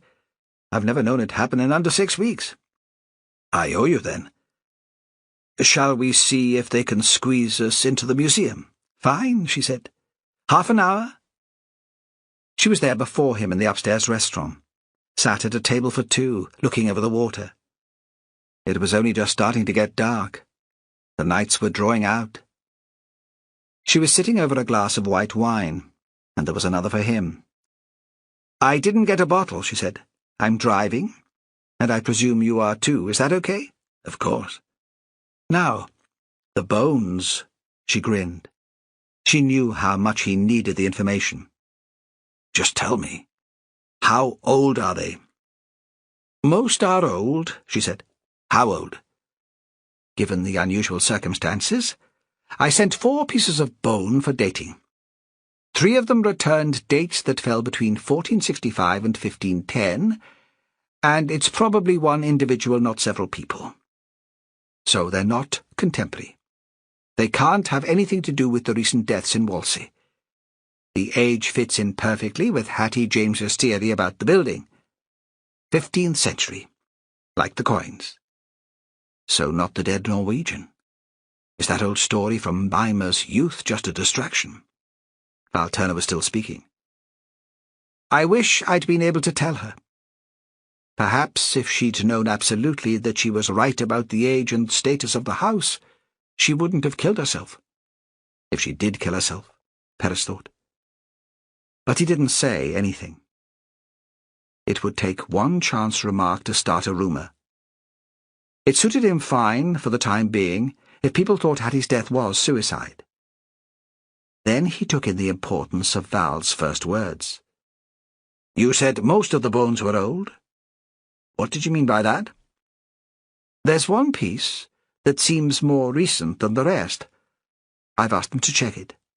It's probably an error." She seemed suddenly aware of the effect her words had on him. "Really, it happens.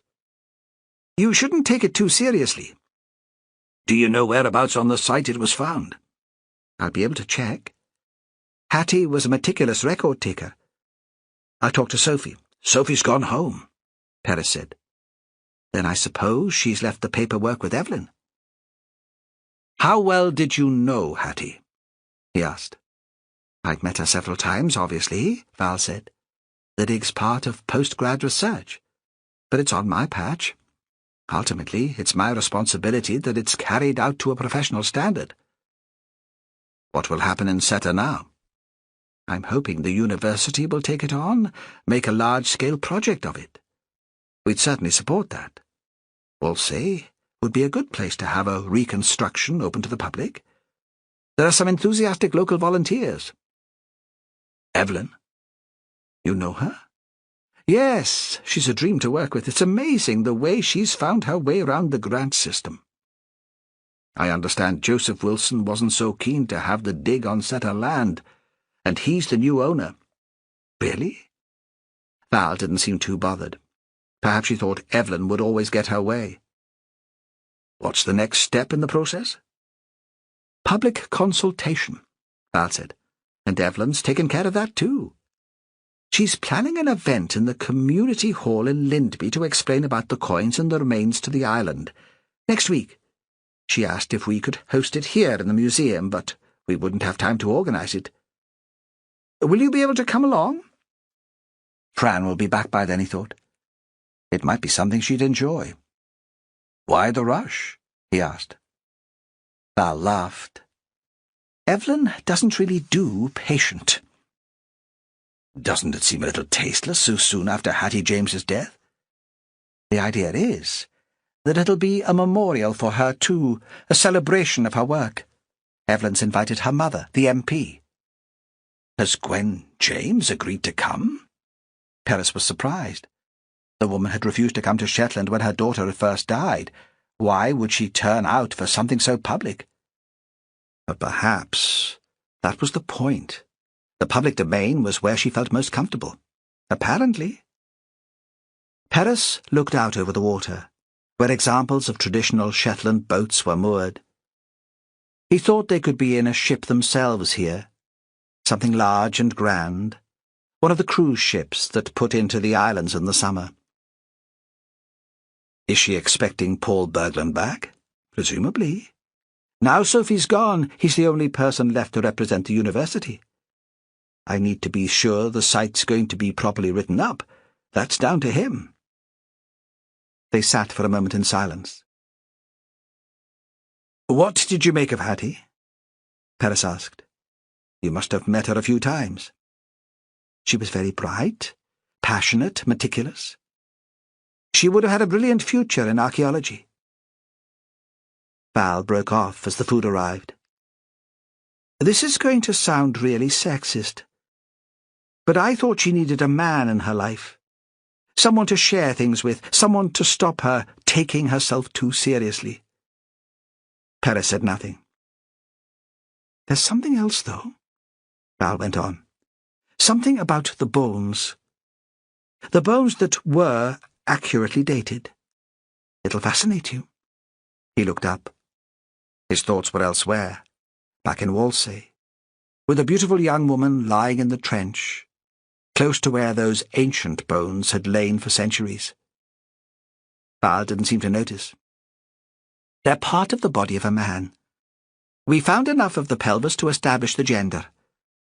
He didn't die a natural death. He was murdered, killed by a stab wound. That's what it looks like, at least. The ribs have shattered. We'd not have been able to tell that from the skull. We'll never know why he was killed, of course, though it's fun to guess.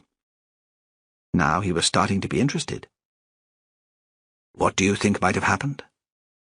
Hattie's theory was that a local man took over the role of merchant in Whalsay. He'd suddenly acquired wealth, status. I'd guess that wouldn't make him very popular with his neighbours. You think he was killed so people could steal from him? That, she said. Or because they were jealous of him. They were poor and he was rich. Envy, the green-eyed monster.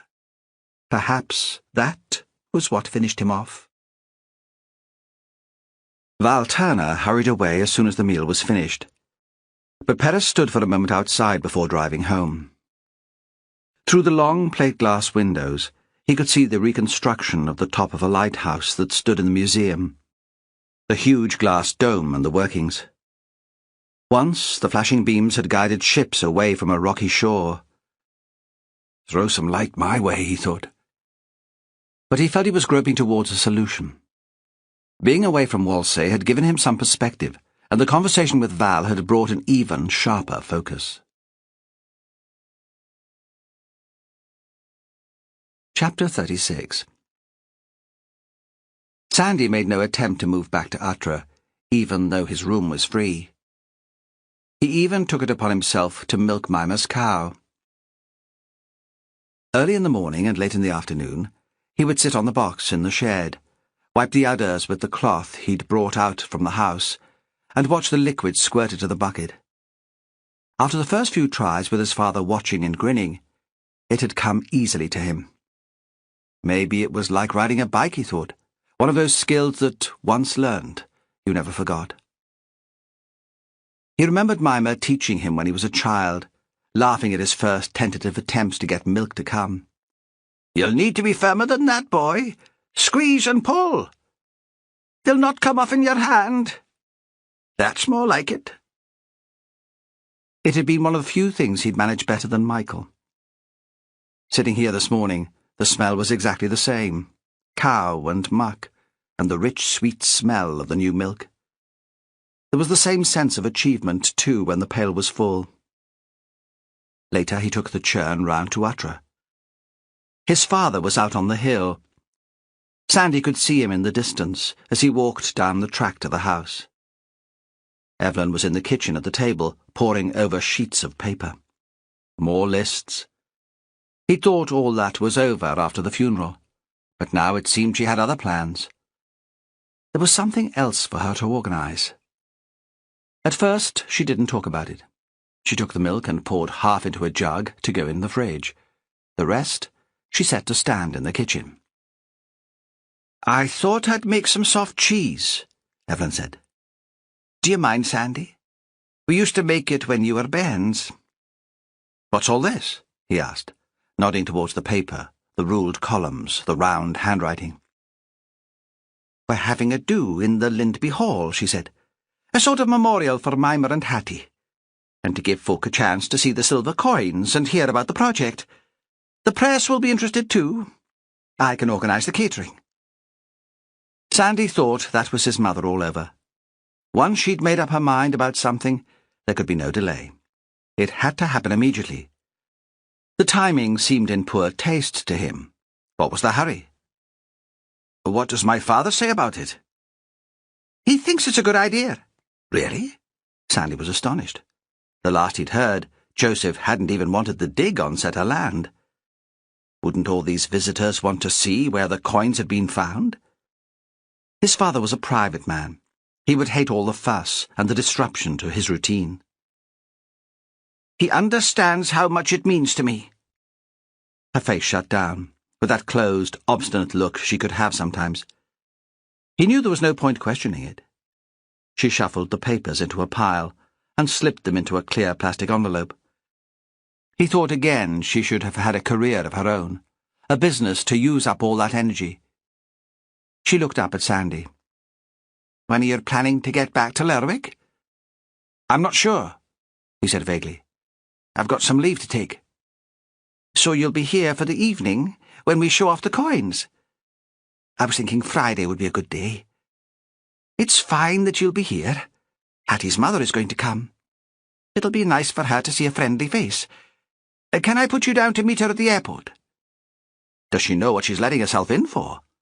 She's not even buried her daughter yet." Sandy thought these island events could be daunting for anyone. He couldn't face them without a couple of drams and a few cans in his belly. He remembered Gwen James in her London flat, chain-smoking, guilt-ridden. How would she deal with the curious islanders, the intrusive questions? Then he remembered she was a politician, and probably capable of putting on a show.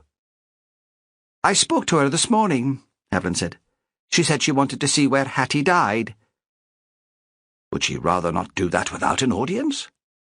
"I explained what we were planning." The stubborn tone had returned. "It was her decision. She didn't have to agree." But it would suit Evelyn's purpose, Sandy thought, to have the woman there. An MP, something of a celebrity, to give the Setter project a bit of credibility, almost a touch of glamour. Sometimes he was shocked by how ruthless his mother could be. She would make a fine politician herself. "I've booked her a room at the Pier House," Evelyn went on. "I said she could stay here, but she didn't want to put us out." At least, Sandy thought, the woman would have her own space to escape to. He wondered if Perez knew what his mother had planned, and what he would make of it. "Who else have you invited?" he asked. "Everyone who's been involved with the dig. Paul Bergland, of course." "Will he come?" "I'm not sure. He said he might have other commitments." "I bet he has." but I've talked to his head of department at the university and said how important we feel it is for him to be there." Sandy found himself grinning. His mother could be as persuasive as a bulldozer. Where had this drive and nerve come from? And what did the university say? They were sure Professor Bergland would find time in his diary for such an important occasion, especially as it would be dedicated to one of his students. Evelyn looked up and caught his eye. For a brief moment they shared the conspiratorial laughter. "I'd have liked Sophie to be there," Evelyn said. "Did you hear that she's gone south?" "Aye, I had heard that." "It was all very sudden. She didn't even drop in here to say goodbye, and that seems kind of rude. I don't suppose you have an address for her? Her mobile phone number?" "No, Mother, I don't." His mother seemed about to press the point, but thought better of it. "I suppose the Cloustons will be there," she said. "You can never keep Jackie away from any sort of party." Sandy went out onto the hill to look for his father. Walking over the heather, he thought the week in Whalsay had made him a bit fitter. He didn't feel the strain in his legs, or that dreadful heaving in his lungs that came sometimes when he followed his father up the hill. In town he never walked anywhere, and he lived off takeaway food. He thought with longing of sweet and sour pork, the batter all crispy, the sauce rich and thick with sugar and pineapple. What was so great about feeling fit? He found Joseph squatting over a dead newborn lamb. It had already been picked over by ravens and hooded crows. "It was tiny," Joseph said. "It was never going to survive. Maybe the smallest of twins." He straightened and looked along the ridge of the hill. "I thought you'd be away back to Lerwick now the funeral's over." Perez said I could take some leave. "I've got plenty owing, and I can't carry it forward after the end of April." "Your mother will be pleased to have you around." "Yeah, right." "Really?" Joseph said seriously. "She misses you." "She misses Michael right enough." But he couldn't help feeling pleased and hoped it was true. "What's all this about a big do in the hall to show off the project, etc.?" Joseph didn't answer immediately. Sandy thought he was choosing his words carefully. For a moment his father reminded him of Jimmy Perez. "Do you fancy a coffee?" Joseph said. "Your mother made up a flask for me." He pulled a thermos from his pocket, then took off his coat and laid it on the grass. They sat together, both looking northeast up the island. "Couldn't you talk her out of it?" Sandy took a swig from the cup they were sharing. The coffee was strong and very sweet. "I didn't try too hard," his father said. "You know how she is once her mind is made up." "She always listens to you." "Not this time." "I don't want her to make a fool of herself." Sandy's voice came out louder than he'd expected. The wind flicked the words away, and he could hear the panic in them, the underlying thought, "I don't want her to make a fool out of me." "Oh, between us, I think we can keep her under control." There was an attempt at humour, but it didn't quite work. Joseph's words were serious and matter-of-fact. "Is anything wrong, Dad? Anything I can help with?" For a second Sandy thought his father would confide in him. A curlew called, and in the distance he could hear the barking sound of a raven. Then Joseph screwed the cap back on the flask and stood up. "What could be wrong? We're all upset because of the accidents. 2 deaths. Terrible bad luck. There's nothing wrong between your mother and me." Sandy remembered his last conversation with his father, etc. Then Joseph had spoken of the deaths as more than terrible bad luck. He knew his father was lying, but he was grateful for the lie. If his parents were having problems, Sandy didn't really want to know. They were on their way back to Atra, walking at a stiff pace down the hill, so Sandy could feel his breath coming in tight little bursts, when Joseph spoke again. "I was thinking maybe your mother has been right about Seta. Perhaps we should consider selling it. Sandy stopped in his tracks and bent over. It was as if someone had thumped him in the stomach, winding him. His father didn't seem to notice. Now he'd started talking. It seemed he couldn't stop. But neither of us getting any younger. We need to think about our future. What do I need with another house? Neither you nor Michael will ever live there. I've taken most of the settled land into Ultra anyway. It's only a building. He realized that Sandy wasn't with him and stopped for him to catch up. But I'll not sell it to Robert, he went on. His voice was defiant. He shouted his words into the wind. I'll not sell it to that rich bastard, so he can put his fancy daughter in there. We'll do as your mother says. We'll offer it to the Amenity Trust. They can make a museum out of it, something to the memory of Mimmer Wilson. A house in her honour. Sandy had straightened his back. He walked down the hill towards his father. His legs felt weak, and he had to concentrate so he didn't trip. So what made you change your mind? You said you didn't want strangers walking all over it. It's my house, Joseph said. I can do what I like with it. I ken that fine, but something's made you change your mind. What happened? Then came the same question, and this time he hoped his father would give him the truth. Is there anything I can do to help? As he spoke, Sandy was still further up the hill than his father, and looking down at him. Joseph wasn't an old man. He was wiry and strong. But from this perspective, suddenly he seemed small. No, Joseph said at last. There's nothing you can do to help. Chapter 37. Perez spent most of the day in the office, glad of the routine, the familiar paperwork. He spoke to a local historian who'd written a book on the Shetland bus, and put in a call to the Norwegian embassy. Later, he had a meeting with the fiscal. They drank tea in her office, discussed depression and date rape as they sipped Earl Grey and nibbled shortbread biscuits. The horrors of her work never seemed to affect her. "Well, I think we can put the girl's death down to suicide now," the fiscal said.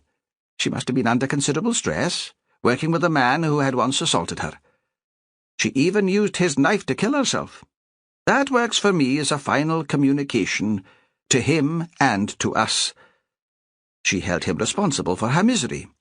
And now you say she discussed the rape with her colleague just before she disappeared. That confirms our original decision."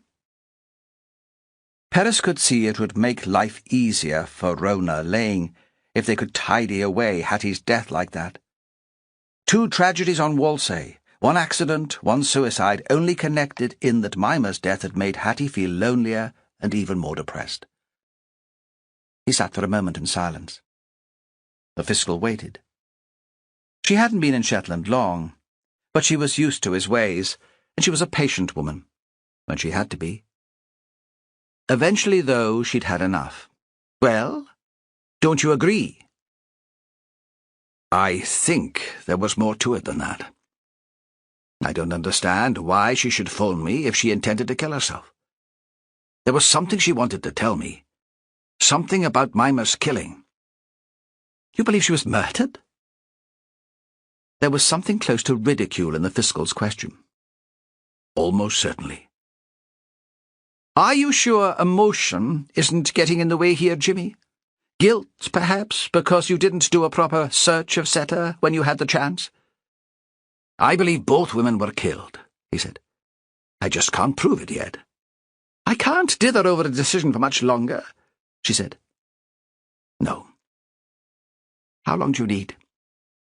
Dithering was bad for a politician's reputation, but so was making the wrong call on a suspicious death. She set her cup carefully on its saucer. "How long do you need, Jimmy? I can't keep this case open indefinitely." "Somebody knows what's going on there," he said. "Not just the murderer. In one of the houses in Whalsay, a friend or a relative is keeping a secret. It's that sort of place. So how long, Jimmy? I really can't give you more than a few days. I hope, he said. That's all I need. You have a suspect in mind? He nodded, but he didn't speak. She looked at him with curiosity, but didn't press the point. At this stage, she didn't want to know. If I don't have something by the end of next week, we call Hattie's death a suicide. I can't turn it into an accident, however kind that would be for her mother. Then we can get through the inquest and release the girl's body back to her family. He nodded again. But he was already preoccupied. He needed proof. He didn't have time for long conversations, for allowing the truth to emerge over time. He worked well that way, was much more patient than the fiscal. But now he'd have to make things happen. He had to precipitate a crisis. He wasn't sure how he could do that without putting other Whalsay folk at risk. On his way home, he stopped at the co-op for food. But walking down the aisles, he was still thinking of the case. The case, and Fran, who was always with him. The problem with the Whalsay investigation was that so much was going on there. It was hard to unpick the actual causes and connections. Like Fair Isle knitting, he thought. 4 different coloured threads tangled together in the working to make a pattern. It was difficult to follow the line of each yarn, to decide how much impact each colour had on the overall effect. In the house, he poured a glass of wine, fried a salmon steak quickly on each side, drained spinach and potatoes. Shit, he thought. I forgot to buy a lemon. He'd finished the meal without really tasting it, when there was a knock on his door. He put his plate to soak in the sink before going to answer it. Walking down the hall, there was a moment of excitement when he imagined that perhaps Fran had come home a few days early. Would he find her there, standing in the street, looking up at his window, stamping her feet impatiently, waiting for him to answer? He pictured her wrapped in her jacket against the drizzle, the blue scarf with the silver threads tied at her throat. But it wasn't Fran. It was Sandy, leaning against the frame, obviously drunk, and desperate to talk. Perez stood aside to let him in. He was apologetic in the snivelling way that drunks are, if they don't become violent. I'm sorry, Jimmy. I've let you down. But I couldn't stand it there. I had to get out. After that, he became incoherent. He was red in the face and his nose was running. Perez sat him in the living room and made him some coffee. Where have you been? Perez's immediate fear was that Sandy had been shooting his mouth off in a bar in town, telling all the world about events in Whalsay. It was only 8 o'clock. When had he started drinking? In the lounge, with a few of the boys. He must have been sufficiently aware to see the alarm in Perez's face. But I didn't talk about the case, Jimmy. I wouldn't do that. He slurped the coffee, pulled a face as he burned his tongue. I just made out I was fed up, being stuck out there with my folks, that I was glad to be back in town. You can't blame me for having a few drinks. What's happened at home? Because something must have happened. Perez could tell that. Sandy had been calm enough when he'd got back after the trip to London. He'd done well there. He'd proved the fiscal wrong. Sandy set down his mug and put his head in his hands. I don't know, he said. I don't know what's going on. What time did you leave Whalsay? Perez thought if he kept to the facts, Sandy might drop the drama and come up with a rational explanation. This afternoon, I had a pint in the pier house, and I knew I wouldn't be able to stop at the one drink. You know how it is sometimes. I couldn't get pissed in there. Davy Henderson was coming into Lerwick, so I got a lift down with him. I phoned up a few of the boys. He looked up at Perez, belligerent and defensive at the same time. I'm on leave. I can do what I like. Do your parents know where you are? I haven't told them. For Christ's sake, man. There have been 2 deaths on the island. They'll be frantic. Give them a ring and at least let them know you're safe. Mother will have been on the phone to Cedric, trying to track me down. She'll have told her I went out on the ferry." He was as sulky as a child. "That's not good enough. And you know it. Look, I don't care. This is all their fault." Perez looked at him. Earlier in the week he'd thought Sandy had matured. The man had dealt with Gwen James with sensitivity, come back with more information about Hattie than Perez had expected. Now he was like a toddler throwing a tantrum over a lost toy, blaming his parents for his misery. Sandy met his eye. He must have realized how disappointed Perez felt because his tone changed. "Okay. I'll phone them." Perez carried the coffee cups into the kitchen. Through the wall he heard Sandy's muffled voice, still defensive and angry, but he couldn't make out the words. When he returned to the room, the conversation was over. He drew the curtains and waited for Sandy to speak. That was why the man was here after all. Why else would he have turned up on the doorstep in such a state? "My parents are going to sell Setter," Sandy said. Perez nodded. It makes sense. They wouldn't want to leave the house standing empty. And doesn't Joseph work most of the croft anyway? "You don't understand. My father doesn't want to sell. He hates the idea. He didn't even want the dig to go ahead, and now there's this grand do in the hall. Mother says it's about showing folk the coins found on the land. But it'll be about persuading the trust to buy the house. If the sale goes ahead, they'll be digging up all over the land, maybe even knocking down Mimmer's house to put up some sort of replica. And my father just says, 'Fine. Go ahead.'" "What are you worried about, Sandy? I don't really see the problem. It's your parents' house now. Their decision." "I want to know why he changed his mind." It came out as a shout so loud that Perez thought the neighbours would hear through the wall. "He's not a man to change his mind." Perez sat still and waited for the rest. "Someone's put pressure on him," Sandy said. His voice was quieter but still intense. "Your mother, maybe. She's a woman used to getting her own way. Nothing sinister in that. You know how excited she is about the history." "Not my mother. She's all bluster and talk, but he takes the decisions in the house." "What then?" "Blackmail," Sandy said. "I wondered if that could be it. He needs the money to pay someone off."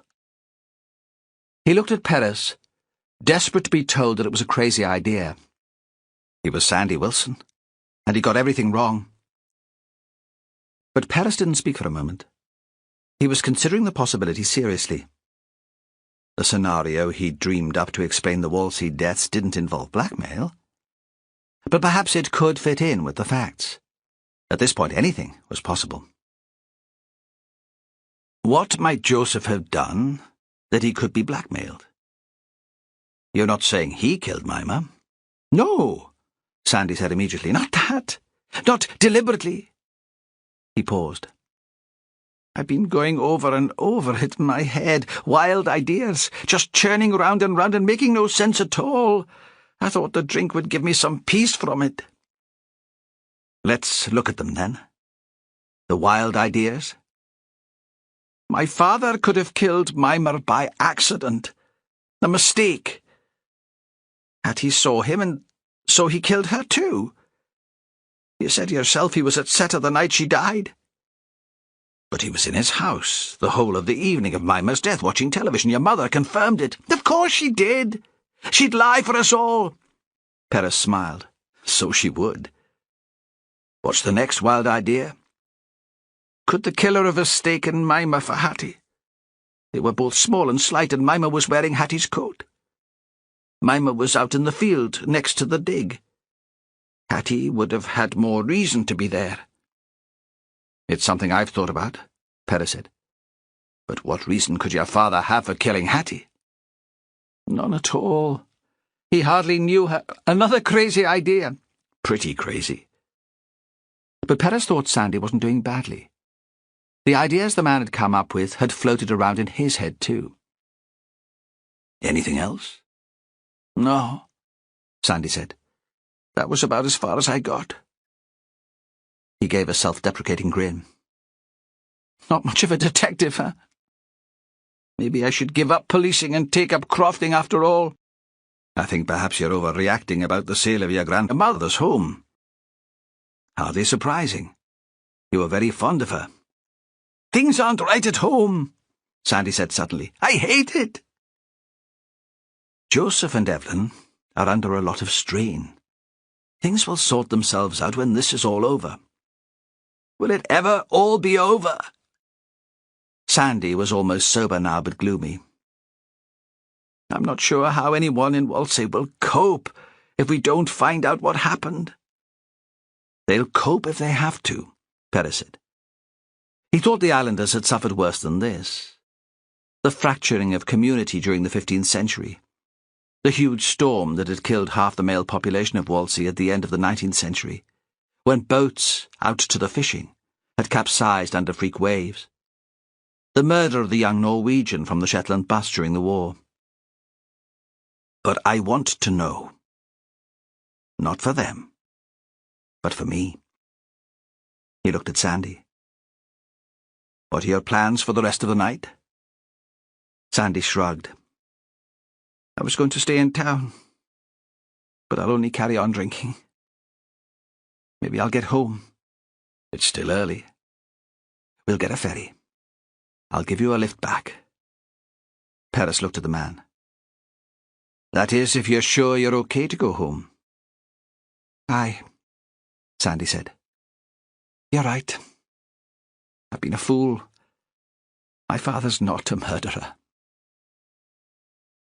Perez was going to say Sandy hadn't been a fool at all, but that wasn't what the man wanted to hear. Chapter 38. Sandy stumbled down the road towards Seta. Perez had offered to take him right up to the house, but Sandy thought he'd put his boss out quite enough tonight. He'd already made a fool of himself.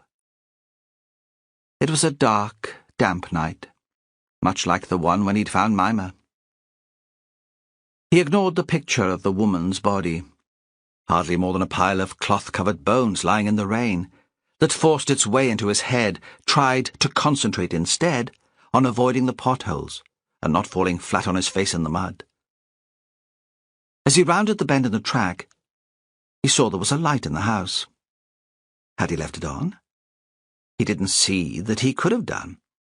It had been early afternoon when he'd gone down the island to the pier house. And this wasn't the white glow of the strip light in Mimmer's kitchen, with its plastic case greasy and filled with dead flies. This was flickering. And red. Sandy broke into a run, and he was already wheezing when he got to the house. He opened the door and the heat hit him, scorching his face. There was thick smoke that stung his eyes and made him choke. He tried to push his brain into gear, to remember the training he'd been given in fighting fire. The blaze had started in the kitchen, and still hadn't taken hold of the rest of the house. It was licking up the paint on the cupboards and the wooden panels under the windows were alight. There was a towel on the table, and he threw it over the flame on the cupboard, smothering the fire, hitting out the air from it. He filled the washing-up bowl with water and threw it over the flames by the window. There was a hissing, but the wood was still burning. He filled the bowl again. This time the fire was doused. He was left, heaving for breath, his heart pounding. He heard a noise outside, a strange kind of cry like an animal in pain. He stood at the door and looked out. Anger stopped him feeling frightened. Anger and stupidity. "Who is it?" he yelled. "What the fuck are you doing out there?" He wanted to hit someone, to smash in the face whoever had desecrated his grandmother's home. A figure moved out of the shadow of the cowshed. His father stood in front of him.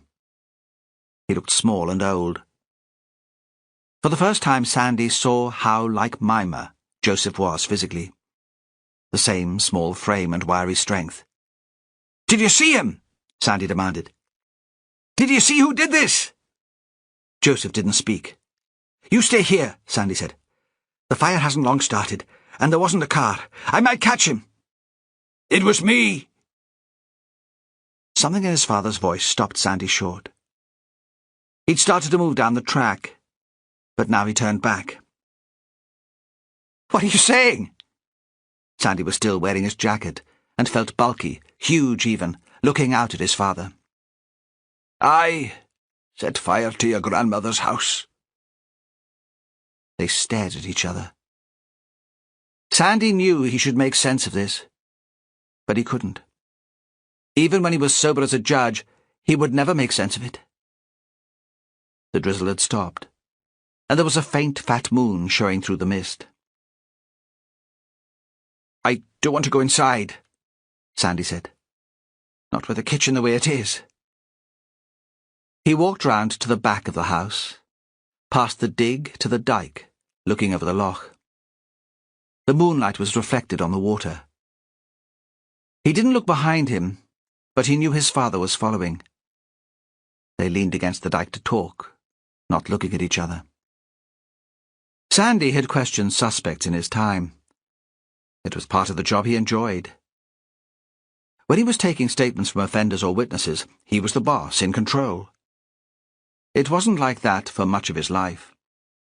Now he wished his father would take the lead. But Joseph just stood there in silence. Why would you do that? Sandy asked at last. Not loud, not in his bossy police voice, but with a kind of desperation. Why would you set fire to your own house? Because I couldn't face anyone else living here. Is this to do with the Norwegian? A sudden idea. If he weren't still a bit pissed, Sandy didn't think he'd have had the nerve to bring the subject up. What do you know about him? I know that your father found him in bed with your mother, took him outside and shot him. There isn't much else to know, Joseph said. And then, in a quiet voice, and I'm not even sure that story's true. But Sandy wasn't ready to listen to that. How did you find out about it? He demanded. Did Mimmer tell you when you were a boy? He wondered what it would be like to discover that your father was a murderer. How would Mimmer pass on that bit of information? Would she tell it as a bedtime story along with the tales of the Trows? She didn't tell me at all. Who did then? It was always going to come out, Joseph said. Sandy shot a look at him. The moonlight turned his beard and his hair to silver.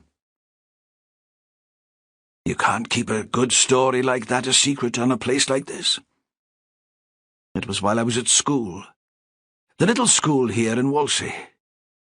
There was a scrap. You know how boys are. Andrew Clouston came out with it then. A fit of temper, a way of hurting me. He was never much of a fighter when he was young. He was a good bit older than me, but a coward. He must have got the tale from his father, old Andy. I ran straight out of the schoolyard to ask Mother if it was true. Joseph paused. She was out here, planting neeps, her skirt hitched up and big boots on her feet. I'd been running, and I was red, my face all covered with tears and snot. "Why didn't you tell me my dad was a murderer?" I shouted out at her. She straightened her back and looked at me. "I'm not sure that he was." Joseph looked up at Sandy. I was angry. As angry as you are now. I started screaming at her, asking her what she meant. She stayed very calm. "They took the man away," she said. "I was never certain what happened to him, and your father would never discuss it. I hoped they took him across to Lunner. Maybe beat him up a bit. I never knew he was dead. Even when the story started, I should have told you, but I hoped you wouldn't have to find out." And she carried on shaking the seeds down the row, her shoulders bent and her eyes on the soil. "Did Mimmer ever talk to you about it properly?" "Later that evening," Joseph continued, She'd had a couple of drams. She talked about the Norwegian. They called him Per. I never knew his second name. He was tall and blond, and he treated me kindly. Your father was an exciting man, but he was never kind to me. That was what she said. Where did they bury him? Sandy asked. I don't know. I told you. She didn't even know he was dead. We didn't discuss it. You must have thought about it. The mist had cleared even more, and now there were just a few threads of cloud flying in front of the moon. It was so light, it felt like the simmer dim of a midsummer night. When I was a teenager, I got it into my head that the Norwegian could have been my father, Joseph said. I heard things about my real father I didn't like so much. There were stories he beat Mimmer up. But the Norwegian couldn't have been my father. The dates don't work. I wasn't born in the war. And you look so like Jerry, Sandy thought, remembering the photo that stood in Setter. You couldn't be anyone else's child. Do you think your father was drowned at sea? Sandy asked. The question came into his head unbidden. Now Joseph turned. That's what I was always told, he said. I don't understand why you have to get rid of Setter, Sandy said. Was he being stupid? Too thick to understand? Why now? When you were so set against selling it. When you hate the idea so much that you're prepared to set fire to it to get the insurance instead of selling it on? Because it seemed to Sandy that money must come into it somehow. Money was always important in Whalsay. That's not my story to tell, Joseph said. You'll have to ask your mother about that. Now come home. You can't stay in Setter, the state that it's in. I'll tell Mother it was me, Sandy said. A chip pan. She knows I was drinking. Joseph didn't say anything. He put his arm around his son's shoulder, and they walked together back to Atra. Chapter 39. Sandy had to suffer a lecture from Evelyn the next morning about the evils of drinking and frying chips in the middle of the night. You could have been killed. You could have burned the house to the ground. He thought about his father and made a pretense of looking contrite. He hadn't slept well. The amount he'd had to drink, you'd have thought he'd be out like a light. But ideas had been churning round in his head all night. He tried to rerun the conversation with his father. The earlier part of the evening he remembered fine, drinking in the bars in Lerwick, his arm round the shoulders of that fat lassie, the one married to the soothmother, who worked in the canning factory. Then turning up like a fool on Perez's doorstep. He'd been pretty sober by the time they got back to Whalsay. At least, he thought he had been. But the details of finding the fire, standing with Joseph in the moonlight by the loch, all that seemed harder to pin down. It was as if he'd dreamed it all. Perhaps he didn't want to remember the way his father had been last night.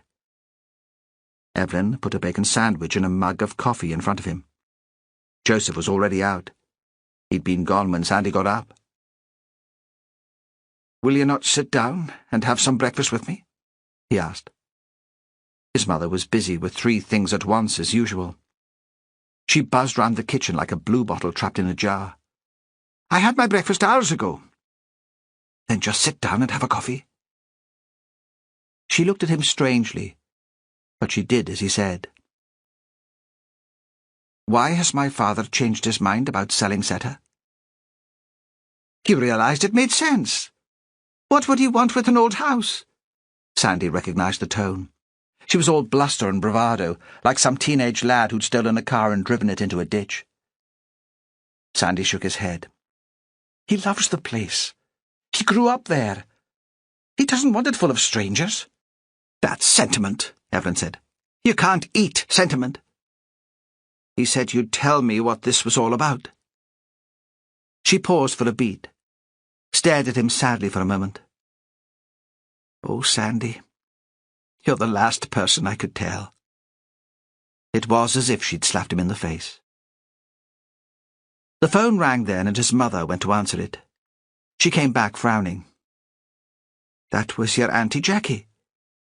She wants to know if you could go up to the big house. Andrew's fidgeting to talk to you, she says. Aye, why not? I'll walk over. He knew he was a coward, but he couldn't wait to get out of the house. Walking up the track to the Clouston place, he did feel better. There was a wheatear bouncing along on the stone wall, and skylarks singing in the field beyond. He found Jackie in the kitchen. The table was full of clutter, bags of flour, sugar and oats, tins of syrup and treacle. You look busy? Is this for something special? Evelyn's asked me to do some baking for her grand do in the hall, Jackie said. I thought I'd make a start today. Anna's helping me out. Then Sandy saw that Anna Clouston was there too, sitting in the corner.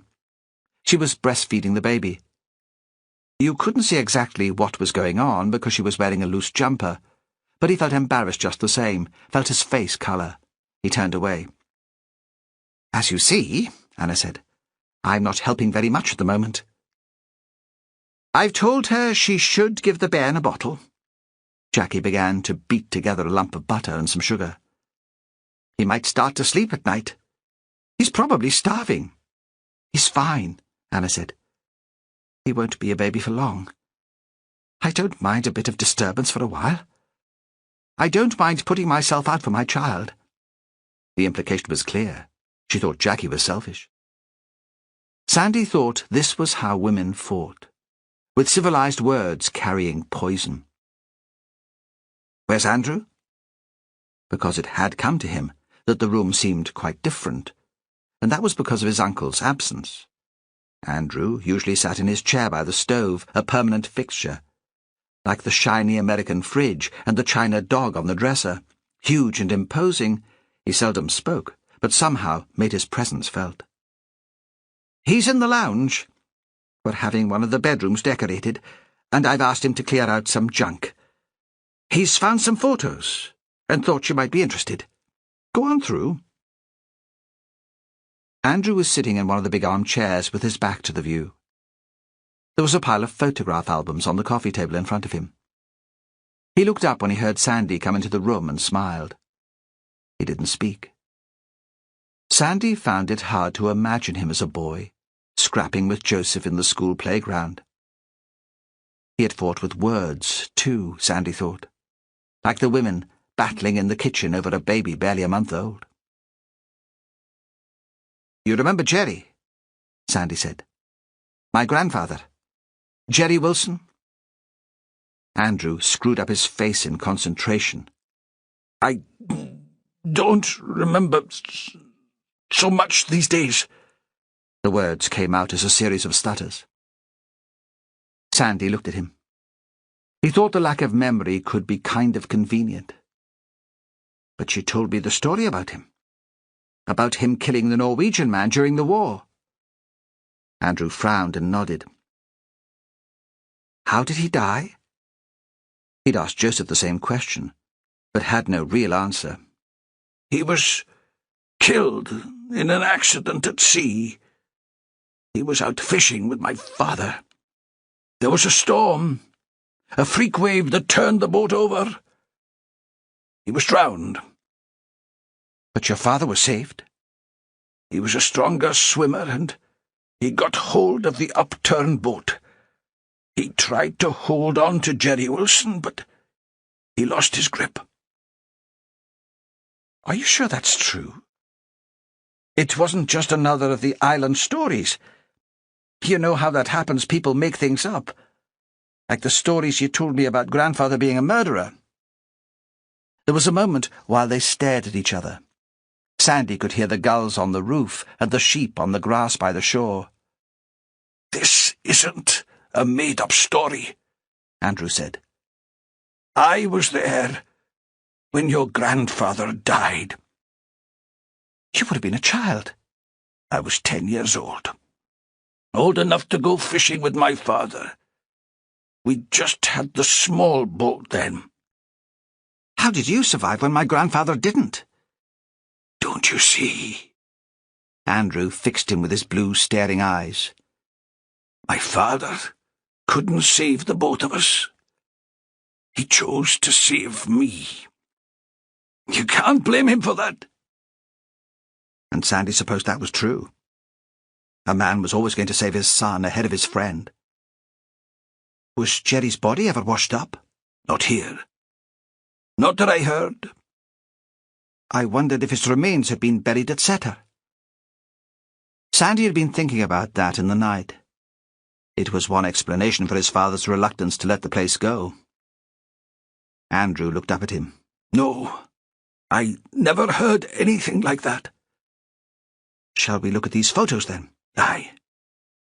Why not? But Sandy was still haunted by thoughts of the past, of buried secrets. Did you ever hear what they did with the dead Norwegian? Andrew didn't respond. The Norwegian who came over with the bus, Sandy said. He found himself becoming frustrated again by Andrew's slowness. He wondered how Jackie and Ronald managed to keep so patient. Mimmer's lover. What happened to him? Andrew said nothing. Sandy remembered the sort of man he'd once been, big and loud, easy to rouse to anger. Mimmer had once said, Andrew Clouston has a tempestuous nature, like a storm at sea. Sometimes she came out with things like that. There was no sign of Andrew's tempestuousness now. Sandy thought he was more like a boat with a bust engine, becalmed and useless. Let's look at the photos, Sandy said, giving up the struggle to force an answer. He opened the album and recognized the first picture straight away. It was the one from the wall in Mimmer's bedroom, with the women who were carrying peat and knitting at the same time. Do you know them, Andrew? Who are they? For the first time since he'd come into the room, Andrew seemed aware of what was happening. He pointed to the woman on the left. I know her. That's your grandmother. Not Mimmer. She was never a knitter. No. Andrew was frustrated by his lack of fluency. Evie. They called her Evie. She was Evelyn's mother. And now Sandy could see the likeness. He'd only known his maternal grandmother as an old woman. But the family resemblance was there. He could see Evelyn in the woman's sturdy build, the determined look on her face. This is where I come from, he thought. Andrew had lost interest in the picture and turned the page of the album. He stared at the next photograph, seemed completely lost in his memories. Who's that then, Andrew? Is it someone you recognize? Sandy moved closer to the man so he could get a better look at the book. The picture was of two men, standing with their arms around each other's shoulders, grinning out at the camera. They wore elaborate hand-knitted jerseys, baggy trousers and caps. The sun must have been in their eyes because they were squinting. Sandy thought it had been taken on the shore at Lindby, because he recognized the bit of dry stone wall in the background. Who is it, Andrew? He said again, when there was no immediate reply. Is one of them your father? That's my father. The older man stuck a finger onto one of the figures. That must have been taken when I was very young. That's Jerry Wilson. Sandy could see now that the man on the right was his grandfather. There was the same quirky smile as in the photo that had stood in Mimmer's kitchen. He thought now it looked a bit cruel. This was a man who might make fun of you, so it sounded like teasing, but was hurtful all the same. A picture of two friends who had gone fishing, and only one came back, with his 10-year-old son. I should get home, Sandy said. My mother will be sending out search parties. Thank you for showing me the pictures. Is that all he wanted me to see? Sandy thought. Is this why he dragged me up here? Or was it all Jackie's idea? Maybe she wanted to do her baking in peace. Sandy took his arm and helped Andrew out of the chair. If I ever get like this, I hope they shoot me, or I have the courage to throw myself over a cliff.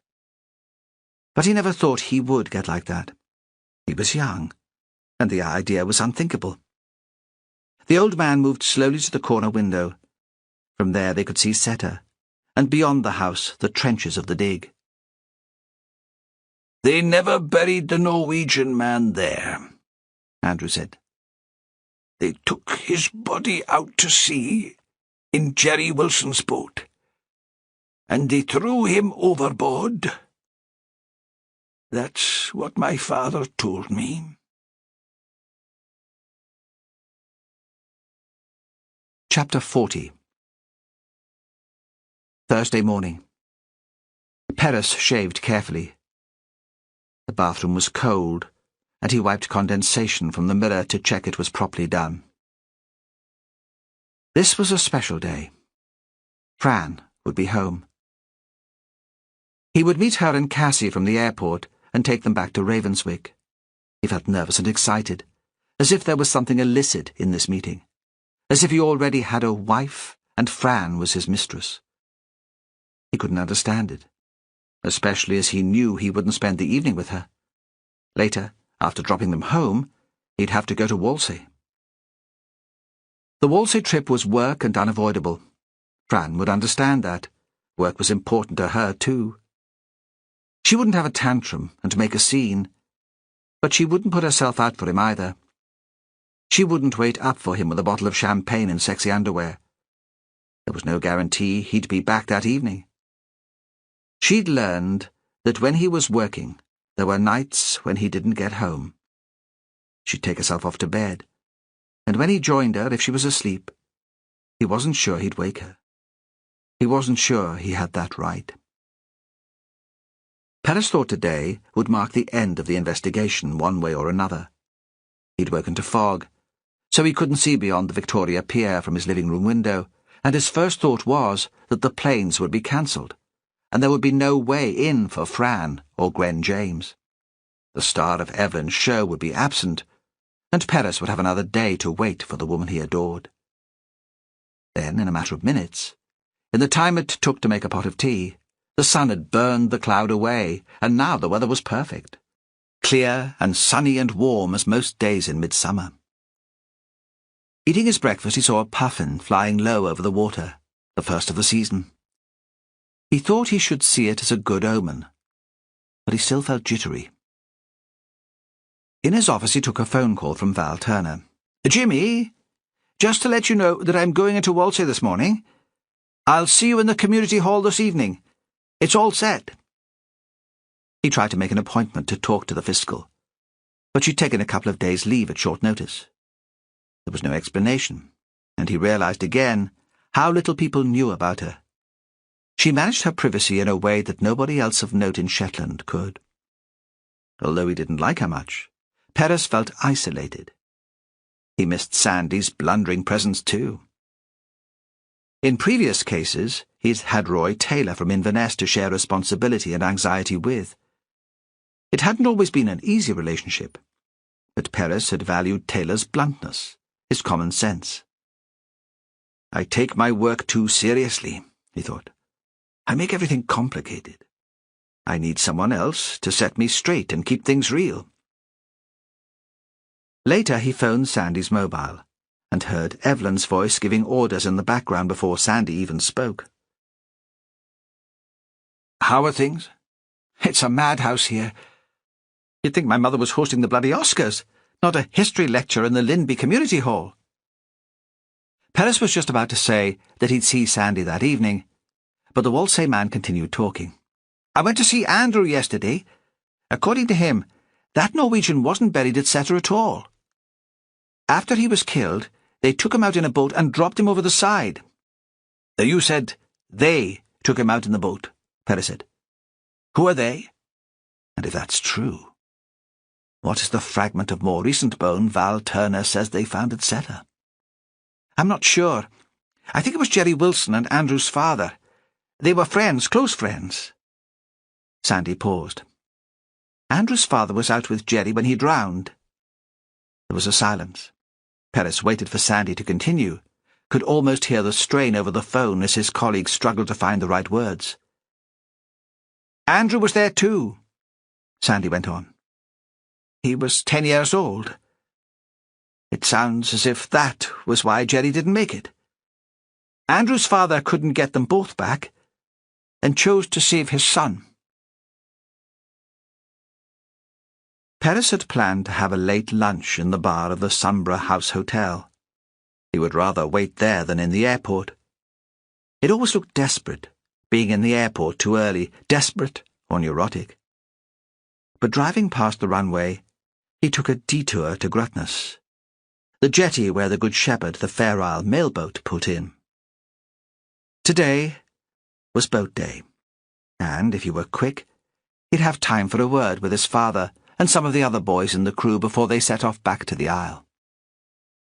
The Perez family had run the mailboat for as long as anyone could remember. When Jimmy had been growing up, his grandfather had been skipper. Now it was his father's turn. Perez wondered who would take it over when his father came to retire. He arrived at the pier just as the men were loading the boat. There was a car to go on. It was being winched into position as Perez drove down the road.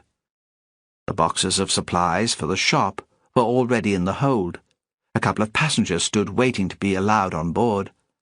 An elderly bird-watcher with binoculars round his neck, and a young woman whom Perez recognized.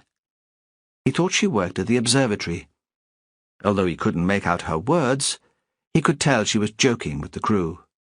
She had long black hair, curly and unruly. She threw back her head and laughed. When he got out of his car, his father jumped ashore. His hair was still dark, and he was fit and strong, but his face looked older, as if it didn't belong to his body. "Well, Jimmy, are you coming home with us?" He could never tell what his father was thinking. There always seemed to be an element of recrimination or challenge in his words. Now Perez wondered if he was implying that he didn't get home often enough, or that he had an easy sort of job if he could decide on the spur of the moment to spend a few days with the family. He told himself he was being ridiculous, and his father had meant neither of those things. He was just asking a question. Perez was always too sensitive where his father was concerned. "No," he said. "I'm picking someone up from the airport, and I'm early." "You should get home more often," his father said. "Bring your new woman to see us." Perez had avoided taking Fran to Fair Isle. His parents had met her, but only when they came to Lerwick on their way south. Perez was worried that she'd be frightened off by their expectations, their desire that he should have a son to carry on the family name. Without a boy, he would be the last Perez in Shetland. "Aye," he said. "Maybe I will. Not over the summer. Fran will be busy with an exhibition. We'll come in the autumn." It wasn't something he could put off much longer than that. Looking at the men he'd grown up with, laughing together as they passed the boxes and mail sacks from the pier to the boat, he had a pang of regret. That could have been him. He'd had the opportunity to take up a life on the island, but he'd turned it down. Now it seemed a simple and tempting alternative to the evening ahead of him. He stood and watched the boat until it was out of sight.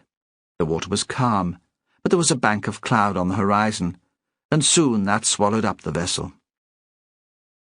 It became blurred like a ghost ship, and then it disappeared. It would take the shepherd more than 3 hours to get home. Fair Isle wasn't like Whalsay. There was no roll-on, roll-off ferry every half hour. It was the most isolated, inhabited island in the UK. They'd been taught that at school. He still thought of the place as home. When he got to the airport, Sandy was already there, early too, scared of messing up the task of collecting Hattie's mother. He looked grey and tired, sitting at one of the tables outside the shop clutching a mug of coffee. Perez bought a coffee and a sandwich and joined him. "I can't make sense of it all," Sandy said. "You ken there's that saying about skeletons and cupboards. A family's past coming back to haunt it. That's what it means, right?" Perez nodded. "This is about bones in the land.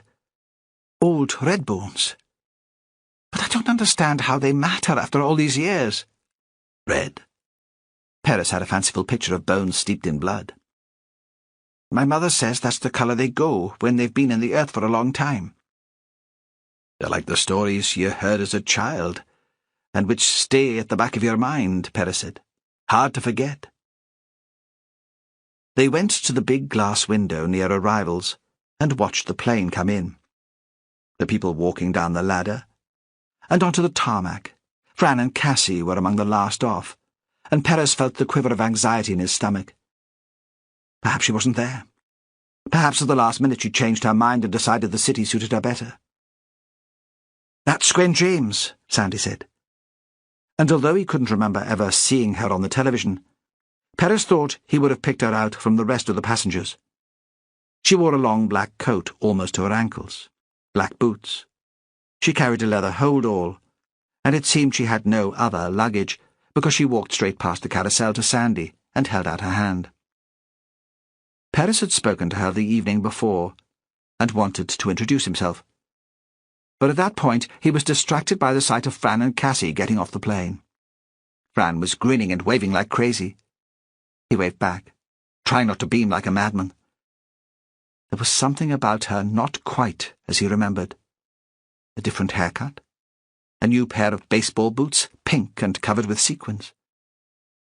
He wondered if she'd wear them when he took her to Fair Isle, and what his father would make of them. "This is my boss," Sandy was saying, "Jimmy Perez." "We've talked on the phone." Gwen James had the same jazz singer's voice that Perez remembered. "Are you sure you're happy with everything we have planned?" Perez couldn't understand how she could be so poised, so calm. "I need to know what happened," she said. "The car's outside," Sandy said awkwardly. "I'll get you back to Whalsay." "And I'll see you again this evening, Inspector Perez." "Oh, yes, you'll see me then." Sandy picked up her bag and started walking quickly to the exit. Suddenly Perez realized he was hoping to get the woman out of the terminal before Cassie bounded up to them with her chat and hugs. He didn't want to distress Gwen James with memories of Hattie as a young girl. "Oh, Sandy," Perez thought, "how you've grown up." Cassie couldn't wait for her bag to arrive. She climbed through the barrier and threw her arms around Perez's waist. As he picked her up and lifted her into the air, he saw Gwen and Sandy disappearing through the revolving door and into the car park. "So," he said, "have you missed me?" Then Fran came up to them, too, dragging a huge suitcase laden with carrier bags, and it was she who answered. "We haven't, have we, Cass?" "Hardly at all." "Yes, we have. Mum told everyone how much she missed you. She was really boring. She kept saying she wanted to come home." "Well, we'd better get you back, then, to the old house in Ravenswick." He set Cassie on the floor and took the handle of Fran's suitcase. At that moment, he thought he'd do anything to look after this family and keep it together. He'd kill for it. "Didn't you have to pay excess baggage on this?" "Nah. I chatted up that pretty boy on check-in at Dice." It was then, as they walked together towards the exit, that Perez realized that another person connected with Whalsay had been on the Aberdeen plane. Standing at the car rental counter, filling in a form, frowning slightly, was Paul Bergland. Chapter 41. Anna Clewiston walked up the hill towards the hall. She felt oddly liberated without the baby, lighter and light-headed. A pool of mist had gathered in the low ground by the loch, so it looked as if the hall was stranded on its own island. Even the landscape seemed different. When she opened the door, She was surprised that Evelyn was the only person there. The trestle tables had been pushed together to run along the long side of the hall, and Evelyn was covering them with white cloths, shaking the material out so they flapped like sails. Smaller tables had been set, cafe-style, in the middle of the hall.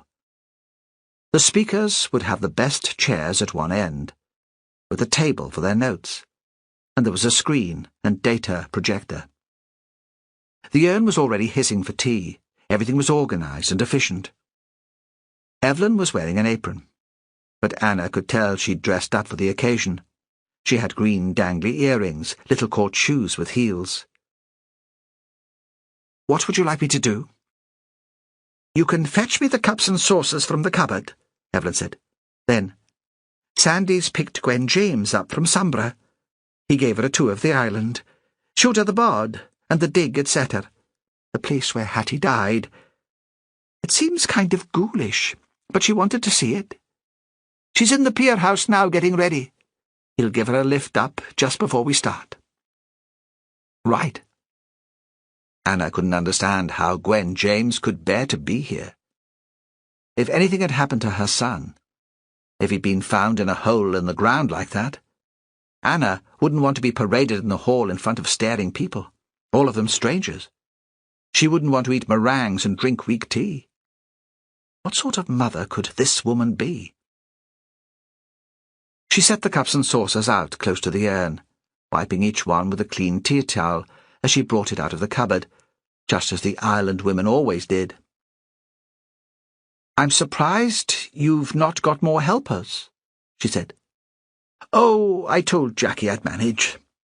Joseph came along earlier to help shift the furniture." Evelyn had moved from the tables and was pinning photos of the dig site up on the walls. One showed Hattie and Sophie, both crouched at work. Hattie had looked up at the camera and smiled. Anna couldn't remember ever having seen her appear so happy. It was a good photo. She wondered who'd taken it. Ronald, maybe. He'd spent a lot of time on the dig the summer before. Evelyn went on. "Jackie says Andrew's agitated again today. She'll be in as soon as she's settled him. He won't be coming, just as well. We don't want a scene." Anna thought Evelyn preferred it this way, completely in control and in charge. She could understand that. The door of the hall opened, and Anna saw a silhouette framed by the filtered light of the low sun behind him. Another bank of mist had come in from the sea. The figure moved further into the room, and she recognized Jimmy Perez. He seemed surprised to see Anna there. She guessed he'd hoped to catch Evelyn on her own, and now he was weighing his options and wondering how best to play the situation. Evelyn had her back to the door and hadn't seen him. "Evelyn?" The woman turned sharply. "Oh, Jimmy, you're early. We're not starting until 7. I was hoping to catch you for a word on your own. Perhaps we could go back to Atra for a few minutes?" Evelyn paused for a beat, seemed to straighten her back. "I'm afraid that's not possible, Jimmy. There's far too much to do before the other folk turn up." "Really? I think we might be better talking now." He paused. "We don't want a scene later."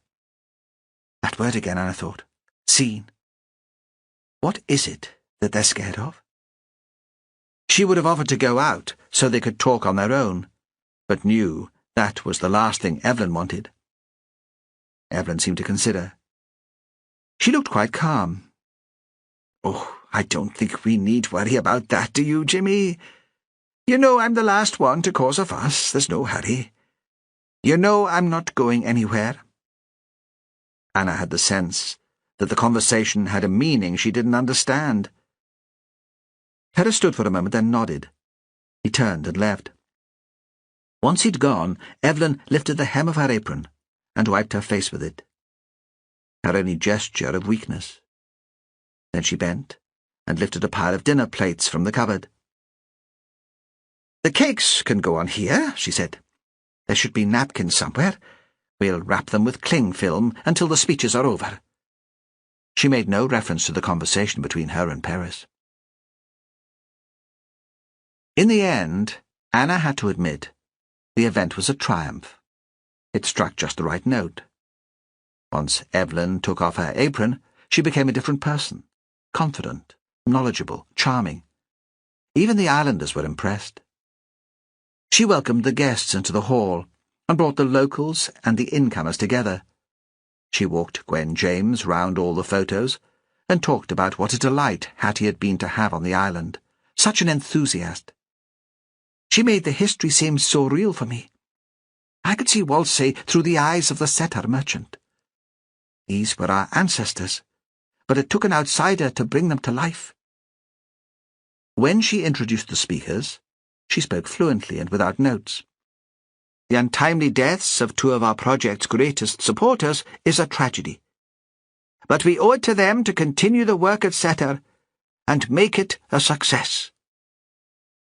Anna thought, if Evelyn had lived somewhere else, she could have been a great businesswoman.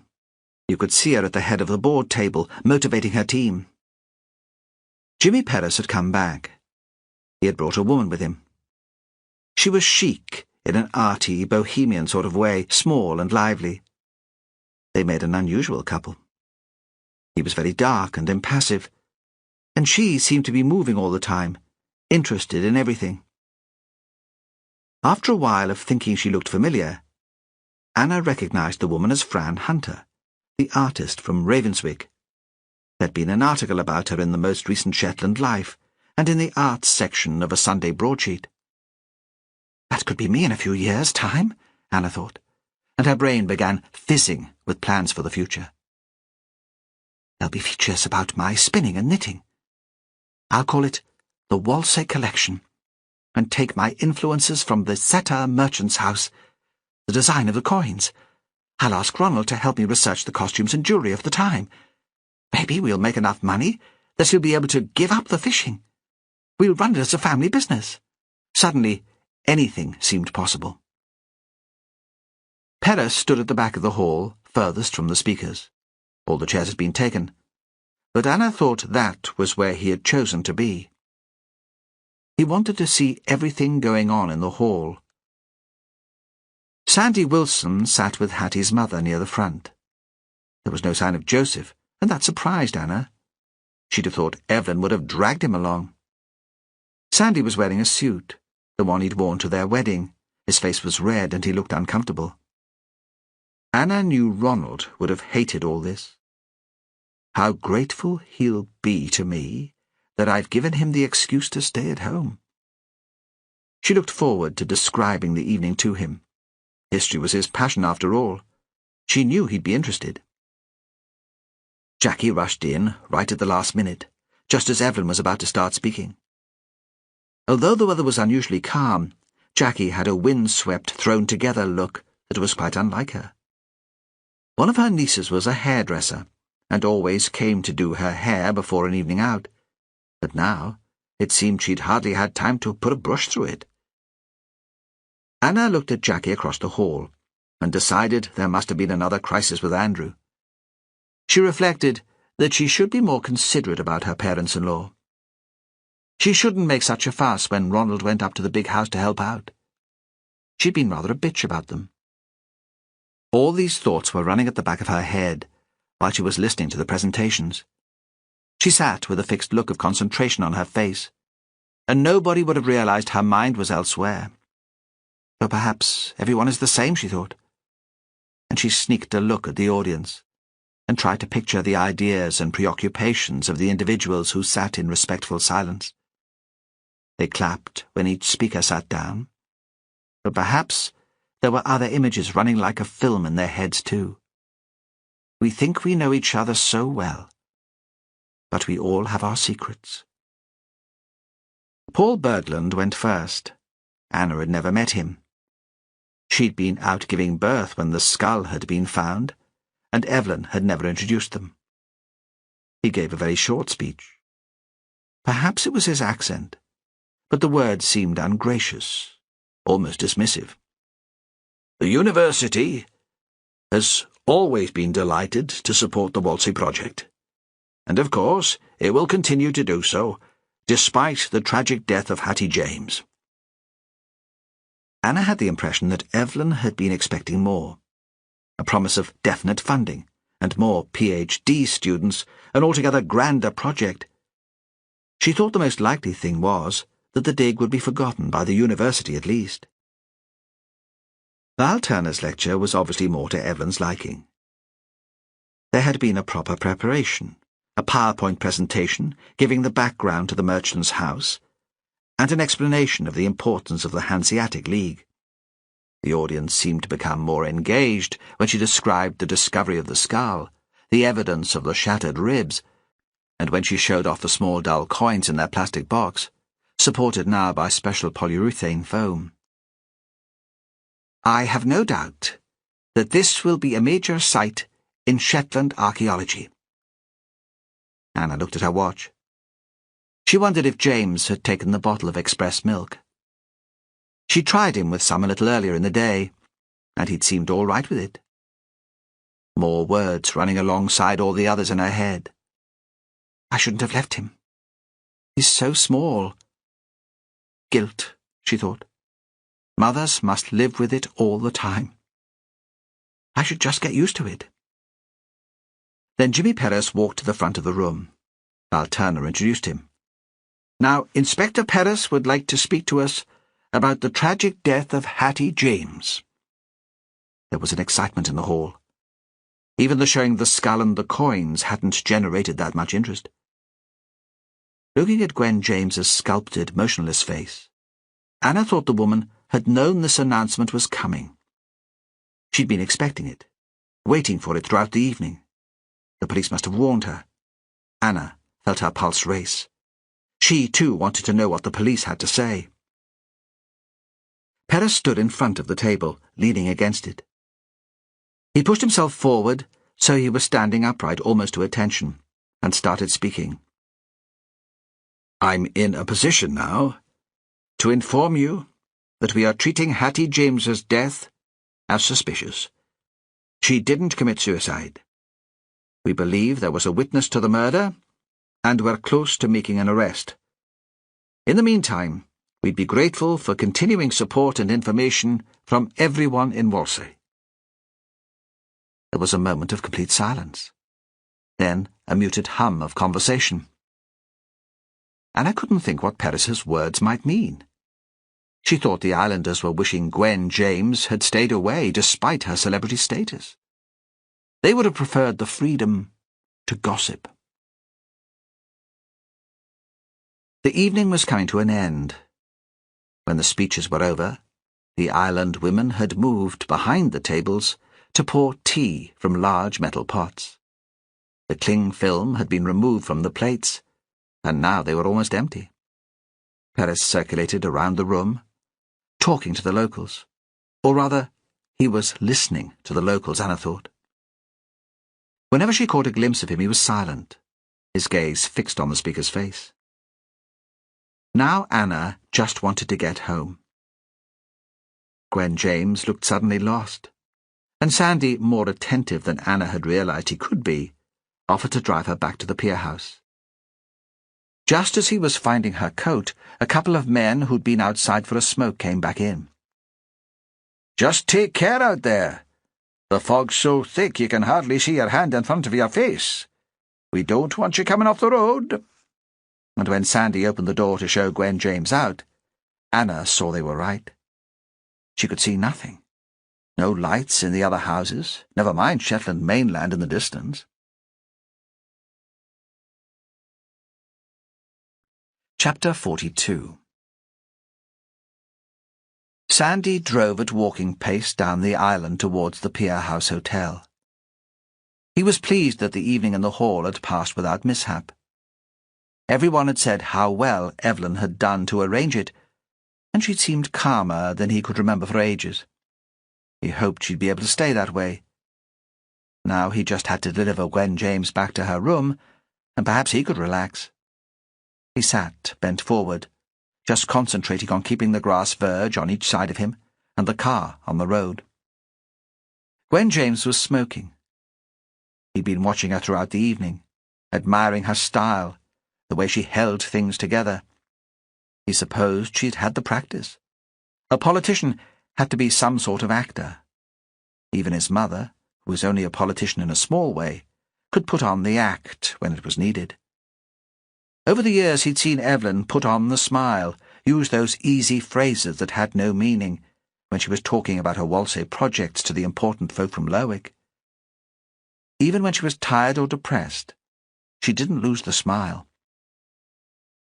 As soon as they'd left the hall, he saw how hard it had been for Gwen. She pulled a cigarette out of the packet with trembling hands, and she'd been chain-smoking ever since. They hit Simbister suddenly, almost before he realized, an orange streetlight above him, and a wall on one side of the road and a pavement on the other. Then they were at the Pier House Hotel, and he found himself shaking too, a release of tension after the drive. He'd expected Gwen James to go straight to her room. She'd already eaten, and he thought she'd want to be on her own, but it seemed not. God, I need a drink. You will join me, won't you, Sandy? The weather had kept folk in their houses, and the lounge was empty of customers. Cedric Irvine sat on a bar stool on the public side of the bar, and Jean was standing behind. Cedric winked at Sandy. "Well?" Sandy asked. "All done," Cedric said. Sandy wanted to ask for more details, but Gwen James was standing right beside him, and Jean had already come up to serve them. "A large vodka and tonic," the politician said. "Sandy?" He asked for a beer, began to get his wallet out of his pocket. "Put it on my room bill, please." She took a seat and waited for him to bring the drinks. He wondered if she'd treated Hattie in this bossy kind of way, generous, but used to getting what she wanted. They were on to their second drink when Bergland arrived. He must have walked at least part of the way back from the hall, because there were fine drops of moisture in his hair and on his coat. Sandy thought Bergland would have preferred not to join them, but Gwen was on her feet as soon as she saw the professor walk into the hotel, shouting across to him, offering him a drink. He couldn't refuse without appearing churlish. There was an awkward silence after Jean had brought over his whiskey. 3 people with nothing in common, Sandy thought, except a dead girl.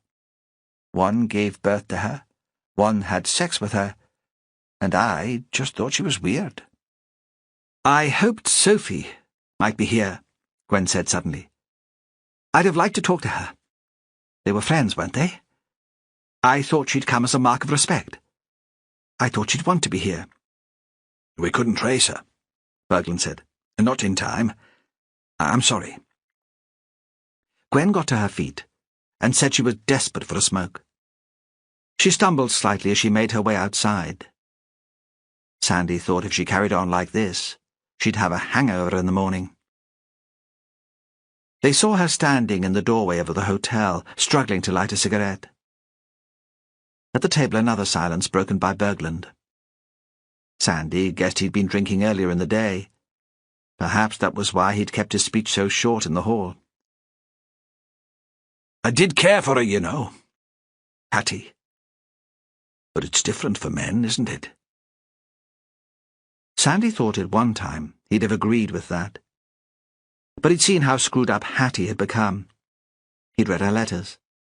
Now he wasn't sure it was much of an excuse. He dipped into his beer and tried to come up with a reply. Bergland continued.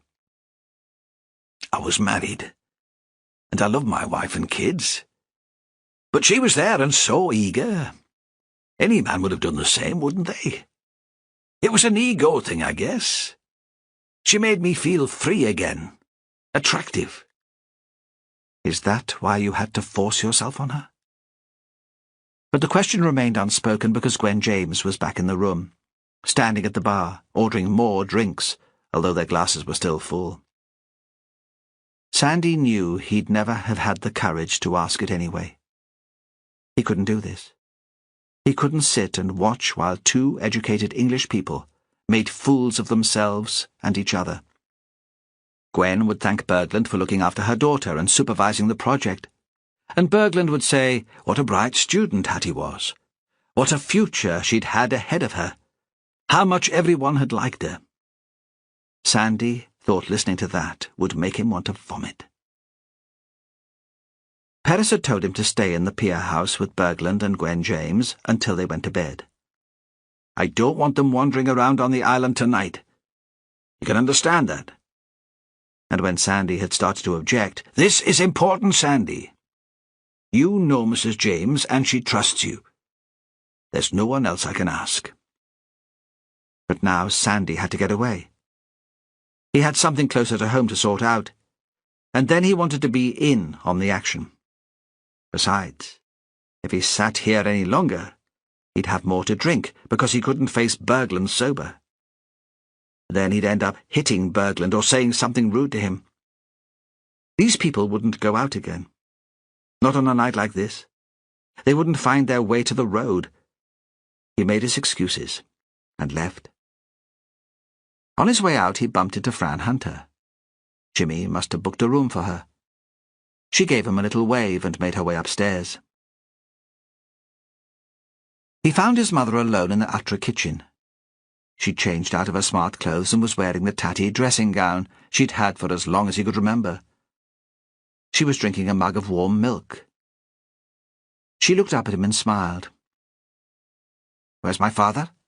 he asked. "I've sent him to bed. He's not been sleeping well."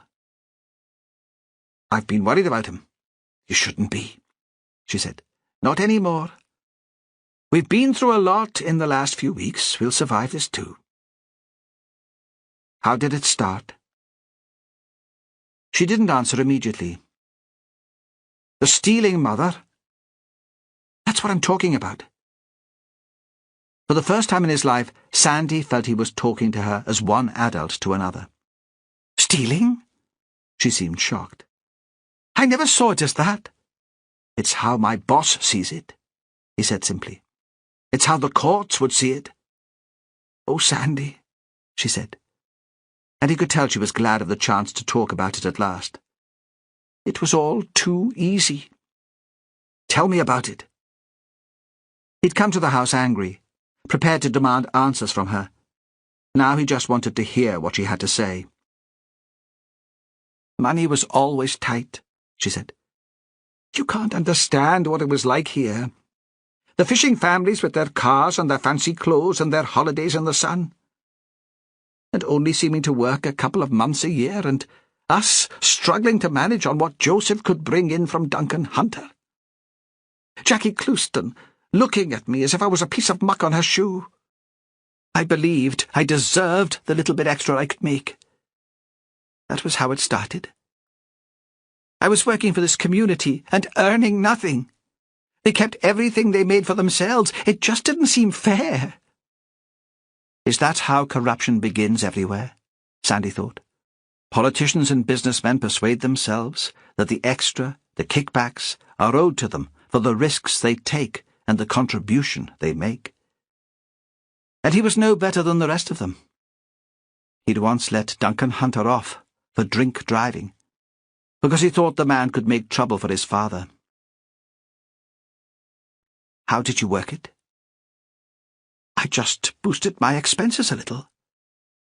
I applied for amenity trust grants for a couple of projects. The community theatre was the first.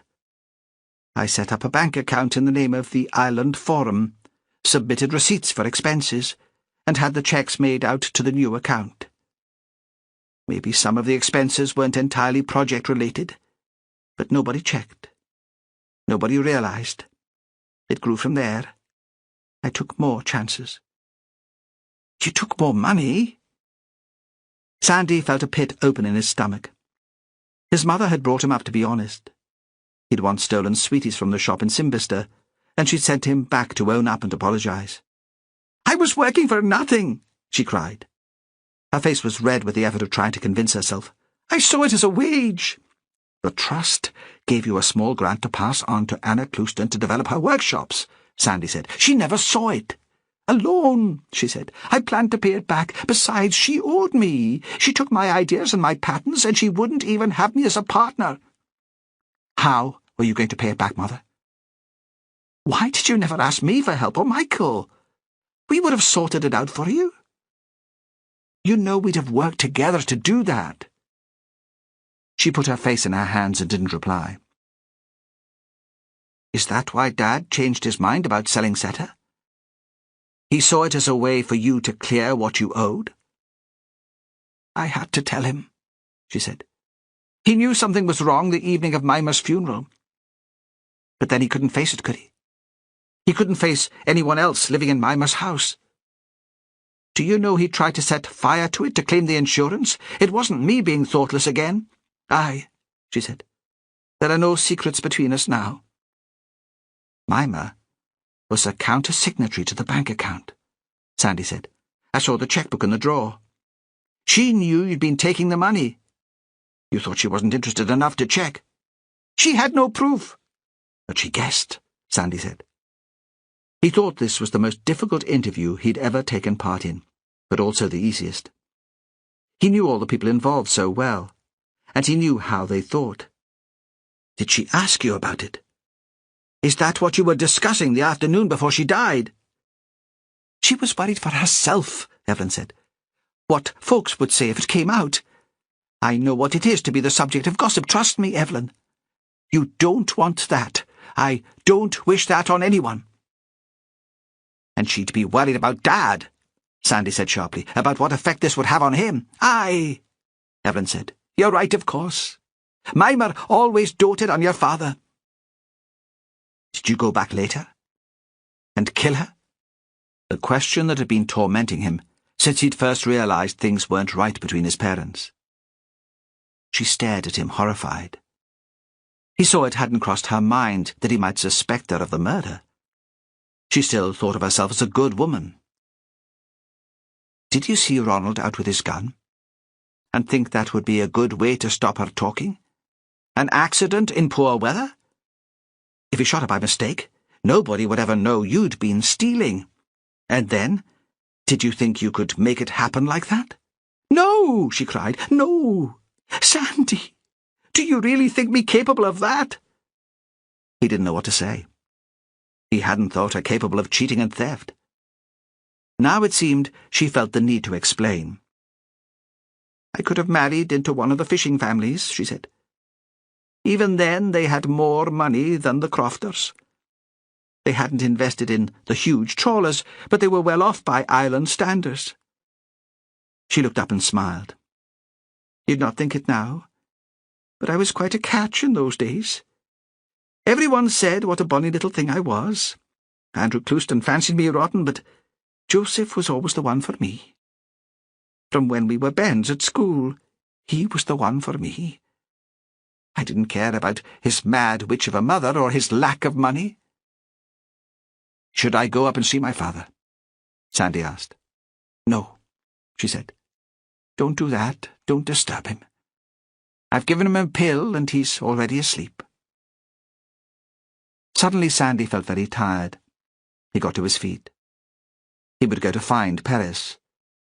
It would be a very long night. "Where are you going?" "Work," he said. Usually she would have been full of questions, or she would have tried to persuade him that he shouldn't go out on such a bad night. But she just got up to see him out. They stood for a moment at the door. Awkwardly, she reached up and gave him a quick peck on the cheek. "You're right," she said. "I should have asked you boys for help." It was the first time in his life she'd ever admitted she was wrong. Chapter 43. Fran's decision to come to Whalsay had thrown Perez. She'd insisted on coming with him as soon as Duncan, her ex-husband, had turned up at Ravenswick to take Cassie back to Bray for the night. And she'd realised she'd be free. "Oh, come on, Jimmy. Let me come with you. I've not seen you for weeks. I promise I'll behave. I won't get in the way, and I'll do as I'm told." How could he resist her? How could he turn her down?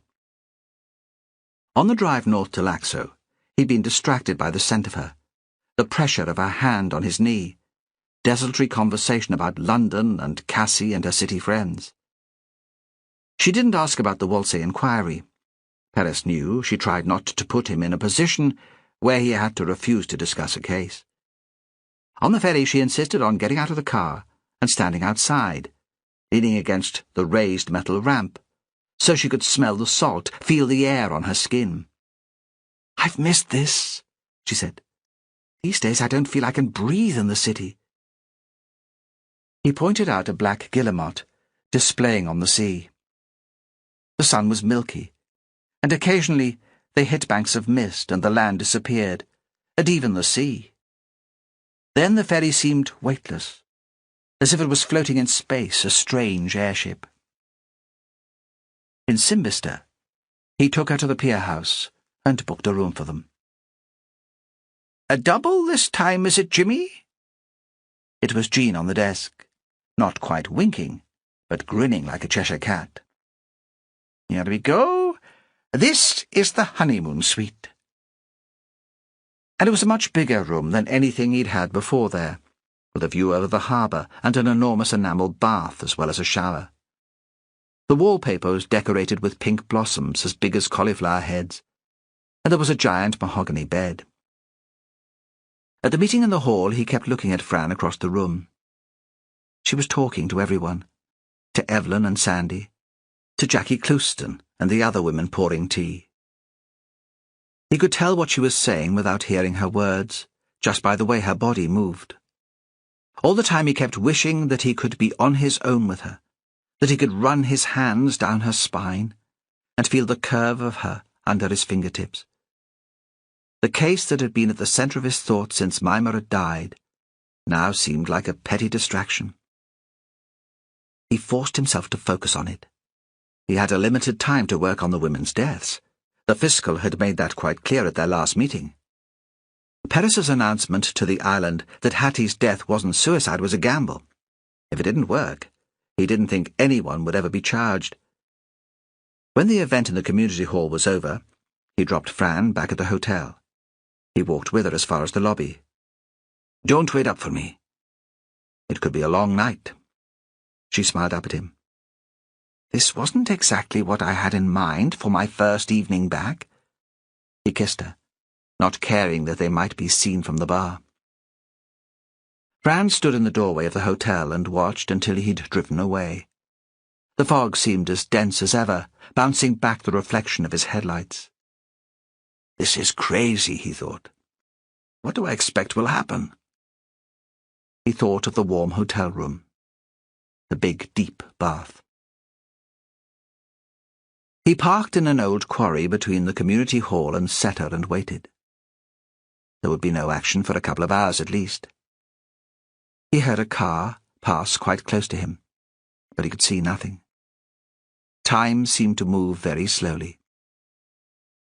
His mobile phone had been set for silent, and suddenly it vibrated in his jacket pocket, startling him. It was Sandy, apologetic. "I couldn't stay in the pier house. I left them in the bar, set for making a night of it. I had to talk to my mother. You can understand that?" Perez wanted to ask how Sandy was coping, but the new Sandy seemed to be managing very well, without Perez to look out for him. "What should I do?" Sandy said. "I thought I should wait at Setter. Everyone thinks I moved home after the fire." "Aye," Perez said.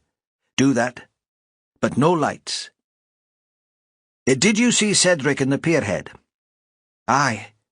He says it's done." "What was the reaction?" "I didn't get a chance to ask. Mrs. James and Bergland were there." Perez eased himself out of the car. His joints already felt stiff from sitting still for so long. He walked along the road, missing the path occasionally, and feeling the soft grass of the verge beneath his feet, because the darkness was almost liquid, so dense that it seemed to be drowning him. He'd stopped for breath, and in an attempt to get his bearings, when he heard footsteps on the road ahead of him. They were moving away from him, and that was what he'd been expecting. It was past midnight now, and this wasn't the weather for an innocent nighttime stroll. He stood very still, and the sound of the footsteps disappeared into the distance. He followed slowly, treading carefully to make as little noise as possible. This is ridiculous, he thought. We could be bairns playing hide-and-seek. This isn't a professional way to carry on. Suddenly, there was a square of light that had come out of nowhere. It was like a beacon on the land above him. It must be an uncurtained front window in Jackie and Andrew's grand house on the hill. He thought the fog must be lifting a little if he could see that from the road. Now he was sure where the murderer was heading, and he felt less lost, with at least one landmark to give him his bearings. He imagined the men going out in the Shetland bus on nights like this, with no radar and no GPS, just a chart and a compass. Approaching Seta, he felt a breeze on his face, and he thought again that the mist was clearing. He must be close to the croft now. But Sandy had done as he was told, and there were no lights on. Perez wished he could talk to Sandy, to warn him they were on their way, but didn't want to risk the noise of a conversation or of a phone ringing in the house. The murderer had killed twice before and was unpredictable. He stopped walking, and there was total silence, except for the regular and occasional moan of the foghorn. In the distance, there was a tiny moving spark, a torch being carried by the walker. It hadn't been visible when the fog was most dense. The surface beneath his feet changed. They left the road, and were on the potholed track leading up to the house at Seta. Ahead of him the killer stumbled. The footsteps faltered for a moment, and then continued.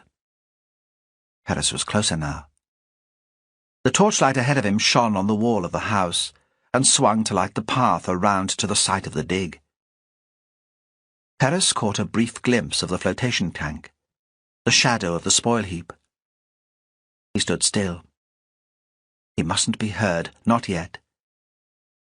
Ahead of him the light continued to move, but there were no footsteps. The killer had moved onto the grass. The light stopped, then swung in a wide arc, so Perez had to flatten himself against the wall of the house to avoid being seen. A moment of complete silence. "Cedric?" A man's voice. Not angry, but almost pleading. "Cedric? Are you there? What do you want from me?" Ronald Clouston was suddenly visible, caught in the beam of a powerful spotlight. It looked like a searchlight swinging over no man's land, and he was trapped in its beam, frozen and horrified. He was standing next to the trench of the dig, and in the background there was the spoil heap, still shrouded in mist.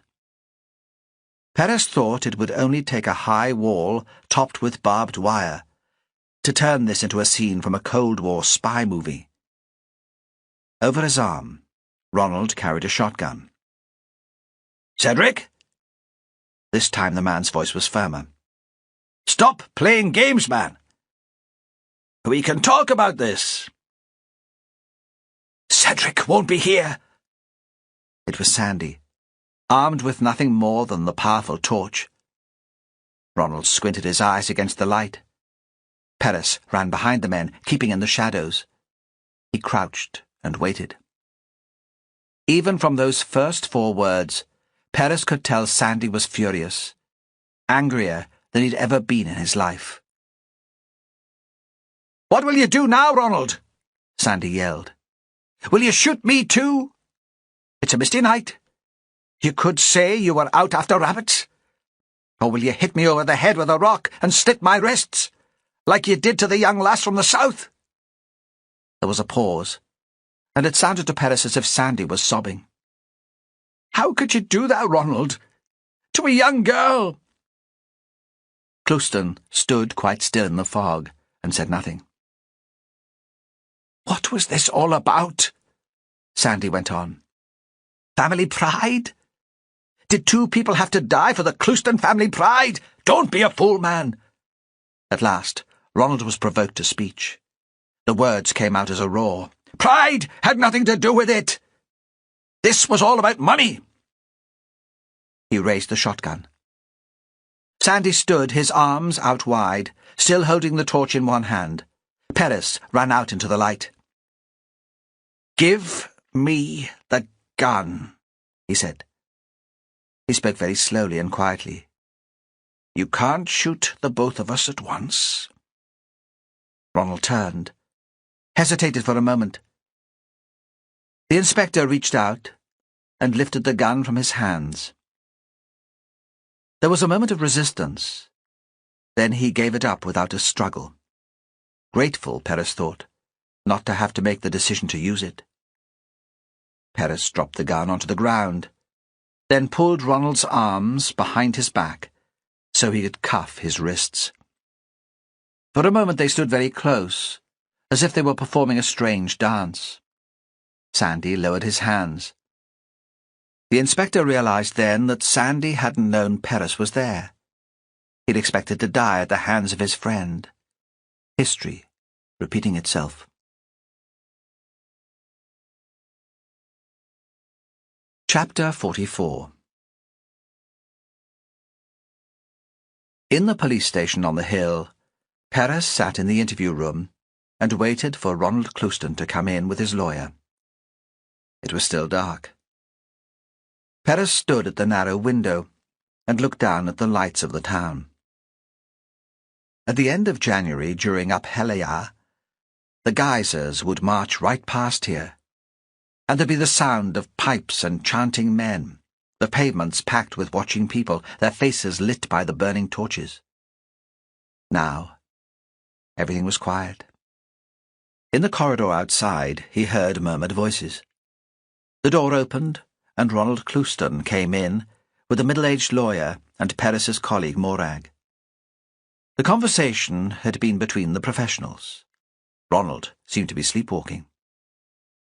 He was quite calm, but his eyes were glazed. He stood by the table and would have remained standing if his lawyer hadn't touched his shoulder and gestured for him to sit down. Perez switched on the tape recorder, gave the date and the time, listed the people present. Then he sat for a moment. It should be his moment of triumph, but he was only aware of a terrible sadness.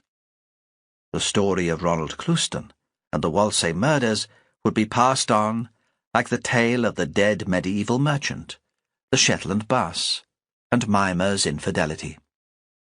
The real and personal tragedies would be lost in the telling. "Why did you kill Mimmer Wilson?" No answer. "I think it was because your father told you to." Perez could have been talking to himself. "You always did what your father told you to, didn't you? Even after he'd had his stroke.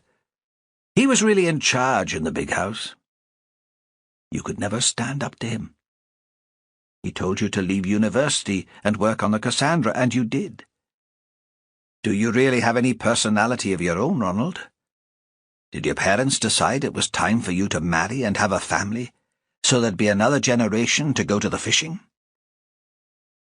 I understand that sort of pressure after all. I know the effect that can have on a man. Ronald looked up, his eyes focused on Perez for the first time. "Anna had nothing to do with this. Leave her out of it." "She'll have to deal with it, though, with having a husband who's a murderer." "Your son will have to deal with it." Then, hardly missing a beat, "When did you first find out your grandfather was a murderer? Were you still a Peary boy?" They stared at each other. Even now, and knowing what the man had done, Perez suddenly felt a trickle of pity for him. "What is wrong with me?" Ronald began to talk. "Father told me when I was taking my hires. I was planning to go to university. Mother was fine with that, but my father was furious. My place was with the family and the boat. You don't know what we've been through to achieve all this, and now you want to throw it all away." That was when he told me. "But you still went off to take your degree." "Yes, I still went off. After what he told me, I wanted nothing to do with the boat. I thought I'd never go back to Whalsay. You changed your mind when your father was ill? There was another moment of silence. I suppose it was a matter of loyalty, Ronald said. And money. Perez was surprised by how hard and bitter he sounded. He hardly recognized his own voice. You told me yourself the money was addictive. Did you miss the good life while you were away in the south? Ronald said nothing. Your father welcomed you back, Perez went on. The prodigal son. Now Ronald spoke. I'll not discuss my father's part in all this. He's an old man, and he's ill. I confess to the murders. He should be left to live his life in peace. Perez felt a sudden jolt of fury. No pity now. Really? I think that's the last thing he deserves. Ronald looked away. Perez took a breath. So, you refuse a discussion. Let me tell you a story, then. Let me explain what's been going on here. In his head, Perez still had the image of Hattie's body lying in the trench in the blood, and he wondered how he could sit here having a reasoned conversation with her killer, how he could have felt that moment of pity.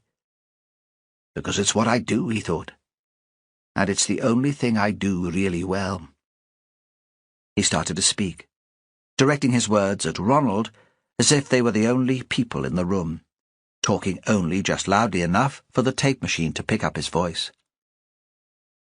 It's the war.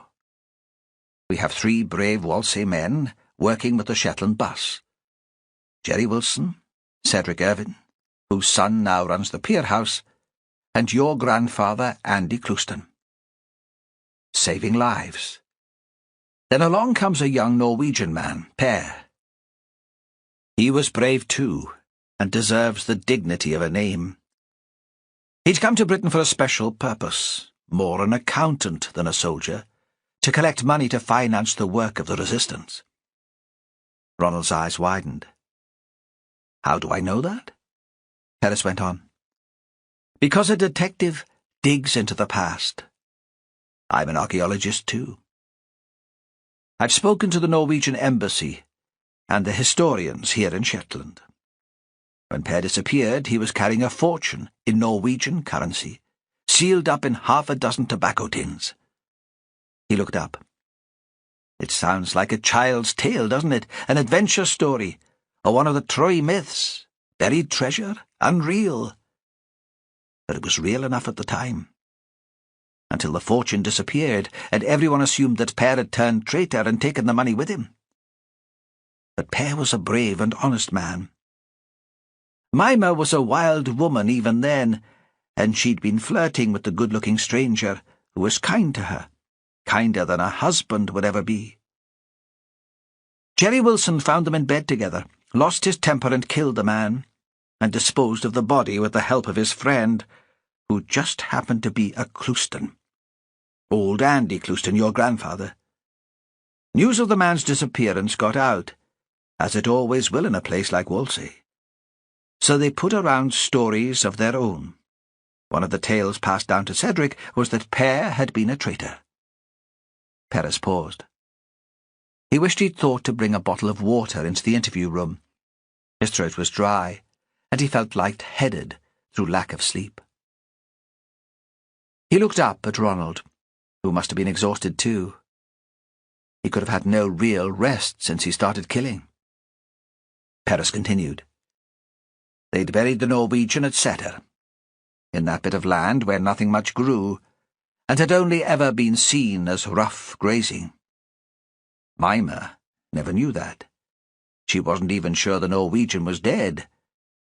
Neither did she know about the money, though I think Jerry held out the promise of wealth in the future. One day we'll all be rich. Then you'll have a fine house and fine clothes, and you'll travel the world. The plan must have been that when the war was over, and the Norwegian was forgotten, they'd begin to spend it. But Jerry never got to see his share. He was drowned. Perez looked up, forced Ronald to meet his eye. Did Andrew describe how that happened? He was only 10, but he was there, and he saw it all. At last, Ronald spoke. They were out in a small boat. There was a freak storm, and Jerry was washed overboard. My grandfather had to choose between saving his friend or his son. The words came out like a lesson learned at school. Perez leaned across the table so his face was close to Ronald's. But really, he said, what really happened? Ronald could no longer pretend not to care. They were fighting over the money. Jerry Wilson started it. My grandfather pushed out at him and he fell. My father saw Jerry drown. He was 10 years old. He watched him sinking under the waves, but when he started to cry, my grandfather told him not to be a baby. It was him or us, Andrew. Do you understand that? You're not to tell a soul. Do you want to see me locked up for murder? And suddenly, the Cloustons were wealthy, Perez said. What was it? A trip to Bergen to buy a new boat? Then another that was a bit bigger? But your grandfather was clever. Everything invested, nothing too sudden or too showy. There were rumours about where the money had come from, but the island put it down to luck and thrift, and the great work he'd done during the war for the Navy with the bus. Then Andrew inherited, and perhaps he managed to persuade himself that the family good fortune all came about through hard work. He was better than Joseph Wilson, who went off labouring for Duncan Hunter and spent his weekends scratching a living on the croft. He bought Cassandra, and you were set up for life, until 2 young women started digging in the ground. Mimmer thought it was her Norwegian lover that they'd dug up, Ronald said. She thought it was his skull that they'd found. And perhaps one of the bones did belong to him, Perez thought. The 4th fragment that didn't match the others. He rested his head on his hand. Then she remembered the stories Jerry had told her about his hoard of foreign cash. And perhaps she went back over the years and thought of the big new boat, one of Cassandra's predecessors that the Cloustons had bought in the 50s. Norwegian built. Perhaps she just had questions. And she wanted money too, not for herself, but for Joseph. Evelyn had got into debt and Mimmer wanted to help the family out. She thought the Wilsons finally deserved their share. Is that how it happened? Ronald nodded. For the tape machine, please! Sharp and brusque. Because for an instant, Perez had again caught himself feeling some sympathy for the man, and had to remind himself how Hattie had looked in that trench. Yes. That was what happened. But it wasn't your idea to kill her? It was the last thing on my mind. I just had a son. Do you understand how that feels? To hold your child in your arms, to see your wife giving birth? Nothing mattered more than that. Are you telling me you killed Mimmer for the sake of your child? Perez's voice was so cold and hard that Morag, who had known him since they were at school together, stared at him, frightened too. Later in the canteen, she would say it was like a stranger speaking. No, not that. Then explain, please. Tell me why you killed a defenseless old woman. She'd gone to the big house to talk to my father. Was your mother there? The interruption came sharp like a slap. She was in the house, but Father sent her out of the kitchen.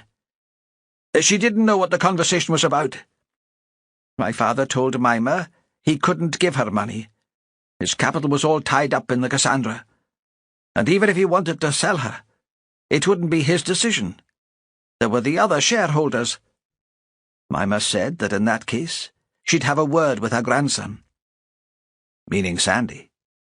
Because he worked for the police. Ronald nodded again. This time Perez didn't ask him to speak for the machine. He had more pressing questions. And Andrew asked you to deal with the matter?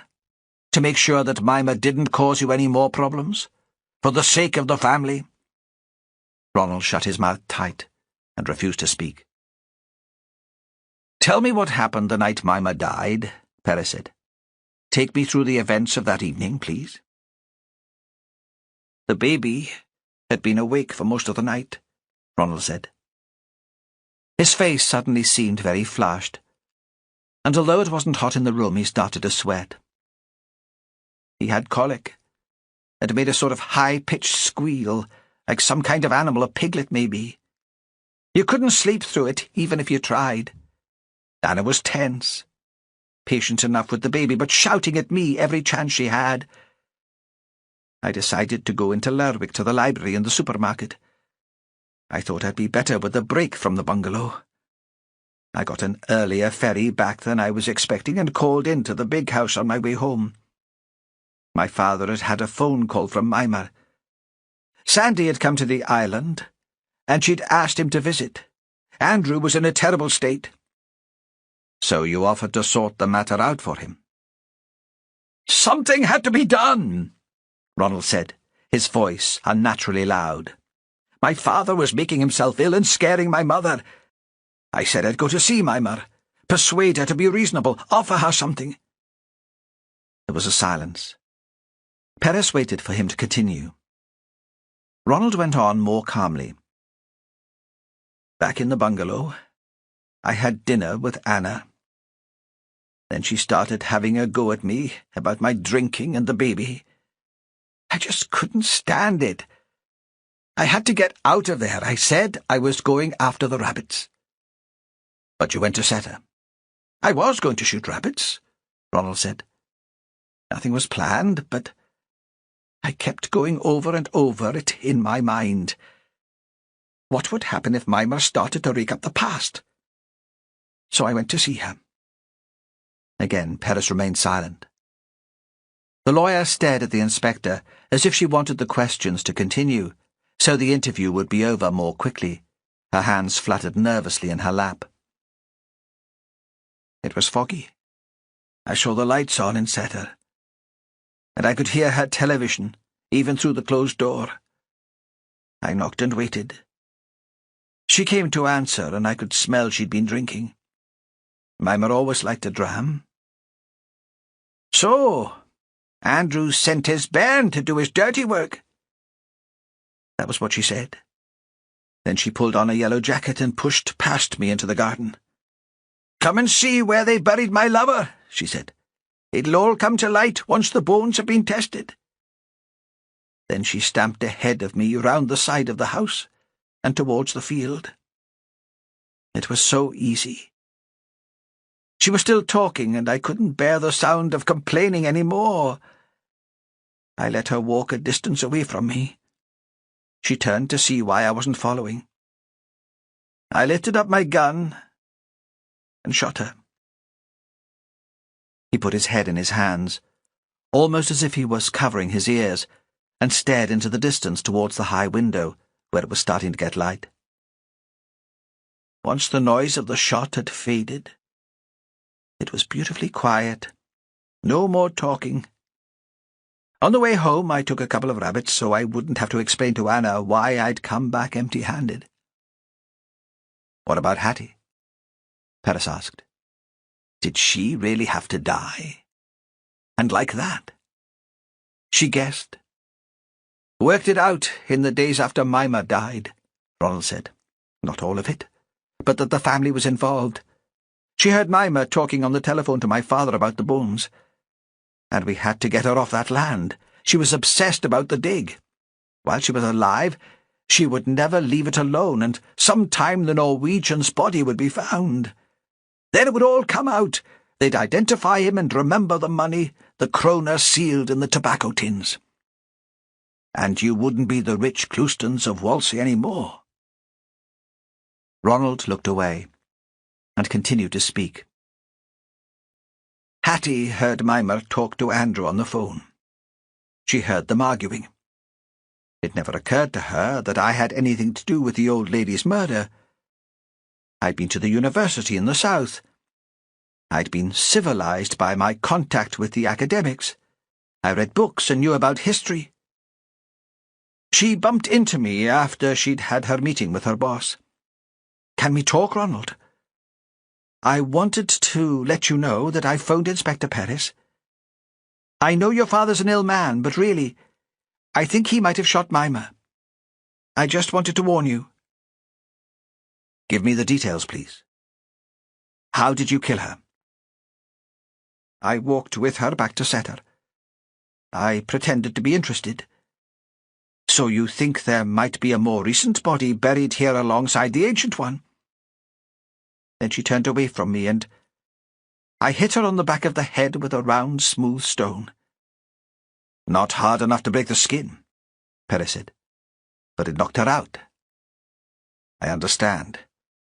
That gave you the opportunity to fake her suicide. Why did you slit her wrists with Paul Berglund's knife? Is that who it belonged to? Ronald looked back at the inspector, surprised. I didn't realize. It was there, and it did the job. The matter-of-fact words made Perez feel suddenly sick. He leaned forward towards the man again. How could you do it to her? Ronald considered, then took the question literally. I'm used to blood, gutting fish, killing beasts. The girl was unconscious by then. It had to look like suicide. He was struck by a sudden thought. You got Cedric to phone me tonight. And you made up the story of a witness. Anna told me about that when she got home from the party. Cedric was never there at all that afternoon. No, Perez thought. But he was involved all the same in a roundabout way. His father had worked with the Shetland bust too. It had made sense for them to use Cedric to bait the trap, to say that he wanted his share of the money. 2 people were dead, he said. We had to make it stop. He stood up and looked again out of the window. It was a beautiful morning. There was sunlight on the water. Chapter 45. That evening they met up at Fran's house in Ravenswick. She'd cooked a meal, and when it was over they sat around the table in the kitchen drinking wine and talking. The dishes had been cleared, but there was still a plate of cheese and a bowl of red grapes, like a still life study in front of them. It was late because Fran had wanted to get Cassie to bed first. Perez could tell that Sandy was nervous. This wasn't the sort of social event he usually went in for. He drank less than they did, although Perez had already suggested he could get a taxi back to town. He didn't want to make a fool of himself. All the same, he was pleased to have been invited. Perez could tell that. "How's Anna?" Fran asked, as soon as Sandy came in. He had stayed the night in Whalsay, taking statements. "In shock, of course. She's going south to stay with her parents until she's come to terms with what's happened. She talks about coming back to Shetland, but I don't think she ever will. She tried very hard to fit in, but she was never really cut out to be a Shetland wife." "What about me?" Fran asked with a little laugh. "Am I cut out to be a Shetland wife?" Perez knew what she was doing. Sandy had believed Ronald to be his friend. He still saw the Whalsay deaths as a personal betrayal. Fran was trying to lighten the mood. There was no more to her question than that. "Oh, you," Sandy said. "You'd fit in fine wherever you lived." "Will Andrew and Jackie be charged?" Fran reached out for a grape, cut another wedge of cheese. "Not Jackie," Perez said. "If she guessed that Ronald was involved in some way, she didn't really know. And we've no evidence to suggest that she understood where the original source of wealth came from." "If we go back far enough, all the rich families in the UK got their money in a dubious fashion," Fran said. "The spoils of war, off the backs of the poor." Perez smiled but said nothing. After a few drinks, she often believed herself to be a champion of the people. Sandy shifted in his chair. "But surely we should have enough to charge Andrew? We know he was involved. He tried to focus our attention away from Setter by telling me they threw the Norwegian's body into the sea. If we exhume Per's body, get the forensic accountants to look at Andrew's business records over the years, we should have enough to satisfy the fiscal. Perez realized that Sandy was more comfortable believing Andrew to be a murderer than he was thinking of Ronald in that way. Sandy had been deceived by his old friend, and they'd both been taken in by Ronald's fine acting. "Aye," Perez said. "Maybe." He knew how long the investigation would take, and he doubted whether Andrew would still be alive at the end of it. Maybe living in the giant house on the hill, with a heartbroken wife who'd lost her son to prison and her grandchild to his relatives in the south, would be punishment enough. He looked down towards the lighthouse at Ravenhead. It was very clear tonight. He thought there might be a frost, the last cold spell before the summer. Suddenly he remembered Paul Berglund. He turned to Sandy, smiling. "Berglund's grandmother is Swedish, not Norwegian. Not any relation to Mimmer's lover. A horrible man, but not a murderer." "So, I was wrong again," Sandy said. He seemed more relaxed, more himself. Perez saw that his glass was empty. He tipped some wine into it and poured himself another glass too. It seemed hours since he'd slept, and it was only caffeine and alcohol that were keeping him going. "Bones in the land," Sandy said, half asleep now. "Skeletons in a cupboard." They sat for a moment in silence. Then Sandy got out his mobile to call a taxi, and Fran stood up to make coffee. When they went outside to see Sandy off, Perez gasped with the cold. There was a moon, and the sea was silver. The beam from the lighthouse on Ravenhead swept across the fields between the beach and Fran's house. It was hypnotic. He felt he could stand here for hours just watching it. He forced himself to look up at the sky instead. There were no streetlights here, and the stars were clear and sharp. Fran stood in front of him, and he put her arms around his waist. Even through his thick jacket, he could feel her body pressed against his. Sandy's taxi drove off, but still they stood there. "My friends in the city can never understand what this is like," Fran said. I explain. No light pollution, no sound. But they can't conceive it. "You'll have to invite them up and show them." She turned towards him. At first her face was in shadow. Then she tipped up her head so the moonlight caught her eyes. "I was thinking," she said, "that we could ask them to the wedding."